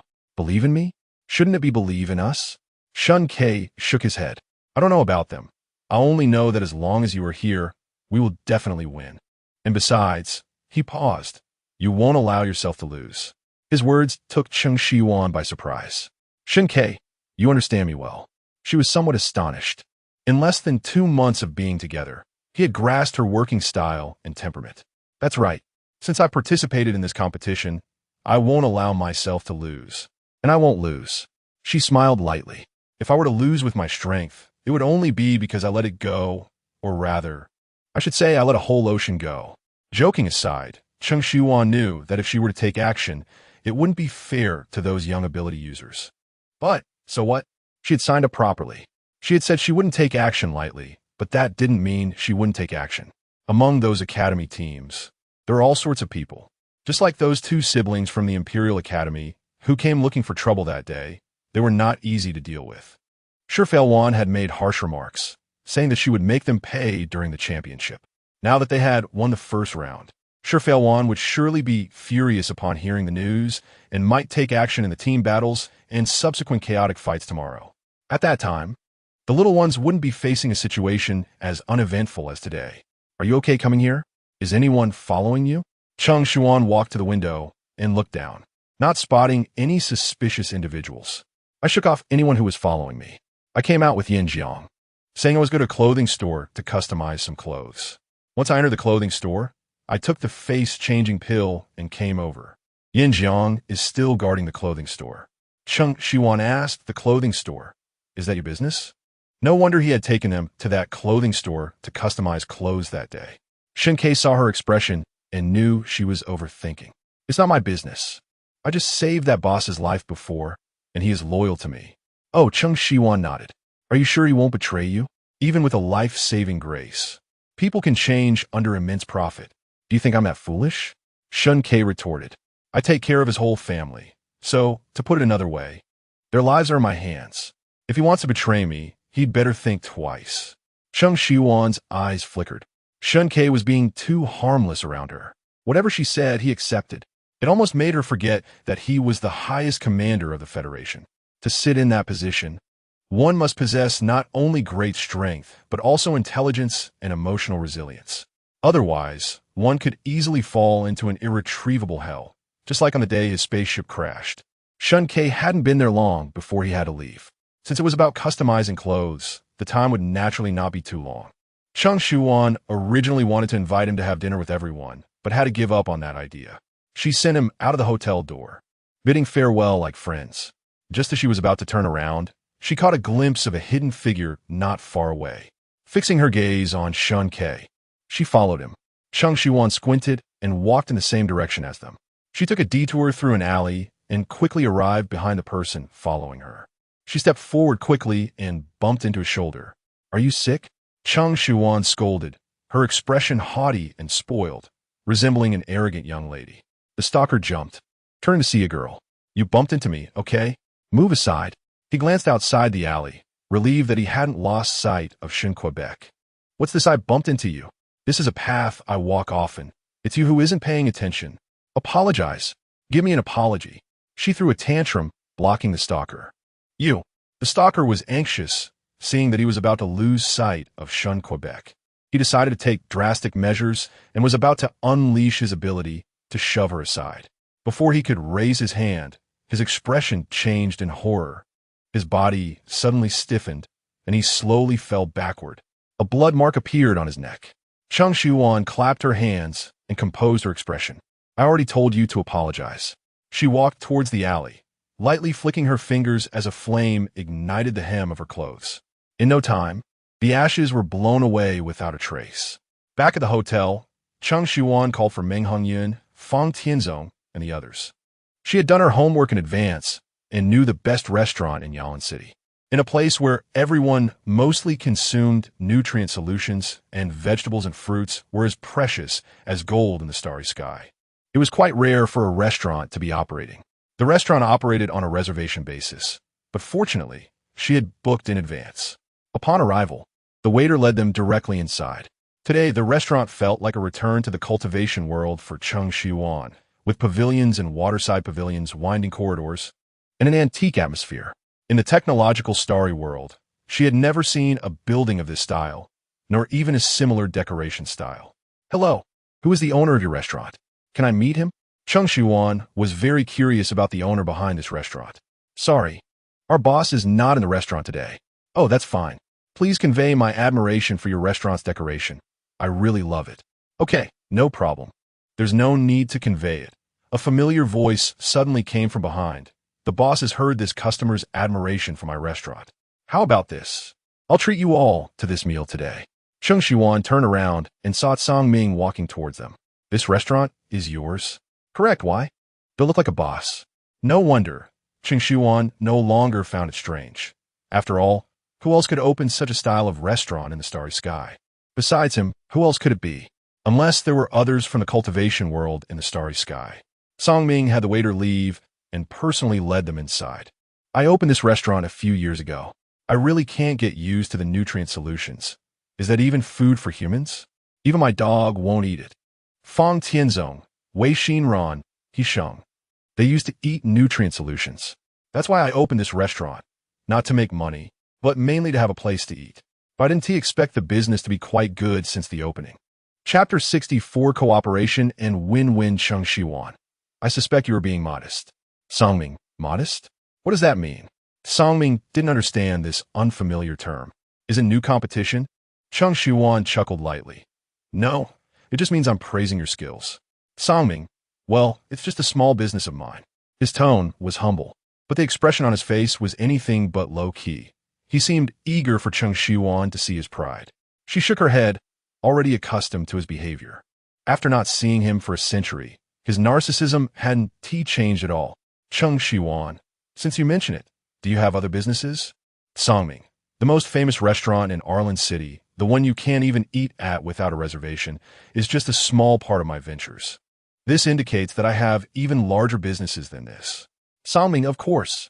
Whatever Songming do, I must do it to the best of my ability. This restaurant just opened not long ago, and I plan to expand it to every planet in the galaxy. I've already opened several branches of other shops, like pharmacies and weapon stores. Not just in the Federation, but the Empire also has my businesses. Songming put his arm around Cheng Shiyuan's shoulder. So what do you think? Impressive, right? Do you want to come work with me? Cheng Shiyuan was taken aback by his words. Cheng Shiyuan, you said you have pharmacies and weapon stores? Songming, yes. Didn't you see the banners hanging outside several shops in the city? The butterflies on them are the symbol of my businesses. Cheng Shiyuan thought for a moment, but realized she hadn't paid attention to the banners. However, that didn't matter. Cheng Shiyuan, Songming, she turned to look at him, her gaze serious and firm. I want to discuss a collaboration with you. Songming, huh? Cheng Shiyuan let Wei Xinran and the others eat first, and she and Songming went to another private room. Cheng Shiyuan, go ahead. What collaboration do you want to discuss? Songming boiled water to make tea, pouring the brewed tea into a porcelain cup in front of her after heating the cup, and pushed it toward her. Songming, please. Cheng Shiyuan took a sip, and the fragrance lingered on her lips and teeth, the aftertaste sweet and not bitter. It was much better than the tea she had at the tea house that day. Cheng Shiyuan, good tea. Songming, of course. This tea is grown by me personally, nurtured with spiritual power. The inferior teas on the market can't compare to this. A hint of surprise flashed in Cheng Shiyuan's eyes. Using spiritual power to nurture tea leaves, such a labor-intensive task, could only be done by someone as crazy as him. Cheng Shiyuan, the yield must be very low. Songming, exactly. Songming sighed. Nurturing with spiritual power is indeed too extravagant. The annual yield is only enough for me to drink. It's only because you came that I took this tea out for you to try. Others can't drink it. Cheng Shiyuan understood. She already had a plan in mind. Cheng Shiyuan, I can help you increase the yield. Songming, what? Songming was stunned. You want to help me increase the yield of this tea? You want to use spiritual power together? That wouldn't make much difference. Cheng Shiyuan, I wouldn't use such a foolish method. Songming, so you think I'm foolish? Songming, then tell me, what clever method do you have? Cheng Shiyuan calmly took a sip of tea. I can help you, but you have to agree to one thing. Songming, I knew you weren't so kind. Speak, what do you want me to agree to? Cheng Shiyuan, I want your pharmacy to collaborate with me. Songming, I believe you've heard about the divine doctor from the free market, right? Songming nodded. Yes, I've heard of it. So that divine doctor is you? Cheng Shiyuan, yes, it's me. I've made quite a bit selling elixirs at the market, but it's not a sustainable way to operate. Besides, I plan to return to my planet after the championship, so I want to stay here forever. Songming, so, you want to sell elixirs in my pharmacy? Cheng Shiyuan, exactly. Songming, no way. Wouldn't that be taking away my business? The efficacy of your elixirs is much better than some medicines here, and they work quickly. If your elixirs enter my store, no one will buy other medicines. Cheng Shiyuan had anticipated rejection, but she wasn't anxious. She already had a solution in mind. Cheng Shiyuan, I understand your concerns, but this is not that difficult to resolve. There are plenty of medicines on the market with similar efficacy. Have you ever seen one that doesn't sell? Cheng Shiyuan, as long as the pricing is different, there will naturally be target audiences. My elixirs work well and quickly, so they will be priced higher, while the local medicines work slowly and are of average quality, so they will be priced lower. Cheng Shiyuan. Both will have their own target customer groups. You don't need to worry about that. Cheng Shiyuan. Besides, I said I wouldn't let you help for free. I'll give you 10% of the money earned from sales. And this tea can be planted in my spiritual field, ensuring increased yield. Salming pondered, feeling that what she said made sense. If her elixirs could sell at a high price, then the 10% she offered wouldn't be a small sum. It would definitely be more than what his store currently earned. Songming. And if the tea yield increases, then he can sell on the market, which would be another profitable avenue. It seemed he had no reason to refuse her. Cheng Shiyuan. You don't have to rush to give me an answer. You can think about it carefully before the competition ends. Cheng Shiyuan finished the tea in her cup and stood up. They are still waiting for me. I'll go over first. Salming looked at her back and hurriedly called out, I agree. Cheng Shiyuan paused, turning around. What did you say? Salming, I agree to your collaboration. I'll help you sell the medicine, and you'll give me 10% plus the cultivation of the tea. Cheng Shiyuan, are you sure? No turning back. Once you agree, there's no chance to change your mind. Cheng Shiyuan smiled, looking as if he were to regret it, he would die under her sword. Salming, yes, I'm sure. Let us work together. Chapter 65 I Come to Kill You. Second update. Having successfully negotiated a partnership, Cheng Shiyuan took out more than a dozen porcelain bottles from her spatial ring and placed them on the table. These are what I recently refined. You can take them and sell them first. There should be a high demand during the competition. Salming asked, how much do you want to sell them for? You decide. Cheng Shiyuan replied, I get to set the price? You trust me that much? Cheng Shiyuan smiled. Since I've chosen a partner with you, of course I trust you. I originally wanted to open my own pharmacy, but the process and procedures for opening a store are too cumbersome. I would have to find a place, rent it, and renovate. It all feels overwhelming.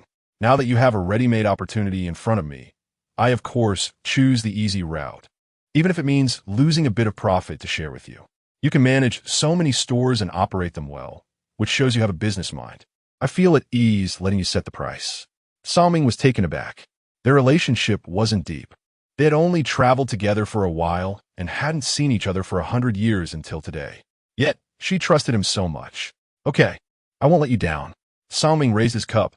Just wait to collect your money. The two teacups clinked together, producing a crisp sound. I'll be waiting for good news. Salming? At the Federation headquarters, in the office of the Supreme Commander, Shen Que, or rather, Pei Ding, sat behind the desk, listening to General Yan's report. Yes, boss. Today at the competition, many people were discussing the relationship between Miss Cheng and Salming. After identity verification, the two left together, looking quite friendly. Pei Ding's gaze darkened. I've heard of this Salming, an 8th level ability user and a teacher at the Federation Academy, apparently very popular there. Yan replied, that's right.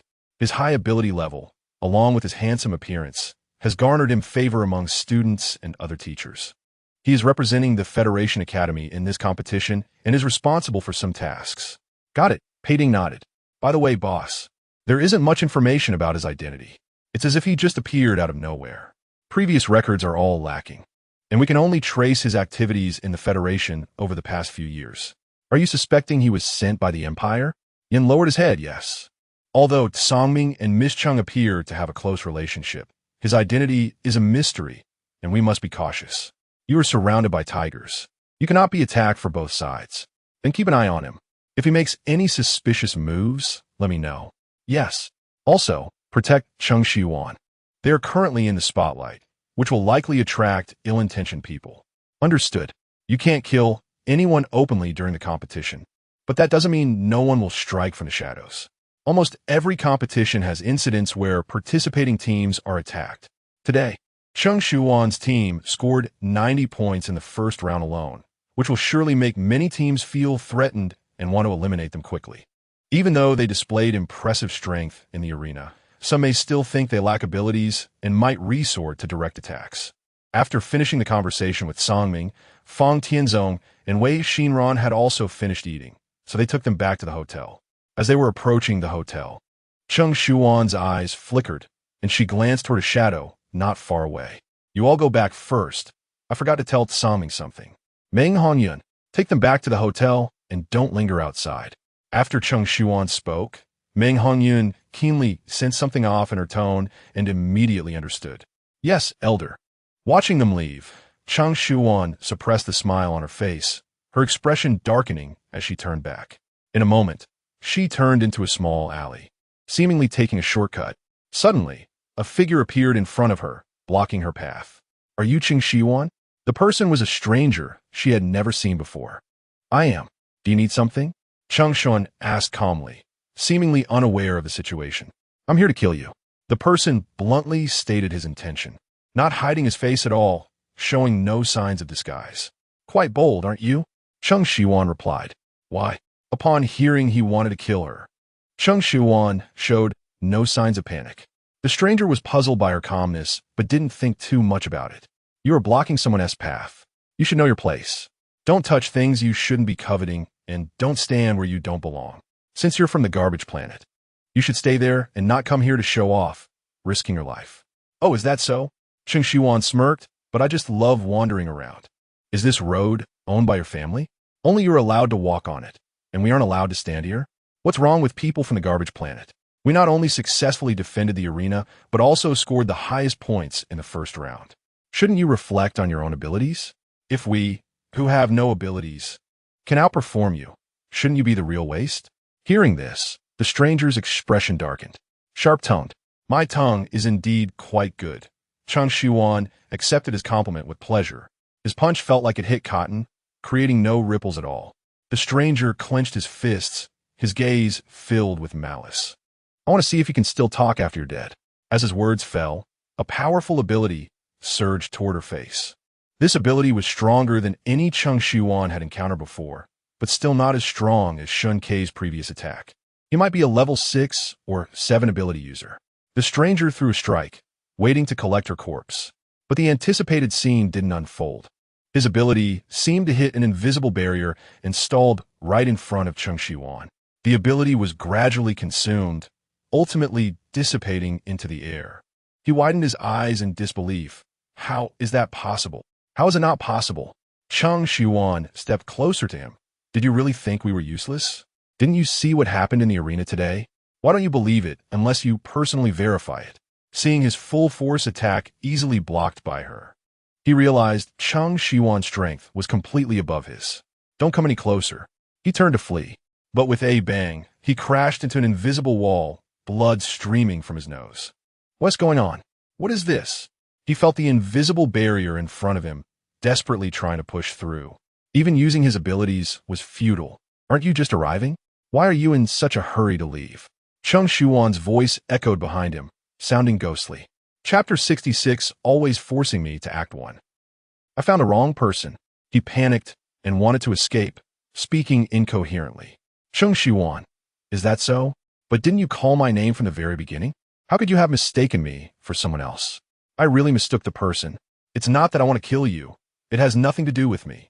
The man turned around and met Cheng Shiyuan's gaze. His legs went weak, and he knelt on the ground, fearfully shrinking back. Not you wanting to kill me? Then why did you come find me? You did so well in today's competition, blocking others' paths.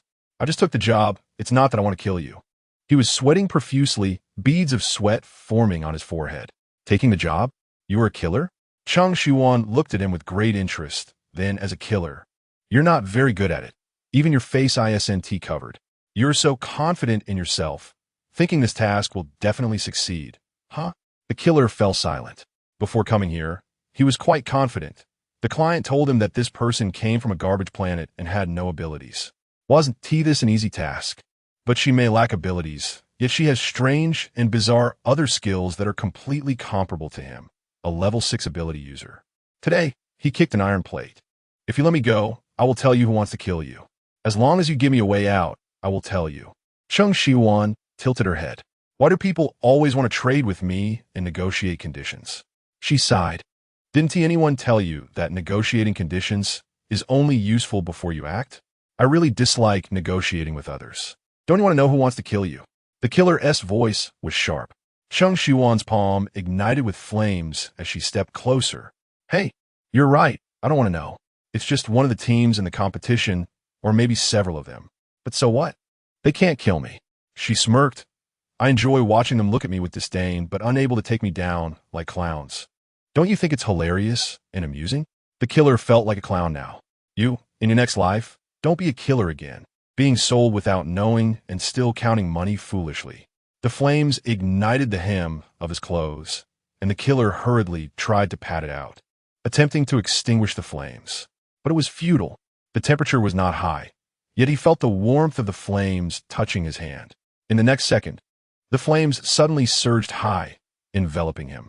Before he could even let out a piercing scream, he turned to dust, blown away by the wind. Hey, every day they force me to act. Cheng Shiyuan shook her head and left the alley. The place where the two had just been was without a trace, as if no one had ever appeared. The next day, at 10 in the morning, still in the central square, bustling with people. When Cheng Shiyuan arrived with the 9 little ones, it immediately attracted everyone's attention. As they took a step forward, the people in front unconsciously retreated to the sides, creating a path for them in the crowd. Cheng Shiyuan was not polite. She stood at the very front of the crowd, right under the high platform, without looking sideways. How is that possible? Suddenly, a voice filled with surprise and disbelief reached her ears. Cheng Shiyuan turned her head to look. The team standing next to them was Xianxia from Kyo Academy, who was defeated by He Sheng in the arena yesterday. The words "how is that possible" came from his mouth.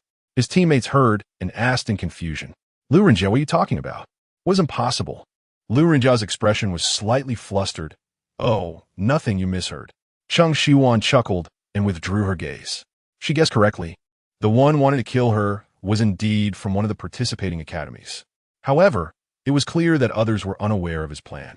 Thinking his plan had succeeded, he panicked upon seeing her appear unscathed. Young people are still a bit too impulsive. No wonder he lost to He Sheng yesterday. On the high platform, several witnesses appeared again, but this time the highest commander, Pei Ding, was not among them. He only needed to appear at the opening and closing ceremonies of the competition. Today, the second round of the competition, the team battle, was to take place. The staff said that in the team battle, each student team would send 5 members to compete against the opposing team after drawing lots. The winning team would then compete against another winning team, and points would be awarded based on the number of victories, with the top 3 teams earning an extra 10, 20, and 30 points. There were a total of 10 teams competing in pairs, with the winners advancing to the next round, then competing in pairs again, ultimately determining the top 3 teams. Compared to the first round of the arena battle, this second round of team battles tested the teamwork and synergy between the members.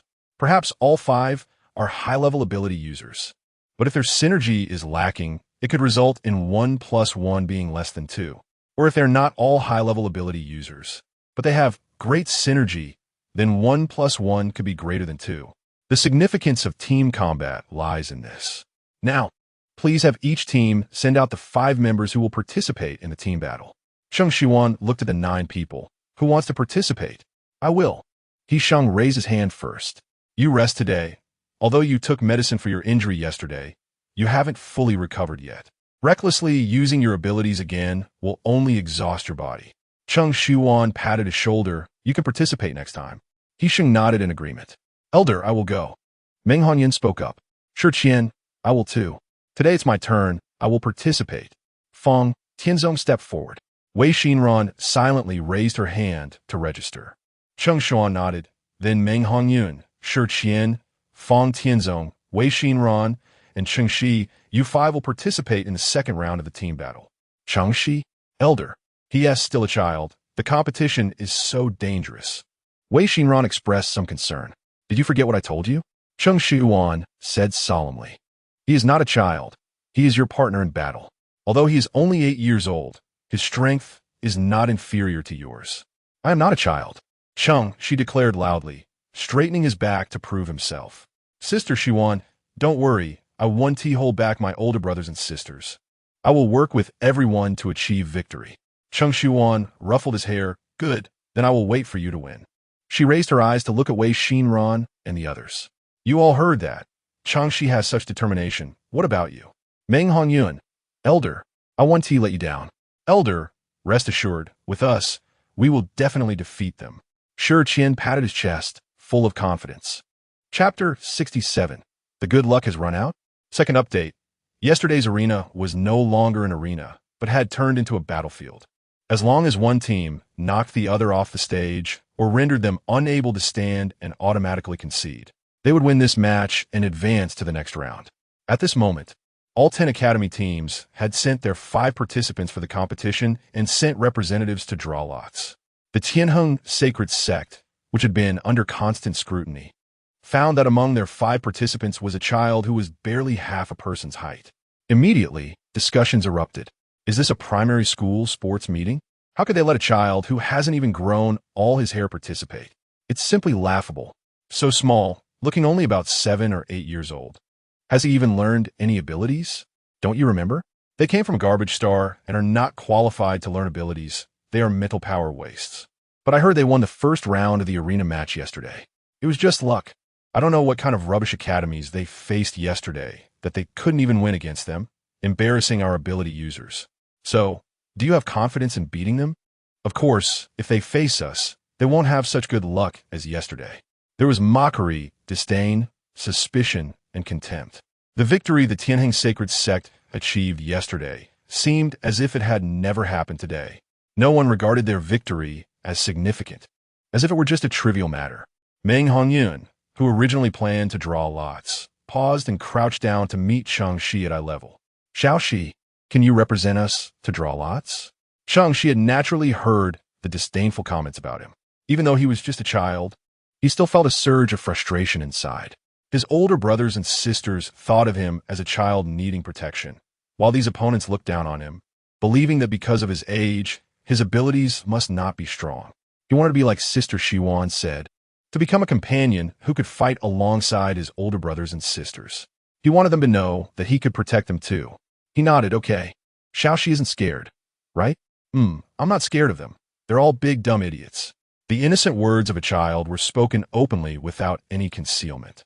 But even if they were angry, how could they compare with a half-grown child? Cheng Shi represented the Tianheng sacred sect team and walked forward, standing in front of the staff responsible for drawing lots. He looked up at him. His height was just level with the table, and he couldn't reach the box for drawing lots even when he stretched his hand. Laughter erupted from his side. He remained unfazed, looking at the staff. Brother, could you lower the box for me a little? Cheng Shi politely asked. The staff, seeing the cute Cheng Shi, felt a softening in his heart. Such a small child has the courage to compete. That's impressive. No problem. He smiled and brought the box closer to Cheng Shi. Draw one, then read the words on it. If you can't read yet, I can help you. Cheng Shi thanked him and reached into the box, randomly taking out a piece of paper. He unfolded it and saw the words, Slinen Academy. Before he could finish speaking, the square erupted in an uproar. Slinen, that was a powerhouse academy that almost made it to the top 3 last year. It's over. Their good luck has indeed run out. Facing Slinen, these few people probably wouldn't have a good outcome. Remember last year's championship match? Those who faced them were beaten to a pulp, nearly ruined. Isn't that right? Thankfully, we didn't draw them. Ha ha. It seems the heavens are favoring us, Slinen, arranging such a weak opponent for us.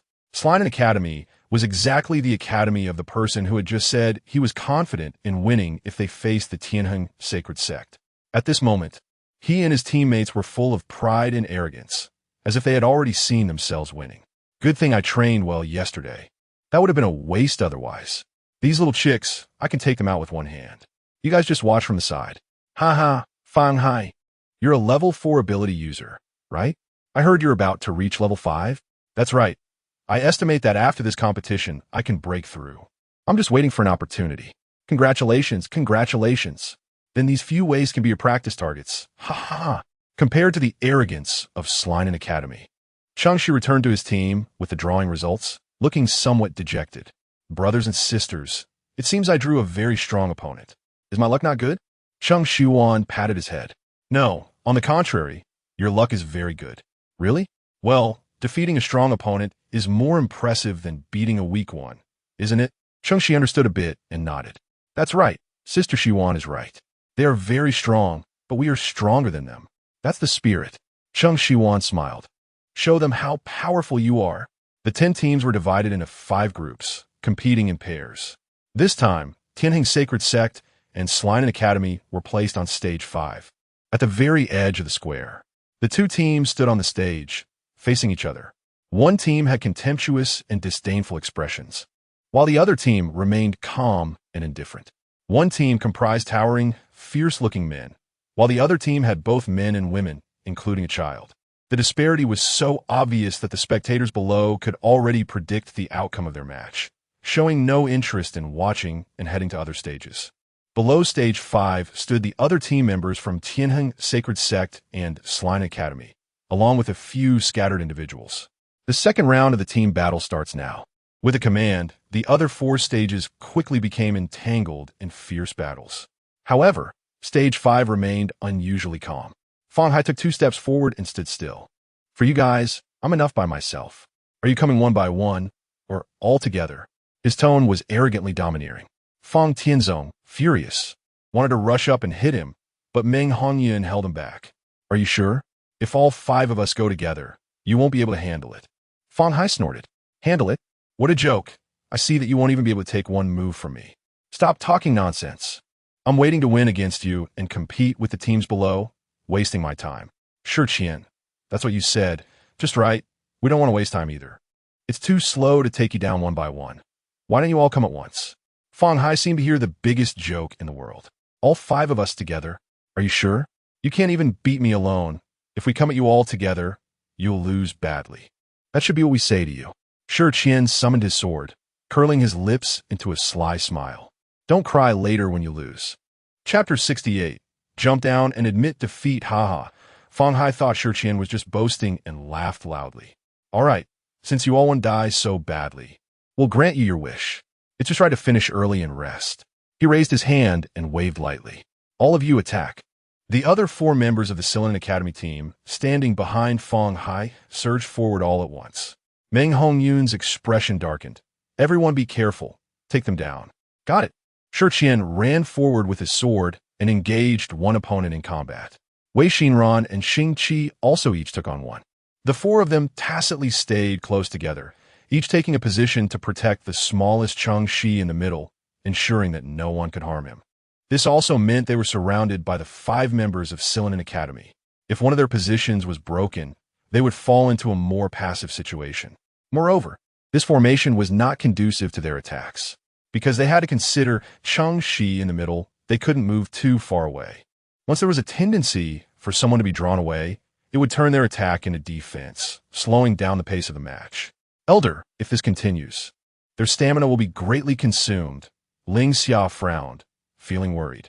You told them not to treat Cheng Shi like a child, but it seems they didn't take it to heart. No, they actually did take it to heart. Cheng Shi wasn't anxious. It was just that this was their first practical cooperation in battle, and they were facing opponents whose strength was not much different from their own. So they instinctively protected Cheng Shi. They needed some time to reach a true level of tacit understanding, depending on whether anyone could grasp it. Ling Xia listened somewhat confused and refocused her gaze on the stage. By now, nearly 10 minutes had passed. Both sides were in a stalemate. Silian Academy couldn't break through Meng Hongyun's defense, and Meng Hongyun's team couldn't take down any member of Silian Academy. If this continued, it might end in a draw. However, Silian Academy would not allow a draw to happen, because a draw would be a failure for them. They were more eager to win than the Tianheng Holy Sect. Damn it, Fang Hai cursed. He had someone else deal with Meng Hongyun and stepped aside to observe the situation as a whole. Cheng Shiyuan narrowed her eyes. This stalemate needs to be broken. The 5 members of Silian Academy were led by Fang Hai, who had the highest ability level and seemed to have devised a match strategy. At this point, he understood the situation on the field. If he was still thinking clearly, he was coming. As soon as the thought crossed his mind, Fang Hai launched an attack towards Wei Xinran. He chose to target the one with the lowest cultivation among the 4, as long as he broke through her defense. Meng Hongyun's team's protection of Cheng Shi would be shattered. One person's attack was enough to exhaust Wei Xinran, especially with Fang Hai, a high-level ability user, launching a surprise attack. She was suddenly pushed back several steps, and Shi Qian and Meng Hongyun didn't have time to fill the gap, allowing Fang Hai to slip in. He grabbed the central Cheng Shi. Let him go. With Cheng Shi in his grasp, Fang Hai felt as if he had restrained all of them, and the other 4 from Silian Academy also retreated behind him. The fight that had lasted for over 10 minutes came to a temporary halt. Fang Hai held Cheng Shi tightly in his arms. Let him go. Sure, if you 4 jump off the stage and admit defeat, I'll let him go. He said, I'm not a wicked person. I won't harm a child. Meng Hongyun, Shi Qian, Xing Qi, and Wei Xinran all looked very grim. They could attack Xilan'an Academy again. But with Cheng Shi in their hands, they were hesitant to act rashly. Xianxia, watching from below, couldn't help but step forward, remembering this was a match. Fang Hai wouldn't harm Cheng Shi in front of so many people. She forcefully stepped back. Elder, what should we do? They're using Cheng Shi as leverage. Meng Hongyun and the others might really admit defeat. They have been with Cheng Shi for nearly 2 months and have long regarded him as a younger brother. Cheng Shiyuan, Meng Hongyun and the others might admit defeat, but Cheng Shi won't. She valued the child she had personally brought back. He wouldn't be that cowardly. After she finished speaking, Xianxia heard Cheng Shi's voice from the stage. Brother, sister, don't mind me. Quickly fight them. He twisted his body, trying to break free from Fang Hai's hold, shouting at them. Shut up. Fang Hai yanked his collar hard, choking Cheng Shi, who coughed violently. Cough, cough, cough. Cheng Shi. Wei Xinran looked at him anxiously, her eyes turning red with distress. Meng Hongyun, Shi Qian, and Xing Qi also clenched their fists, holding back their emotions. Below the stage, Cheng Shiyuan watched them. This competition really was the right choice. Meng Hongyun, Shi Qian, and Xing Qi valued their fellow disciples greatly because of their experience in the battle against the demon clan. However, this emphasis also constrained their actions, making them less brave. This was also the reason they chose to protect Cheng Shi in the center and opted for a defensive formation from the very beginning. If they didn't correct this flaw, in the future, if she wasn't around and they encountered greater dangers than now, they would suffer even more losses. If they really lost this round today, she would personally help them correct this flaw during the final chaotic battle tomorrow. What is it going to be? Have you thought it over? Will you admit defeat? Otherwise, this child's life will be at stake. Meng Hongyun, you won't kill him. Really? Fang Hai tightened his grip on Cheng Shi's neck. People rarely died in this competition, but there was no rule against killing. Do you think I dare not? His grip tightened, and Cheng Shi's face visibly changed from white to red. Let me go. He clawed at Fang Hai's hand, but it was futile. The strength of a child was too weak against an adult. Senior brother, let's admit defeat. Otherwise, Xiaoxi will really die in his hands. Shi Qian, is he crazy? He actually dares to kill. Let us admit defeat. Hurry and make him release Xiaoxi. Wei Xinran gripped her whip tightly, but couldn't strike out at Fang Hai. Wait, Meng Hongyun said. Shi Qian, senior brother, we really can't wait any longer. I can tell Xiaoxi is struggling. Just a little longer. Meng Hongyun remained unmoved. Senior brother, what are you waiting for? Don't wait any longer. I'll jump off the stage first and make him let Xiaoxi go. As Wei Xinran spoke, she was about to walk towards the edge of the platform. Meng Hongyun met Cheng Shi's bloodshot eyes. Wait for him to give us the signal. Chapter 69, Impossible to Win All the Time, Part 2. At that moment, just when it seemed hopeless, at the critical juncture, Cheng Shi, who was nearly suffocating and about to faint, gathered all his spiritual power in his hand and fiercely punched Fang Hai. Although he was merely at the initial stage of the rotation realm and couldn't even compare to a level 1 ability user, the full force of his spiritual power was enough to make Fang Hai feel pain, causing the hand around his neck to instinctively loosen. Cheng Shi fell to the ground, and Meng Hongyun quickly rushed forward to pick him up and hold him in his arms. At the same time, he unleashed a sword chi from his life sword, enveloped in mid-level spiritual power of the heart-moving realm. It was comparable to a level 5 ability user, on par with Fang Hai's strength. This caught Fang Hai, who had just been punched by Cheng Shi, off guard, sending him flying several meters away, crashing down from the stage and violently spitting out a mouthful of blood. Meng Hongyun's strike was fully charged with spiritual power, intended to knock him off the stage in one hit and eliminate the most difficult opponent among the 5 from Xilan'an Academy. With Fang Hai dealt with, the remaining 4 would be much easier to handle. Damn it! He spat out blood and cursed. Despite the pain, he got up from the ground, ready to charge again. Staff members stopped him. Those who fell from the stage are considered defeated. Damn sneak attack. Fang Hai pushed the staff aside. That kid was playing dirty. What do you mean playing dirty? Xianxia approached. Wasn't he just retaliating? If anyone was playing dirty, it should be you. Holding a half-grown child hostage and expecting them to surrender automatically, that's not honorable. And yet you say they are playing dirty? Do you still have any shame? Who the hell do you think you are? Do you have any right to interfere? Fanhai dito angili. You may not have the right, but I do. A staff member coldly blocked Xianxia. If you continue to cause trouble and disregard the rules of the match, I will disqualify Xianxia Academy from the competition for disturbing the order. Upon hearing this, Fang Hai reluctantly calmed down. He stepped aside, glaring fiercely at Xianxia. Then he turned his attention back to the situation on stage. Fang Hai from Xianxia Academy was the strongest, being a level 5 ability user, while the other 4 were level 2 and level 3 ability users. Meng Hongyun and Shi Qian charged forward, while Wei Xinran and Feng Tianzong seized the opportunity to strike when there was an opening, and Cheng Shi occasionally delivered a blow. The 5 worked together seamlessly, quickly knocking the remaining 4 off the stage. Fang Hai's eyes turned bloodshot. He rushed up and kicked the other 4. Useless. A bunch of useless trash. The 4 who were already injured were further hurt by his kick. The other members of Xianxia Academy quickly held him back. Enough. Stop it. We still have the final round to participate in tomorrow. Only then did Fang Hai retract his foot, stomping the ground in frustration. He shot a venomous glare at the 5 still standing on the stage.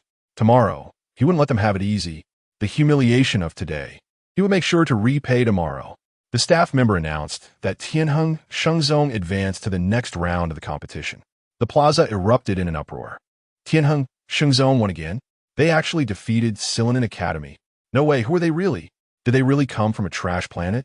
Aren't the people from the trash planet all useless? How could there be such experts among them? They aren't ability users, but possess abilities comparable to them. This is unbelievable. With Xianxia Academy losing, who could possibly defeat them? There's still the Federation and Empire Academies. They can't win all the time. Yes, they won against Xianxia Academy, but soon they will face the Federation Academy or the Empire Academy. I heard that Tianheng Shengzong has already offended the Empire Academy. They will soon suffer for it. Xianxia Academy sent such weak participants this year. Losing to an obscure academy like this is ridiculous. I can't imagine what their strength will be in tomorrow's chaotic battle. Did you notice that there's a girl who's gone on stage or made a move? I saw her. She looks delicate and weak, clearly not a master. Hard to say. Do the other members of Tianheng Shengzong look like masters? Even the youngest kid Isekai'd to be trifled with, let alone the others. That Meng Hongyun is comparable to Fang Hai, who is a level 5 ability user. If that girl is stronger than Meng Hongyun, then their team is truly terrifying. There's no way to know today. But she will definitely make a move in tomorrow's chaotic battle, and we'll be able to gauge their true power. Yesterday's victory in the first round pushed Tianheng Shengzong into the public eye. Just now, they were completely thrust into the spotlight. The student teams that initially didn't take them seriously now had to reconsider. They secretly sent people to gather intelligence on them, but they were destined to find nothing. After Tianheng Shengzong's victory, the other 4 stages also determined their outcomes. Originally, there were 10 teams. 5 won in the first round and would take a half-hour break before the second round semifinals. However, among the 5 teams, 1 would have to sit out. The team that sits out will compete again with the other 2 winning teams to determine the rankings for first to third place, earning additional points. Meng Hongyun went to draw lots, while Cheng Shi sought comfort in Cheng Shiyuan's arms. Cheng Shiyuan gave him some calming medicine and applied ointment to the marks on his neck, which quickly faded from red, looking less frightening. Meng Hongyun returned shortly after drawing the lots. How'd it go? Did you draw the bye? Everyone hoped you would draw the bye, so that she could have a longer rest. After all, in the second round, there was no opportunity to switch participants. Otherwise, they could have let Xianxia or Yingqiao take the stage. Meng Hongyun shrugged. No, we're up against Starlight Academy. Ah, it's over. We're done for. Shi Qian squatted down, cradling his head. Starlight Academy? Why does that sound so familiar? Familiar? I don't really remember. Cheng Shiyuan, holding Cheng Shi, suddenly recalled. Isn't that the academy of the person I saved at the free market that day? The Lin brothers? That's great. So it's them. We shouldn't have to push ourselves as hard, right? They surely can't be like Xianxia Academy. Meng Hongyun shook his head. Hard to say. This is a competition that concerns the honor of each academy. Even if the elders have favor with them, they may not go easy. Cheng Girl. Just then Lin Biao, Lin Yuan, and Lin Shan appeared right in front of them, followed by other team members in matching uniforms. Cheng Shiyuan set Cheng Shi down and glanced at Lin Biao. It seemed he had recovered quite well. Chapter 70, the final winner, thanks to the divine medicine given by Miss Cheng. Otherwise my life would have long gone to meet the king of hell. Lin Biao cupped his hands towards Cheng Shiyuan and pretended to kneel. Cheng Shiyuan's eyes flashed, and a strand of spiritual power stopped his kneeling action and gently lifted him up. Lin Biao felt even more that this Miss Cheng was unfathomable. Not only did she have the divine medicine that could pull someone back from the brink of death, but she also possessed profound and mysterious power. Such a person saved him, and he felt he had so little to repay. There is no need for such formalities. If it were someone else who fell in front of me that day, I would have saved them too.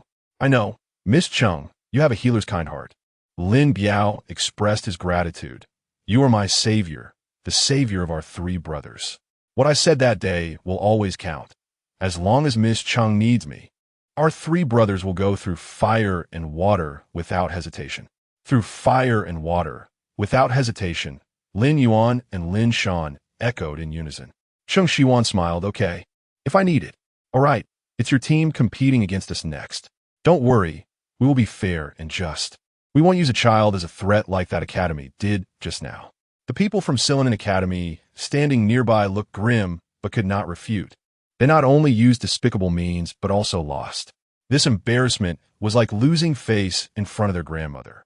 Even when ridiculed by an unknown ragtag academy, they couldn't retort, because what they said was the truth.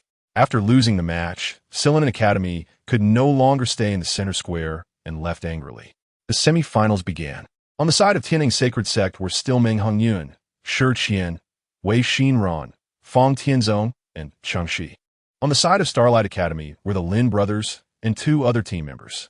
Even though the Lin brothers had deliberately held back, not using their full strength, the gap in strength between the two teams was still too great. Soon, the five from Tianheng's sacred sect were knocked off the stage. Lin Biao stood on the platform, cupping his hands to the five below. I apologize. Meng Hongyuan returned the gesture. Winning or losing is common in battle. Since it's a competition, there will naturally be wins and losses, and losing is quite normal for us. He knew the gap between them and the opposing five, so he did not feel any bitterness. Even if Starlight Academy let them win in this semi-final, they would still lose badly against the Federal Academy or the Imperial Academy in the finals. Moreover, when facing the Imperial Academy, they wouldn't go easy like Starlight Academy did. Therefore, stopping here was the best outcome. After this match, Tianheng's sacred sect could actually leave directly. However, Cheng Shiyuan did not hurry to take them back to the hotel, but continued to watch the competition in the square. The remaining teams were the Federal Academy, Imperial Academy, and Starlight Academy. Where did this Starlight Academy come from? I've never heard of it before. I don't know. The Lin brothers also looked unfamiliar. It seems they weren't seen in last year's championship. Could they be newcomers who just emerged? They can face the Federal Academy and Imperial Academy in their first championship. Their strength shouldn't be underestimated. Indeed, there are too many dark horses in this competition. Just Starlight Academy isn't enough. Now we have the Tianheng Sacred Sect from a trash star. All of them are quite mysterious. This year's championship is more unpredictable than ever. I still think the champion will be one of the Federal or Imperial Academies. These two are the strongest academies in the galaxy, and even if there are dark horses, it shouldn't be them. That's hard to say. I think the Tianheng Sacred Sect is an accident.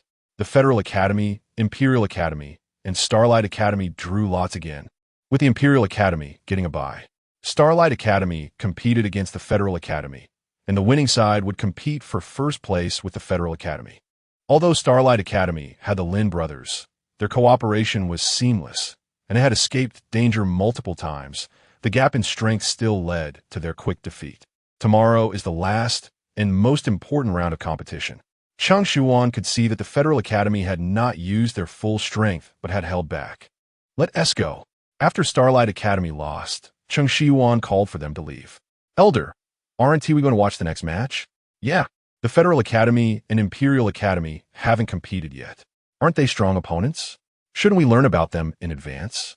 Cheng Shiyuan did not stop walking. If it were you, would you easily expose your true strength before the final battle with the enemy? No, I shouldn't. So, there's nothing to watch. Go back, wash up, rest early, and prepare for tomorrow's battle. That's the most important thing. According to the information provided by Shen Que, the format of the last round of the melee varies from year to year, but it generally remains the same, which is a flag-snatching competition.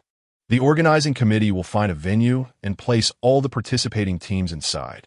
There should be something we need to find in the venue, and this thing may represent victory or corresponding points. This is the essence of the melee. And the biggest feature of the melee is that we don't know from which direction the opponents will come, nor do we know when we will encounter them. We may meet opponents or allies. It all depends on our choices. So, during the melee, you must stay alert. I don't want to see any of you get hurt, but I also don't want any of you to be afraid of getting hurt. Cheng Shiyuan said solemnly. I've said that I won't make a move unless absolutely necessary. My goal in bringing you to participate in this competition has never been to win the championship or get a ranking, but to train you and make the name of Tianheng sacred sect known. Do you understand? Understood.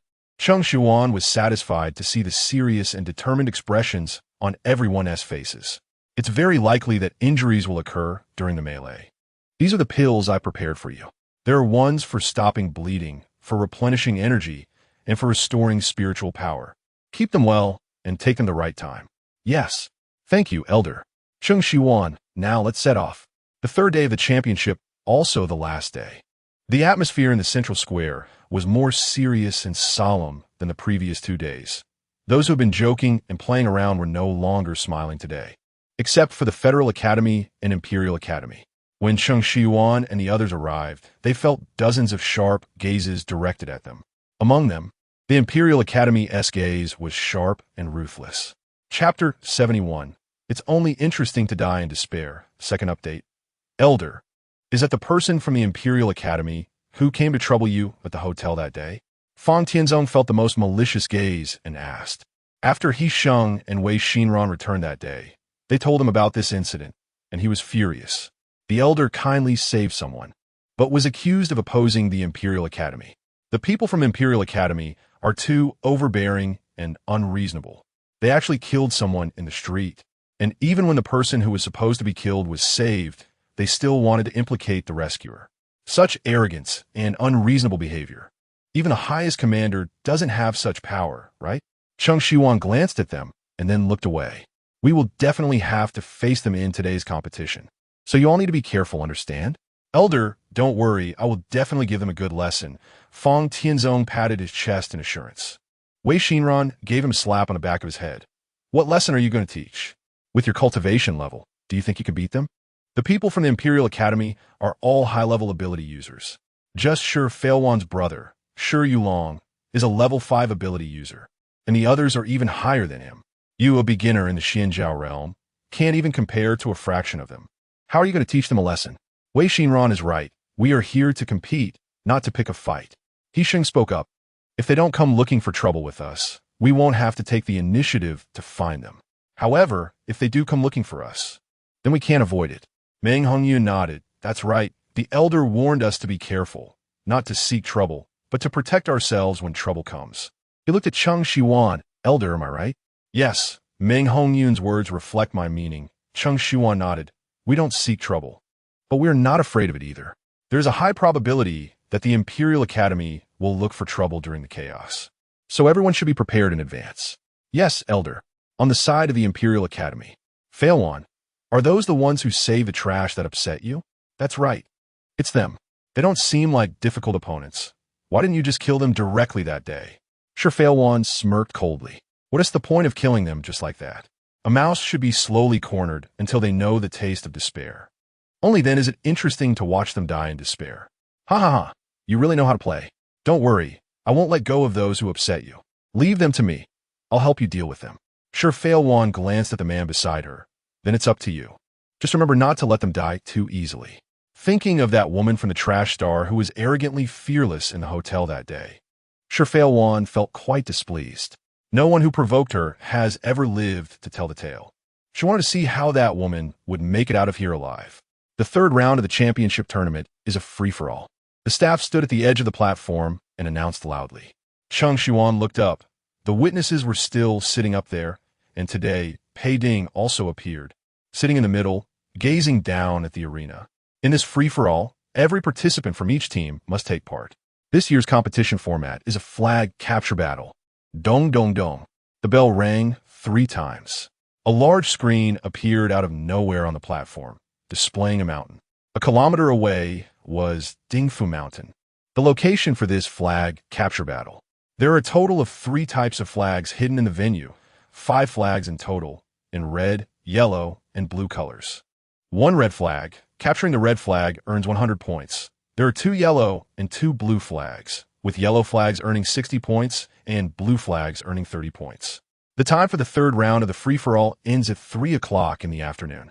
All teams must return to the central square by 3. Latecomers will have their scores for the third round canceled. The champions of this championship will be determined by the total points from the 3 rounds, ranked from highest to lowest, with the top 3 being the champions. When the bell rings, the third round will begin, and participants will make their way to Dingfu Mountain.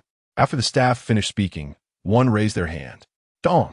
The moment the bell rang, the people in the square leaped out, rushing towards Dingfu Mountain, a kilometer away. Some had prior knowledge of the competition and had their flying vehicles waiting outside the square. Others ran directly, while some, like Cheng Shiyuan and her group, were leisurely and unhurried. However, those like them were in the minority. Either they felt they had no chance of winning and had given up, or like the Imperial Academy, they had other plans and were not in a hurry. Cheng Shiyuan's group walked out of the square at a relaxed pace when Shi Feilwan led her team to block their way. Looks like you're not in a hurry at all.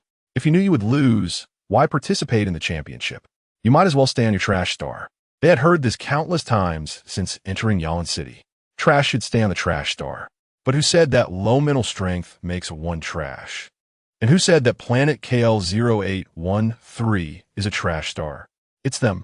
It's those self-proclaimed geniuses who look down on others. They think they can bully, scold, and even kill anyone weaker than themselves. But these people are destined to hit a wall today. Cheng Shiyuan stopped and met Shi Feilwan's disdainful and contemptuous gaze. Since you know you will lose, then you shouldn't have come. You think we will lose? Ha ha, what a joke. Who doesn't know that the champion of each session is very likely to be from our Imperial Academy? Cheng Shiyuan curled her lips, her eyes cold. You said it's likely, so there is naturally a chance that it's unlikely. She leaned forward, her eyes narrowing slightly, exuding a cold light. And we're the reason for your unlikelihood. After Cheng Shiyuan finished speaking, she straightened up and led the others away. Shi Feilwan was stunned for a moment, then came to her senses, watching Cheng Shiyuan and their backs as they left. They actually said they could prevent us from winning the championship? What a joke. A huge joke, huh? This is the biggest joke I've heard this year, huh? She laughed loudly, then quickly suppressed her smile, her gaze turning fierce.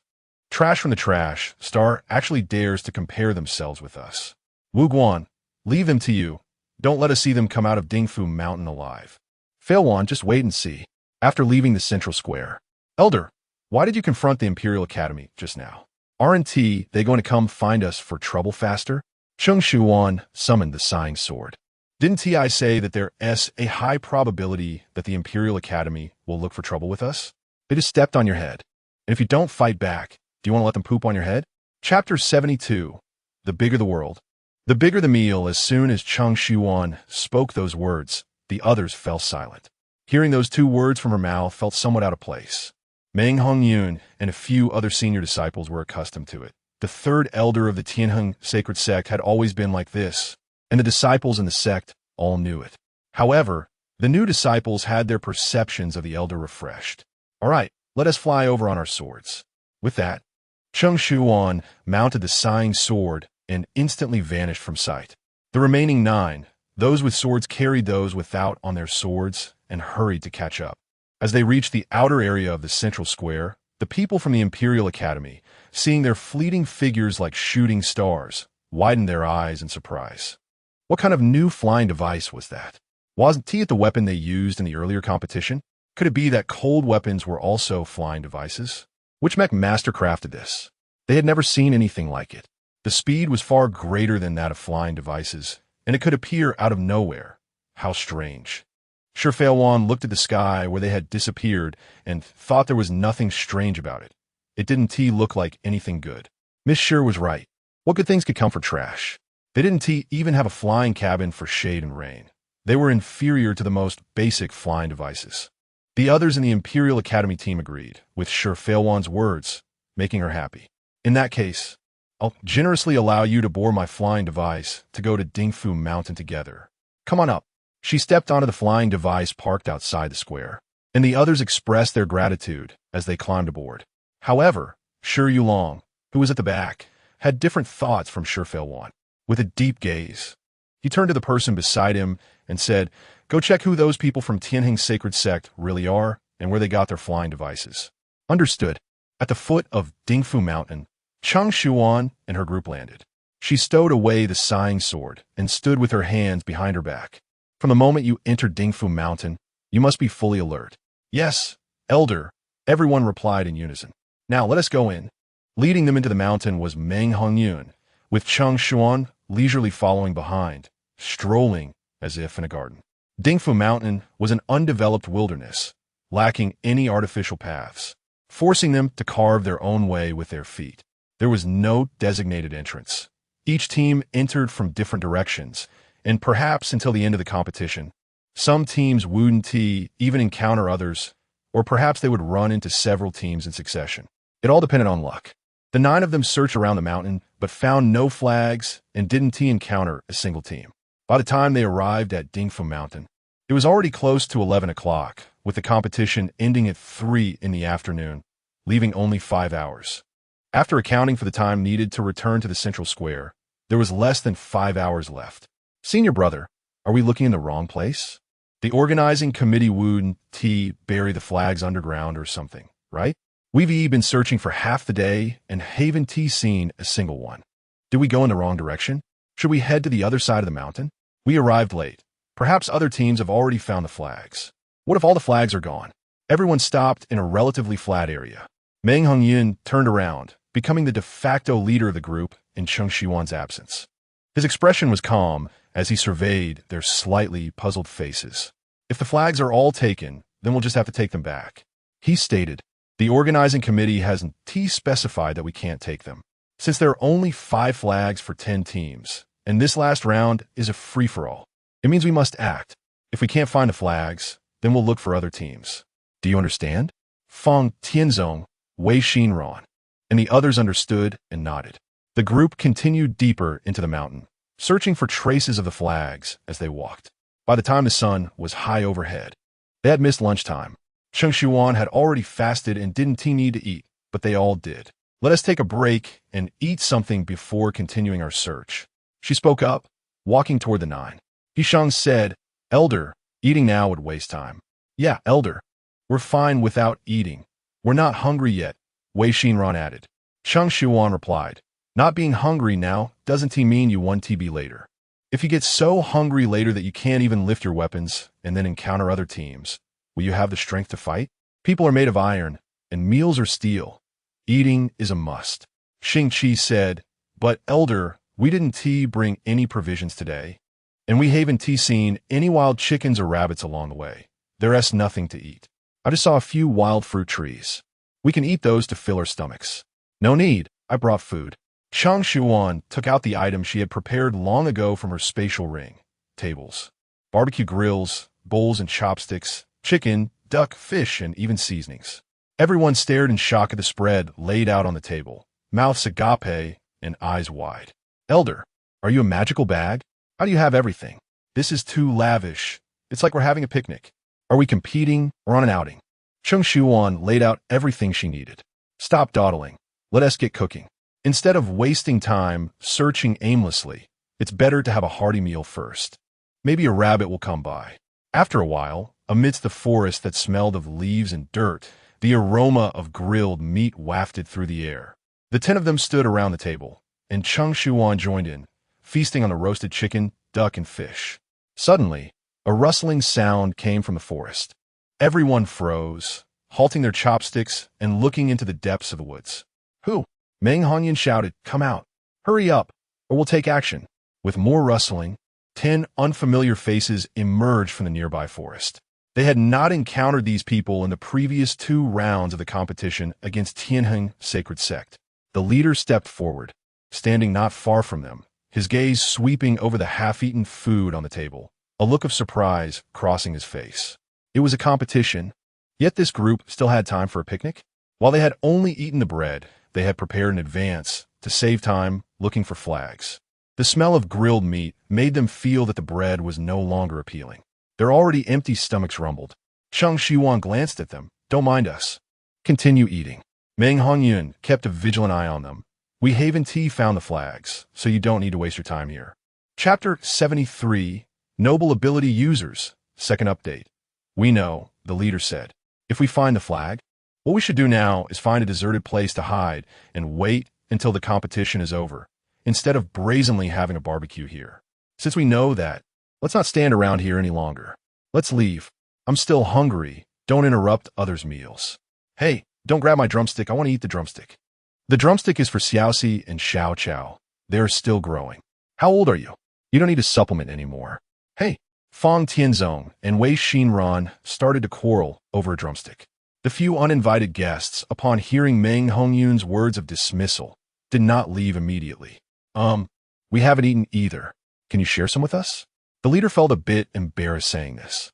Each person's allocation of nutrients was limited, and bread was an even scarcer resource. They never thought there was anything wrong with eating like this before, as long as there was enough energy to support their bodies.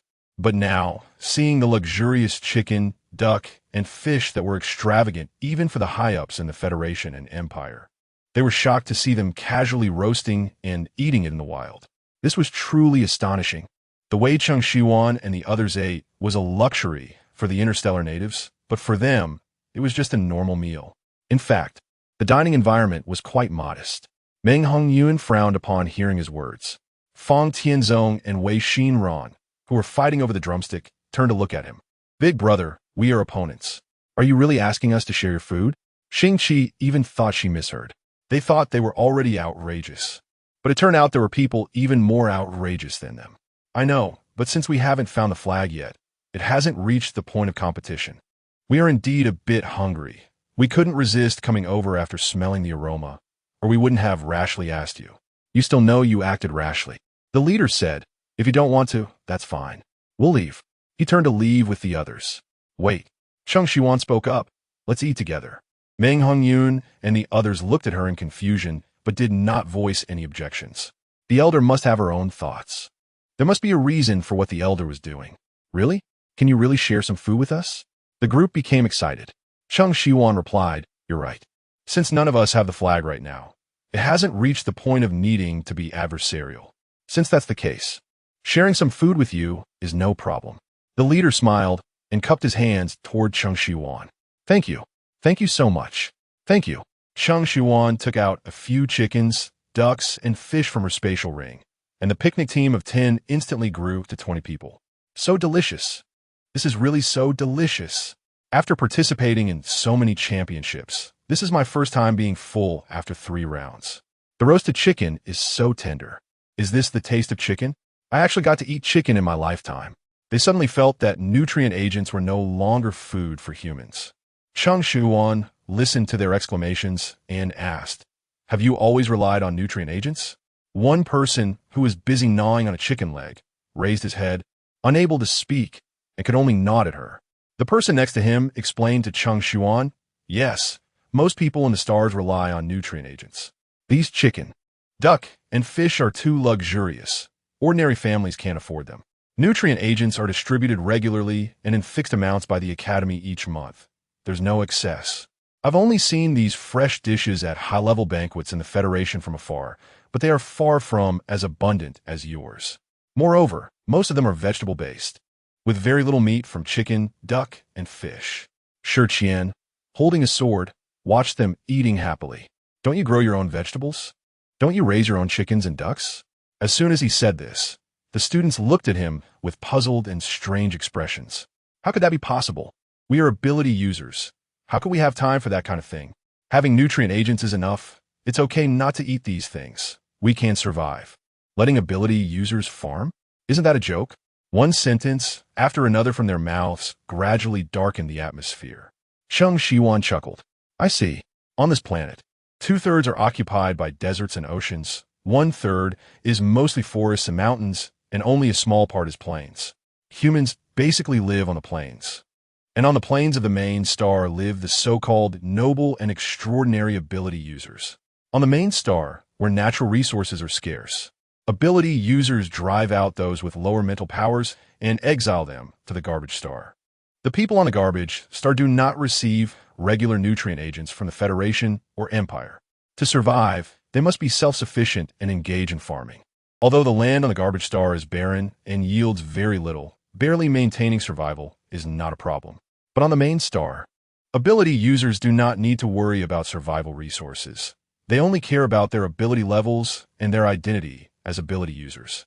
Over time, no one is willing to work in the fields, and resources like fruits, vegetables, meat, and eggs become increasingly scarce and turn into precious goods, with prices soaring. Only the noble and powerful can afford them.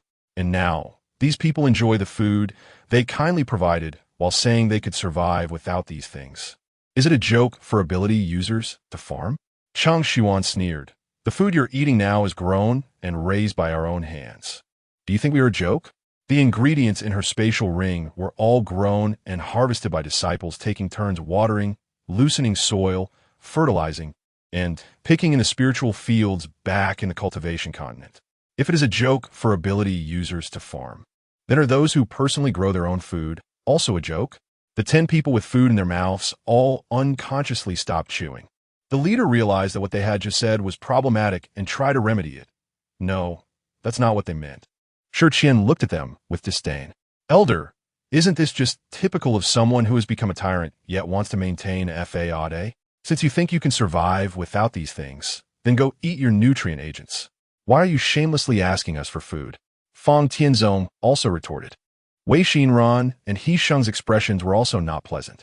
They had been exiled from the main star to the garbage star and knew how hard the people on the garbage star worked to survive. But in the eyes of these people, the labor they put in to survive was actually a joke. No one is inherently noble or base. Cheng Shiyuan said coldly. The abilities you possess now are merely powers granted to you by heaven, just as these foods growing from the land are also a blessing from the way of heaven. If you believe you're noble ability users, then these foods you deem lowly should not dirty your mouths. Now, put down what you have in your hands and spit out what you have in your mouths. Chapter 74. The farmer and the snake. Cheng Shiyuan's words made the 10 people in this team stop their actions. With their mouths full, they couldn't swallow or spit it out, and with things in their hands, they couldn't put them down either.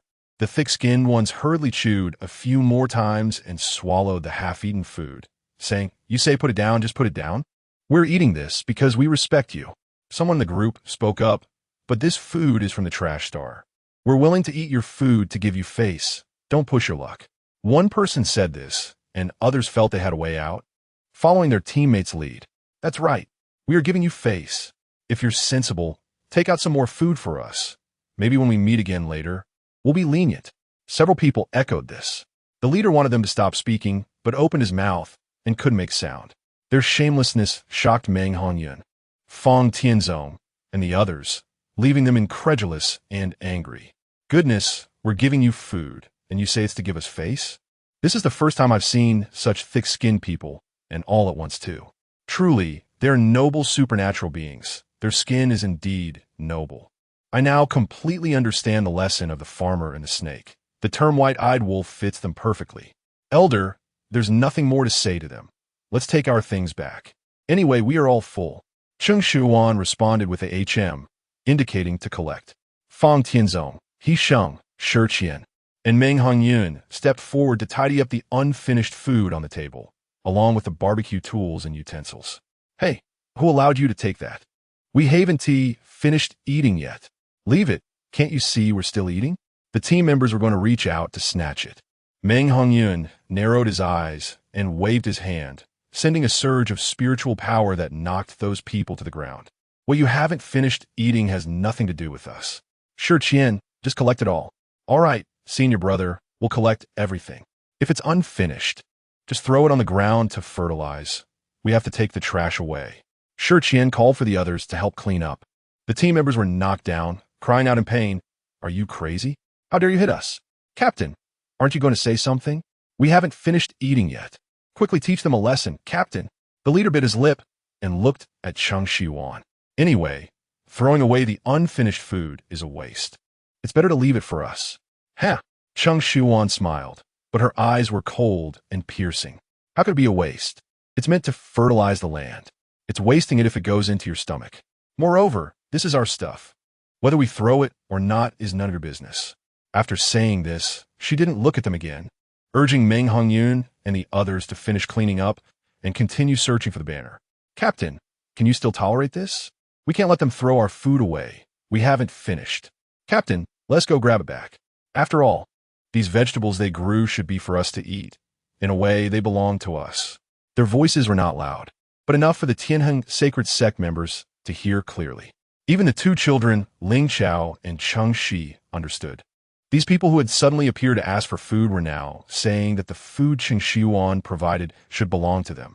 Even children understood the principle of not taking things that belong to others, yet these adults shamelessly wanted to claim it as their own. Sister, are they beggars? Why do they want to take our things? Ling Chao looked up at Cheng Shiyuan, seemingly innocently asking. But they aren't injured, their hands and feet are fine. Why would they act like beggars? Meng Hongyun and the others, understanding the underlying meaning of her words, couldn't help but laugh. Cheng Shiyuan smiled and patted Linko's head. They might be beggars. Once they taste the sweetness of getting something for nothing, they think it's their right. Little grass, you must never become such a person, understand? You'll be looked down upon by others. I don't want to be a beggar. I can be self-reliant. Ling Chao said firmly, clenching her small fist. The few words exchanged between them were heard by the team members, who understood the disdain and sarcasm in their words. Who are you calling a beggar? You trash from the trash star. It's an honor for us to eat your food. How dare you insult us? Since that's the case, let us not let them off easily. Just take them down to avoid encountering them again. Go, take the things from their hands. Suddenly, the team members surged forward, directly attacking the Tianheng sacred sect members. The leader stood aside, saying nothing and making no attempt to stop them. Meng Hongyun and the others witnessed just how shameless they could be. Elder, let us take action. This is too infuriating. We kindly shared food with them, and now they're turning against us. This is intolerable. I can't hold back my sword any longer. Everyone was filled with indignation, holding back their anger, feeling both wronged and furious. Cheng Shiyuan's gaze was cold. You handle it yourselves. Her words were tantamount to giving permission. Shi Qian could no longer hold back and directly summoned his sword to meet them. Meng Hongyun, Ling Xia, Xing Qi, Fang Tianzong, Wei Xinran, and He Sheng also joined the fight. Ling Chao and Sheng Shi mixed in as well, occasionally launching sneak attacks. After the second round of group battles, the cooperation and tacit understanding among the Tianheng sacred sect members had changed significantly, showing obvious improvement. With Ling Xia and Meng Hongyun, two strong individuals equivalent to two level 5 supernatural beings, the team members were no match for them. Seeing that the situation was unfavorable, the leader quickly joined the fight. But didn't he change the outcome?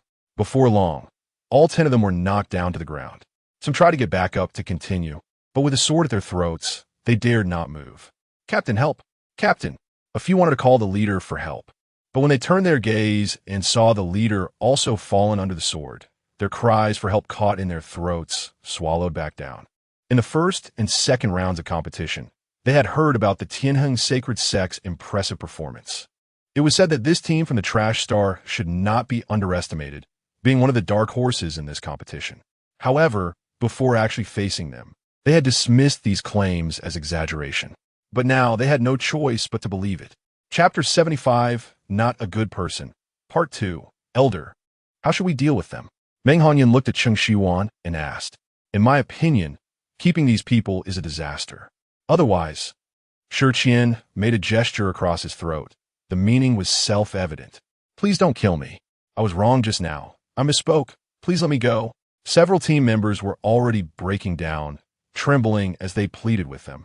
The leader, however, was much calmer than the others. He He didn't look at anyone else, but directly at Cheng Shiyuan. He knew that these people were listening to this woman. The team from Tianheng Holy Sect was led by her. If you kill us, you will be making an enemy of our entire academy, right? His expression was calm, seemingly certain that Cheng Shiyuan wouldn't dare to kill him. Although their academy wasn't particularly famous, it had some renown. No one would dare to recklessly confront an entire academy, especially not these few who came from Trash Star. Even though they performed well in this competition, they were still from Trash Star, after all, and no matter how powerful they couldn't change that. Cheng Shiyuan chuckled lightly. Your entire academy? How many people do you have in total? The leader was puzzled as to why she was asking this, but still answered, there are a few hundred at least. A few hundred is a normal scale for a supernatural academy. Universities like the Federation and Empire have thousands of supernatural beings. A few hundred, Cheng Shiyuan murmured. Then turned to Meng Hongyun. When we faced the demon army last time, how many do you think we killed? Reporting to the elder. The demon army had tens of thousands, and you single-handedly annihilated them all. Meng Hongyun replied respectfully, lowering his gaze. He was not lying. He recalled how they came to the interstellar world and how the elder brought the entire sect with her. On the first day they arrived, the elder had told them, with a single ascension, lightning tribulation, she had turned the entire demon army to ashes. Wasn't that just relying on the elder alone? The leader of that team was horrified. Although he didn't know what the demon army referred to, he could guess it was something similar to the insect race. To think that this woman could annihilate tens of thousands of enemies by herself. That was too unbelievable. Even the best commander wouldn't achieve such results against the insect race. Could it be that this woman, who had never made a move, was even stronger than the highest commander? A level 10 supernatural being. Impossible. There had never been a level 10 supernatural being in the stars. And this woman was tested to have no supernatural ability during her identity verification. They must be exaggerating. The leader convinced himself and calmed down. But he remained cautious. It was rumored that this woman had a deep relationship with Song Ming from the Federation Academy, who was an 8th level supernatural being. If they offended her and drew Song Ming's ire, it would not be worth the trouble. Miss Cheng, we don't have deep enmity. Just now, my team members spoke carelessly. The fault is ours, and we apologize. He yelled at the others to apologize. The other 9, whose lives were in the hands of the Tianheng Holy Sect members, had no choice but to lower their heads and apologize. I'm sorry. Miss Cheng, we have apologized. Can you let us go? We guarantee that we won't attack you in this 3rd round of the competition. Yes, let us go. We have all apologized. Hurry and let us go. Meng Hongyun and the others did not move, waiting for Cheng Shiyuan's order. Apologize. Cheng Shiyuan took 2 steps forward, standing in front of the leader. Who said that just because you apologized, we have to accept it? Moreover, it's not even a sincere apology. She looked down at him from above. Let you go? Who knows if you will keep your promise? After all, you just dealt us a heavy blow. Cheng Shiyuan had no intention of killing them, nor did she plan to let them go. She casually used her spiritual power to conjure spiritual ropes, binding them one by one to a tree, while simultaneously creating a barrier that prevented them from entering or leaving. Before the competition time ended, they would not be able to leave this place even a step. Even if someone saw them, they couldn't enter or help. Let us go, Cheng Shiyuan said, stepping forward, signaling others to follow. Shi Qian snorted at them and walked away proudly. Fang Tianzong, Wei Xinran, and the others felt quite relieved. The 10 bound individuals struggled and shouted, Let us go. What the hell is this thing? Why is it getting tighter? Don't move. The more we move, the tighter the rope gets. Be careful not to choke to death. What kind of person is that woman? How could she have such mysterious and powerful strength? If I had known, I wouldn't have said those things. Otherwise, I wouldn't be tied up like this now. What's the point of saying that now? You were the most enthusiastic just now. But you said it too. Well, now we're tied up. How are we going to find the flag? Just wait. Someone will definitely pass by here. We'll have them help us untie it. However, indeed, a team passed by and saw them. The leader promised to help them untie the ropes. But those who wanted to help couldn't get in, as if an invisible barrier blocked their way, like a transparent glass was in between them, rendering them powerless. They remained bound, cursing, until the competition time ended. Cheng Shiyuan and the others had already continued deeper into the forest. Elder, Why didn't you just kill them earlier? After the competition ends, they might come looking for trouble. Those people are truly ungrateful. It would be better to just kill them. Meng Hongyuan, Shi Qian, Ling Xia, and Xing Qi all had blood on their hands. Their approach was to cut the roots cleanly and decisively. However, Fang Tianzong, Wei Xinran, He Sheng, and Ying Chao, as well as Cheng Shi, never thought of killing those people. They only wanted to teach them a lesson. Killing people isn't good, right? They have many people in their academy. If we really kill them, it would be like making an enemy of an entire academy. So what? With the Elder here, even if there are a few academies like that, they are not to be feared. They bit back at us first. We just bound them to prevent them from participating in the third round of the competition. They must be harboring resentment. It would be better to kill them and be done with it. Elder, what do you think? Do you want to keep them around to torture slowly? The 4 senior disciples knew that their elder was certainly not a good person. Cheng Shiyuan didn't stop her steps, but glanced back at them. Actually, that person was right. If we kill them now, we will face their entire academy. Huh? Elder, are you afraid? Ling Xia and Xing Qi exchanged glances, feeling that the elder's sentence wasn't finished. Now is not the time to kill, because I am in the competition, and everything is under the monitoring of the organizing committee. But once the competition is over, Cheng Shiyuan smirked, it will not be too late to act then. Chapter 76. The overbearing CEO vibe is too strong. Cheng Shiyuan's eyes were dark, with flickering light. She had always believed in the principle of, if others don't offend me, I won't offend them. If those people had quietly eaten and left, everything would have been fine. But they chose to act arrogantly and with malice. Naturally, she had no reason to let herself suffer. Cheng Shiyuan never allowed herself to be wronged. If someone provoked her, they had to be prepared to bear the consequences. If those people learned their lesson from today's encounter and didn't come looking for trouble after the competition, then so be it. It would be like reducing unnecessary harm, doing a good deed. However, she did not miss the dark glint in the leader's eyes as they left. He had approached her, lowering his stance to ask for food, stood by while his team members spoke disrespectfully, and then yielded when he realized they were not their match. Being able to bend and stretch meant that this person was not easy to deal with. Once such a person found an opportunity, they would not let go without taking a piece of flesh. Just like hyenas on the prairie, lurking in the dark, waiting for their prey to stray and then tearing them apart. Elder, Ling Xia's voice brought Cheng Shiyuan back to her senses. That seems to be a flag. Following Ling Xia's pointing direction, she saw a splash of red fluttering high in the treetops. It's red. 100 points. Shi Qian exclaimed excitedly. Elder, I'll go get it. I can climb trees. Fang Tianzong's voice fell as he eagerly prepared to climb. Wei Xinran grabbed his collar, causing Fang Tianzong to stumble. What are you doing? Wei Xinran asked. Are you an idiot? We can fly with our swords. Why climb a tree? Oh, Fang Tianzong realized, I just accidentally forgot, haha. He awkwardly chuckled. He summoned his personal weapon, and the originally small fan suddenly grew large. He stepped onto it, using his spiritual power to control the fan to fly up easily to the same height as the red flag, just to reach away. The red flag was simply tied to the tree trunk. Fang Tianzong reached out to take it down and waved to those below. Elder, I got it. He excitedly waved it around. They didn't expect their luck to be so good. After having no gains before, they found the highest point red flag so easily after taking some time to eat. They might actually compete for the championship.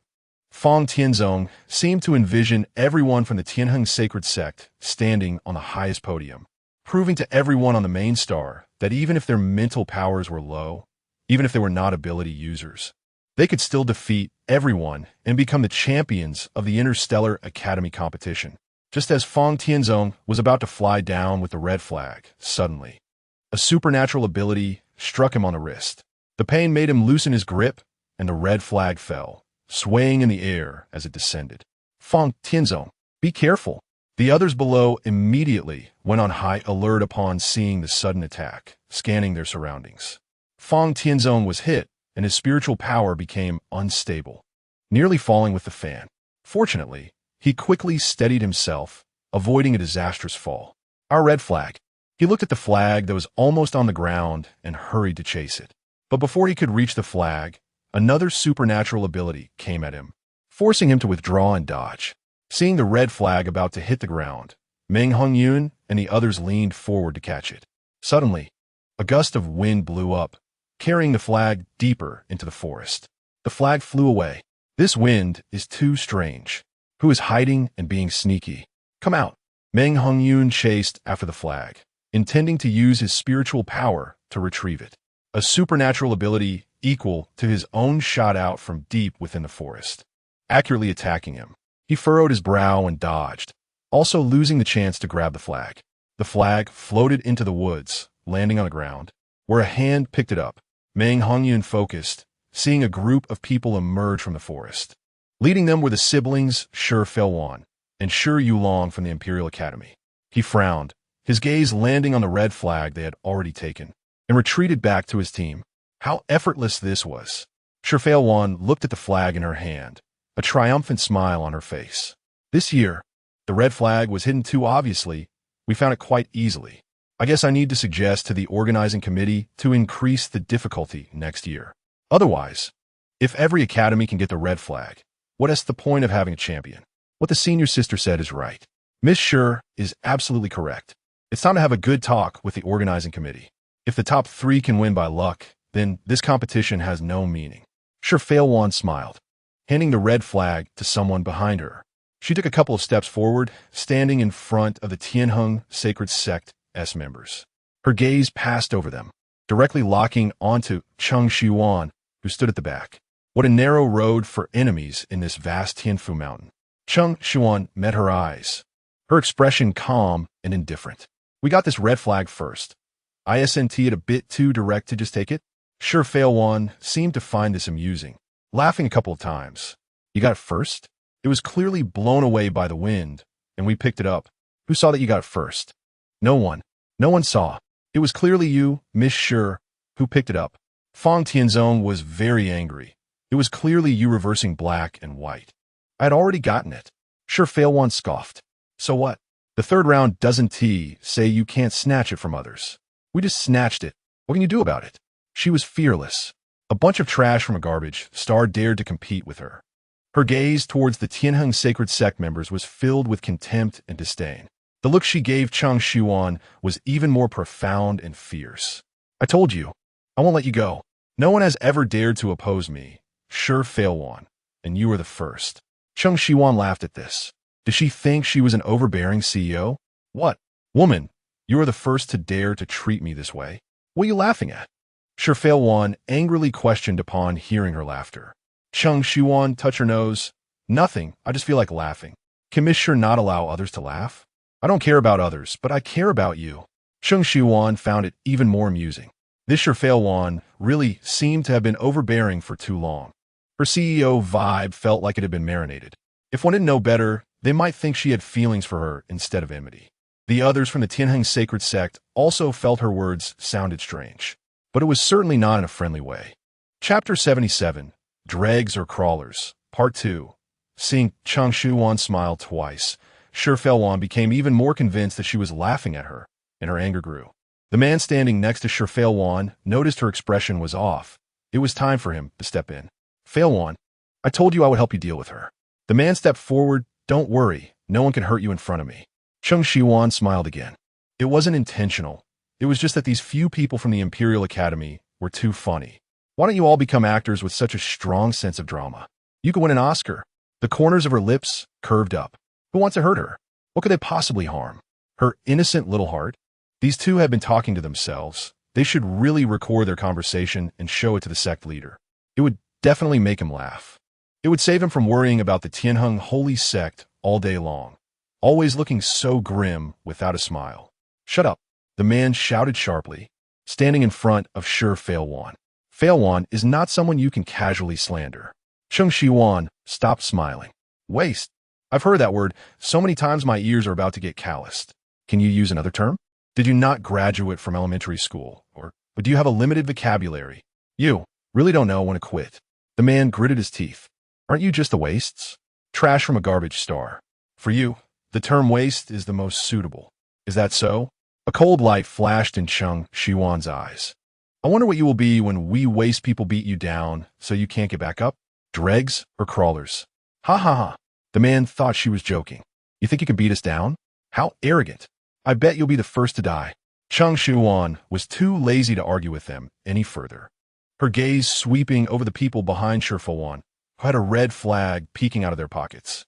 Everyone is stunned. Bring the flag back. Yes, Elder. Don't worry. I will personally retrieve what I lost. They had long been displeased with them. What was the Imperial Academy? Just a group of ignorant and arrogant fools. Elder, watch closely. We'll make sure you see them lying on the ground like crawlers. Meng Hongyun and the others summoned their life weapons and charged forward.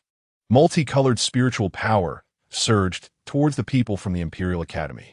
The man at the forefront remained calm, sneering. They really aren't afraid of death. Since that's the case, let's show them the strength of the Imperial Academy. Other than Shi Fewan and Shi Yulong, everyone from the Imperial Academy rushed forward to engage in a brawl with the 9 members of the Tianheng Holy Sect. Amidst the chaos, Shi Fewan stared at Cheng Shiyuan over there. Brother, go. Shi Yulong knew what his sister was thinking. Ever since they returned from the hotel that day, she had someone investigate Cheng Shiyuan's background, but found nothing. It was as if the person had appeared out of thin air, with nothing known except her name. Shi Fewan felt even less fear, thinking she was someone without a background who could be easily manipulated. But he didn't think so. Cheng Shiyuan was too calm. Facing them, she didn't show the slightest sense of urgency and even dared to taunt them. Was she really so arrogant that she was fearless? Or did she have some hidden skills that made her unafraid of dying at their hands? The answer to this question would be revealed by Shi Fewan. Cheng Shiyuan, your time to die has come. Shi Fewan sneered, leaping into the air, directly crossing over the 2 fighting groups and attacking Cheng Shiyuan, who stood alone. In her eyes, Cheng Shiyuan seemed like an ant she could crush with ease, not even needing to use much of her abilities. A waste who only knows how to hide behind her teammates. What ability could she possibly have? Shi Fewan waited for her to be hit by her ability and fall to the ground injured. However, the tragic scene she imagined did not occur. Cheng Shiyuan merely tilted her body slightly, and the ability grazed past her, smashing into the ground behind her and kicking up dust. Cheng Shiyuan glanced at the small pit created by the impact. Is this it? She thought Shi Fewan was a high-level ability user. But this level of attack was even inferior to the 3rd elder who had already gone to hell. What level are you as an ability user? Cheng Shiyuan asked, her tone somewhat playful. To Shi Fewan, it sounded like mockery and disdain regarding her strength. That last strike had not even used her full strength. This Cheng Shiyuan was just lucky to have dodged it. But next, she wouldn't be so lucky. What level I am doesn't matter. You will die at my hands anyway. Shi Fewan declared fiercely. Cheng Shiyuan was unconcerned, standing with her hands behind her back, sizing her up. If I'm not mistaken, you should be at level 3, and not an attack type, so you must be a defense type. That last strike was utterly soft and powerless. If it weren't for her ability, it could be called a breeze. A little wind from level 2 or 3. And you still dared to say you want to kill me? Cheng Shiyuan smiled and shook her head. Fewan, when a person is held up for too long, they will forget what position they should be in. With your level, you're not even enough to practice with me. Just rest. Don't waste your energy. Even building a barrier with spiritual power was a waste of her energy. Shi Fewan didn't expect that she could see through her ability level at a glance, and there was no fear in her tone, showing no sign of trepidation. She gritted her teeth, clenching her fists. Her talent was not as good as Shi Yulong's. They were born together, the same age. So why could he be a level 5 attack type ability user, while she was still just a level 3 defense type? Everyone said he was a genius. The future of the Shi family, while she was just Shi Yulong's little sister. It was one thing for the family to say so. Her low talent was fine as long as she had her brother and the Shi family protecting her. But she wouldn't let this garbage laugh at her. You're asking for death. No one could say such things to her, especially not her. Chihuahua Palm. Shi Fewan exerted herself to unleash an ability attack. The ability came at Cheng Shiyuan like a hand. Isn't this just a copy of the Buddha's palm? Cheng Shiyuan remained unhurried, not even moving a step. With a light raise of her hand, her delicate and fair palm met Shi Fewan's Chihuahua palm. One large, one small, one real, one illusory. Shi Fewan eagerly awaited to see her fall to the ground from the blow. This move was specifically learned from Shi Yulong, a strong attack among the attack type abilities. Even a level 4 ability user, who was one level higher than her, couldn't withstand it, let alone Cheng Shiyuan, this waste. Impossible. In an instant, her eyes widened in disbelief. Chapter 78. A madwoman, the red mist palm formed by special abilities hit Cheng Shiyuan's hand, as if it had encountered something incredibly hard. Instantly dissipating. The power scattered like dust in the wind, disappearing into the air. Sure Failwan's eyes widened in disbelief. Impossible. It can't be. She rubbed her eyes, thinking she might have just imagined it. How could her red mist palm be broken so easily? Cheng Shiyuan withdrew her hand and stood with her hands behind her back, as if she hadn't moved at all just now. What is impossible? That red mist palm of yours was lighter than a slap from a dog raised in the back mountain of the heavenly balanced sacred sect. What is impossible about that? She really couldn't understand these people's way of thinking. Why did they think they were the best, while everyone else was weak? Seeing her technique broken, the first reaction was denial. Living in a beautifully crafted ivory tower had made her so arrogant. Sure Failwan was infuriated and launched her abilities at Cheng Shiyuan one after another, as if she had nothing to lose. Cheng Shiyuan looked up with interest, exclaiming, "It's quite like a meteor. Glowing and curved, it resembled a meteor shower." Her demeanor clearly indicated that she didn't take Sure Failwan's attack seriously. As soon as she raised her hand, palm up, and grasped the air, the meteor-like energy waves suddenly stopped and then burst like fireworks. Bang, bang, bang. Daylight fireworks. Cheng Shiyuan smirked, beautiful. All of Sure Failwan's abilities had been completely exhausted, yet she hadn't even touched a single hair of Cheng Shiyuan. Not even a strand of her hair was stirred. She had suffered the greatest blow since her birth. Her chest heaved violently, her face alternating between red and pale, staring at Cheng Shiyuan with a gaze filled with shock and horror. Who exactly are you? She was not an ability user, yet she possessed such immense power, possibly even stronger than Sure Yulong. She was so powerful, yet in the previous 2 rounds, she hadn't made a move, allowing others to fight while she merely stood on the sidelines watching. She had thought she was the weakest in the team, but now it was clear she was the strongest. Cheng Shiyuan took 2 leisurely steps forward, causing Sure Failwan's heart to tremble, and she couldn't help but step back a few paces to create distance. Realizing she was actually afraid of her, her expression turned ugly. Cheng Shiyuan stopped and looked at the group still entangled in combat. The overall strength of the Empire Academy surpassed that of Meng Hongyun and the others, and their coordination was much more seamless. When Meng Hongyun and the others fought collectively, they could initially match the Empire Academy, but as time went on, they would inevitably fall behind. If only they had known to take them down one by one, they wouldn't have ended up injured to varying degrees. Who am I? She withdrew her gaze and looked at Sure Failwan. Heavenly Balanced Sacred Sect, Cheng Shiyuan. As her words fell, the people from the Empire Academy seemed to be lifted by an invisible rope, suddenly soaring into the air. What is happening? Why am I flying? What is going on? Sure Failwan gasped, her eyes fixed on Cheng Shiyuan. It's you. Cheng Shiyuan ignored her and snapped her fingers. In an instant, those suspended in mid-air from the Empire Academy were thrown back down, one by one, tumbling from the sky until they piled up like a small mountain. Meng Hongyun, Fang Tianzong, and the others were able to catch their breath, disregarding the pain from their wounds, and rushed to Cheng Shiyuan's side. Elder, Sister Shiyuan, my hand hurts so much. Elder, why did you intervene? Didn't you say to leave it to us? Shiqian gasped for breath and asked. Cheng Shiyuan glanced at them. If I don't intervene, you will eventually be defeated by them. No way, He Sheng retorted. Just wait a little longer. We can win against them. Win? Based on what? Cheng Shiyuan shot him a glance. Is it your disorganized attacks? Or the fact that none of you have the strength to properly wield your own weapons? Yixing bit his lip, unable to say a word. The elder had noticed it too.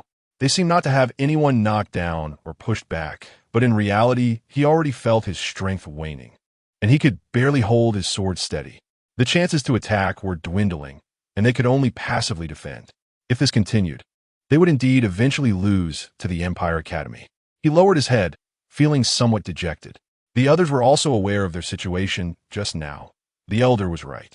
The few from Empire Academy who were dealt with by Cheng Shiyuan were pushing off the people on top of them, struggling to get up from the ground.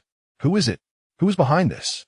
They still didn't know it was Cheng Shiyuan who had acted and shouted around, thinking someone else had ambushed them. Shi Yulong, who had been standing in the back without making a move, had a somber expression. Everyone, come back and stand properly.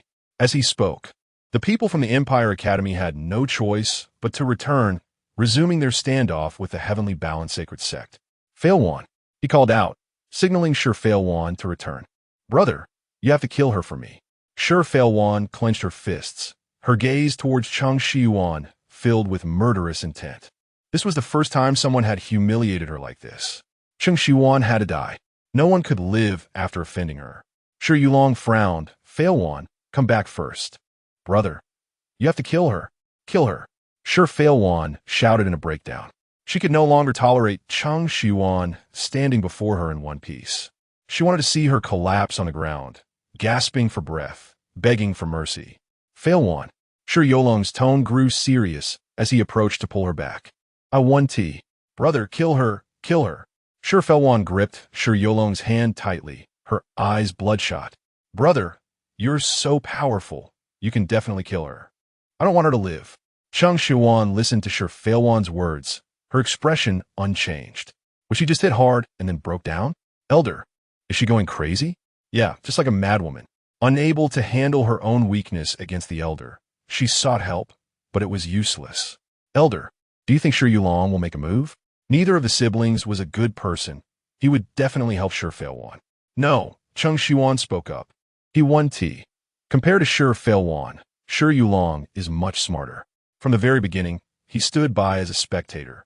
When Shi Failwan was first struck by her, losing control and attacking with her abilities, he showed no reaction. He was watching, measuring the heavenly balance, sacred sect, measuring her. And now that Shi Yulong had gotten the answer he wanted, he knew that facing her now, he had no chance of winning. Chapter 79, Joining the Imperial Academy? Second update, stop messing around. Shi Yulong lost his patience and pulled Shi Failwan back, instructing the people behind her to hold her. Brother. Shi Failwan stared incredulously at Shi Yulong's back. No matter what she wanted to do before, her brother would always help her, standing by her side. Why is it that now, when she just wants him to kill Cheng Shiyuan, he won't take action?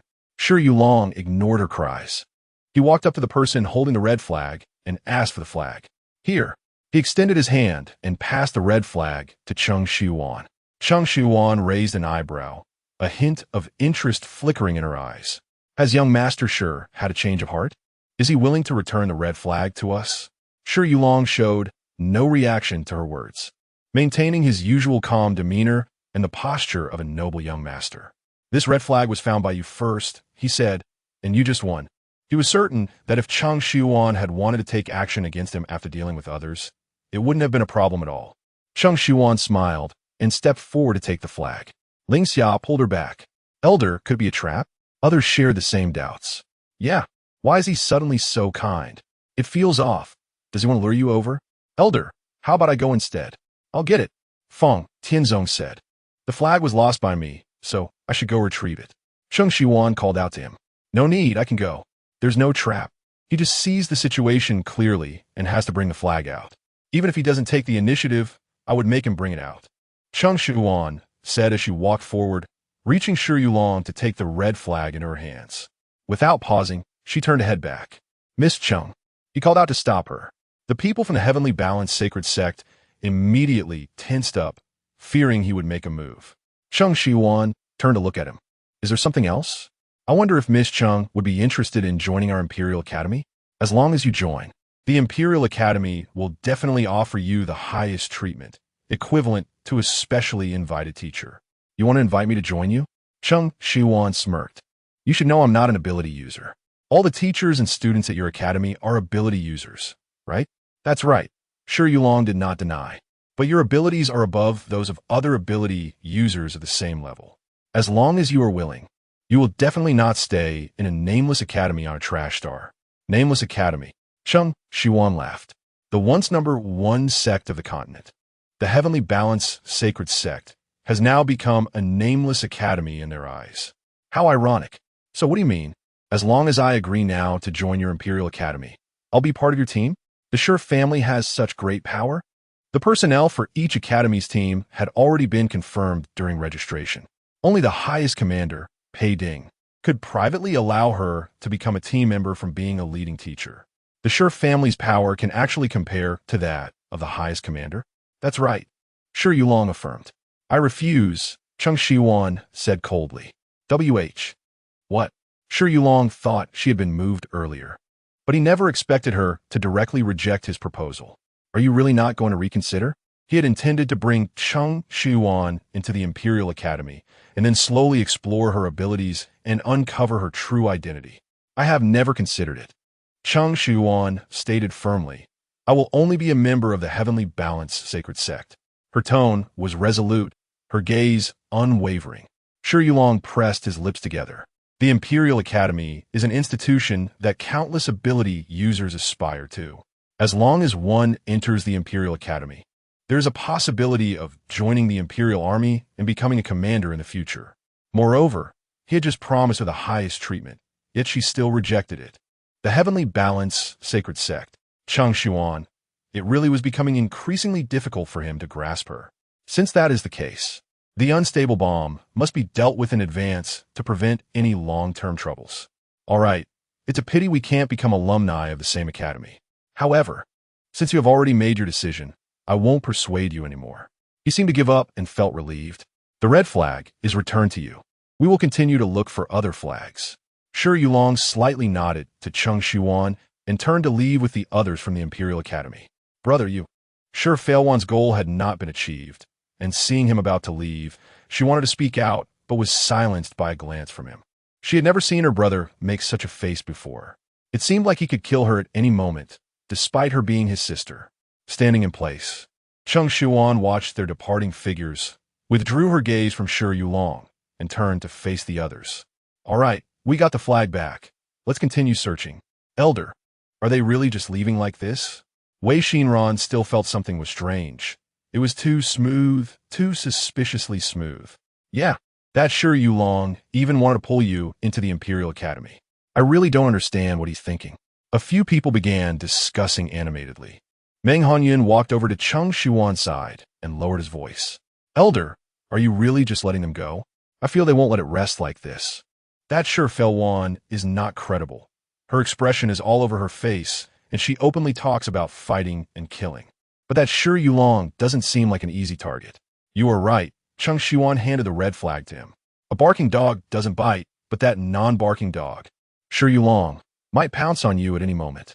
But still, as I said, we are currently in a competition. It's not the time to act. Just wait and see. They will come looking for us. Over there, at the Imperial Academy.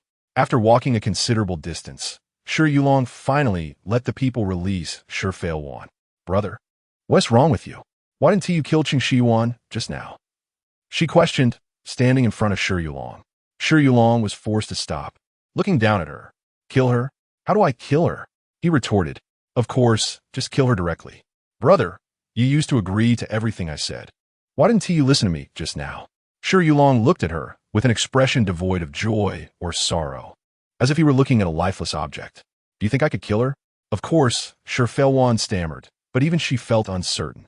Just now, her anger had clouded her judgment, and now that she calmed down a bit, she recalled how easily Cheng Shiyuan had blocked her abilities.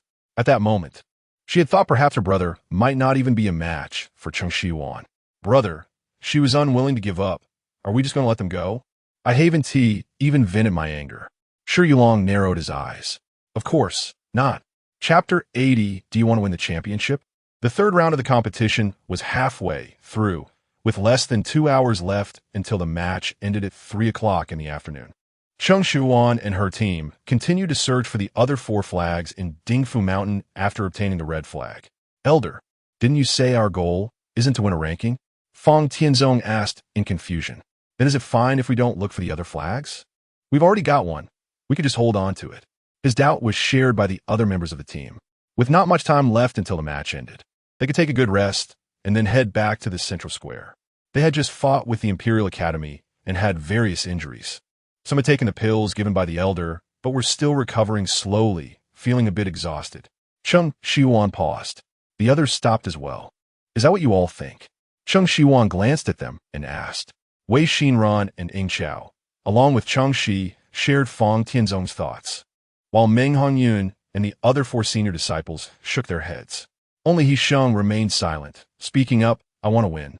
Their goal wasn't to win the championship, but it was his. He came to participate in the competition, returning from a trash planet to the main star. What he needed to do was to show those who once looked down on him that he wasn't a useless person or a weakling. Even if he wasn't an ability user, he could still be a dazzling presence. Cheng Shiyuan lightly pursed her lips. That's right. I said that the ultimate goal of bringing you here to compete isn't to win the championship, but to train you. However, don't you want to be champions? Just to have a moment of glory and let it go. The champion of this competition has the opportunity to enter the federal army and become a commander. Don't you want that? He Sheng was the first to respond. I do. His eyes were filled with light. Elder, I want it too. But becoming a champion should be very difficult, Fang Tianzong said, still haunted by the recent battle with the Imperial Academy. If it weren't for you, the red flag would have been taken by the Imperial Academy. We can't just rely on you to win against the other teams. If that's the case, the championship should belong to you, not us. Once he finished speaking, the others nodded in agreement. Wei Xinran said, Fang Tianzong is right. Without you, with our strength, we couldn't even defeat the Imperial Academy, let alone contend with the Federal Academy and others. Elder, you really didn't have to work so hard to lead us. It's because we're not strong enough that you have to worry. Meng Hongyun and the others all lowered their heads. Those who were able to enter the Tianheng sacred sect were all outstanding among their peers, possessing excellent talent and spiritual cultivation. They were the pride of their families and pillars of their respective countries. At that time, they lived in a dream they had long adapted to, enjoying the admiration and respect of others, believing themselves to be geniuses and unmatched strong beings. However, upon arriving in the interstellar world, a strange world with a completely different cultivation system, they encountered ability users who were more talented than they were. Their current strength was not considered impressive in this world. The atmosphere among the group suddenly dampened, their expressions dimming. Cheng Shiyuan sighed lightly. These kids really. Have I done something? She asked. Did I participate in the previous 2 rounds? No. It was you who defeated the opponents on the stage and brought glory to the Tianheng sacred sect, earning points. I haven't done anything. I said I wouldn't easily intervene, but that doesn't mean I would let you remain idle. I'm one of you, a member of this team. My identity is not just your elder, but a partner who fights alongside you, a helper you can rely on. Yes, I'm the strongest among you, even the strongest among everyone else. But so what? Should only the officials be allowed to set fires while the common people are not allowed to light lamps? She still remembered Shi Yolong's words. Since he had the power to turn her into a member of the Imperial Academy's team, they must be determined to win this competition. The champions of each competition were fiercely contested between the Empire and Federal Academies. After all, this concerned the admissions for next year's academies, as well as the status and honor of the academies. Shi Yulong had easily given up, returning the red flag to her, which in itself was suspicious. Perhaps they still had hidden tricks up their sleeves. Now, tell me, do you want to win the championship? Su Buyu asked softly. He Sheng's answer was consistent as always, yes. Meng Hongyun, Shi Qian, Ling Xia, and Xing Qi had determined looks in their eyes, yes. Fang Tianzong and Wei Xinran exchanged glances, both seeing affirmative answers in each other's eyes. Ying Xiao and Cheng Shi, the 2 little ones, also clenched their fists and declared they wanted to take first place. That's right. Cheng Shiyuan's furrowed brow relaxed. In the past, whenever there were disciples from the Tianheng sacred sect in a competition, first place was always ours. Everyone on the continent knows the name of the Tianheng sacred sect, revering us and hoping for our protection. Now, although the people are different, the Tianheng sacred sect still exists. I sincerely hope you can bring glory to the Tianheng sacred sect and make it shine because of you. Her tone was not passionate. In fact, it was calm and serene. Yet her words ignited a fire in the 9 individuals before her. Elder, don't worry. I will definitely win the championship. The Tianheng sacred sect will shine again. The 4 senior disciples' eyes turned slightly red. They had spent the longest time in the Tianheng sacred sect, experiencing its most glorious moments and also enduring the nightmare of nearly being annihilated by the demonic army. Now, everything started anew. Even if it was a strange land, the Tianning sacred sect would still stand on the top of the mountain, becoming an existence admired by countless people. Seeing their fighting spirit rekindled, Cheng Shiyuan felt reassured. She thought to herself that being an elder was indeed not easy. In the past, although she held the title of the third elder, she never participated in the management of sect affairs. The disciples in the sect knew of her existence, but that was all. She was like a leisurely prince, holding a title without real power, and the disciples respected her but did not revere her. It wasn't until later, when she accidentally revealed her strength, that her reputation suddenly soared within the sect. But even then, it was just that. Many disciples wanted to join her faction, but she refused them all. Even her junior brother Yuan Ji, who had not yet become the sect master, acted as a mediator, but he could not persuade her. She had grown accustomed to her leisurely life and was unwilling to be constrained. She enjoyed freedom, coming and going as she pleased, wandering and traveling. If she had disciples, she would have responsibilities. Yet, in the end, she could not escape those responsibilities. Chapter 81. The mantis stalks the cicada, while the yellow bird awaits. Second update. Ding Fushan is neither large nor small. It takes at least half a day to circle the entire mountain.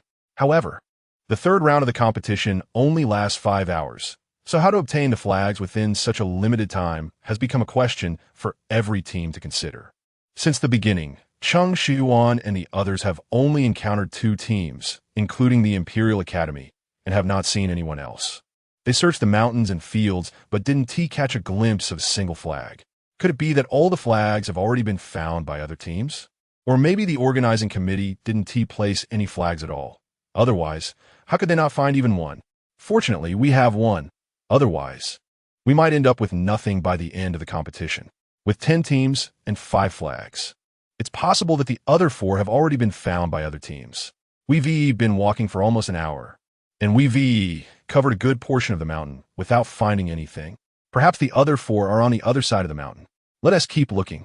Perhaps they will suddenly appear. As they searched, they chatted, keeping their eyes on the ground and any subtle movements overhead. Cheng Shiyuan leaned against a tree, appearing lazy. Suddenly, her eyelashes fluttered, and she opened her half-closed eyes, gazing into the dense jungle not far away. Her ears moved slightly, and she stood up slowly. "They're coming," she said calmly. The others were puzzled, not immediately comprehending her words. "Elder, what did you say? Who is coming? Did you find the second flag?" Cheng Shiyuan had the highest cultivation level. As long as she released her spiritual sense, she could sense movements within a 10-mile radius. Although she hadn't intentionally released her spiritual sense, just now, she still sensed that someone was quickly approaching them. Moreover, it wasn't just one team. Xianxia, the second highest cultivator among their 9 members after Cheng Shiyuan, also sensed the unusual sounds shortly after Cheng Shiyuan spoke. "Someone is coming," she said. "People? Who are they? Could it be that other teams have found their way here?" The group immediately became alert, quickly huddling together.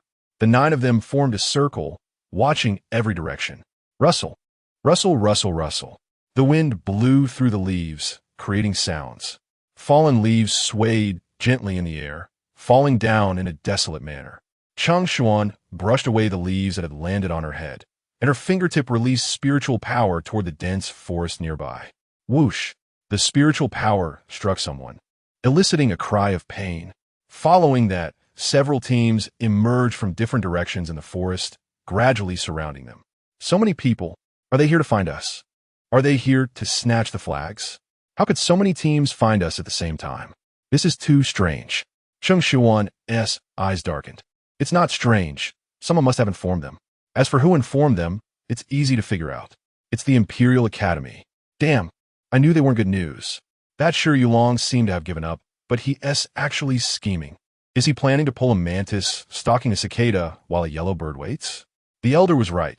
He never intended to let us off the hook. Their expressions turned angry, their tones laced with resentment. At that moment, leaders from the surrounding teams stepped forward. Wise up. Just hand over the red flag, or else. I don't know what kind of luck you had to find the red flag, but even if you found it, you can't possibly be the champions. Hand over the red flag to us, and you'll spare yourselves from pain.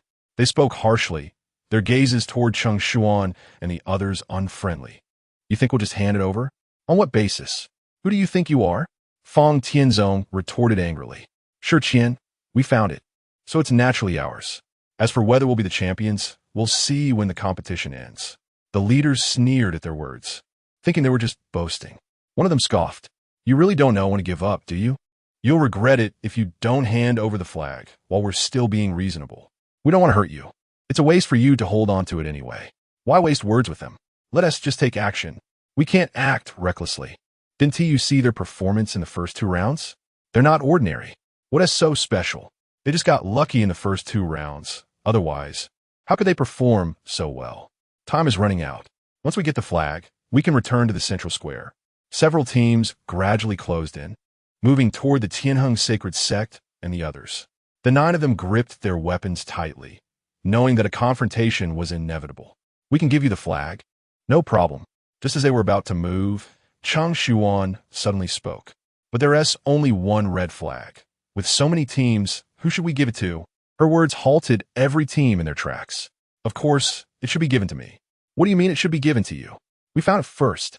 Without me, you wouldn't even know they had a red flag, so it should definitely be given to me. What are you all arguing about? Our academy ranked higher than yours last year. It should be given to us for a chance to enter the top 3. Whether you enter the top 3 or not has nothing to do with me. I'm determined to have that red flag. Even if we can't make it to the top 3, ranking a bit higher is still good. The leaders began to argue back and forth because of Cheng Shiyuan's words.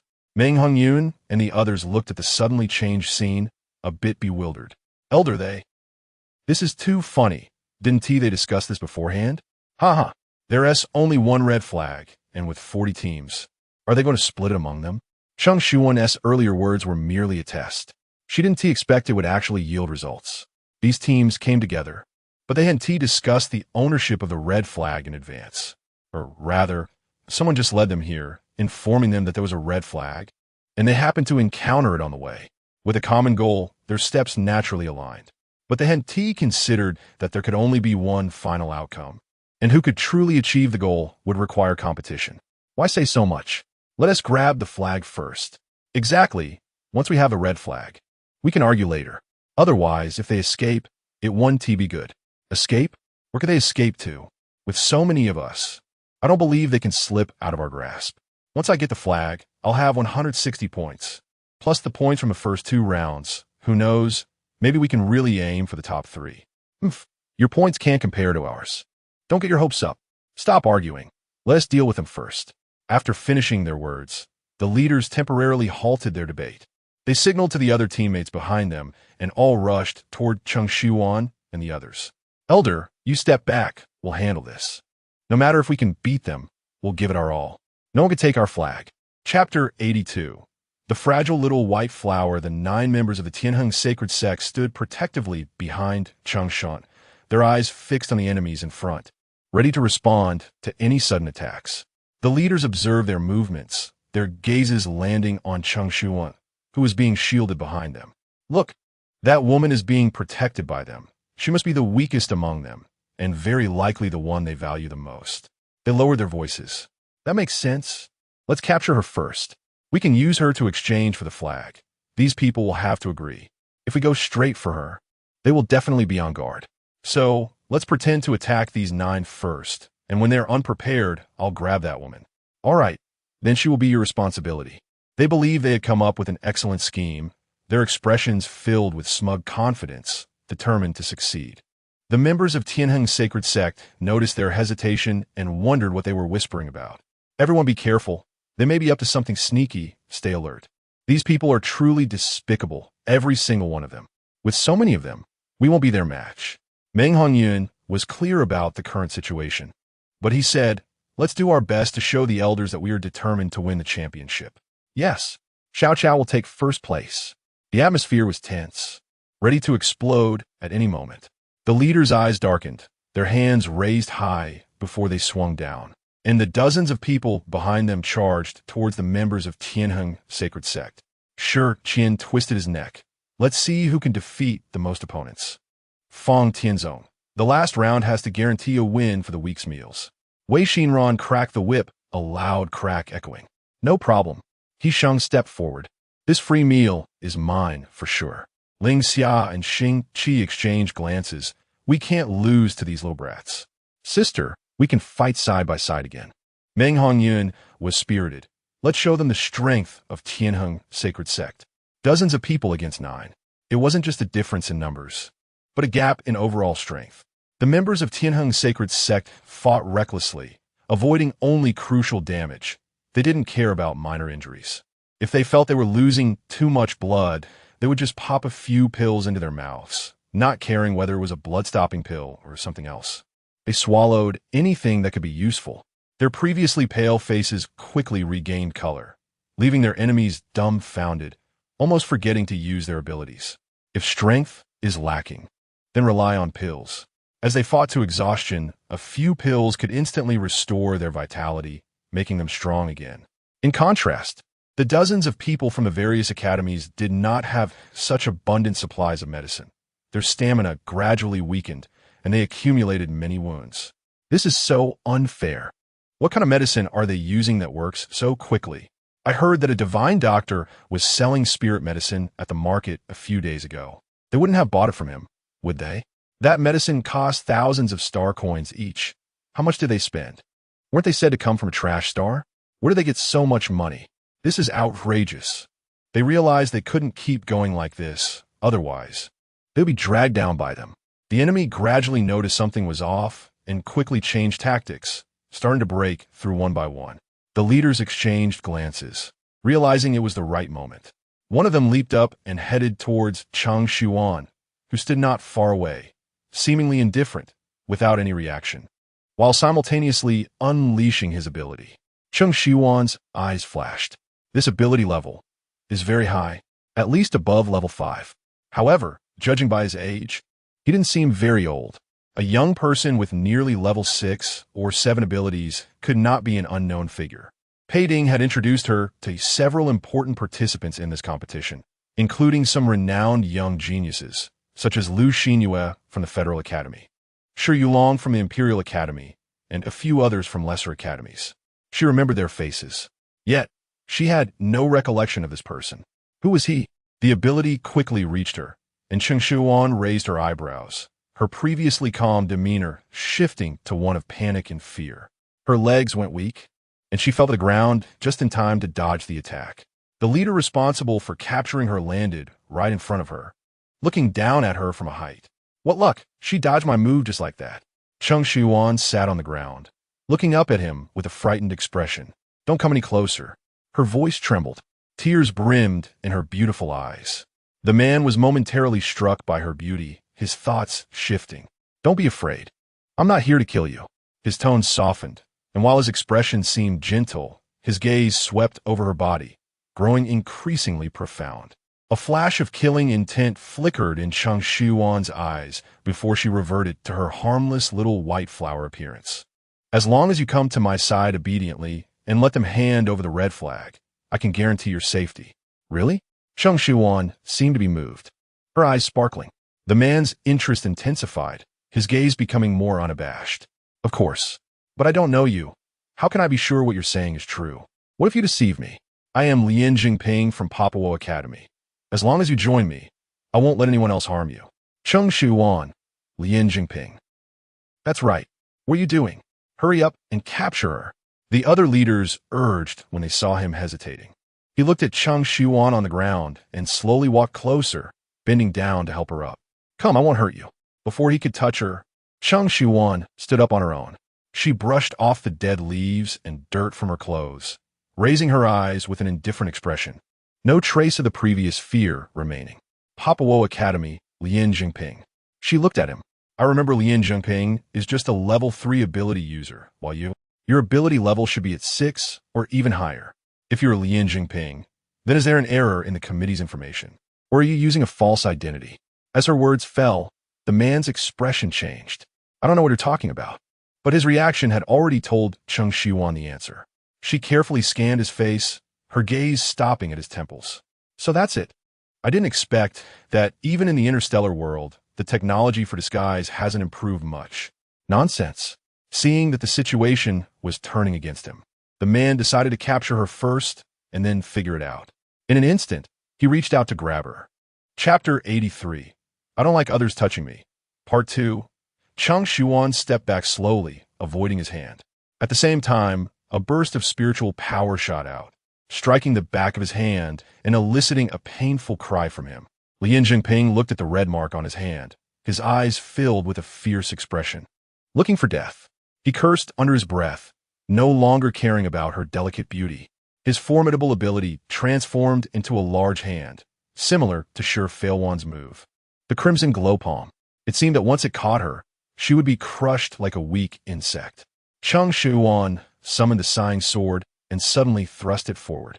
The bluish sword tip pierced into the palm, blocking its advance. She remained still, not in a hurry to break it, her gaze calm as she looked at Lian Jingping. What was a high-level ability user disguised as a low-level one planning to do? She glanced at the other leaders nearby. Were they like him? All false identities? Lian Jingping had no idea where he had exposed a flaw. How could a woman who wasn't even an ability user see through his high-level ability user identity? However, it didn't matter. As long as he captured her, he would seize the red flag and then kill her. He watched as his move was blocked by her sword, his power continuing to flow into that large hand. The hand slowly pressed down on Cheng Shiyuan, and her sword-bearing arm seemed unable to withstand the weight, struggling to resist, but bending down due to insufficient strength.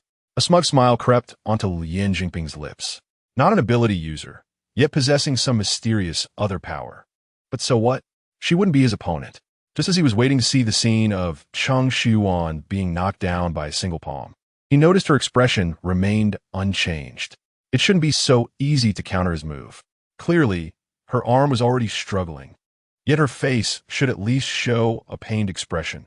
The pressure from a high-level ability user was not something an ordinary person could withstand. Lian Jingping's intuition told him something was wrong, but he couldn't afford to dwell on it. The other leaders urged him again. He clawed his hand, planning to end this quickly and control Cheng Shiyuan. However, before his hand could touch her neck, a cold light flashed.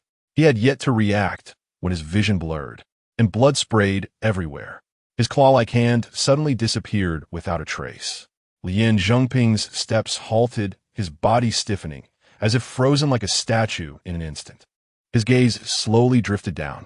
When he saw his arm, his face instantly lost all color. His eyes widened in shock, as if he had seen something unbelievable. My hand. My hand. His expression turned terrified, and his body trembled. My hand. He shouted, his voice piercing. This attracted the attention of others dealing with the Tianheng sacred sect, who all turned to look. What happened? What's going on? What is the senior shouting about? I can't hear clearly. Is something wrong? What could happen to him? That woman could be dealt with by a single hand of the senior. Indeed, a single hand could deal with her.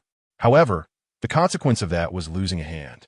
His wrist appeared to be severed by something sharp, blood gushing out, quickly dyeing the ground red, mixing with the dirt to form a dark red.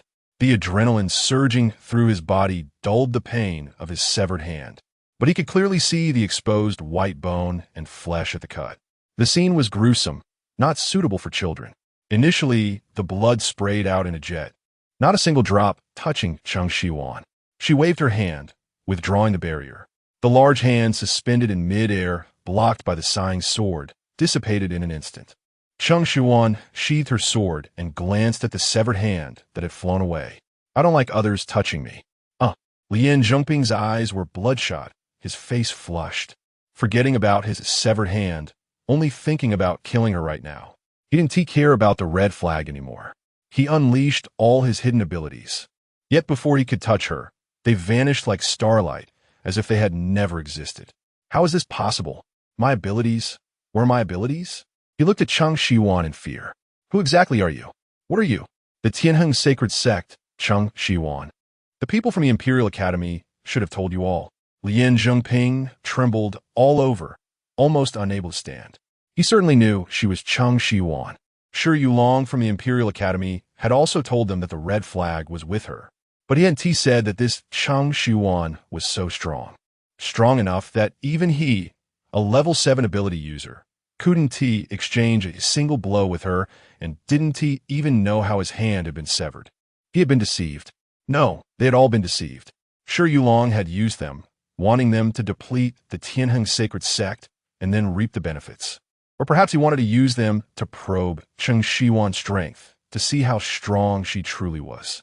And he only realized all this now. Lian Jingping's face turned pale. At this moment, he no longer thought about seizing the flag. He only wanted to save his life. Miss Cheng, it was the people from the Imperial Academy who sent us here. They told us you have the red flag. His voice trembled, the blood loss making him feel dizzy. But he forced himself to stay awake. Otherwise, he would die in her hands the next second. It's not that we want to target you. It's the Imperial Academy. It's Shi Yulong. It has nothing to do with us. Cheng Shiyuan raised an eyebrow at his words. Oh, the Imperial Academy, Shi Yulong? What did he tell you?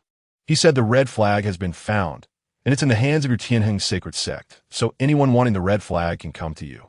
Just that? He didn't say anything else? No, he only said that. We met those people on the way. They pulled me here. Cheng Shiyuan nodded slightly. Is that so? Yes. Yes. Miss Cheng, please spare me. I've learned my lesson. I won't dare again. You can take the red flag. I also have a yellow flag. You can take both. He took out the yellow flag from his pocket with his uninjured hand, trembling as he offered it to her.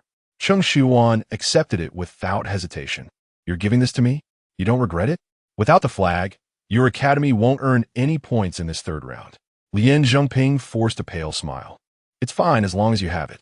Our Taotie-A Academy is willing to assist you in winning the championship.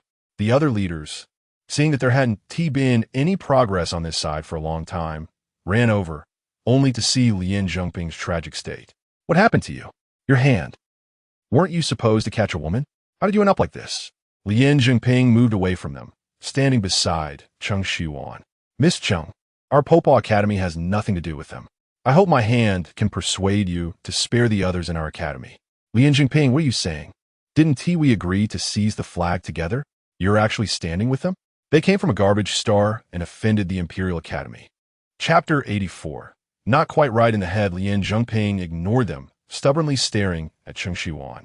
The commotion here caused several academy team members, who were still entangled with the Tianheng sacred sect, to stop in unison, unsure of what was happening. Lian Zhengping, have you gone mad? Aren't you aiming for the championship? How can you win without the red flag? In previous competitions, champions inevitably held the red flag in the third round, as it represented 100 points, the largest share. Of course, there are also 2 yellow flags and 2 blue flags, which together added up to 180 points. But no one could hold all 5 flags, as it was too difficult. I see. You must be enchanted by her looks, right? Don't you know what's more important, a woman or honor? Lian Zhengping's expression stiffened. Shut up, he shouted. He admitted he'd thought that way earlier, but after witnessing Cheng Shiyuan's abilities, that thought had completely vanished. He would be crazy to covet her. That would be no different from seeking death. Miss Cheng, I have no intention of competing with you anymore. I hope you will spare me. He lowered his head, humbling himself. Cheng Shiyuan shot him a sidelong glance, knowing he was intimidated by her. She could kill him directly, but it was unnecessary now. Her earlier show of weakness was merely to expose his vulnerabilities, and now she held the leverage over him. Compared to the people from the Imperial Academy, this Lian Zhengping was a smart man. Those who know the times are the true heroes. You may leave. Lian Zhengping felt relieved. Thank you. He picked up the severed hand that had fallen nearby and called out to his teammates. The Taotie-A Academy team members were puzzled about why their captain suddenly retreated, but they had no choice but to follow. Lian Zhengping led them away quickly. Only 3 teams remained. The few leaders were dumbfounded. What on earth happened that made Lian Zhengping bow to a woman from a trash star, looking so wary and fearful? Forget him. I see he is truly enchanted by this woman. Without him, I'll go alone. I must get the red flag. As for what happens after that, we'll deal with it then. The remaining 3 had no time to ponder deeply. Time was running short. They needed to resolve this quickly.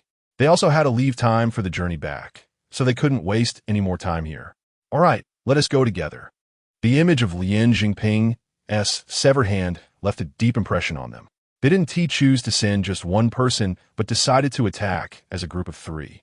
Not far away, dozens of people saw their leaders attacking and continued to restrain the Tianheng sacred sect members. Cheng Shiyuan saw the 3 coming at her, her expression unchanged. She stood still, showing no reaction. Why aren't the others from Tianheng's sacred sect coming to help her? They're all trapped by our people. How can they come to her aid? Why isn't she afraid at all? Is she stunned? I feel something's off. Why think so much? How much could she possibly do? The three stopped overthinking and unleashed their abilities towards Cheng Shiyuan. Compared to Lin Zhengping, the level of their abilities was lower, but still at least level 4 or 5. 3 powerful attacks were directed at Cheng Shiyuan, intending to ensure she would not survive. Cheng Shiyuan smirked, a hint of a smile at the corners of her mouth. You people are truly all the same, arrogant and conceited. Haven't you ever heard the old saying, there are mountains beyond mountains and people beyond people?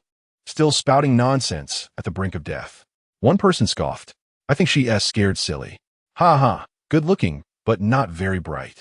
The 3 laughed derisively. When it comes to the red flag, we'll compete fairly among the 3 of us. Sounds good, sounds good. They had already begun discussing how to divide the red flag, as if they could already see Cheng Shiyuan being struck down by their abilities. The 3 unrelenting attacks swiftly reached Cheng Shiyuan. She merely lifted her gaze slightly.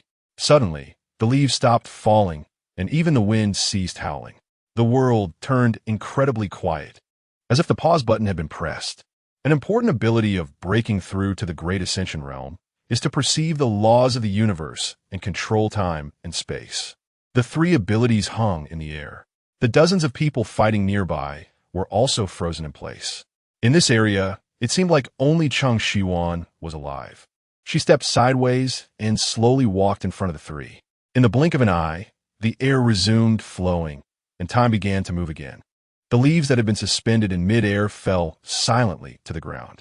The 3 leaders felt as if, in the blink of an eye, this woman had suddenly appeared in front of them, causing them to step back in fright. How did you get here? She asked like a ghost.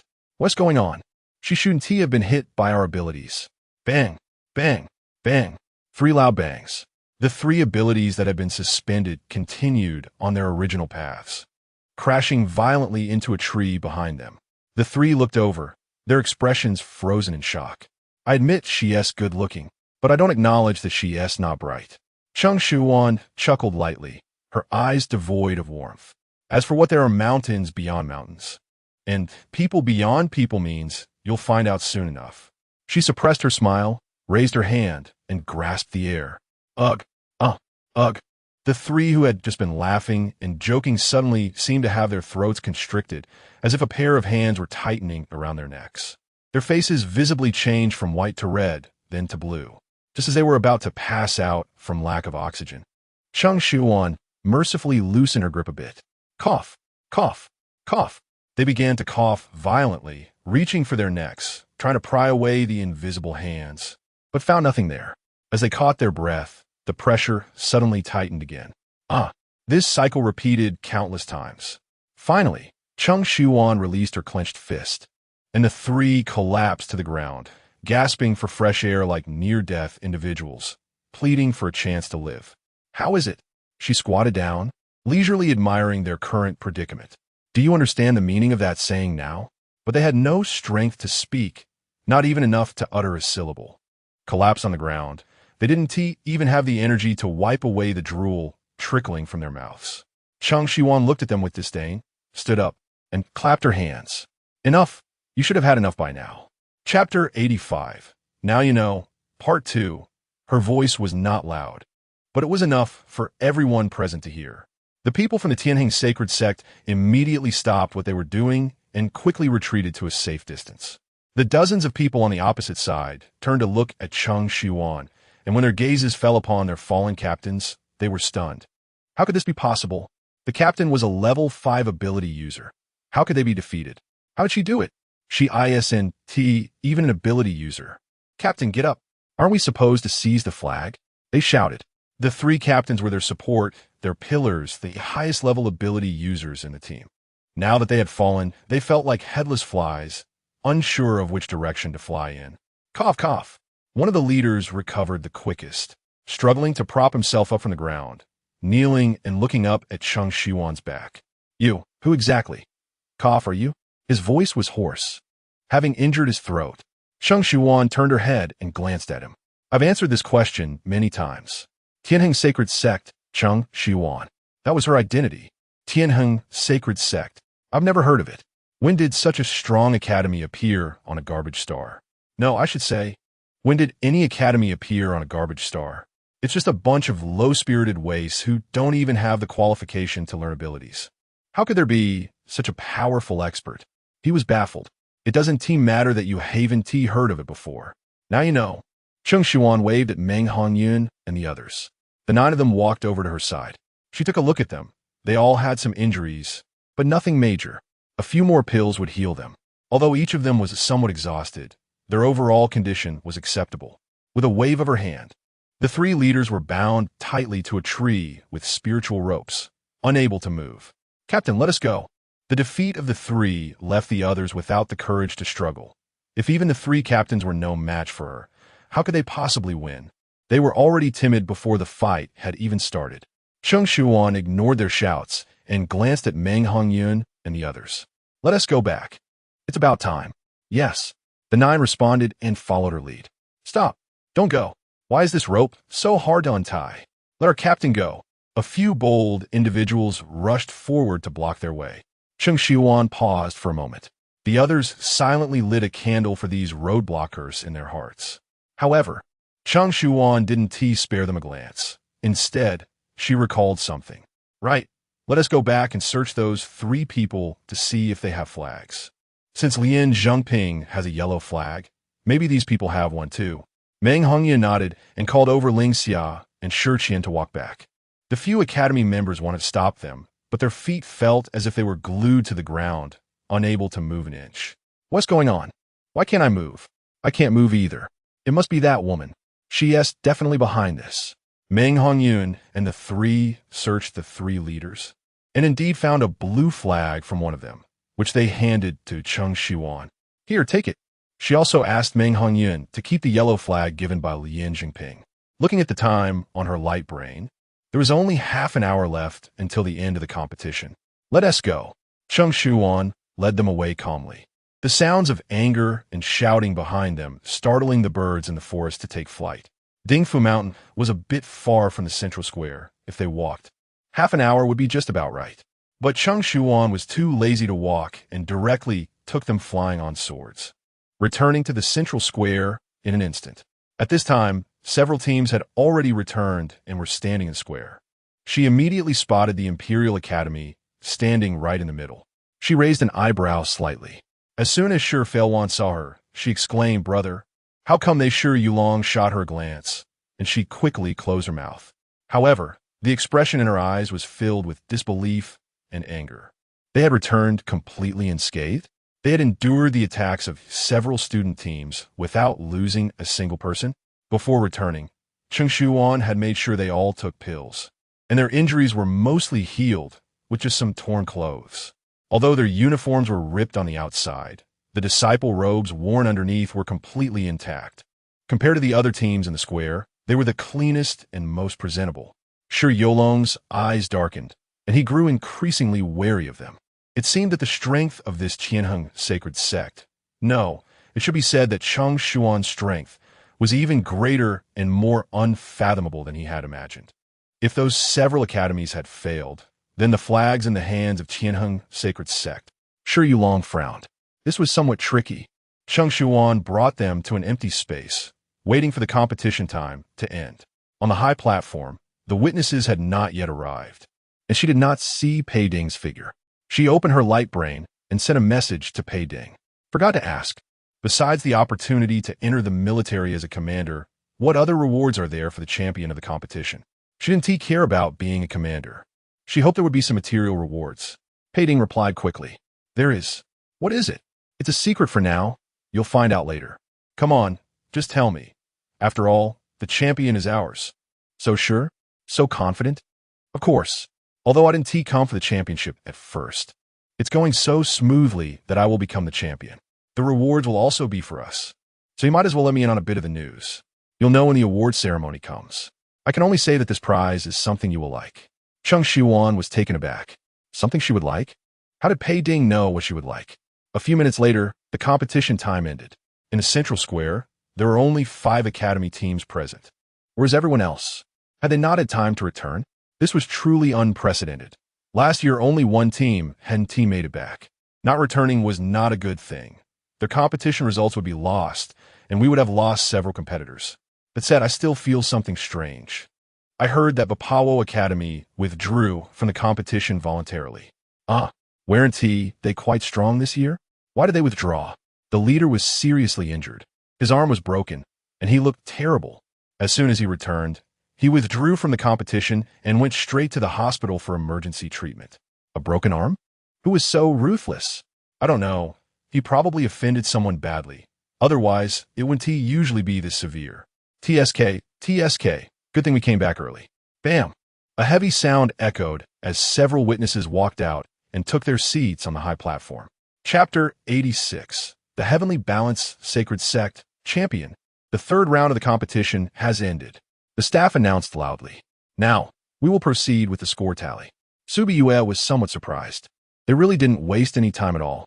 Compared to the long-winded speeches from modern leaders that could put people to sleep, the process of this championship competition was indeed much more streamlined. A total of 5 teams had their scores for the third round canceled.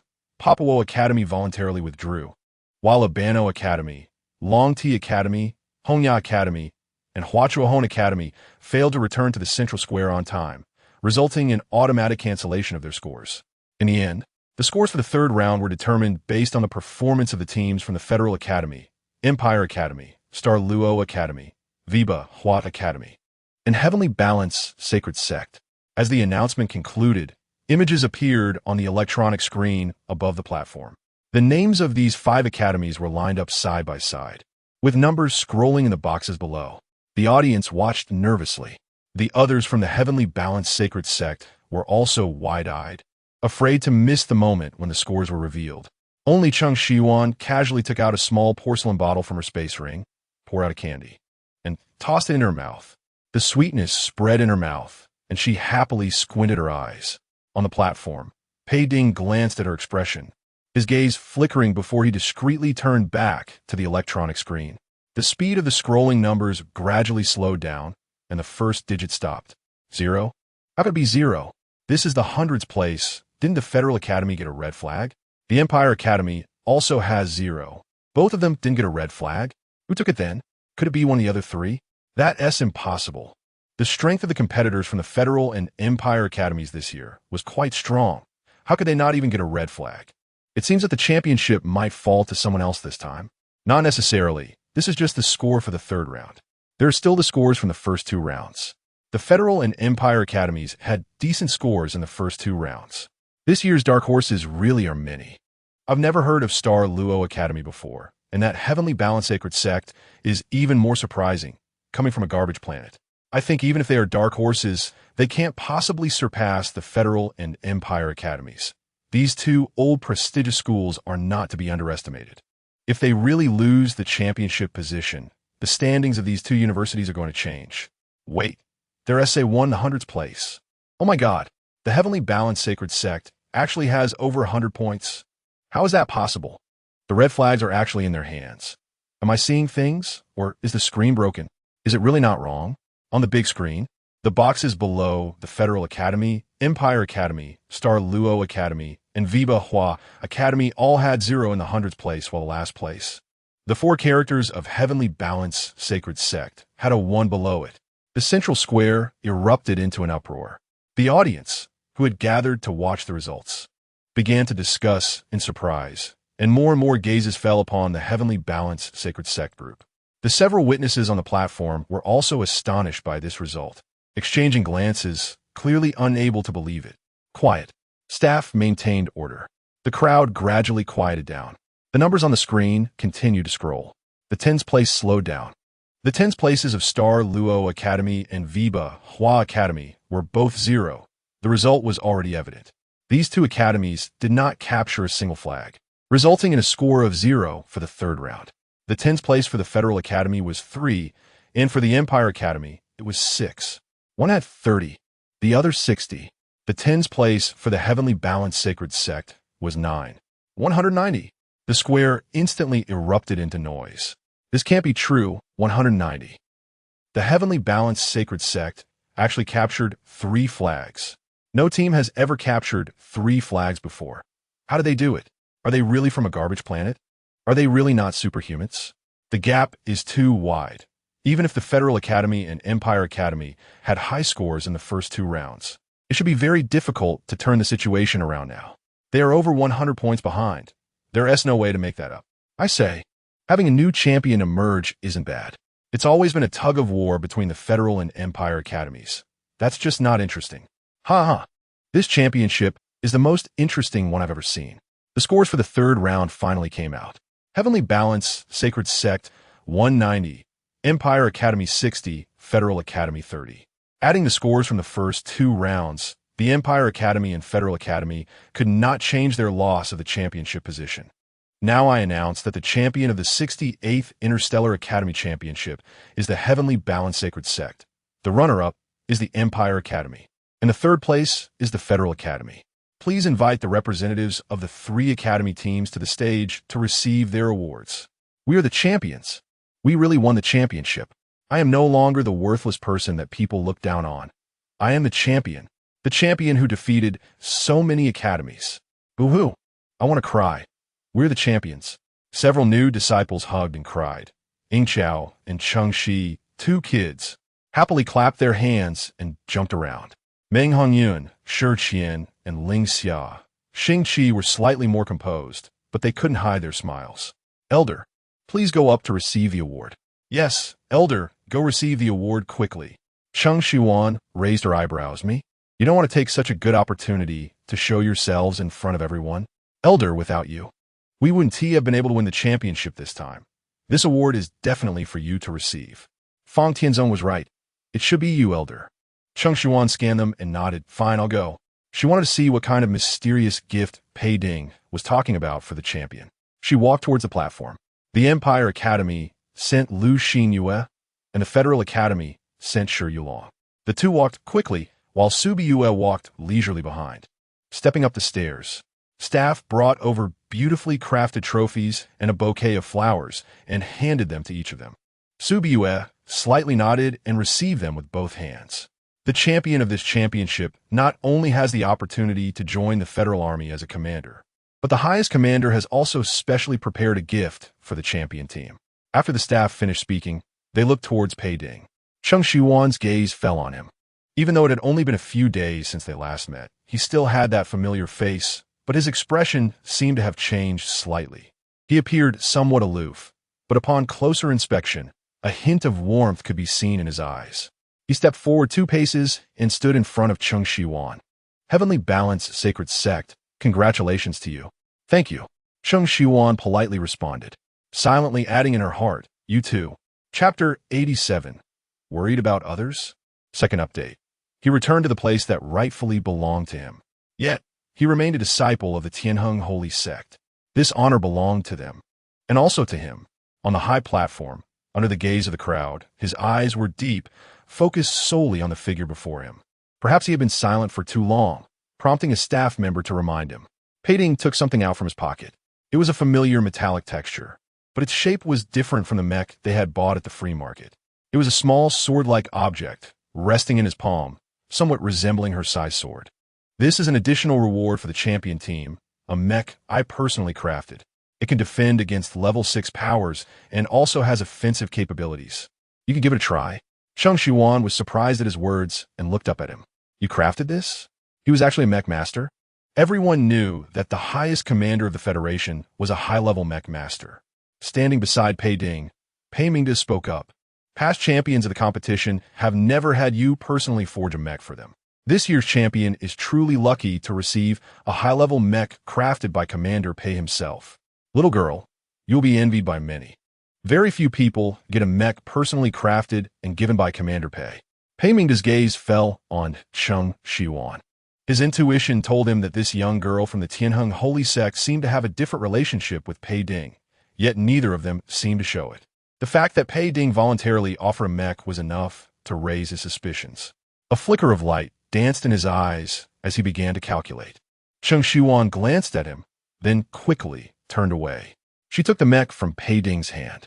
The small, palm-sized, sword-shaped mech was quite exquisite, adorned with intricate lines and patterns. Compared to the low-level mech she had bought, this one looked much more advanced.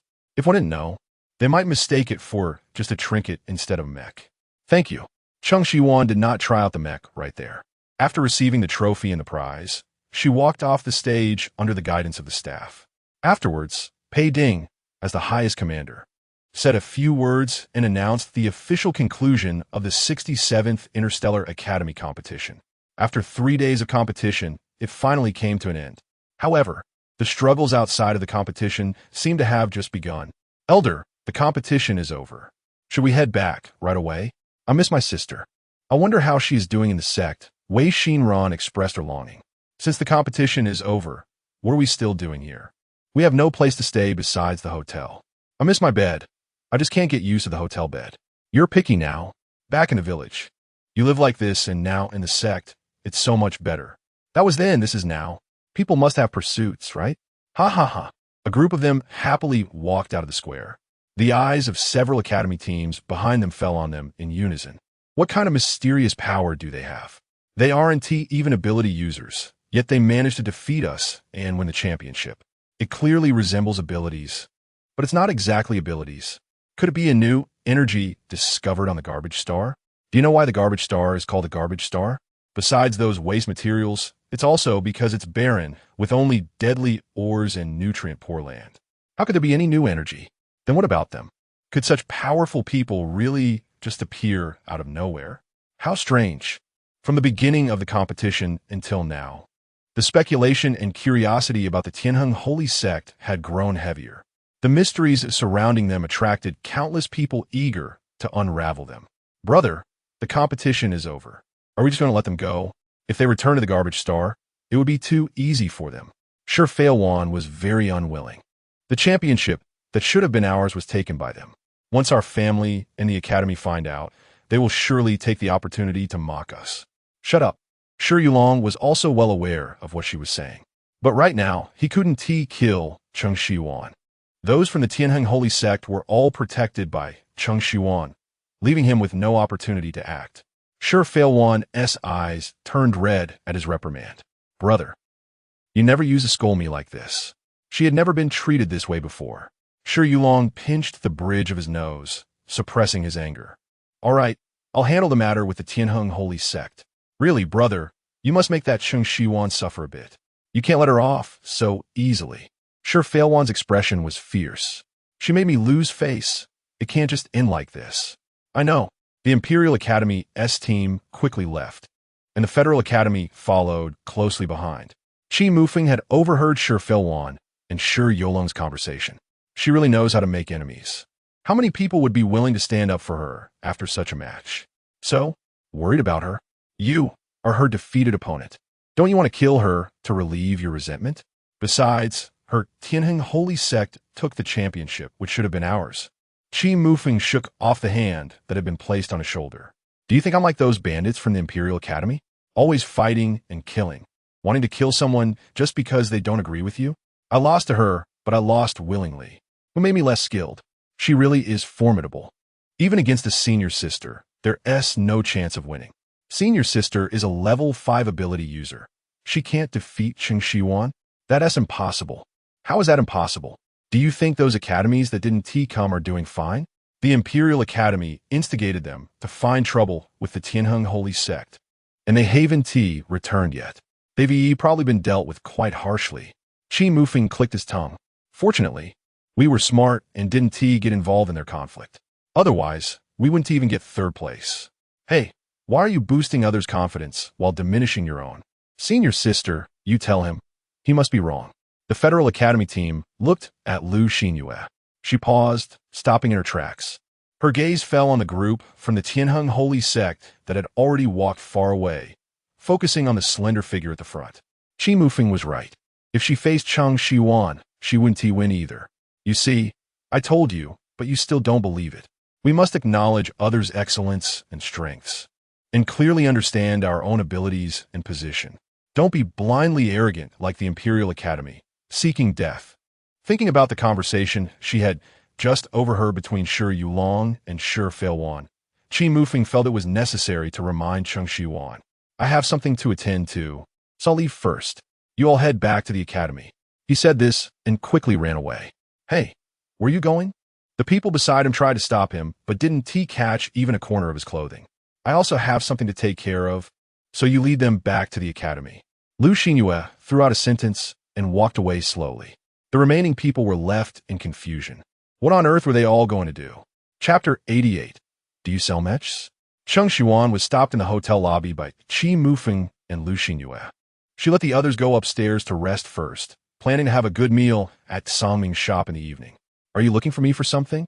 If she remembered correctly, she wasn't very familiar with these two, and she had even had a bit of friction with Qi Mufeng. The Federal Academy was also a key seed player for the championship, and now that they had taken the championship, was he here to provoke her? Yes. Qi Mufeng stood in front of her. Although he was clearly a head taller than her, and looking down at her, why did her aura seem so much stronger, as if he was half a head shorter in front of her? His response of yes was a bit loud, drawing the attention of other guests in the lobby. He cleared his throat a few times and lowered his voice. Congratulations on winning the championship. Cheng Shiyuan raised her eyebrows. They weren't here to provoke her, but rather to congratulate her.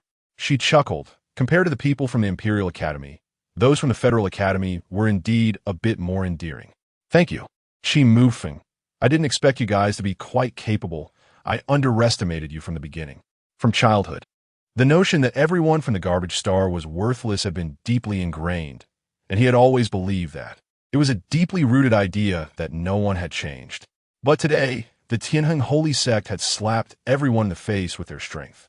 They broke this fixed idea, showing everyone that those from the garbage star were not inferior to the ability users. Their mysterious power might stir up huge waves in the future, bringing a different shock to the main star and even the entire star sector.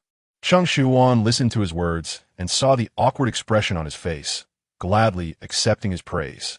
I know you're capable. Qi Mufeng twitched the corner of his mouth. She really wasn't humble at all. Is there anything else? Cheng Shiyuan glanced at the time, intending to send a message to Songming first to let him know she would be coming over in the evening. I came to remind you to be careful of the Imperial Academy. Qi Mufeng's expression became serious. They were originally determined to win this championship, and now that you have taken it, they won't just let it go. They might already be thinking about how to deal with you. Cheng Shiyuan didn't expect him to be here to remind her. It seemed that this kid, although a bit arrogant, wasn't malicious. Thank you for the reminder. We'll be careful. She said her thanks, which made Qi Mufeng feel a bit embarrassed. Facing her captivating face, his ears turned slightly red, not knowing where to put his gaze. I said what I needed to say. I'm leaving. He turned to leave, his back a bit flustered. Then he remembered Xianxia was still there. Senior, I'm leaving. I still have some matters to discuss with Miss Cheng. You go back first, I'll come shortly. Qi Mufeng was a bit confused. It seemed that the senior and Cheng Shiyuan didn't know each other. What could she want to talk to Cheng Shiyuan about? But in the end, he didn't ask much and nodded, leaving first. Cheng Shiyuan looked at the Liu family's young lady, whose name she had heard a few times. Everyone said she was as graceful as a willow, elegant and ethereal. Seeing her today, she indeed had an extraordinary aura. Her posture was graceful, a beauty that was pleasing to the eye. The information provided by Pei Ding said she was 22 years old, with S-grade mental strength and a level 5 ability user. She was a fourth-year student in the treatment department of the Federal Military Academy, and the captain of the Federal Academy team this time was her. At such a young age, she already had remarkable strength, comparable to the Imperial Academy's Shi Yulong. Both were prodigies. Cheng Shiyuan appreciated such a person. However, she didn't have any friendship with Xianxia and hadn't spoken a word to her. What could she want from her? Miss Cheng, would you mind sitting down and talk? Xianxia glanced at the lounge area on one side of the lobby. Cheng Shiyuan nodded. It wasn't good to stand in the middle of the lobby talking. The two took a seat on the sofa. Subiyue naturally occupied the middle position of the sofa. Xianxia paused for a moment, then turned and sat down on a single sofa. Go ahead, what is it? Miss Cheng, I want to ask if you're selling that mech. Her words caught Cheng Shiyuan off guard. You mean the one Pei Ding gave me? Xianxia replied with an Cheng Shiyuan chuckled. I just got my hands on this mech not even a quarter of an hour ago. And you've already set your eyes on it? With your status. Getting a mech of the same level shouldn't be a difficult task, right? The Liu family's power and status should make it easy to have a high-level mech engineer craft a similar mech for you. High-level mech engineers are few, but they definitely exist. As long as the Liu family releases the news, many mech engineers would come to offer their services. But Liu Xinyu specifically had her sights set on the one in Cheng Shiyuan's hands. It seemed it wasn't just about the mech itself, but rather the person who crafted it. Just as Cheng Shiyuan thought, Liu Xinyue's next words solidified her guess. If Miss Cheng is willing, I can exchange a comparable mech with you and also give you some money as compensation. After all, this is a reward from the championship, and it should hold special meaning for you. Cheng Shiyuan looked at her leisurely. You've already said it holds special meaning for me. Moreover, this prize isn't just mine. It belongs to everyone in our team, and whether it is sold or not isn't something I could decide alone. Liu Xinyu, then could you please ask the others? I really want this mech. Cheng Shiyuan's eyes flickered with interest. You're not after the mech, but rather Pei Ding, right? She said directly. A hint of embarrassment appeared on Liu Xinyue's cold and composed face, resembling a shy young girl, but she quickly regained her composure. Commander Pei holds a high status in the hearts of our federal people. I have admired him for a long time, so I hope to buy a mech crafted by him from Miss Cheng. Admire is a very subtle word. It could refer to her admiration for the commander as a federal citizen, or it could refer to her admiration for a man as a woman. Cheng Shiyuan didn't expect that this seemingly calm prodigy also had someone she admired. However, given Pei Ding's looks and his highest commander status, it was normal for several women to admire him. I'm sorry, Liu Xinyu, but I have no intention of selling this mech. The one I bought from the market cost 300,000 star coins, and this high-level mech crafted by Pei Ding is likely worth several times that. But I'm not short on money right now. Plus, I need to take these two mechs back to study and see if I can create a mech myself. Miss Liu, no need to see me off. Cheng Shiyuan stood up and turned toward the elevator. Liu Xinyu felt anxious and hurriedly blocked her path, blurting out, Is it because of your feelings for Commander Pei that you won't sell it? Chapter 89. It's nothing, just hungry. Cheng Shiyuan was puzzled. She tilted her head, looking confused. She didn't understand how Liu Xinyu came to that conclusion. Whether I sell this mech or not is my business. It has nothing to do with Pei Ding. After Liu Xinyu finished speaking, she realized that her words were a bit too presumptuous.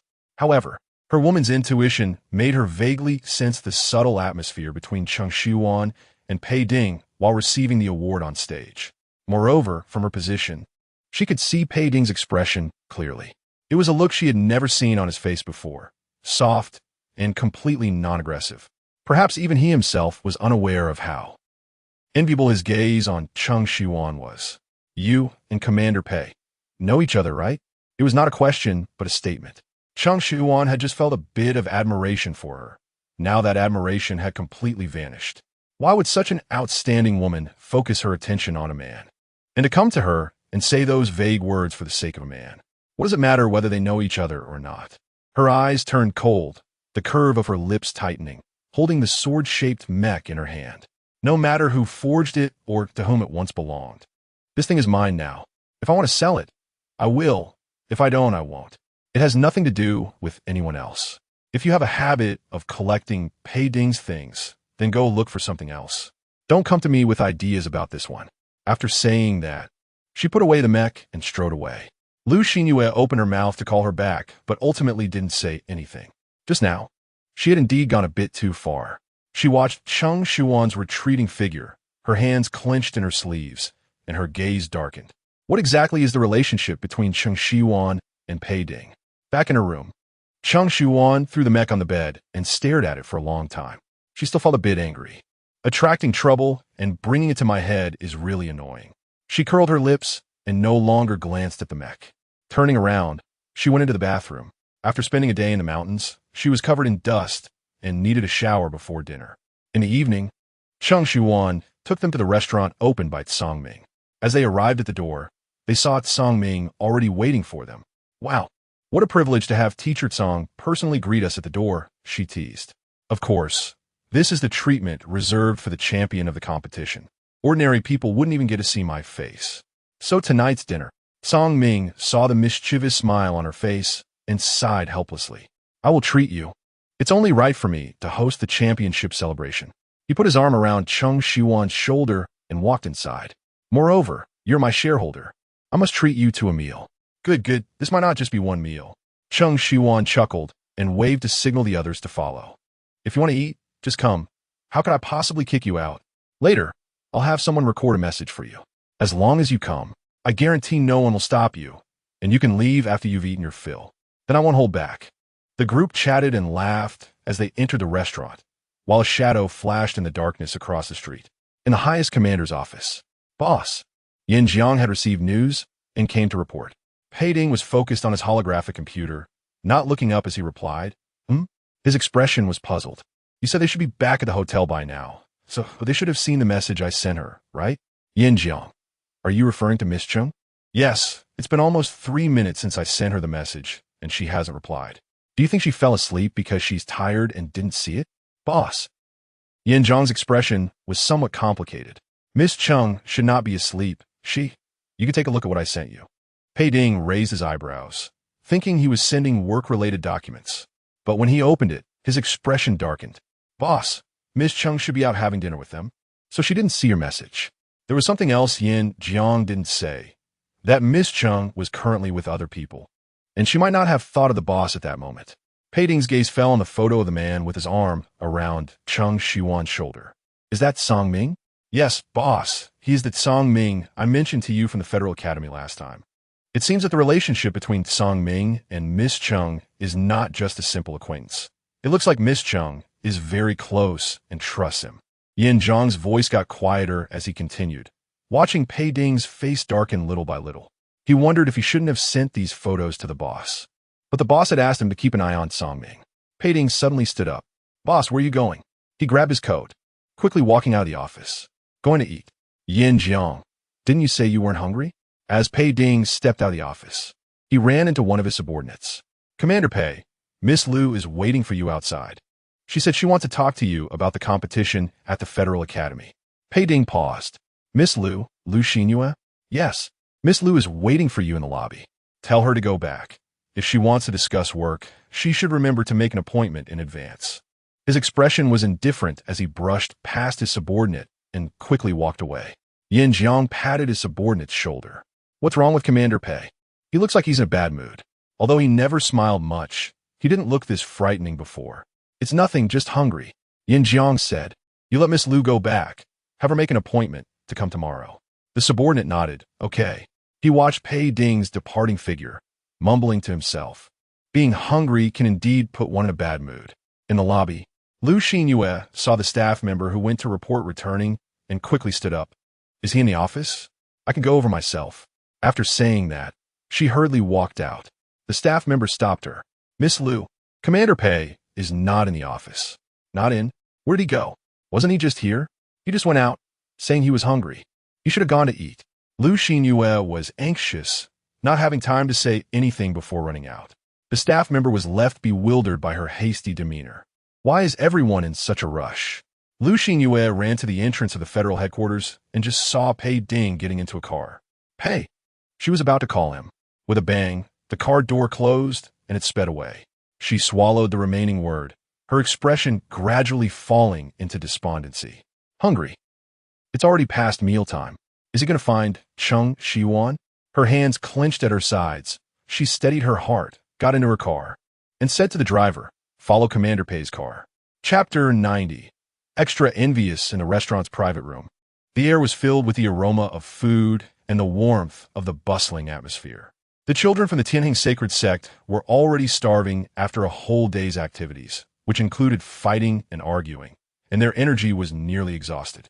With delicious food before them, they couldn't care less about manners, especially the two youngest, Ying Chao and Cheng Shi, who were eating with grease all over their mouths, while Wei Xinran and Fang Tianzong occasionally wiped their mouths for them. Cheng Shiyuan and Song Ming had long since entered a fasting state, sitting aside and watching them feast. These new disciples you've taken in are quite entertaining. Compared to the previous obedient disciples of the Tianheng sacred sect, they are much more lively. Weren't you reluctant to take in disciples before? Why the change of heart now? Cheng Shiyuan's expression softened. The sect leader is injured, and only I can hold up the Tianheng sacred sect. Even if I am unwilling, I must take on this responsibility. After all, it is my home that I have lived in for hundreds of years. Home. The unfamiliar word made Song Ming's heart tremble. For cultivators, the world is their home. Where's the concept of a true home? Moreover, I now feel that having a few disciples is quite nice. It's lively and interesting to watch. After the battle with the demon race, most of the disciples of the Tianheng sacred sect died in battle. The once bustling sect became incredibly desolate. In the middle of the night, she would dream and fly to the roof to gaze at the vast sect, not seeing a single person. She didn't want to experience that desolation and loneliness again.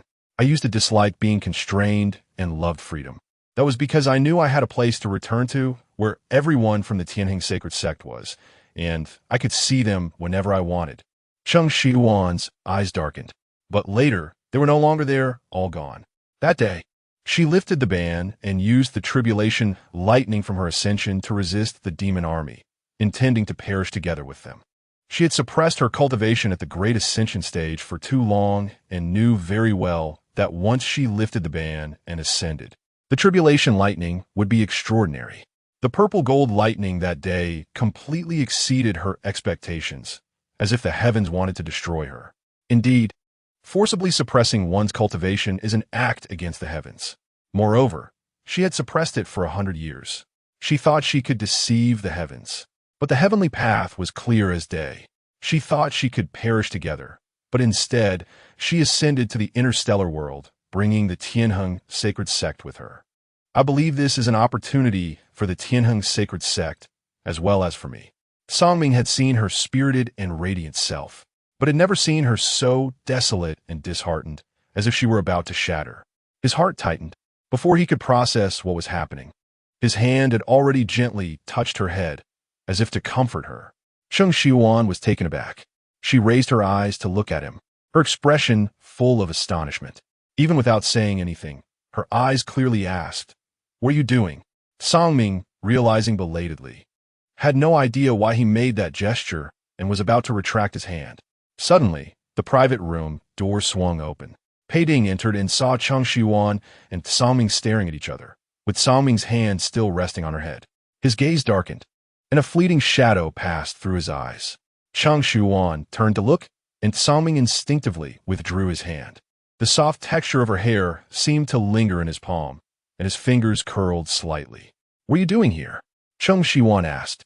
Pei Ding had taken a face-changing pill and returned to the face she had seen before. He must have been closely monitored by those who wanted him dead in Yalan City. How could he dare to come find them at this time? Pei Ding walked into the private room. "You're having a celebration banquet, so of course I have to come. After all, I'm also part of the Tianheng sacred sect." He smiled, his gaze falling on Songming. "But isn't today our celebration banquet? Why is there an unrelated person here?" Cheng Shiyuan followed his gaze and realized he was referring to Songming. "Oh, he is my friend. This restaurant belongs to him, and he is treating us today." She walked over to Pei Ding, and the coldness in his eyes softened a bit. "Did you come without being seen?" She lowered her voice to ask. "Did Yin Jiang not come with you?" "Don't worry. I'm here openly to eat. No one will suspect anything. Yin Jiang is next door. He'll be keeping an eye on things." Cheng Shiyuan nodded. "Then sit down and eat with us. We just started." Pei Ding smiled and nodded, casting a provocative glance at Songming. Receiving his gaze, Songming thought, seems not very friendly. Pei Ding sat down next to Meng Honyun, expecting Cheng Shiyuan to sit next to him, but he watched as she bypassed several empty seats and sat back down next to Songming. "Have you eaten well?" Cheng Shiyuan asked. "I'm not eating, you all go ahead." After saying that, she continued chatting with Songming. Pei Ding tightened his grip on his chopsticks, nearly breaking them. Songming noticed his expression and found it amusing. In a voice only Cheng Shiyuan could hear, he said, "He seems to dislike me." Cheng Shiyuan didn't think much of it. "No, he just doesn't show much expression. He has a naturally sour face. It's not personal." Songming chuckled, gazing at the somewhat slow-witted Cheng Shiyuan before him. He didn't expect her to be so oblivious in this regard. Sometimes, a man's hostility is more evident than a woman's. Then who is he? He's also a disciple of the sect, but currently has something to attend to and isn't participating with us, Cheng Shiyuan explained, not mentioning Pei Ding's identity. Although she knew Songming wouldn't spill it. He was a teacher at the Federal Academy and located at the center of the Federation, so it was better not to involve him.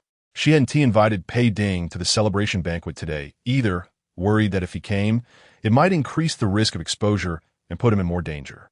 Songming understood and nodded slightly, not pressing further. By the way, now that the competition is over, our collaboration can begin. I've already made arrangements with various shops. I'm just waiting for your elixirs. Everything is ready except for the east wind. When will you supply me? Speaking of making money, Cheng Shiyuan became serious. I'll refine a batch and send it over after I return today. But after that, we should head back to the sect. A 1TB here. How will the elixirs be transported then? I can't be flying back and forth every day to deliver them. Don't worry about that. I'll send a spaceship specifically for transportation. If that doesn't work, I can tear the space myself and go pick it up.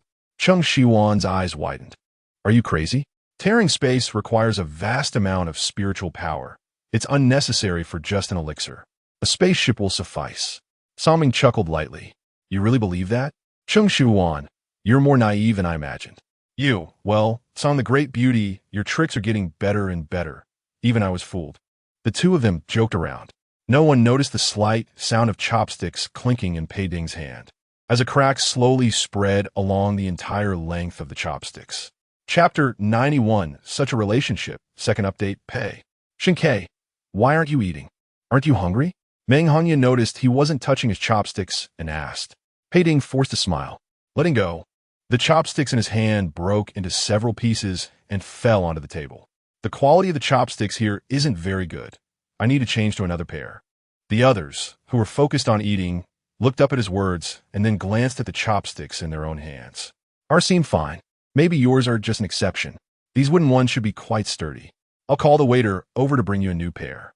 Hisheng pressed the service bell, and immediately a waiter waiting at the door pushed the door open and brought him a new pair. It's ready. Eat up, Shen Que. If you don't eat soon, we'll finish everything. Ha! The others resumed their meals. Pei Ding glanced over at Cheng Shiyuan and Songming, who were chatting without a care, and the smile at the corner of his mouth faded. The hunger he had felt a moment ago was now gone. At the entrance of the restaurant, Xianxia chased after Pei Ding and informed him that there were no tables available and that reservations were required for dining. I'm with Commander Pei. Oh, you're with Commander Pei. Please come in. He is already inside. The waiter let her in and brought her to the door of Pei Ding's private room. Yin Jiang stood at the entrance, and upon seeing him, his eyes flickered. Assistant Yin, is Commander Pei inside? The boss is inside eating. Yin Jiang stood at the door. Guarding it tightly, he lightly tapped on his light brain, sending a message to Pei Ding, who was eating next door, feeling jealous. I need to speak with Commander Pei. Can you let me in? Xianxia peeked behind him, but the door to the private room was tightly closed, and she couldn't see anything inside. Sorry, Miss Liu. It's the boss's private time now. The implication was that she couldn't see him. I'm just having a meal with Pei Ding as friends, not discussing work. Yin Jiang remained unyielding, responding in a straightforward manner. Sorry. Only those two words remained. Xianxia clenched her fist, about to turn and leave in disappointment. Have you eaten enough? Do you want me to order more dishes for you? No need. I'm full enough. The familiar voice came from inside the private room. She recognized it was Cheng Shiyuan and Pei Ding's voices. Xianxia's face turned pale, and her body swayed slightly. Yin Jiang. Miss Liu, are you okay? Xianxia shook her head, took a deep look at the tightly closed door of the private room, and turned to walk slowly out of the restaurant. Yin Jiang watched her back and sent a message to Pei Ding saying it was handled. Inside the adjacent private room, Cheng Shiyuan said, Songming, I'll take you back later. Seeing that everyone was almost done eating, Songming spoke up. Cheng Shiyuan waved her hand, saying no need. The hotel isn't far. We can go back ourselves. You still have to deal with the cooperation matters. You must do it well and can't afford any mistakes. Don't worry. I've got it covered. Just wait for the money to come in. Songming patted his chest to reassure her. Okay, then I'll walk you to the door. Message me when you reach the hotel. His gaze darkened as he slightly leaned closer to her ear and lowered his voice. Be careful these days. The Imperial Academy and other academies might take action. The Tianheng Holy Sect made a grand entrance this time.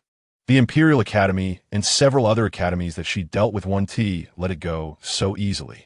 Once they return to the garbage star, it will be inconvenient to act. They only have the opportunity to act in these few days. Cheng Shiyuan nodded, saying yes, I know.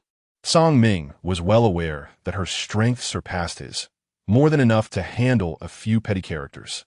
But she still accepted his warning with gratitude. I'll wait for you to leave before I go. Pei Ding walked between Cheng Shiyuan and Song Ming, separating the two. I can't walk you. If you need anything, just message me. Don't worry, there's nothing. You're in a special situation now. Handle your side of things first. Don't worry about us. Cheng Shiyuan patted his shoulder, like an elder caring for a younger one. Pei Ding felt a mix of emotions, but couldn't say anything. The unexpected kiss from their first meeting seemed to be a memory only he retained, while she appeared to have completely forgotten. Cheng Shiyuan led the others out of the private room, and after Song Ming sent them to the door, he turned back to meet Pei Ding again. Something on your mind? He looked at him leisurely. You. Pei Ding uttered one word, but the rest of his words got swallowed back. Song Ming raised an eyebrow, asking if he wanted to know what kind of relationship he had with her. Pei Ding pressed his lips together. Meaning was clear. Since you're a disciple of the Tianheng holy sect, and she trusts you so much, it's no trouble to tell you. A glint of cunning crossed Song Ming's eyes. Cheng Shiyuan and I are probably the most similar beings in the entire star field. We have a relationship where we can completely entrust our backs to each other. No one knows her better than I do. Cheng Shiyuan and I. That's the kind of relationship we have. Do you understand? He spoke vaguely, allowing anyone to interpret it in any direction. The darker Pei Ding's eyes grew. The more he listened. Knowing someone for a long time doesn't mean much. Song Ming chuckled lightly. Are you trying to say you know her better than I do? Or what? Pei Ding fell silent. He couldn't say such things, because he also didn't know if he could be considered to understand Cheng Shiyuan. At first, she had seemed incredibly mysterious to him, as if she carried many secrets. He was gradually getting to know her now and had become a fellow disciple in the Tianheng holy sect. But if one were to say he understood her, it seemed he had never truly understood her. Where did she come from? And where was she going? Besides knowing her name was Cheng Shiyuan and that she was an elder of the Tianheng holy sect, he actually knew nothing about her. Song Ming saw him silent and shrugged. You don't have to treat me as an enemy. If you want to enter her heart, you still have a long way to go. Cheng Shiyuan seems friendly to everyone, but he knows her core is actually very cold. Perhaps the upheaval in the Tianheng holy sect has made her bear the responsibility of revitalizing the sect. But once there is a change or improvement, she might leave at any time to continue wandering the world. She, like him, is someone who won't be bound by anything or anyone. She is, by nature, meant to be free. Achoo! Cheng Shiyuan sneezed. The few people walking ahead turned back to look. Elder, did you catch a cold? Should we go buy some cold medicine? You're silly. The pills the elder concocts are much more effective than those from the pharmacy. Cheng Shiyuan rubbed her nose. Her body hadn't been sick for hundreds of years, being strong and healthy. How could she catch a cold? Someone must be talking about me behind my back. She pouted, already seeing the hotel entrance not far away. We're almost there. Everyone has worked hard these days. Make sure to relax and rest well. Yay! The competition is finally over. I want to have some fun in Yalan City for a few days. I've saved a lot of restaurants on my light brain. Should we go check them out together? Sure, let us go tomorrow. Cheng Shiyuan watched their relaxed and joyful backs, the corners of her lips not yet curling. But the frost in her eyes had already set in. They came quite quickly. Chapter 92 1v8 Elder. Why aren't you leaving? The hotel is just ahead.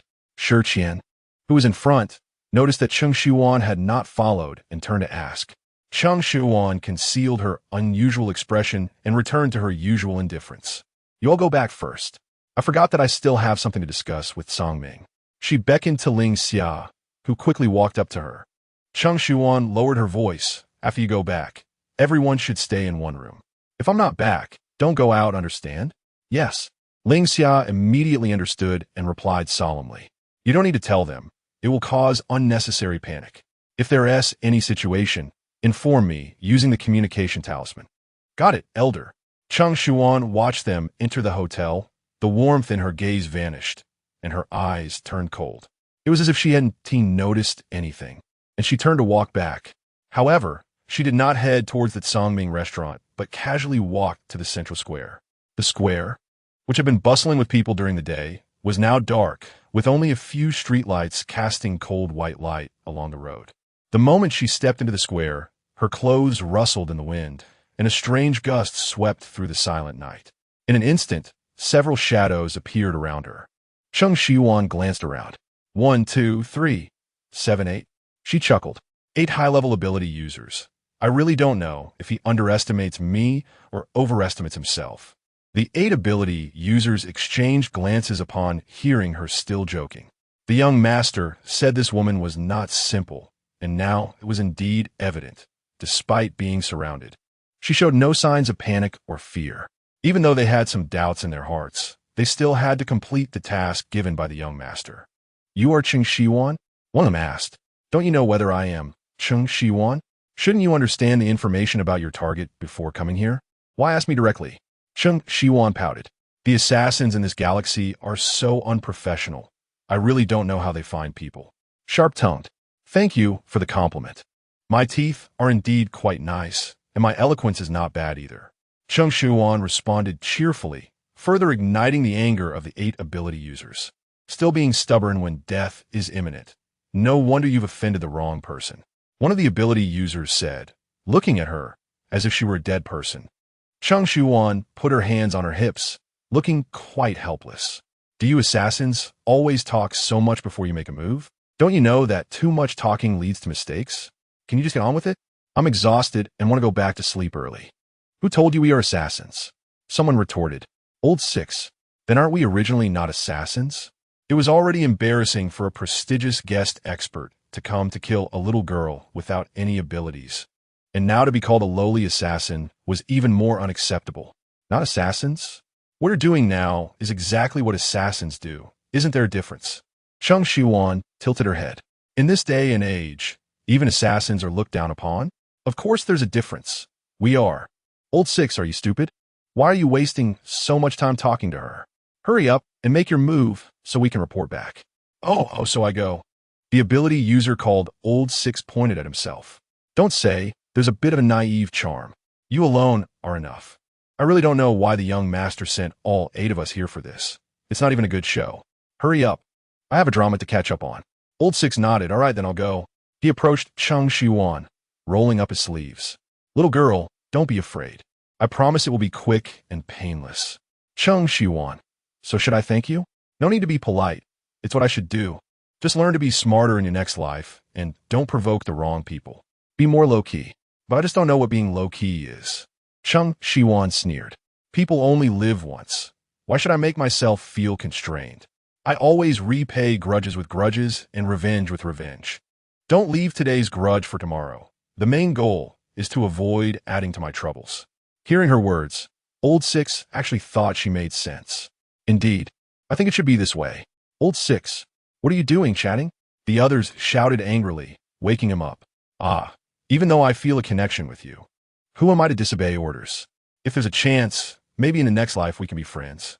I don't know about the next life, but I haven't lived enough in this life, so let us not talk about the next life. Cheng Shiyuan directly unleashed a burst of spiritual power, sending Old 6 flying, crashing hard onto the ground, spitting out a mouthful of blood. Her movement was too fast.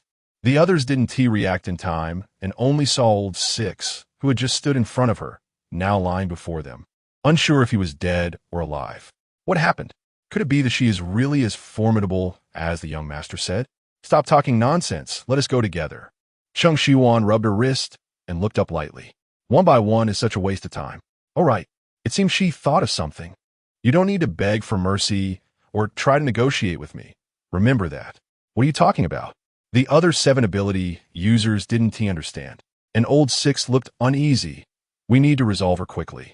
The 7 of them quickly came to an agreement, changing their previously relaxed attitude, unleashing their abilities towards Cheng Shiyuan. The overwhelming pressure of their powerful abilities seemed to distort the air. Cheng Shiyuan raised an eyebrow. 8-level ability users, quite impressive. I really don't know if they were all summoned by Shi Yulong or if there are other student teams involved. 8-level ability users represented a significant portion of the high-level ability users in the entire galaxy. Cheng Shiyuan clicked her tongue. It seems Shi Yulong really wants to kill me, sparing no effort to use so many people. As she saw several abilities about to engulf her, Cheng Shiyuan remained unfazed and took a step forward. Suddenly, the heavens changed color. The thick clouds in the night rolled and surged, resembling a storm brewing. All the abilities that were supposed to strike her froze mid-air. The 7 ability users watched in disbelief as Cheng Shiyuan walked step by step towards them, raising a smile. It was eerie and terrifying. The 7 individuals, who had not felt fear for a long time, now found their legs trembling, realizing they had kicked a hardboard this time. They had truly encountered someone they could not afford to provoke. The young master you mentioned is Shi Yulong, right? Cheng Shiyuan stood before them, glancing down at old 6 lying on the ground. The 7 ability users nodded, not daring to withhold their answer. Just him? The 7 nodded again. Chapter 93. No Need for Anyone. Part 2. Are you all from the Shi family? No. The 7 of them shook their heads in unison, their movements perfectly synchronized. We are just guests honored by the Shi family, usually following their orders. Yes, we only act on orders. It was young master. It was Shi Yulong who sent us to kill you. We don't want to be your enemies. It's all Shi Yulong's doing. They each desperately explained, fearing that if they took too long, their heads would roll in the next moment. It was terrifying. They had never seen such power. Perhaps even the highest commanders of the Federation and the Empire could not compare to her. Could she be a level 10 ability user, higher than the 9th level? But Shi Yulong said she wasn't an ability user. What was going on? The 7 were on the verge of breaking down. They had carried out similar tasks many times before, mostly dispatched by a Shi Yulong to punish those who displeased her. Every time they took action, Shi Yulong would watch from the side. Those who were targeted either ended up dead or severely injured, rendered useless for the rest of their lives. They had actually thought that eventually Shi Yulong would hit a brick wall. But the Shi family was a prominent family in the Federation. No one dared to offend them. Shi Yulong had been arrogant for a long time, doing whatever she wanted, and the Shi family allowed her to wreak havoc, making them clean up after her. However, now, that brick wall had truly arrived. The Shi family was in trouble. Hearing this, Cheng Shiyuan nodded slightly. I see. Yes, Miss Cheng. We are also constrained and have no choice but to listen to the Shi family. Can you let us go? We will cut ties with the Shi family when we return and have no further dealings with them. The 7 stared at Cheng Shiyuan, pleading for her mercy. Cheng Shiyuan turned her wrist, saying, letting you go is not impossible. She took a deep breath, nearly scaring the 7 to death. How about this? You bring Shi Yulong to me, and I won't pursue today's matter with you any further. The 7 were stunned. Bring young master over? Cheng Shiyuan asked, what? Is that not possible? Of course it is. Miss Cheng, rest assured, we will definitely do what you asked. We will bring Shi Yulong to you right away. Do you know where you're staying? So we can know the specific location. Just that tallest hotel, tomorrow at 10 in the morning. I want to see him at the hotel. Cheng Shiyuan added, oh right, since Shi Yulong is coming, his sister can't be left out. Siblings should share both joy and hardship. The 7 immediately understood her implication. Understood. Tomorrow at 10 in the morning. We will definitely bring both Shi Yulong and Shi Yulong to you. Cheng Shiyuan replied, all right, you all can leave now. I need to go back to sleep. The 7 felt as if they had received a great pardon and hurriedly carried the unconscious 6th member away. In the central square, only Cheng Shiyuan stood alone. Come out. Don't just stand there. She called out. Pei Ding stepped out from the shadows. Why are you following me? Worried about you. Why are you worrying? No one is my opponent. You know my strength. Cheng Shiyuan chuckled lightly. But aren't you afraid of being discovered by the unseen manipulator? She had originally thought he had returned to the Federation headquarters, but actually he had been following them in the shadows since they left the restaurant. At first, she thought it was another group, but when they reached the central square and she saw the familiar figure, she realized it was him. When the 8 ability users surrounded her, Pei Ding had wanted to intervene. She had sent him a mental message to prevent him from revealing himself. Once Pei Ding took action, his identity would no longer be concealed. Moreover, even if he was a level 9 ability user, his chances against 8 level 8 users were not high. There was no need. Cheng Shiyuan's calm demeanor made Pei Ding feel a pang of bitterness. Yes, she was too strong. Strong enough not to need anyone to help her. He had thought he was one of the strongest in the galaxy, capable of doing anything he wanted. But now, he couldn't even be needed by her. Even doing something for her was useless. Cheng Shiyuan didn't notice his fluctuating emotions. It's getting late. You should hurry back. We will stay in Yalan City for a few more days, and when we're done having fun, we'll prepare to go back. Pei Ding replied, then We'll come to see you off when it's time. No need. Cheng Shiyuan waved her hand. Songming has arranged everything. We will take a spaceship back, and it will also bring back the elixirs. The longer you stay with us, the more likely you are to be exposed. For safety reasons, you shouldn't come. Pei Ding clenched his fists to the sides. Then once I finish my business here, I will come to find you. This time, Cheng Shiyuan did not reject him. All right, once your matters are settled, you're always welcome to come back. She patted his shoulder. I'll head back to the hotel first. They're still waiting for me. Okay. Pei Ding watched her leave, feeling that he didn't even have the right to take a step forward. As night fell, he only regained his senses when Yin Jiang walked up to him. Let us go. Cheng Shiyuan returned to the hotel, where Xianxia and the others were waiting in her room. Seeing her come back, they all stood up to greet her. Elder, are you all right? Did the people from the Imperial Academy come to cause trouble? You weren't hurt, were you, Elder? They spoke one after another, expressing their concern for her. Cheng Shiyuan looked at Xianxia with a helpless expression. Elder, I didn't want to say anything, but they kept pestering me with questions, so I... All right, she patted Xia's head. It's nothing. It's been temporarily resolved. Temporarily? Elder, who was looking for you? Cheng Shiyuan sat down and took a sip of water. A few ability users from the Shi family. A few. I knew Shi Yulong wouldn't let it go easily. Elder, when you say it's temporarily resolved, do you still have some backup plans? Cheng Shiyuan set down her cup. Killing a few subordinates won't solve the fundamental problem. I told them to bring Shi Yulong and Shi Failwan to me tomorrow. The others exchanged glances. Can those people listen to you? What if they escape and don't bring the two siblings from the Shi family? If they don't come? Cheng Shiyuan raised her eyebrows. Then I will personally go to the Shi family to get them. Don't worry, they won't dare not bring them. Now I have some tasks to assign to you. Come here. A few minutes later, we guarantee to complete the task. Elder, we will go handle it right away. The 9 of them rushed out of the room noisily, and Cheng Shiyuan watched the excited backs of these children. Smiling and shaking her head, she closed the door, took a shower, and went to bed. The next day, Cheng Shiyuan was awakened by a knock on the door. Who is it? She turned over, not even opening her eyes. Miss Cheng, there are several people waiting for you in the lobby. When will you go down to meet them? Chapter 94. Personally inviting Cheng Shiyuan's eyelashes trembled as she slowly opened her eyes. Let them wait. Her voice, at a normal speaking volume, was not deliberately raised, yet it clearly reached the manager outside through the door. There was a hint of displeasure in her words. The manager's heart trembled. He dared not say anything more and simply replied with a yes. This Miss Cheng made a strong impression on him during their first meeting.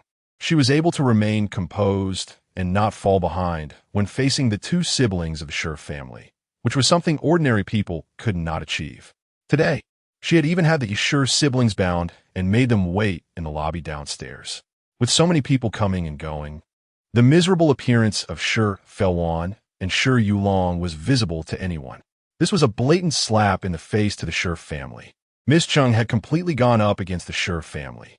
Before the championship competition, her name had never been heard. Yet she led her team to victory and received a personal gift from the highest commander. Not afraid of offending the Federal Academy and the Imperial Academy, she had now directly toward her face with a big family like the Shi family. The manager was alarmed. He could only hope that this storm would not affect their hotel. In the room, Cheng Shiyuan leisurely got up and washed up until messages from Meng Hongyun and others came through on her light brain. Only then did she slowly open the door and head downstairs. As soon as she stepped out of the elevator, she heard a cacophony of discussions and familiar shouts of anger. Let me go. You guys have gotten bold, haven't you, actually teaming up with outsiders against the Shi family? You're being coerced by her, right? Let us go, and I won't hold you responsible when we get back. Are you deaf? Can't you hear me? Helping that bitch Cheng Shiyuan deal with us. I see you don't want to live anymore. When we get back, I'll have my father kill you all. All of you. Shi Failwan screamed like a madwoman. Shi Yulong sounded a bit calmer, but his tone was not good either. The onlookers saw Cheng Shiyuan, who had arrived late, and stepped aside to give her a path. Shi Failwan and Shi Yulong, bound by special ability artifacts, turned pale upon seeing her. Shi Failwan cursed even more harshly than before, while Shi Yulong's gaze was fixed on her like a poisonous snake. Cheng Shiyuan walked closer. You really did a poor job handling this. The ability users from last night nearly fainted from fear. Miss Cheng, we have brought them here as you instructed. Is there anything we did wrong? Please tell us, and we will definitely improve. Cheng Shiyuan glanced at Shi Feilwan and Shi Yulong, who were kneeling on the ground. Their shouting is disturbing the rest of the hotel guests and could affect the hotel's business. You need to gag them. At her words, she waved her hand, and a surge of spiritual power sealed their mouths. Shi Feilwan could only make muffled sounds. The ability users were embarrassed and nodded repeatedly. Yes, it was our oversight. We troubled you, Miss Cheng. It was entirely inappropriate. All right, you all can leave now. There is nothing for you to do here. The group felt as if they had received a reprieve, thanked Cheng Shiyuan profusely for sparing their lives, and hurriedly left. This Miss Cheng was too bold, actually binding the Shi siblings like this. What was she planning to do?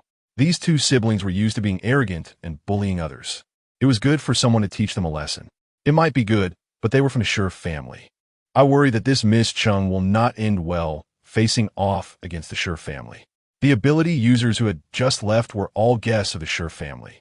They listened to Miss Cheng, so she must be an extraordinary person. We will just watch. If someone can curb the Shi family's arrogance, perhaps we will have better days ahead. The onlookers did not say a word to the bound Shi siblings, making Shi Feilwan and Shi Yolong's expressions even worse. But they could only suppress their anger. Cheng Shiyuan strolled to the front of the two. Since we parted at Dingfu Mountain, I didn't expect you two to miss me so much that you'd send 8 level 8 ability users to greet me. The crowd was in an uproar.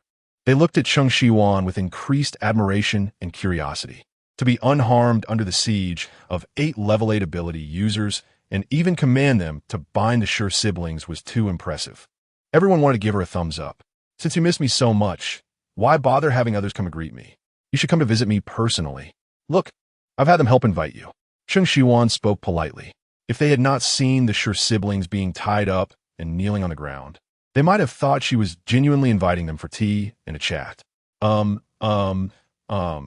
Feilwan desperately tried to speak. You want to talk? Cheng Shiyuan asked, and Shi Feilwan nodded vigorously. No need to rush. There are still some people who haven't arrived. You can speak once they get here. Just as she said this, Meng Hongyun and others rushed in from outside the hotel and stood behind Cheng Shiyuan. Elder, everyone is here. Cheng Shiyuan raised her eyebrows. Then please let everyone in. At this moment, many people poured in from outside. Men, women, and children, some leaning on canes with gray hair, some weak youths with broken arms and legs, and even a young woman with a delicate face and a sorrowful expression. The onlookers stepped back to make space for them to stand. Upon seeing Shi Feilwan and Shi Yulong kneeling on the ground, this group of people revealed expressions of hatred, with some even stepping forward and slapping them several times. The scene made the onlookers exchange glances, seemingly understanding who these people were. They were all victims persecuted by the Shi family. They were people who wanted revenge, but lacked the power to do so, burdened by deep-seated grievances. Shi Feilwan had committed countless atrocities, harming unknown numbers of people.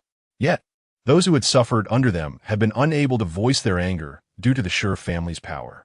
Now, seeing Shi Feilwan and Shi Yulong bound and unable to fight back, the pent-up anger and hatred surged to the top of their heads. They did not care whether many people were watching or whether they would face retaliation later. They only wanted to vent their frustrations right now. The two were beaten until their faces were bruised and swollen. Unable to curse or fight back, they were knocked to the ground, beaten with fists and kicked. If these people had knives, they would have probably killed them by now. Cheng Shiyuan saw that it was about time and gave Meng Hongyun a look. A few of them stepped forward, gently pulling the attackers away and soothing them. Today, I invited you all here to settle grievances and take revenge. All the new and old grievances will be accounted for today. It won't be in vain that I brought them here. Cheng Shiyuan looked down at Shi Feilwan and Shi Yulong from high position. Chapter 95. Revenge, second update. An old man leaning on a cane trembled as he walked up to her, throwing down his cane and directly kneeling before her. Cheng Shiyuan did not move, simply accepting it. Compared to his age, she could be considered several generations back in his ancestry. Thank you, Miss Cheng, for giving me this opportunity to avenge my son. His voice trembled, and tears streamed down his wrinkled face. My son went out that day to help me buy some groceries and never returned. Later, I found out it was her. She killed my son. He pointed a trembling finger at the fallen Shen Que, each word dripping with sorrow. She said my son bumped into her and had him beaten to death, leaving no complete body behind, letting wild dogs tear him apart, leaving him without a whole corpse. My son was a level 3 ability user. Our whole family was proud to have an ability user, but she killed him for no reason. If I don't avenge my son, I won't be able to rest even in death. As he spoke passionately, the old man nearly gasped for breath. Wei Xinran quickly helped him by rubbing his back, encouraging him to speak slowly. Today, it was Miss Cheng who brought us here and gave us this opportunity. Miss Cheng is a great benefactor to our family. Although my son cannot come back to life, if we kill her today, sending her to hell to accompany my son, that would also be a comfort to his spirit. Thank you, Miss Cheng. The others present all knelt down in unison and spoke out loud. Cheng Shiyuan waved her hand, using her spiritual power to help everyone back up. There's no need to be polite. I'm just avenging myself. If she weren't here, all these people from the Tianheng holy sect would die at the hands of the Shi family. The Shi family has been doing evil for too long. It's time to clear them out. She looked over the people in front of her. The severed hands and feet were the handiwork of the Shi family. Several beautiful young girls had also suffered at their hands. Not just Shi Feilwan and Shi Yulong, the entire Shi family would pay the price. She knew that destroying one Shi family might lead to another one arising, but at least they needed to be made to fear. They needed to know that this Yalan city, this main star, even the entire starry sky, was not something they could control at will. Pei Ding was the highest commander, but he must have his difficulties, places where he needed to weigh the pros and cons. But she did not. If someone had to step forward to clear this long-hidden gloom, then it would be her. Cheng Shiyuan glanced at Shi Feilwan and Shi Yulong. It will get dirty if we fight here in the hotel. Let us go outside to spare the manager any trouble. After she finished speaking, Meng Hongyun and Shi Qian grabbed Shi Feilwan and Shi Yulong and walked out the door. The hotel manager looked at Cheng Shiyuan with a grateful expression.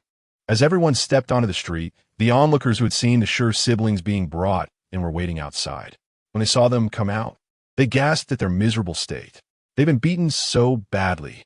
What is so tragic? What about those who were killed by the Shi family? Those who were disabled by them? They deserve it. Today is their retribution. This Miss Cheng is really bold, openly wanted to deal with Shi Feilwan and Shi Yulong.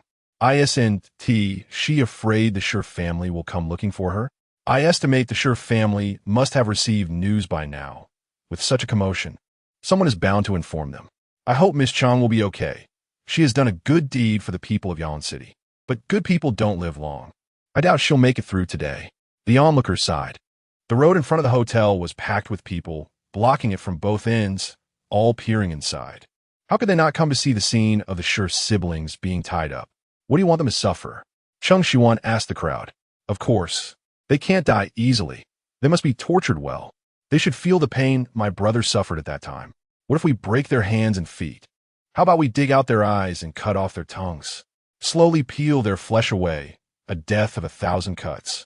One by one, they offered suggestions, clearly saying the most malicious things. Yet there was no hint of cruelty on their faces, only tears in their eyes. Cheng Shiyuan looked at Shi Feilwan, who was trembling all over, her face filled with fear, while Shi Yulong remained calm and composed, seemingly not feeling that he would die. She curled her lips and released the restriction on their mouths. Which method do you prefer? I can let you choose. Vile creature, vile creature, Shi Feilwan shouted angrily. If you kill me, the Shi family won't let you go. Just wait to die. Oh really? Cheng Shiyuan squatted down with interest. In my many years of life, I have only waited for death once, and that was waiting to be struck by the lightning tribulation during ascension. Many want me dead, but they all died before me. If the Shi family wants to kill me, then come on, let us see who dies first. Such a big mouth for someone so young. A deep male voice came from outside the crowd. The crowd parted as a group of intimidating figures walked to the center. Dad! Dad! Shi Feilwan saw the newcomer, as if she had found a savior. Her body stopped trembling, and she was no longer afraid, her voice full of confidence. Vile creature, my dad is here. Let us see what you can do to me. Shi Feilwan's face turned from pale to red, her expression arrogant. Cheng Shiyuan's gaze fell on the newcomer, the head of the Shi family, Shi Liang. He arrived quite quickly. It was uncertain whether he was truly worried about his 2 children or concerned about the disgrace to the Shi family's reputation. Young lady, it's not good for someone so young to be involved in killing and violence. He appeared to be in his 40s or 50s with a kind expression, an elegant demeanor, and dressed in an exquisite suit, giving off a non-threatening vibe. Old man double standards much? Cheng Shiyuan crossed her arms, her expression mocking. You allow your son and daughter to kill, but don't allow others to do so? Shi Liang's mouth twitched slightly. Young lady, do you misunderstand something? My son and daughter are usually well-behaved and obedient. They haven't done anything violent. Oh, come on, still denying it? Are you planning to lie through your teeth? Cheng Shiyuan was amused by his thick-skinned attitude. They say it's the barking dog that bites. Today, I've seen it for myself. If your son and daughter didn't kill, then how did all these people get here? Are they framing your Shi family? Shi Liang scanned the crowd and smiled. I don't know any of these people. You say Fail Wan and Yulong caused this. What evidence do you have? Evidence? We're standing here as evidence. An old man with a cane stepped forward. What evidence do you want? Surveillance footage, the murder weapon, or my son, who is already dead and has no body left? Or these children with severed hands and legs? Chapter 96.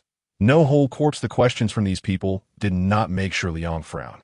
If you say that, then should I cut off my own arm right now? And can I also say that it was you who made me do it? You are being unreasonable. How shameless. Shi Liang's words made them all turn red with anger, but they did not know how to refute him. Clap, clap, clap. Cheng Shiyuan applauded, saying, Today I have witnessed how thick a person's skin can be. Even a laser cannon couldn't pierce your skin, Master Shi. Laughter erupted around them. But under the intimidation of Shi Liang's guards, the crowd reluctantly fell silent.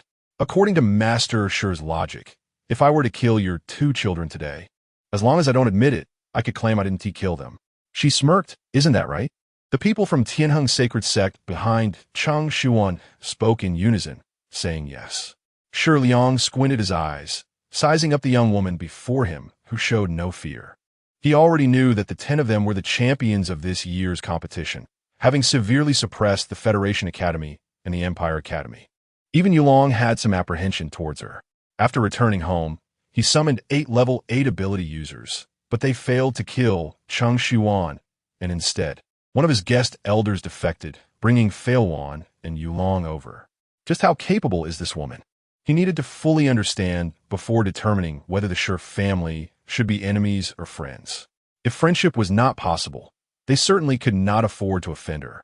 Miss Cheng, we are all reputable people. Causing a scene like this in public doesn't look good. How about we move to the Shi family and discuss it further? Shi Liang's words were a concession, attempting to show goodwill towards Cheng Shiyuan. The onlookers were astonished. For Master Shi to lower his stance and take the initiative to show goodwill, this Miss Cheng was indeed remarkable. Going to the Shi family? Cheng Shiyuan truly wanted to commend his cleverness. If I enter your Shi family, wouldn't I be stepping into your territory? If I die there, wouldn't you have the final say? How could that be? Shi Liang maintained his smile. I genuinely want to have a good talk with Miss Cheng. No need. Cheng Shiyuan directly refused. Today, I am here to seek justice for them. Shi Liang gritted his teeth. All right, then let's say it is our Shi family's fault. What does Miss Cheng want? What do you mean by saying it is the Shi family's fault? Someone couldn't help but stand up. It was indeed your fault. Miss Cheng has a kind heart and is helping us seek justice. She is our great benefactor. Others, seeing the Shi family's imposing presence, with their numbers far exceeding Cheng Shiyuan's 10, spoke up. Miss Cheng, I am very grateful for your help, but we don't want anyone else to be killed by the Shi family. Let's forget about it. Your life is more important. Ours is already worthless. Today can be considered as a release of our grievances. I have no regrets in this life. The people Cheng Shiyuan had brought did not want her to be harmed because of them. Even when trapped, they still wished to pull others out of hell. Cheng Shiyuan slightly pursed her lips. How can we just let it go? If you spare them today, they will not spare you, whether you believe it or not. If I let go today, you won't survive until tonight. I, Cheng Shiyuan, have never been one to give up halfway on what I want to do. There is no one I cannot save. Her gaze was cold as she looked at Shi Liang. Now that Shi Failwan and Shi Yulong are here, however you want them to die, I will make it happen. If you have no thoughts on the matter, then I will think for you. Dad, save me. Shi Failwan's voice was piercing. Shi Liang's face gradually turned ugly. It seemed she had no intention of giving the Shi family any face. Miss Cheng, are you really planning to go against the Shi family? How can you say I'm going against the Shi family? Cheng Shiyuan's expression was indifferent. There are debts to be settled with the right people. The main culprits are Shi Failwan and Shi Yulong. Your Shi family is merely aiding and abetting, allowing to happen. Once I deal with the two of them, the Shi family will naturally not be left out. After she finished speaking, Shi Failwan, who was still shouting for Shi Liang to save her, suddenly had her throat constricted, her face turning red as if she couldn't breathe. Shi Yulong wanted to rush over to call her, but it was as if he had hit a transparent wall and was rebounded to the ground. What is this? A space was established around Shi Failwan, centered on her, where no one could enter. The surrounding area shimmered with light, a barrier constructed of spiritual power. Shi Liang clenched his fists. Miss Cheng, what do you want in order to release Failwan? Release her? I never intended to let them go after bringing them here. Nor did I think about letting them live. Boom! Suddenly, Shi Failwan, who had been struggling violently, inflated like a balloon and burst at the critical point. She transformed into a mist of blood. Her dismembered body was plastered against the barrier wall, leaving streaks of blood. The scene was chaotic, with chunks of flesh scattered on the ground, unrecognizable as human. Only a few torn pieces of fabric reminded them that it was Shi Failwan who had just been inside. Silence. An absolute silence. No one dared to make a sound. No one could make a sound. They seemed to be silenced, staring in shock. One person, just like that, was gone. She didn't even move. She trapped Shi Failwan and then left no whole corpse. No one reacted. It just ended like that. How is it?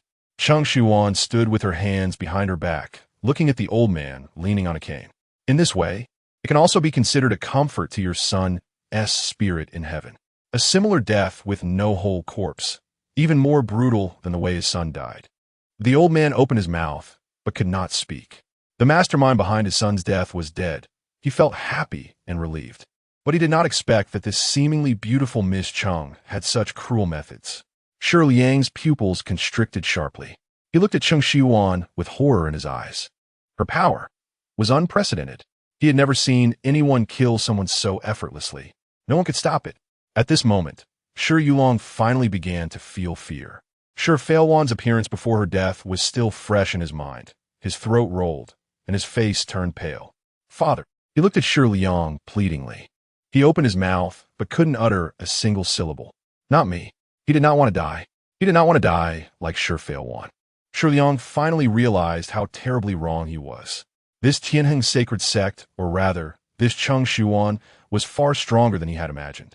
Perhaps no one in the entire star system was her match, and he had just been thinking about negotiating with her, about trying to control her.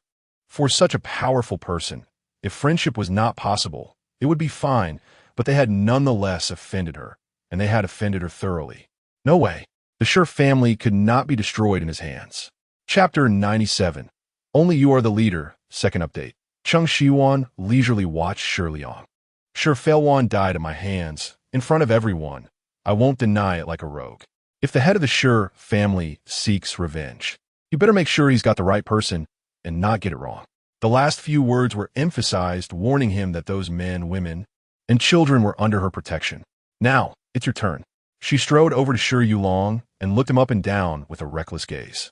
Having the same death as the other person would be too boring. Cheng Shiyuan stroked her chin. Why not cut off your limbs and hang them at the entrance of Yalan City, so that everyone coming to Yalan City can see them? What do you think? Shi Yulong broke into a cold sweat, his clothes already soaked. His knees on the ground began to tremble, as if all his strength had been drained, his lips pale. He cast a hopeful glance at his father, as if he was his only lifeline. Father, you have to save me, I can't die. I am to inherit your legacy. Father. Shi Liang had one son and one daughter, Shi Failwan and Shi Yulong. In the future, the Shi family was to be handed over to Shi Yulong. Shi Liang was also nurturing Shi Yulong as the future head of the family. Everyone believed that Shi Liang would do anything to save Shi Yulong. Even Shi Liang himself thought so at first. But now, Miss Cheng, Shi Liang had made a certain decision. As long as you spare the Shi family, he would let you handle it as you wish. Father. Shi Yulong's eyes widened in disbelief. I am your son. Shi Liang remained unmoved, not even giving him a glance, as if Shi Yulong had nothing to do with him or the Shi family anymore.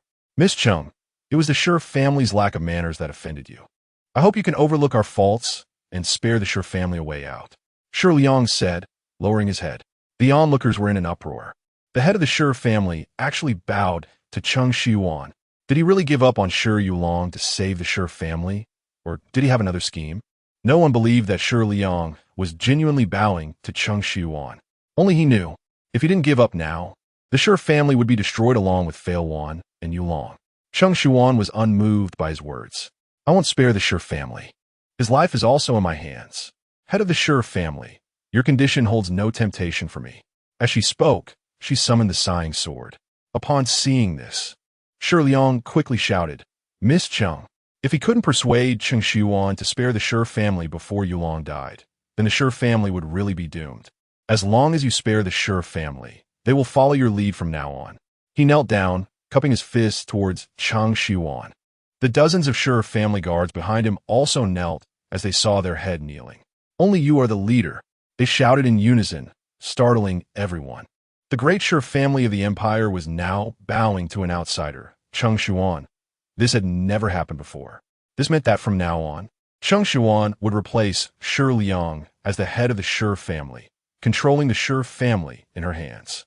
A competition had led to the great family of the empire changing its name and allegiance. The skies of Yalan City were about to change.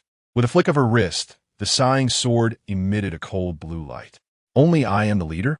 Cheng Shiyuan chuckled lightly, head of the Shi family. Can you bear it? There was nothing to bear. Having a strong figure like Miss Cheng in charge of the Shi family was an honor for the Shi family and the direction for its future. Shi Liang lowered his head, making it impossible to see his expression. What if he couldn't bear it? Or what if he was unwilling? This was the only way to save the Shi family now. She came from a garbage star. If she wanted to stay on the main star, she needed her own power. The Shi family was willing to become that power in her hands. He had a premonition that this young woman might become the brightest star in the entire galaxy in the future. She would completely change the existing power distribution of the galaxy, leading it towards a brand new direction. Cheng Shiyuan was somewhat surprised by how decisively Shi Liang understood the situation. Leading such a large family to its current position was not a simple task, and the person in charge must also be extraordinary. Although he indulged his children in wrongdoing, when it came to family matters, he could resolutely abandon his son and daughter. This could not be considered anything but ruthless. He could even directly allow the Shi family to recognize her as their master. Such a person was a good knife. But if one wasn't careful, that knife could easily cut one's hand. Her interest lay in the challenge, to train and hone such a knife to make it truly usable for her. Shi Liang hadn't heard a response from Cheng Shiyuan for a long time, feeling increasingly uneasy. He cautiously raised his head. Miss Cheng, how have you considered it? Then remember what you said. Cheng Shiyuan spoke. If I hear the Shi family doing anything bad again, harming anyone for no reason, I won't listen to anything you say then. Yes. Shi Liang's heart leaped with joy. Thank you, Miss Cheng, for sparing my life. You can rest assured from today onward. No, from this day forth, I will definitely restrain everyone in the Shi family. Shi Liang stood up from the ground. Then I will return to the Shi family and await Miss Cheng. Cheng Shiyuan waved her hand, and Shi Liang left with his people as if he had received a great pardon. The Shi family came in a grand procession and left in the same manner. It was only half an hour apart, but a huge change had occurred. The onlookers looked at Cheng Shiyuan with entirely different eyes. Previously, they were curious and admired her for leading the Tianheng holy sect to victory in the competition, and they respected her for daring to confront the Shi family directly. Now, there was more fear and respect. A person who had control over the Shi family could do something else that would astonish everyone in the future. Even her becoming the highest commander of the empire seemed like the most normal thing. As long as she wanted to, she could achieve it. Shi Yulong, abandoned by the Shi family, lay on the ground like a dead fish, devoid of any will to live. Father, I am your son, he mumbled, his eyes vacant. Cheng Shiyuan glanced at him, losing interest in doing it herself. With a flick of her power, she directly severed the tendons in his hands and feet, rendering him completely incapable of resistance. She sheathed the sighing sword. How you handle him is up to you. She looked towards the men, women, and children. Whether to chop off his limbs or behead him, you can do it yourselves. If you can't bring yourselves to do it, Meng Hongyun and you, I can do it. One of the girls rushed out, kicking Shiyuan, holding a knife she had taken from a roadside stall, sharp and fierce. She stabbed it into his body and pulled it out again. The white blade went in, the red blade came out. Bright red blood splattered all over her face. Chapter 98. To marry you, Cheng Shiyuan's eyes flashed with interest as she watched the woman who had stabbed Shiyuan.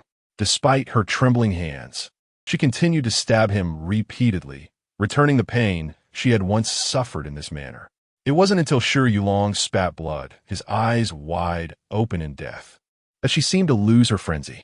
People who knew her called her name, urging her to stop, but she appeared not to hear, mechanically repeating her actions. The woman held the knife, and they didn't dare approach her, only casting their eyes toward Cheng Shiyuan, hoping she would help. Cheng Shiyuan gave Meng Hongyun a look, signaling him to pull her away. Meng Hongyun nodded and stepped forward to grab the woman's wrist. It's enough, he's already dead. The woman struggled violently, trying to break free from his grasp. A palm struck the back of her neck. Her eyes went blank, and the next moment her body went limp, unconscious. Meng Hongyun carried her horizontally and handed her over to someone who knew her, returning to stand behind Cheng Shiyuan.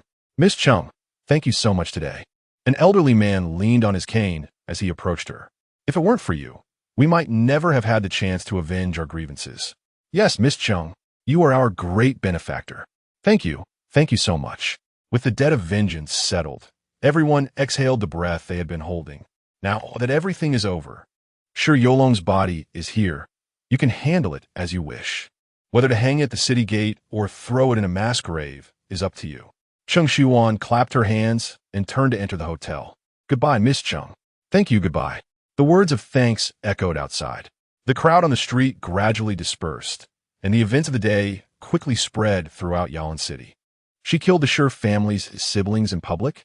Pei Ding, upon hearing the report from Yin Jiang, was surprised for a moment but quickly calmed down. That's her style.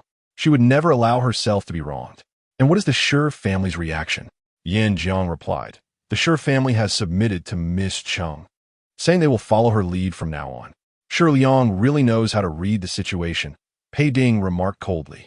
However, the Shi family has been arrogant for so many years. Having Cheng Shiyuan keep them in check is a good thing. But with Shi Liang's temperament, who knows if he will turn against Cheng Shiyuan? Yin Jiang, keep someone watching the Shi family until she leaves Yalan City. Ensure her safety. Yes, boss, Yin Jiang responded, but he felt a bit of doubt. Was the person sent to protect Miss Cheng really there to protect her and not the other way around? Has Pei Mingde made any moves recently? He went back to the Liu family and talked with Liu Xinyue for a while. Pei Ding paused. Liu Xinyue? I remember she came to find me before, saying she wanted to report on the situation of the Federation Academy's team in the competition. Yes, that was the day you went to have dinner with Miss Cheng. She even chased after you, wanted to talk during dinner, but I managed to stop her. She chased after me? Pei Ding frowned. Why didn't you tell me at the time? Liu Xinyue didn't notice you in the next private room. After I stopped her, she left, so I didn't mention it. I see. Pei Ding lowered his head to continue signing. Next time she comes, let her in. Understood. There was a knock at the office door, and Yin Jiang went to open it, quickly returning. Boss, Pei Mingde is here. Speak of the devil. Let him in. Let's see what tricks he has up his sleeve. Yin Jiang allowed Pei Mingde to enter and then exited the office, closing the door behind him. Ah Ding, are you busy? Pei Mingde approached Pei Ding's desk, his tone friendly. Pei Ding's eyes flickered under his lashes. Vice Officer Pei, what brings you here? The formal tone made Pei Mingde's expression stiffen momentarily before he quickly returned to a casual smile. I'm not here for official business today. I wanted to chat with you about family matters. Family matters? Pei Ding paused, glancing at him.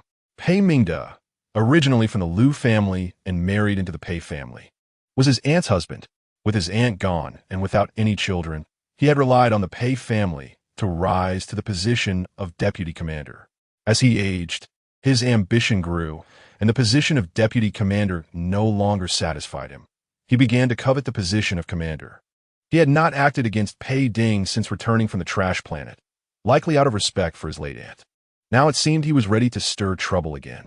Pei Mingde took a seat at the desk and surveyed the office belonging to the highest commander, envy and deep thoughts flickering in his eyes. Ah Ding, you're not young anymore. It's time to consider your personal matters. Your parents are gone, and your aunt has passed. The Pei family only has you and me left to rely on each other. As your elder, I've been thinking about what kind of girl would be suitable for you, worthy of the Pei family and your position as the highest commander. After much thought, I found someone who is the best fit. He paused, waiting for Pei Ding to ask. But Pei Ding, without raising his head, continued looking at the documents in front of him.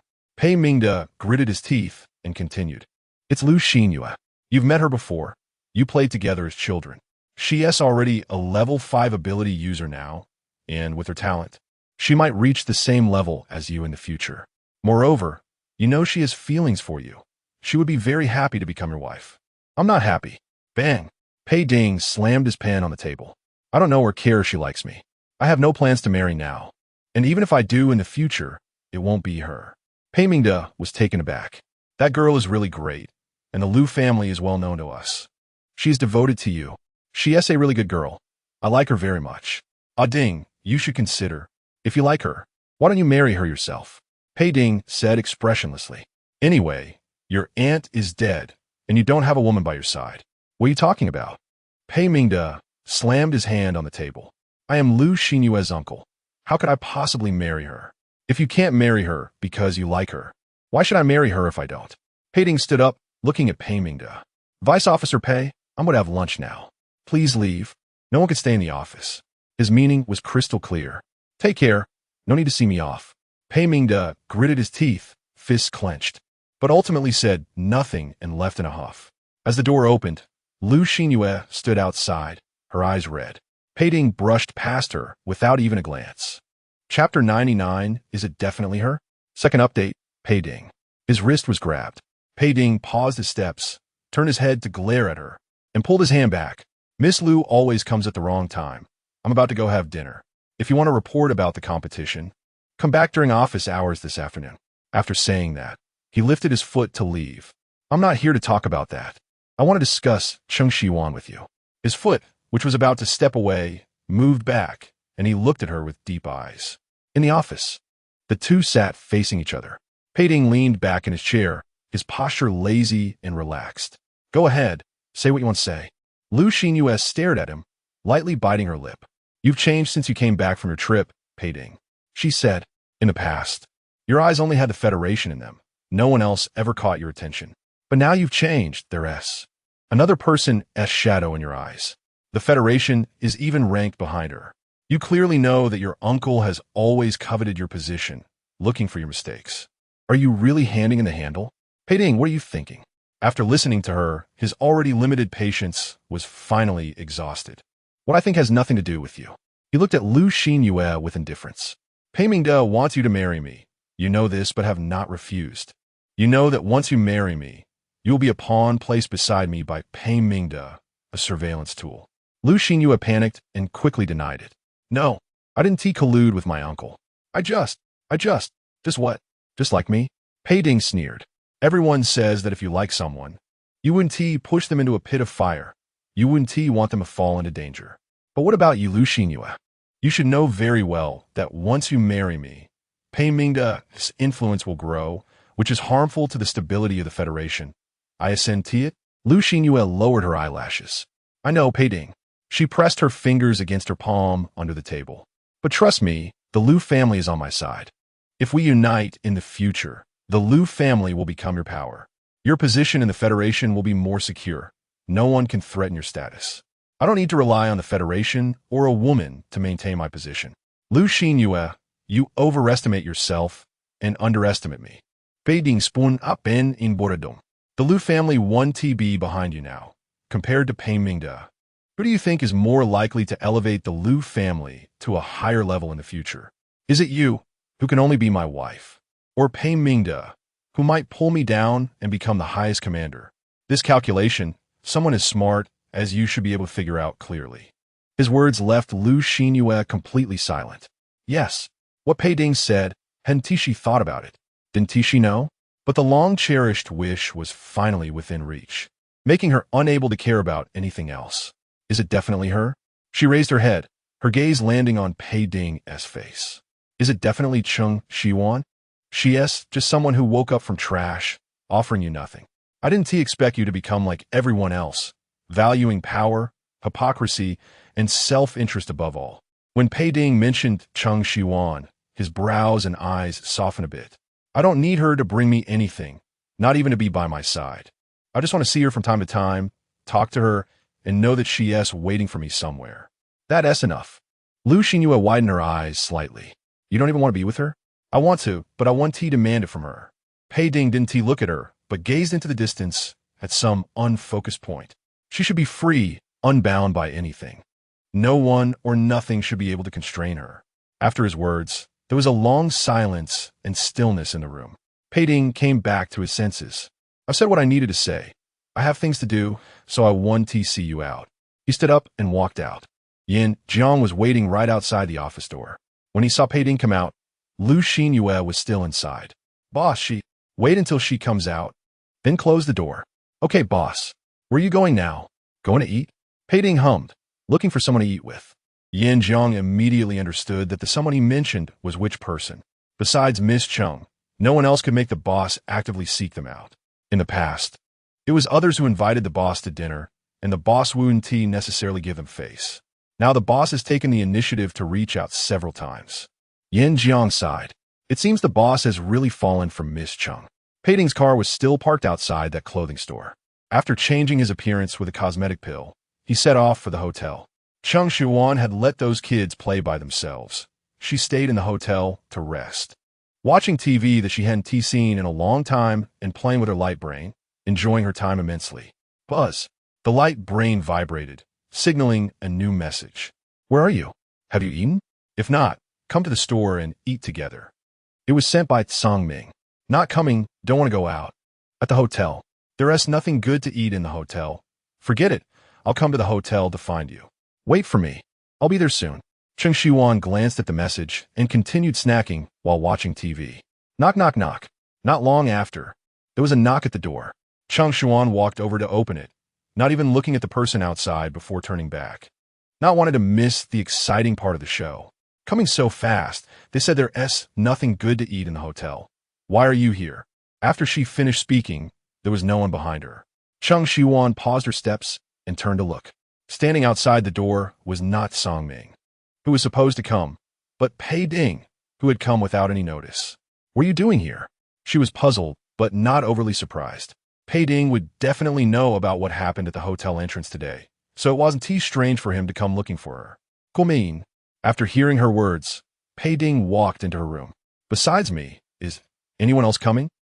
Gang Ming. Cheng Shiyuan replied casually.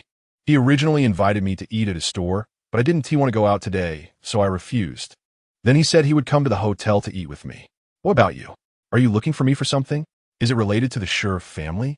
Pei Ding followed her, his gaze sweeping over the piles of snacks on the table and the TV that was on. No, I came to eat with you.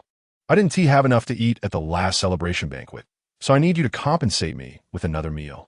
Cheng Shiyuan glanced at him. What is going on today? Everyone is coming to find me for a meal. I told you last time to eat more. If you're still hungry, you want to extort another meal from me. That's just right. Let us eat together today, the three of us, since we're all here. Chapter 100. Perfect tea art. As soon as Song Ming entered, he saw Pei Ding sitting casually on the sofa. He raised an eyebrow and looked at Cheng Shiyuan, who had opened the door for him, with a clear expression that asked, "Why is he here?" "Like you. He can't have dinner with me," she replied, turning to walk inside and signaling for him to close the door. Song Ming smirked, closed the door, and followed her in.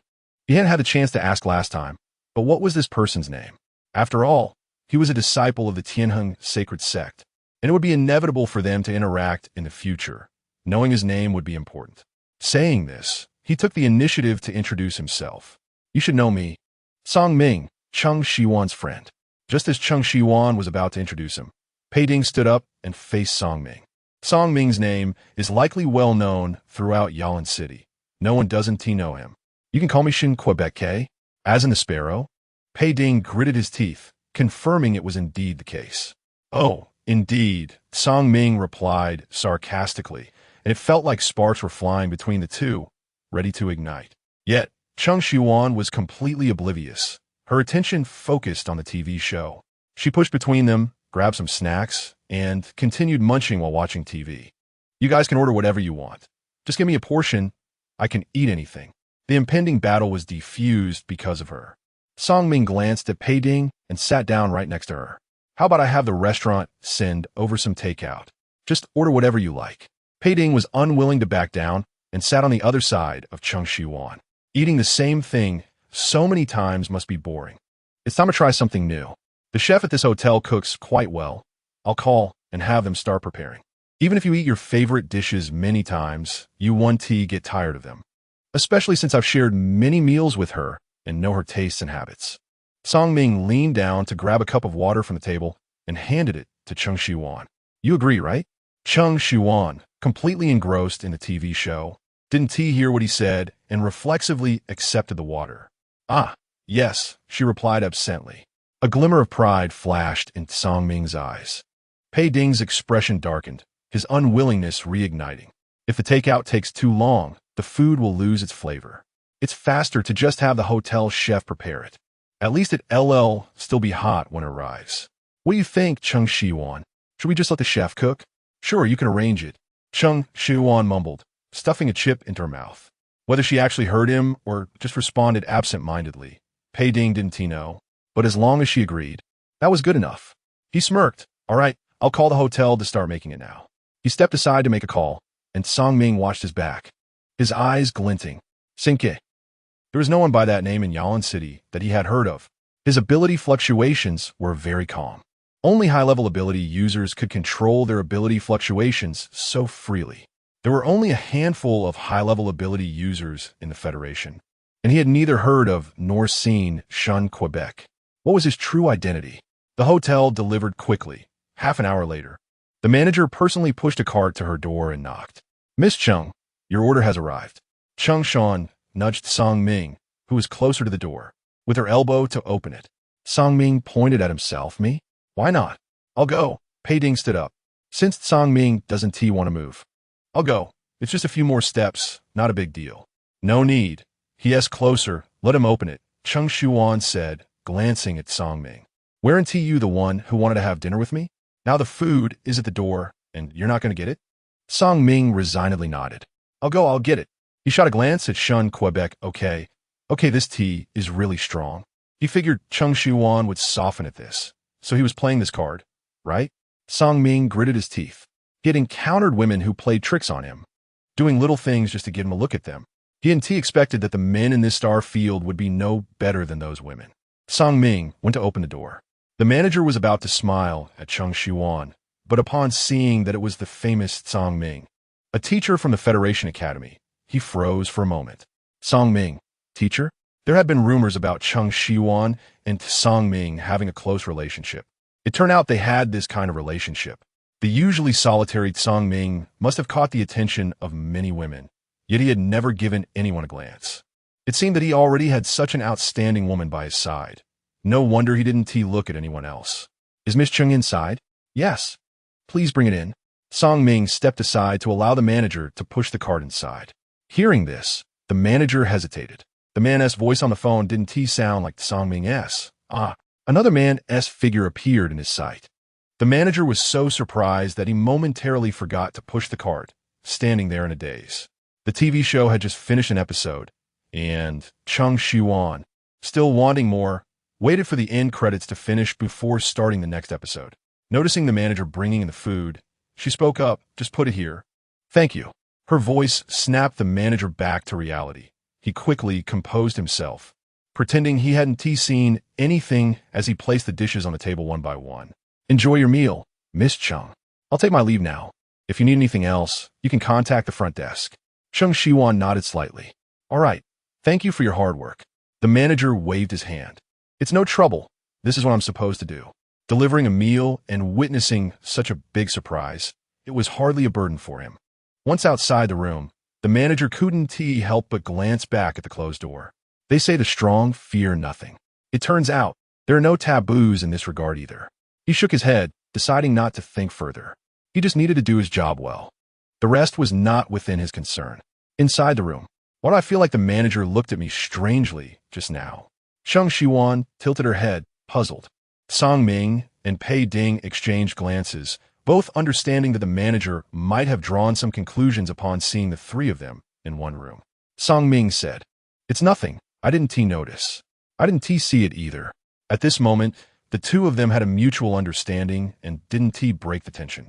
Because once it was broken, with Cheng Shiyuan's personality, if she had no interest in either of them, they would have no chance to get closer to her again.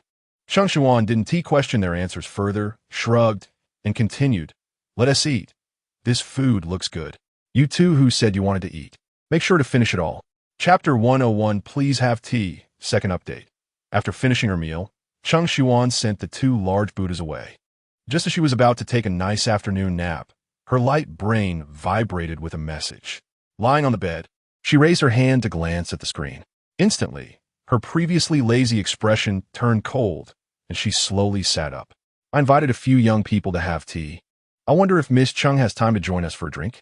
The message came from an anonymous number, and she didn't know who sent it. Following the message was a picture of Meng Hongyun and others sitting together, surrounded by more than a dozen tall, strong men in black. "Where?" she replied with 2 words. Soon, she received a response. "At the Liu family master's residence." Bang! The door was slammed shut by the wind, startling the hotel manager who happened to be passing by. He looked up and saw Cheng Shiyuan's imposing figure leaving, full of momentum. Who had offended Miss Cheng this time? The manager clicked his tongue and shook his head, silently mourning for the unfortunate person who would soon face her wrath. The Liu family master's residence was located on the prime piece of land right next to the main street in Yalan City. Cheng Shiyuan stood outside the Liu family's main entrance, scanning the 2 ability user guards at the gate. She stepped up the stairs, but the 2 guards blocked her. "Who are you? The Liu family is not a place you can trespass." Cheng Shiyuan snorted coldly.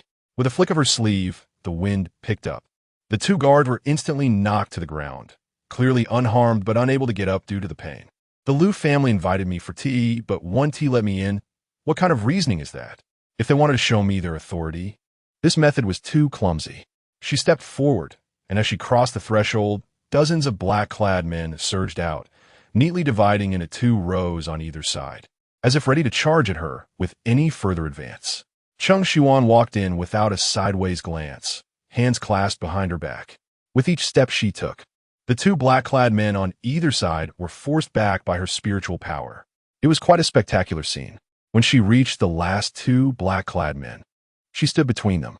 Before she could make a move, the 2 men were already retreating in fear.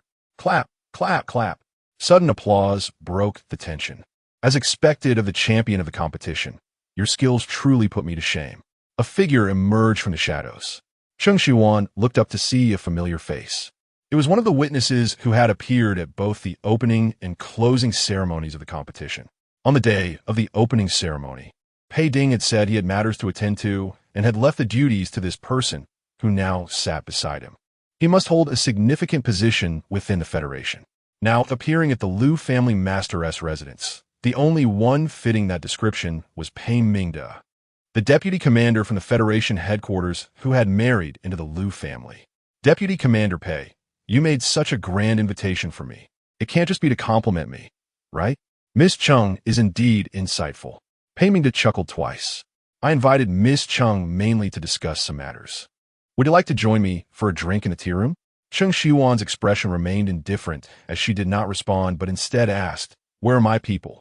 "Rest assured, Miss Cheng, those young people are currently enjoying tea in the tea room.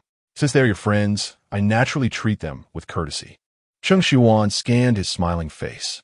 "Then please lead the way, Deputy Commander Pei." "Miss Cheng, please."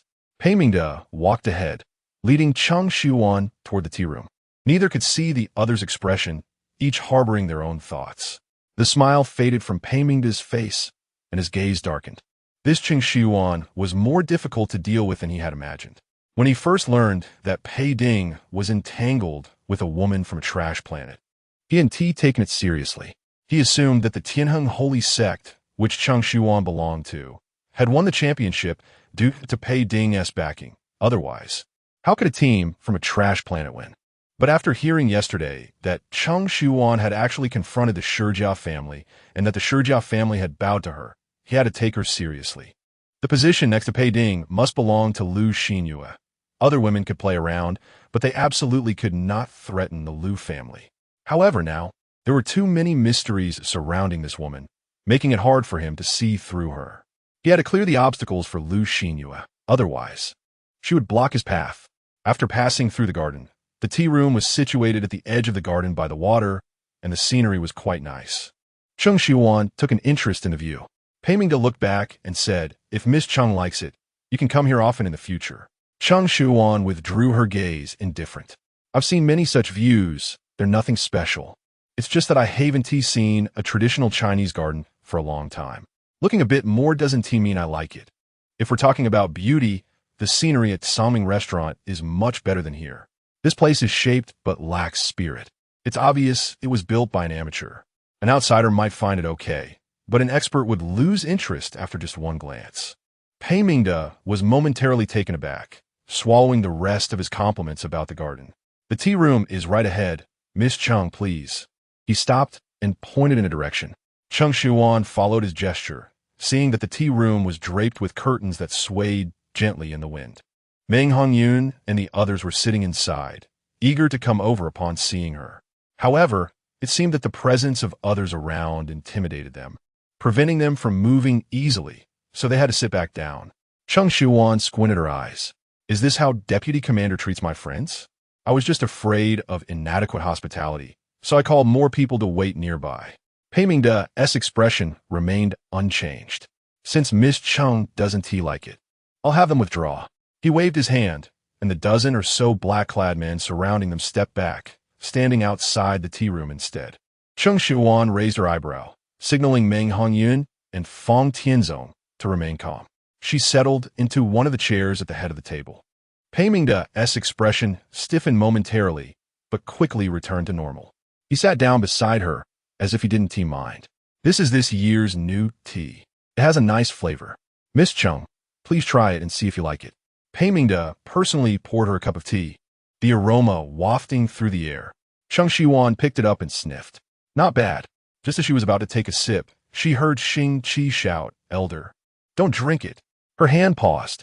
Pei Mingde said, "Miss Cheng can rest assured. There's no poison in it. Since I invited Miss Cheng, why would I do something so obvious and foolish?" Cheng Shiyuan remained unconvinced, not taking a sip, and set the teacup down. "Deputy Commander wants to discuss something with me. Just say it directly. It's getting late, and I need to take them back for dinner." Pei Mingde noticed she hadn't drunk the tea, but didn't seem to care. "Then I'll keep it brief. I heard that Miss Cheng has a good relationship with the Ding, and since you were Ding's friend, I wanted to invite you to our home for a visit." Chapter 102. Traditional Chinese medicine A Ding is about to marry Xiaoyue soon, and in the future, Xiaoyue will be the wife of the highest commander of the Federation. The two will work together to build the Federation. I have watched these two children grow up, and they have had a good relationship since childhood. It is only natural for them to be together, Pei Mingde said to himself. Hearing this, Cheng Shiyuan was surprised. A Ding is getting married? And to Lu Xinyue? He hadn't mentioned it. The others present exchanged glances, astonished and puzzled by this news. Really? Cheng Shiyuan's expression was calm, showing little reaction. Then congratulations in advance. But why is Deputy Pei telling me this? Does Commander Pei's marriage have anything to do with me? Pei Mingde observed her expression, but saw nothing. She was calm as if A Ding and she were strangers. She didn't show any anger or jealousy upon hearing that A Ding was marrying another woman. Was she too composed? Or did she not have those feelings for A Ding? However, reports indicated that there was clearly something going on between them. Otherwise, A Ding would disguise himself to find her repeatedly. Pei Mingde smiled slightly. Miss Cheng, if possible, you could stay longer in Yalan City to attend A Ding and Xiaoyue's wedding. It would be nice to have a meal together and get to know people from the Federation at the wedding. After all, Miss Cheng is now quite famous, and you will likely hold some official position in the Federation in the future, so it's better to know more people. Let our elders go work in the Federation? That is too optimistic. Elder, don't waste your breath on him. I really don't know what nonsense he is talking. It should be those people who take the initiative to befriend our elders. It's impossible for our elders to lower themselves. One by one, they were indignant on behalf of Cheng Shiyuan. Pei Mingda southwards seemed to place Cheng Shiyuan in a lower position, as if he didn't regard her highly at all. The implication was full of condescension. Cheng Shiyuan glanced at them, signaling them to calm down.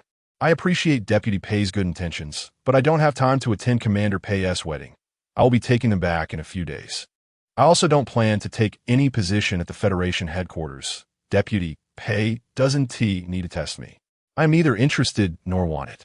After finishing her words, Cheng Shiyuan stood up. The tea today has gone cold. There's no need to drink it. Farewell. She turned and waved her sleeve. The effects of the medicine on Meng Hongyun and the others disappeared in an instant, and everyone hurried to follow her. Pei Mingda did not stop them. Watching their figures gradually fade away, squinting his eyes, his gaze deep, he raised his hand, and a man in black approached. Go, carry out the plan. Yes. Cheng Shiyuan and the others walked towards the main gate, while the few people behind were still chattering about cursing Pei Mingda. He is too shameless, treating our elders like this. I think he is doing it on purpose, showing no respect for the elders. Otherwise, he would have tied us up and forced the elders to come. Elder, are we just leaving like this? Or do you want to beat that Deputy Pei? Can you take him on? We couldn't even fight back just now. Speaking of this, Fang Tianzong was very angry. No, when we return to the sect, I will definitely practice day and night. I want to become stronger. We just won the championship and got carried away, forgetting our true strength compared to those high-level ability users. We could be taken down with a finger. Elder, don't worry. We will work hard to practice. They spoke excitedly and passionately, but when they looked at Cheng Shiyuan, they noticed something was off. Elder, what's wrong? Xianxia hurriedly stepped forward to support Cheng Shiyuan. She had flushed cheeks, beads of sweat on her forehead, and her limbs felt weak. This was clearly a symptom of having taken some kind of drug. But didn't the elder not drink that tea? Why would she still? Elder, how are you? Cheng Shiyuan opened her mouth, wanting to say something. But her vision went dark, and she fainted. Everyone was alarmed, and Meng Hongyun immediately picked her up. Go find Saming. All right, Teacher Saming will definitely have a way. Hurry, let us go. Meng Hongyun's calmness gradually calmed the panicked hearts of the new disciples. But before they reached the main gate, dozens of men in black suddenly surged out, the very group that had captured them. What do you want? Shi Qian shouted angrily. They formed a circle, protecting Cheng Shiyuan in the middle, their expressions serious. I knew Pei Mingda had ill intentions in bringing the elder here. What if we aren't their opponents? Send a message to Shen Que and Saming. I just sent it, but neither replied. The men in black said nothing and directly moved to knock them unconscious. Meng Hongyun hadn't even had a chance to react, and the Cheng Shiyuan he was holding was snatched away, and in the next moment, he lost consciousness. Pei Mingda emerged from the shadows, looking at the unconscious Cheng Shiyuan. Take her to that room. Yes. The men in black carried Cheng Shiyuan to the backyard. Pei Mingda smiled. Champion, mysterious powerhouse, it's nothing much. They thought the drug was put in the tea, but in reality, it was in the aroma. Once Cheng Shiyuan smelled it, the drug had already entered her body. It just took a while to take effect, and it only began to react when she was about to leave. Pei Mingda looked up at the gloomy sky. No matter who it is, they cannot obstruct his steps. The men in black placed Cheng Shiyuan on the bed and turned to close the door. They glanced at the man arranged by Pei Mingda waiting nearby. The person is inside. You have half an hour. After half an hour, the drug's effect will weaken, so remember to leave early. Otherwise, don't blame me for not reminding you if something happens. All right, half an hour is enough. After the man in black finished speaking, he left. The man grinned lewdly, rubbing his hands as he pushed open the door. The room was unlit, but it was daytime, and the light was not too dim, allowing him to see the beautiful figure lying on the bed. What a bargain for me. The man greedily scanned Cheng Shiyuan's face. A beauty like this has offended Deputy Pei. TSK, being with Deputy Pei is indeed a good treatment. He couldn't wait to start taking off his clothes. Does Deputy Pei often send beauties to you? Yeah, this isn't the first or second time. Choosing to follow Deputy Pei was indeed the right choice. Once he becomes the highest commander, I can rise with the tide. As he spoke, the man suddenly realized something was off. There were only him and the beauty in the room. The beauty was unconscious. Then who was speaking? He suddenly looked up and met a pair of eyes filled with sharp, killing intent. He was so frightened that he took a step back, losing his balance and falling to the ground. How did you wake up? Chapter 103. Settling Accounts. Second update. Cheng Shiyuan propped herself up and sat up. The flush and weakness on her face from earlier were gone, replaced by her usual calm demeanor. Sitting on the edge of the bed, she looked down at the man who had fallen to the ground as if he were a corpse. What? Surprised? She parted her lips and thought. With this little bit of drug power, he thought he could take me down? I really don't know if Pei Mingde is overconfident or just underestimating me. Although she didn't notice the effects of the drug at first, she realized something was off once it started to enter her body. She began to use her spiritual power to dissolve the drug's effects and resolved it in an instant. Her earlier fainting act was just a ruse. She wanted to see what Pei Mingde was really up to. From luring her over and saying those nonsensical things to drugging her in an attempt to tarnish her. What was his purpose? The man quickly regained his senses, lust replacing a hint of fear in his eyes. He got up from the floor, his gaze greedily fixed on Cheng Shiyuan. Deputy Pei is the most capable. There's nothing he can't accomplish. Even if you're awake, so what? You can't escape my grasp, nor can you leave this room. The man chuckled sinisterly. Beautiful lady, don't be afraid. I'll make you comfortable. He rubbed his hands together and bent his body closer to Cheng Shiyuan. Cheng Shiyuan smiled faintly, but her eyes were cold. Really? How about I make you comfortable first? The man's eyes lit up. That's right, beauty. Let us share a... His voice suddenly stopped, as if someone had grasped his throat. Cheng Shiyuan stood up and leisurely walked up to him. In life, there's too much suffering. When is the most comfortable and happiest time? That's when one dies. In the darkness, she resembled a demon from hell. You want comfort? I'll grant it to you. Don't be afraid. It'll be quick. Her voice was soft and eerie. Before the man could utter a sound, his neck made a crisp, cracking noise, twisting at an odd angle, and he lost all breath. As her spiritual power dissipated, the man fell to the ground, his eyes wide open, filled with terror and helplessness. Cheng Shiyuan waved her hand, and her body turned to dust, disappearing into the air without leaving a trace. She exhaled a breath, feeling some of the pent-up frustration in her heart dissipate.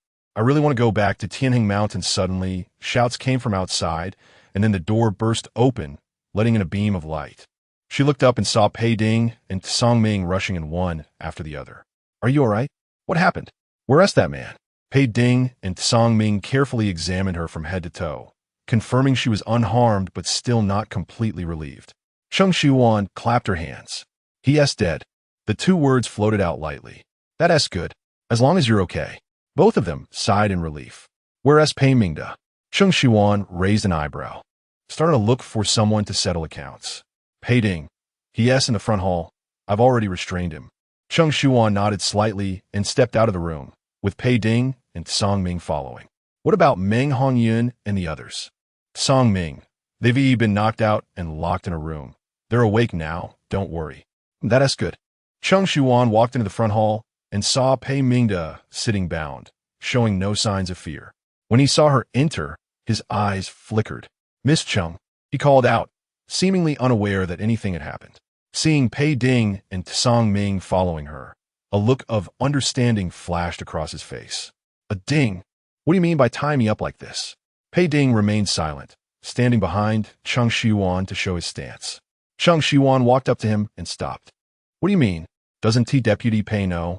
Not only did you invite me for tea, but you also warmly asked me to stay overnight, which I couldn't possibly afford. Miss Cheng is joking. When did I ask you to stay? Haven't you already left? Why are you still in my house? He feigned ignorance, pretending not to understand. Cheng Shiyuan chuckled lightly. Deputy Pei's acting skills are truly wasted. Perhaps you could win a little golden man if you became an actor. Pei Mingde's expression remained unchanged. I don't understand what Miss Cheng is talking about. Cheng Shiyuan didn't expect him to admit it. People like him won't give up until they hit the wall. Only when they're on the brink of death might their hearts stir a little. It's fine if Deputy Pei doesn't understand. Once you meet that man later, you'll get it. After Cheng Shiyuan finished speaking, Pei Mingde scoffed lightly, unconcerned, not feeling threatened by her words. He didn't look at her, but directed his gaze toward Pei Ding behind her. A ding. Haven't we played enough? I have other work to do. I don't have time to play house with you. Cheng Shiyuan shifted to the side, blocking his line of sight toward Pei Ding. I'm the one talking to you. What do you have to say to him? Cheng Shiyuan looked down at him from above. Do you think that even if he wants to let you go, I would listen to him? Cheng Shiyuan realized. Do you think I have a romantic relationship with him? You brought me here today and said those things to warn me?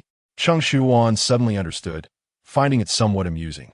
He said he would marry Lu Xinyue in the future, that there was no outcome for me and him trying to make me retreat and not obstruct them. You think I might not do as you say. So you wanted to have a man tarnish me, hoping he would abandon me and completely sever ties with me. Is that what you think? Pei Mingde pressed his lips together. Miss Cheng is overthinking. It's not that I'm overthinking. It's that I'm thinking too little. Cheng Shiyuan gracefully took a seat. This is just one reason. Another is that by spreading the news of me being with a man and betraying Pei Ding, my reputation will be damaged.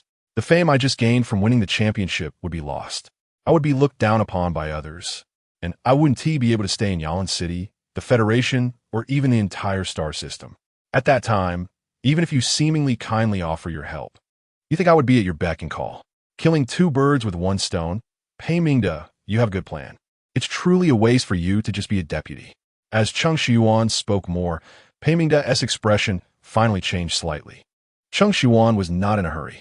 It felt good to have someone as hard in her hands, slowly tightening it while watching him struggle in despair, ultimately unable to escape her grasp. But you're mistaken about one thing. First, my relationship with Pei Ding is not what you think. I don't know how you got your information, but I suggest you change your source. Secondly, even if he and I were really in that kind of relationship, he couldn't change my decision or affect my judgment. Chapter 104. The dust settles. Pei Ding lowered his eyelashes, concealing the dark hues beneath his eyes. When he raised his gaze again, the traces of desolation were gone. Pei Mingde suddenly laughed twice. A ding. I never thought you would have a day when you were troubled by love. He looked at Pei Ding with a mocking gaze. All right, even if I was wrong this time, what of it? I'm a deputy commander of the Federation. You can't kill me. He held his head high, fearless, sitting upright despite being bound, showing no signs of embarrassment. If you say you can't kill me, then I will. The voice that had been silent all along, Song Ming, stepped forward. I've long wanted to quit being a teacher at the academy. This is a good opportunity to step back. Song Ming raised his eyebrows. Cheng Shiyuan, what do you think? Cheng Shiyuan did not answer his question, but turned to Pei Ding, asking, can you kill him? 3 simple words tossed the question back to him. If Cheng Shiyuan wanted to kill, she could just act, but Pei Mingde was not only the deputy of the Federation, but also Pei Ding's uncle. Killing him could affect Pei Ding, which was something she, as his teacher, needed to consider. It was precisely because he was from the Tianheng sacred sect that she wouldn't have asked him otherwise.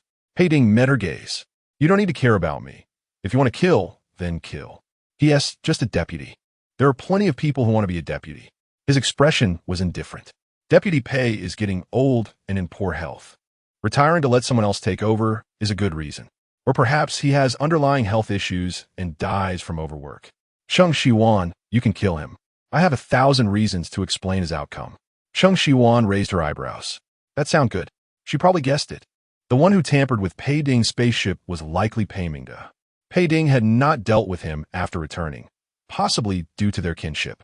But now, because of her, he had directly torn his face with Pei Mingde and stopped pretending.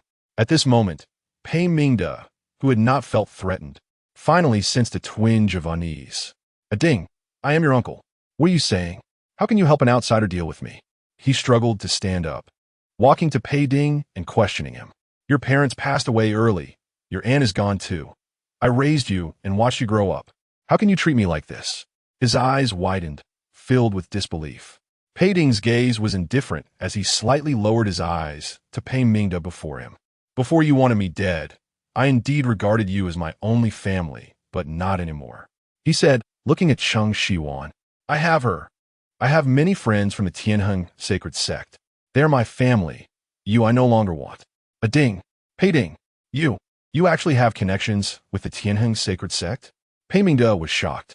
He initially thought it was just because of Cheng Shiyuan that he came to the Tianheng sacred sect, but now hearing his words, their relationship was not ordinary. Pei Ding, you can't kill me. I'm Xiao Yu's uncle. I am from the Lu family. You can't kill me. He shouted sharply, panic and fear evident on his face. Where are the people? Why is no one here? Song Ming covered his ears. Stop shouting. Your voice is grating. Those masked men in black you mentioned? They are all dead, so don't expect anyone to come to your rescue. Pei Mingde felt his body weaken, stepping back and falling into a chair. Impossible. You can't kill me. I am the deputy of the Federation. I am from the Lu family. The Lu family will protect me. Pei Ding, do you think the Lu family would oppose me for a dead man? These big families are best at assessing the situation. The Shi family is like this, and so is the Lu family. The Lu family relies on Pei Mingde, who married into the Pei family, to maintain a bit of glory. Once Pei Mingde is dead, Lu Xinyue will never marry Pei Ding. The Lu family will truly be finished. Pei Mingde's hopes shattered completely, the light in his eyes dimming, and he appeared as if he had aged over 10 years. It won't happen. You can't kill me, he mumbled, repeatedly whispering these words. Cheng Shiyuan found it annoying to watch and difficult to listen to. With a wave of her hand, her spiritual power transformed into blades, slicing into his limbs. Blood and flesh flying, a gruesome sight. But none of the three people present frowned even once, until Pei Mingde was left as nothing but a skeleton, unrecognizable. The spiritual energy slowly dissipated. A bloodied skeleton collapsed and broke apart on the ground. Song Ming, do you want to take him for burial? He asked Pei Ding. He doesn't deserve to enter the Pei family ancestral tomb. The implication was clear. He did not want him. Song Ming understood. The blood and flesh turned to powder, disappearing without a trace, as if the man in that room had never existed. All right, the matter is settled. You've been startled today. Better go back to the hotel and rest. Your little disciples from the Tianheng sacred sect are waiting outside for you. They're all worried about you. Cheng Shiyuan nodded, looking at Pei Ding. The rest is up to you. Pei Ding nodded. Don't worry, I will handle it well, and won't let anyone harm you again. The matter with Pei Mingde was something he had not managed properly, leading to today's situation. Cheng Shiyuan lightly pressed her lips together, shifting her gaze. Then I'll head back first. Song Ming, I'm of course going back to the academy. I have classes to teach in the afternoon. Song Ming shrugged, attempting to put his arm around her shoulder, but hesitated and withdrew his hand discreetly. I'll take you back to the hotel and then head back to the academy. Cheng Shiyuan responded with a soft HM, slightly nodding to Pei Ding before walking out of the hall, alongside Song Ming, toward the main door. Pei Ding stood still, watching their gradually receding figures, his gaze darkening. As Cheng Shiyuan reached the door, Meng Hongyun and the others were indeed waiting. Upon seeing her, they hurried over. Elder, are you all right? I think Pei Mingde deserve 1,000 cuts. We must let him go. Elder, I'm sorry. We were too useless. I'm sorry. Did Sister Shiyuan get hurt? Is it very painful? Cheng Shiyuan ruffled Eng Xiao and Cheng Shi's heads, smiling warmly. I'm fine. Your Sister Shiyuan is so powerful. No one can harm me. It's all Sister Shiyuan who made the bad guys fall apart. Really? Sister Shiyuan is the strongest. Yay, we drove the bad guys away. That is awesome. All right, let us go back to the hotel. When we get back, take some solidifying pills and have a good sleep. We'll find a time to return to the sect. Everyone nodded in agreement, saying okay. The news of Pei Mingde, the deputy commander of the Federation, unexpectedly dying from illness, spread throughout Yalan City the next day. People discussed it for a few days before losing interest. A new deputy commander took office, carrying on the work, and the Federation headquarters experienced no significant upheaval. Whether or not Pei Mingde was not that important. Chapter 105 Epilogue. A new beginning, and the Lu family, as Pei Ding said, didn't even stir a ripple, accepting Pei Mingde's death without asking a single question about the cause. On the surface, Yalan City appeared unchanged, but the distribution of power within had already turned upside down. Pei Mingde's death left those in the Federation who had originally sided with him in a state of panic, fearing they would be next. After being on edge for quite some time, they gradually calmed down upon seeing that Pei Ding did not seem inclined to target them. Each of them kept their heads down, daring not to entertain any thoughts of rebellion. With Pei Mingde gone, the threat to Pei Ding's position vanished. Since becoming the Supreme Commander, Pei Ding had steadily improved the Federation. Although young, his methods were not simple. He was adept at using both kindness and authority. And despite not appearing to be the type to directly kill his uncle Pei Mingde, this action shocked them all. It refreshed their perception of Pei Ding. Their Supreme Commander seemed to have undergone a change compared to before. Can I see you outside? Cheng Shiyuan was lying in bed, watching TV, when a message came through on her light brain. She glanced at it, her eyes flickering. She got up to open the door and saw Pei Ding standing outside. He still looked like the spirited young man, but something seemed different. She deliberately forgot what Pei Mingde had said that day and didn't bring it up, not wanting to make their relationship awkward. Pei Ding was the Supreme Commander of the Federation, but he was also a disciple of the Tianheng Holy Sect. Come in, Cheng Shiyuan said, turning to walk inside first. Pei Ding closed the door and followed her. Did you need something? She sat down on the sofa and asked, when are you planning to go back? If it weren't for hearing from General Yan that Songming was preparing a spaceship, he wouldn't have known they were about to leave. Tomorrow, Cheng Shiyuan said as she took a sip of water. There's nothing left to do here anyway. We should go back early. Master is still waiting for us. Pei Ding swallowed hard. So soon? Aren't you going to stay a few more days? I can take you to other places. There are so many fun and beautiful spots you haven't visited yet. There will be other opportunities in the future. Our time out here is about up. Besides, they are all clamoring to go back and train. They were really fired up after Pei Mingde captured them for a while. Cheng Shiyuan's brows softened as she spoke. You can't come back with us, and don't fall behind in your training. If you have any questions, you can message me. Pei Ding replied with a soft Okay, then I'll see you off tomorrow. No need. You must have a lot of things to handle in the Federation, right? We'll leave early in the morning, so we won't take up your time. It won't be a bother. Pei Ding's heart tightened. Cheng Shiyuan, He started to say something, but the rest of the words stuck in his throat. It was as if once he spoke it, their relationship could never return to what it was before. He pressed his lips together, swallowing the remaining words back down. I will miss you. The Supreme Commander of the Federation, at this moment, sounded like a child expressing his longing. Cheng Shiyuan chuckled lightly and ruffled his hair. I told you, you can come back anytime. The Tianheng Holy Sect is right there. When you come, we will all be here. You will always be one of us. Pei Ding forced a smile, but the sadness in his eyes spread. Yeah, always. The next morning, at the spaceship base outside Yalan City. Songming, did you bring everything? Don't leave anything behind for me to deliver to you again. Brother Songming, Xiao bought a lot of delicious food to take back. And it's all in Sister Shiyuan's spatial ring, Ying Chao said in a sweet voice. Really? Then Xiao should eat more so she can grow up tall and strong. Songming squatted down and pinched Ying Chao's chubby little face. Brother Songming, Sister Shiyuan. Sounds really nice. Yeah, Xiao should grow up quickly to protect Sister Shiyuan. I will too. When I grow up, I will protect Sister Shiyuan. Cheng Shi raised his hand, unwilling to be outdone. Okay, but can you also protect Brother Songming? No problem. Cheng Shiyuan watched Songming tease the children. All right, stop teasing them. She and Songming stepped aside. I'm leaving the matters here to you. Keep an eye on the Shi family, the Liu family, and the Federation. Let me know if there are any movements. A shadow passed through Songming's eyes. You still can't let go of Pei Ding. Don't worry. He has been the commander for many years. Right now, the people in the Liu family and the Federation are temporarily settled down, so there shouldn't be any problems in the short term.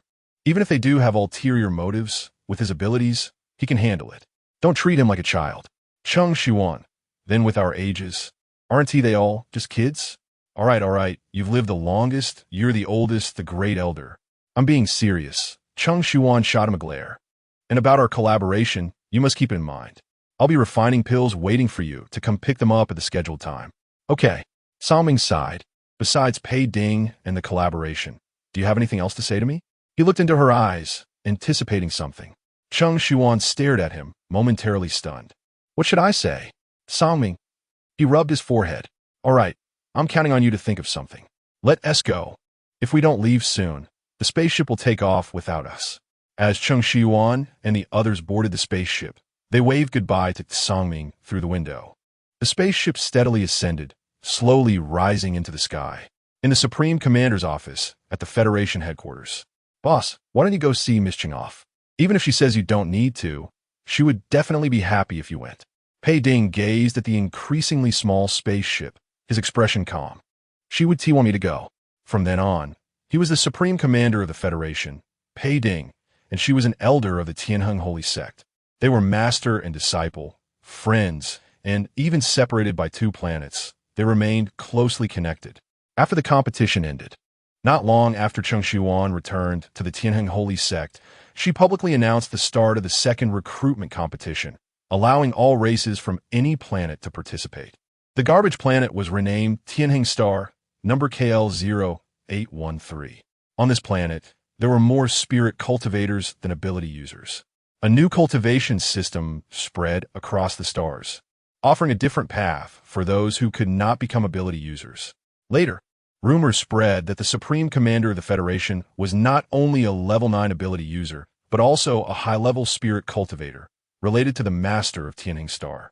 Eventually, many planets in the universe had pharmacies marked with the symbol of the iris flower, selling miraculous pills that were in high demand.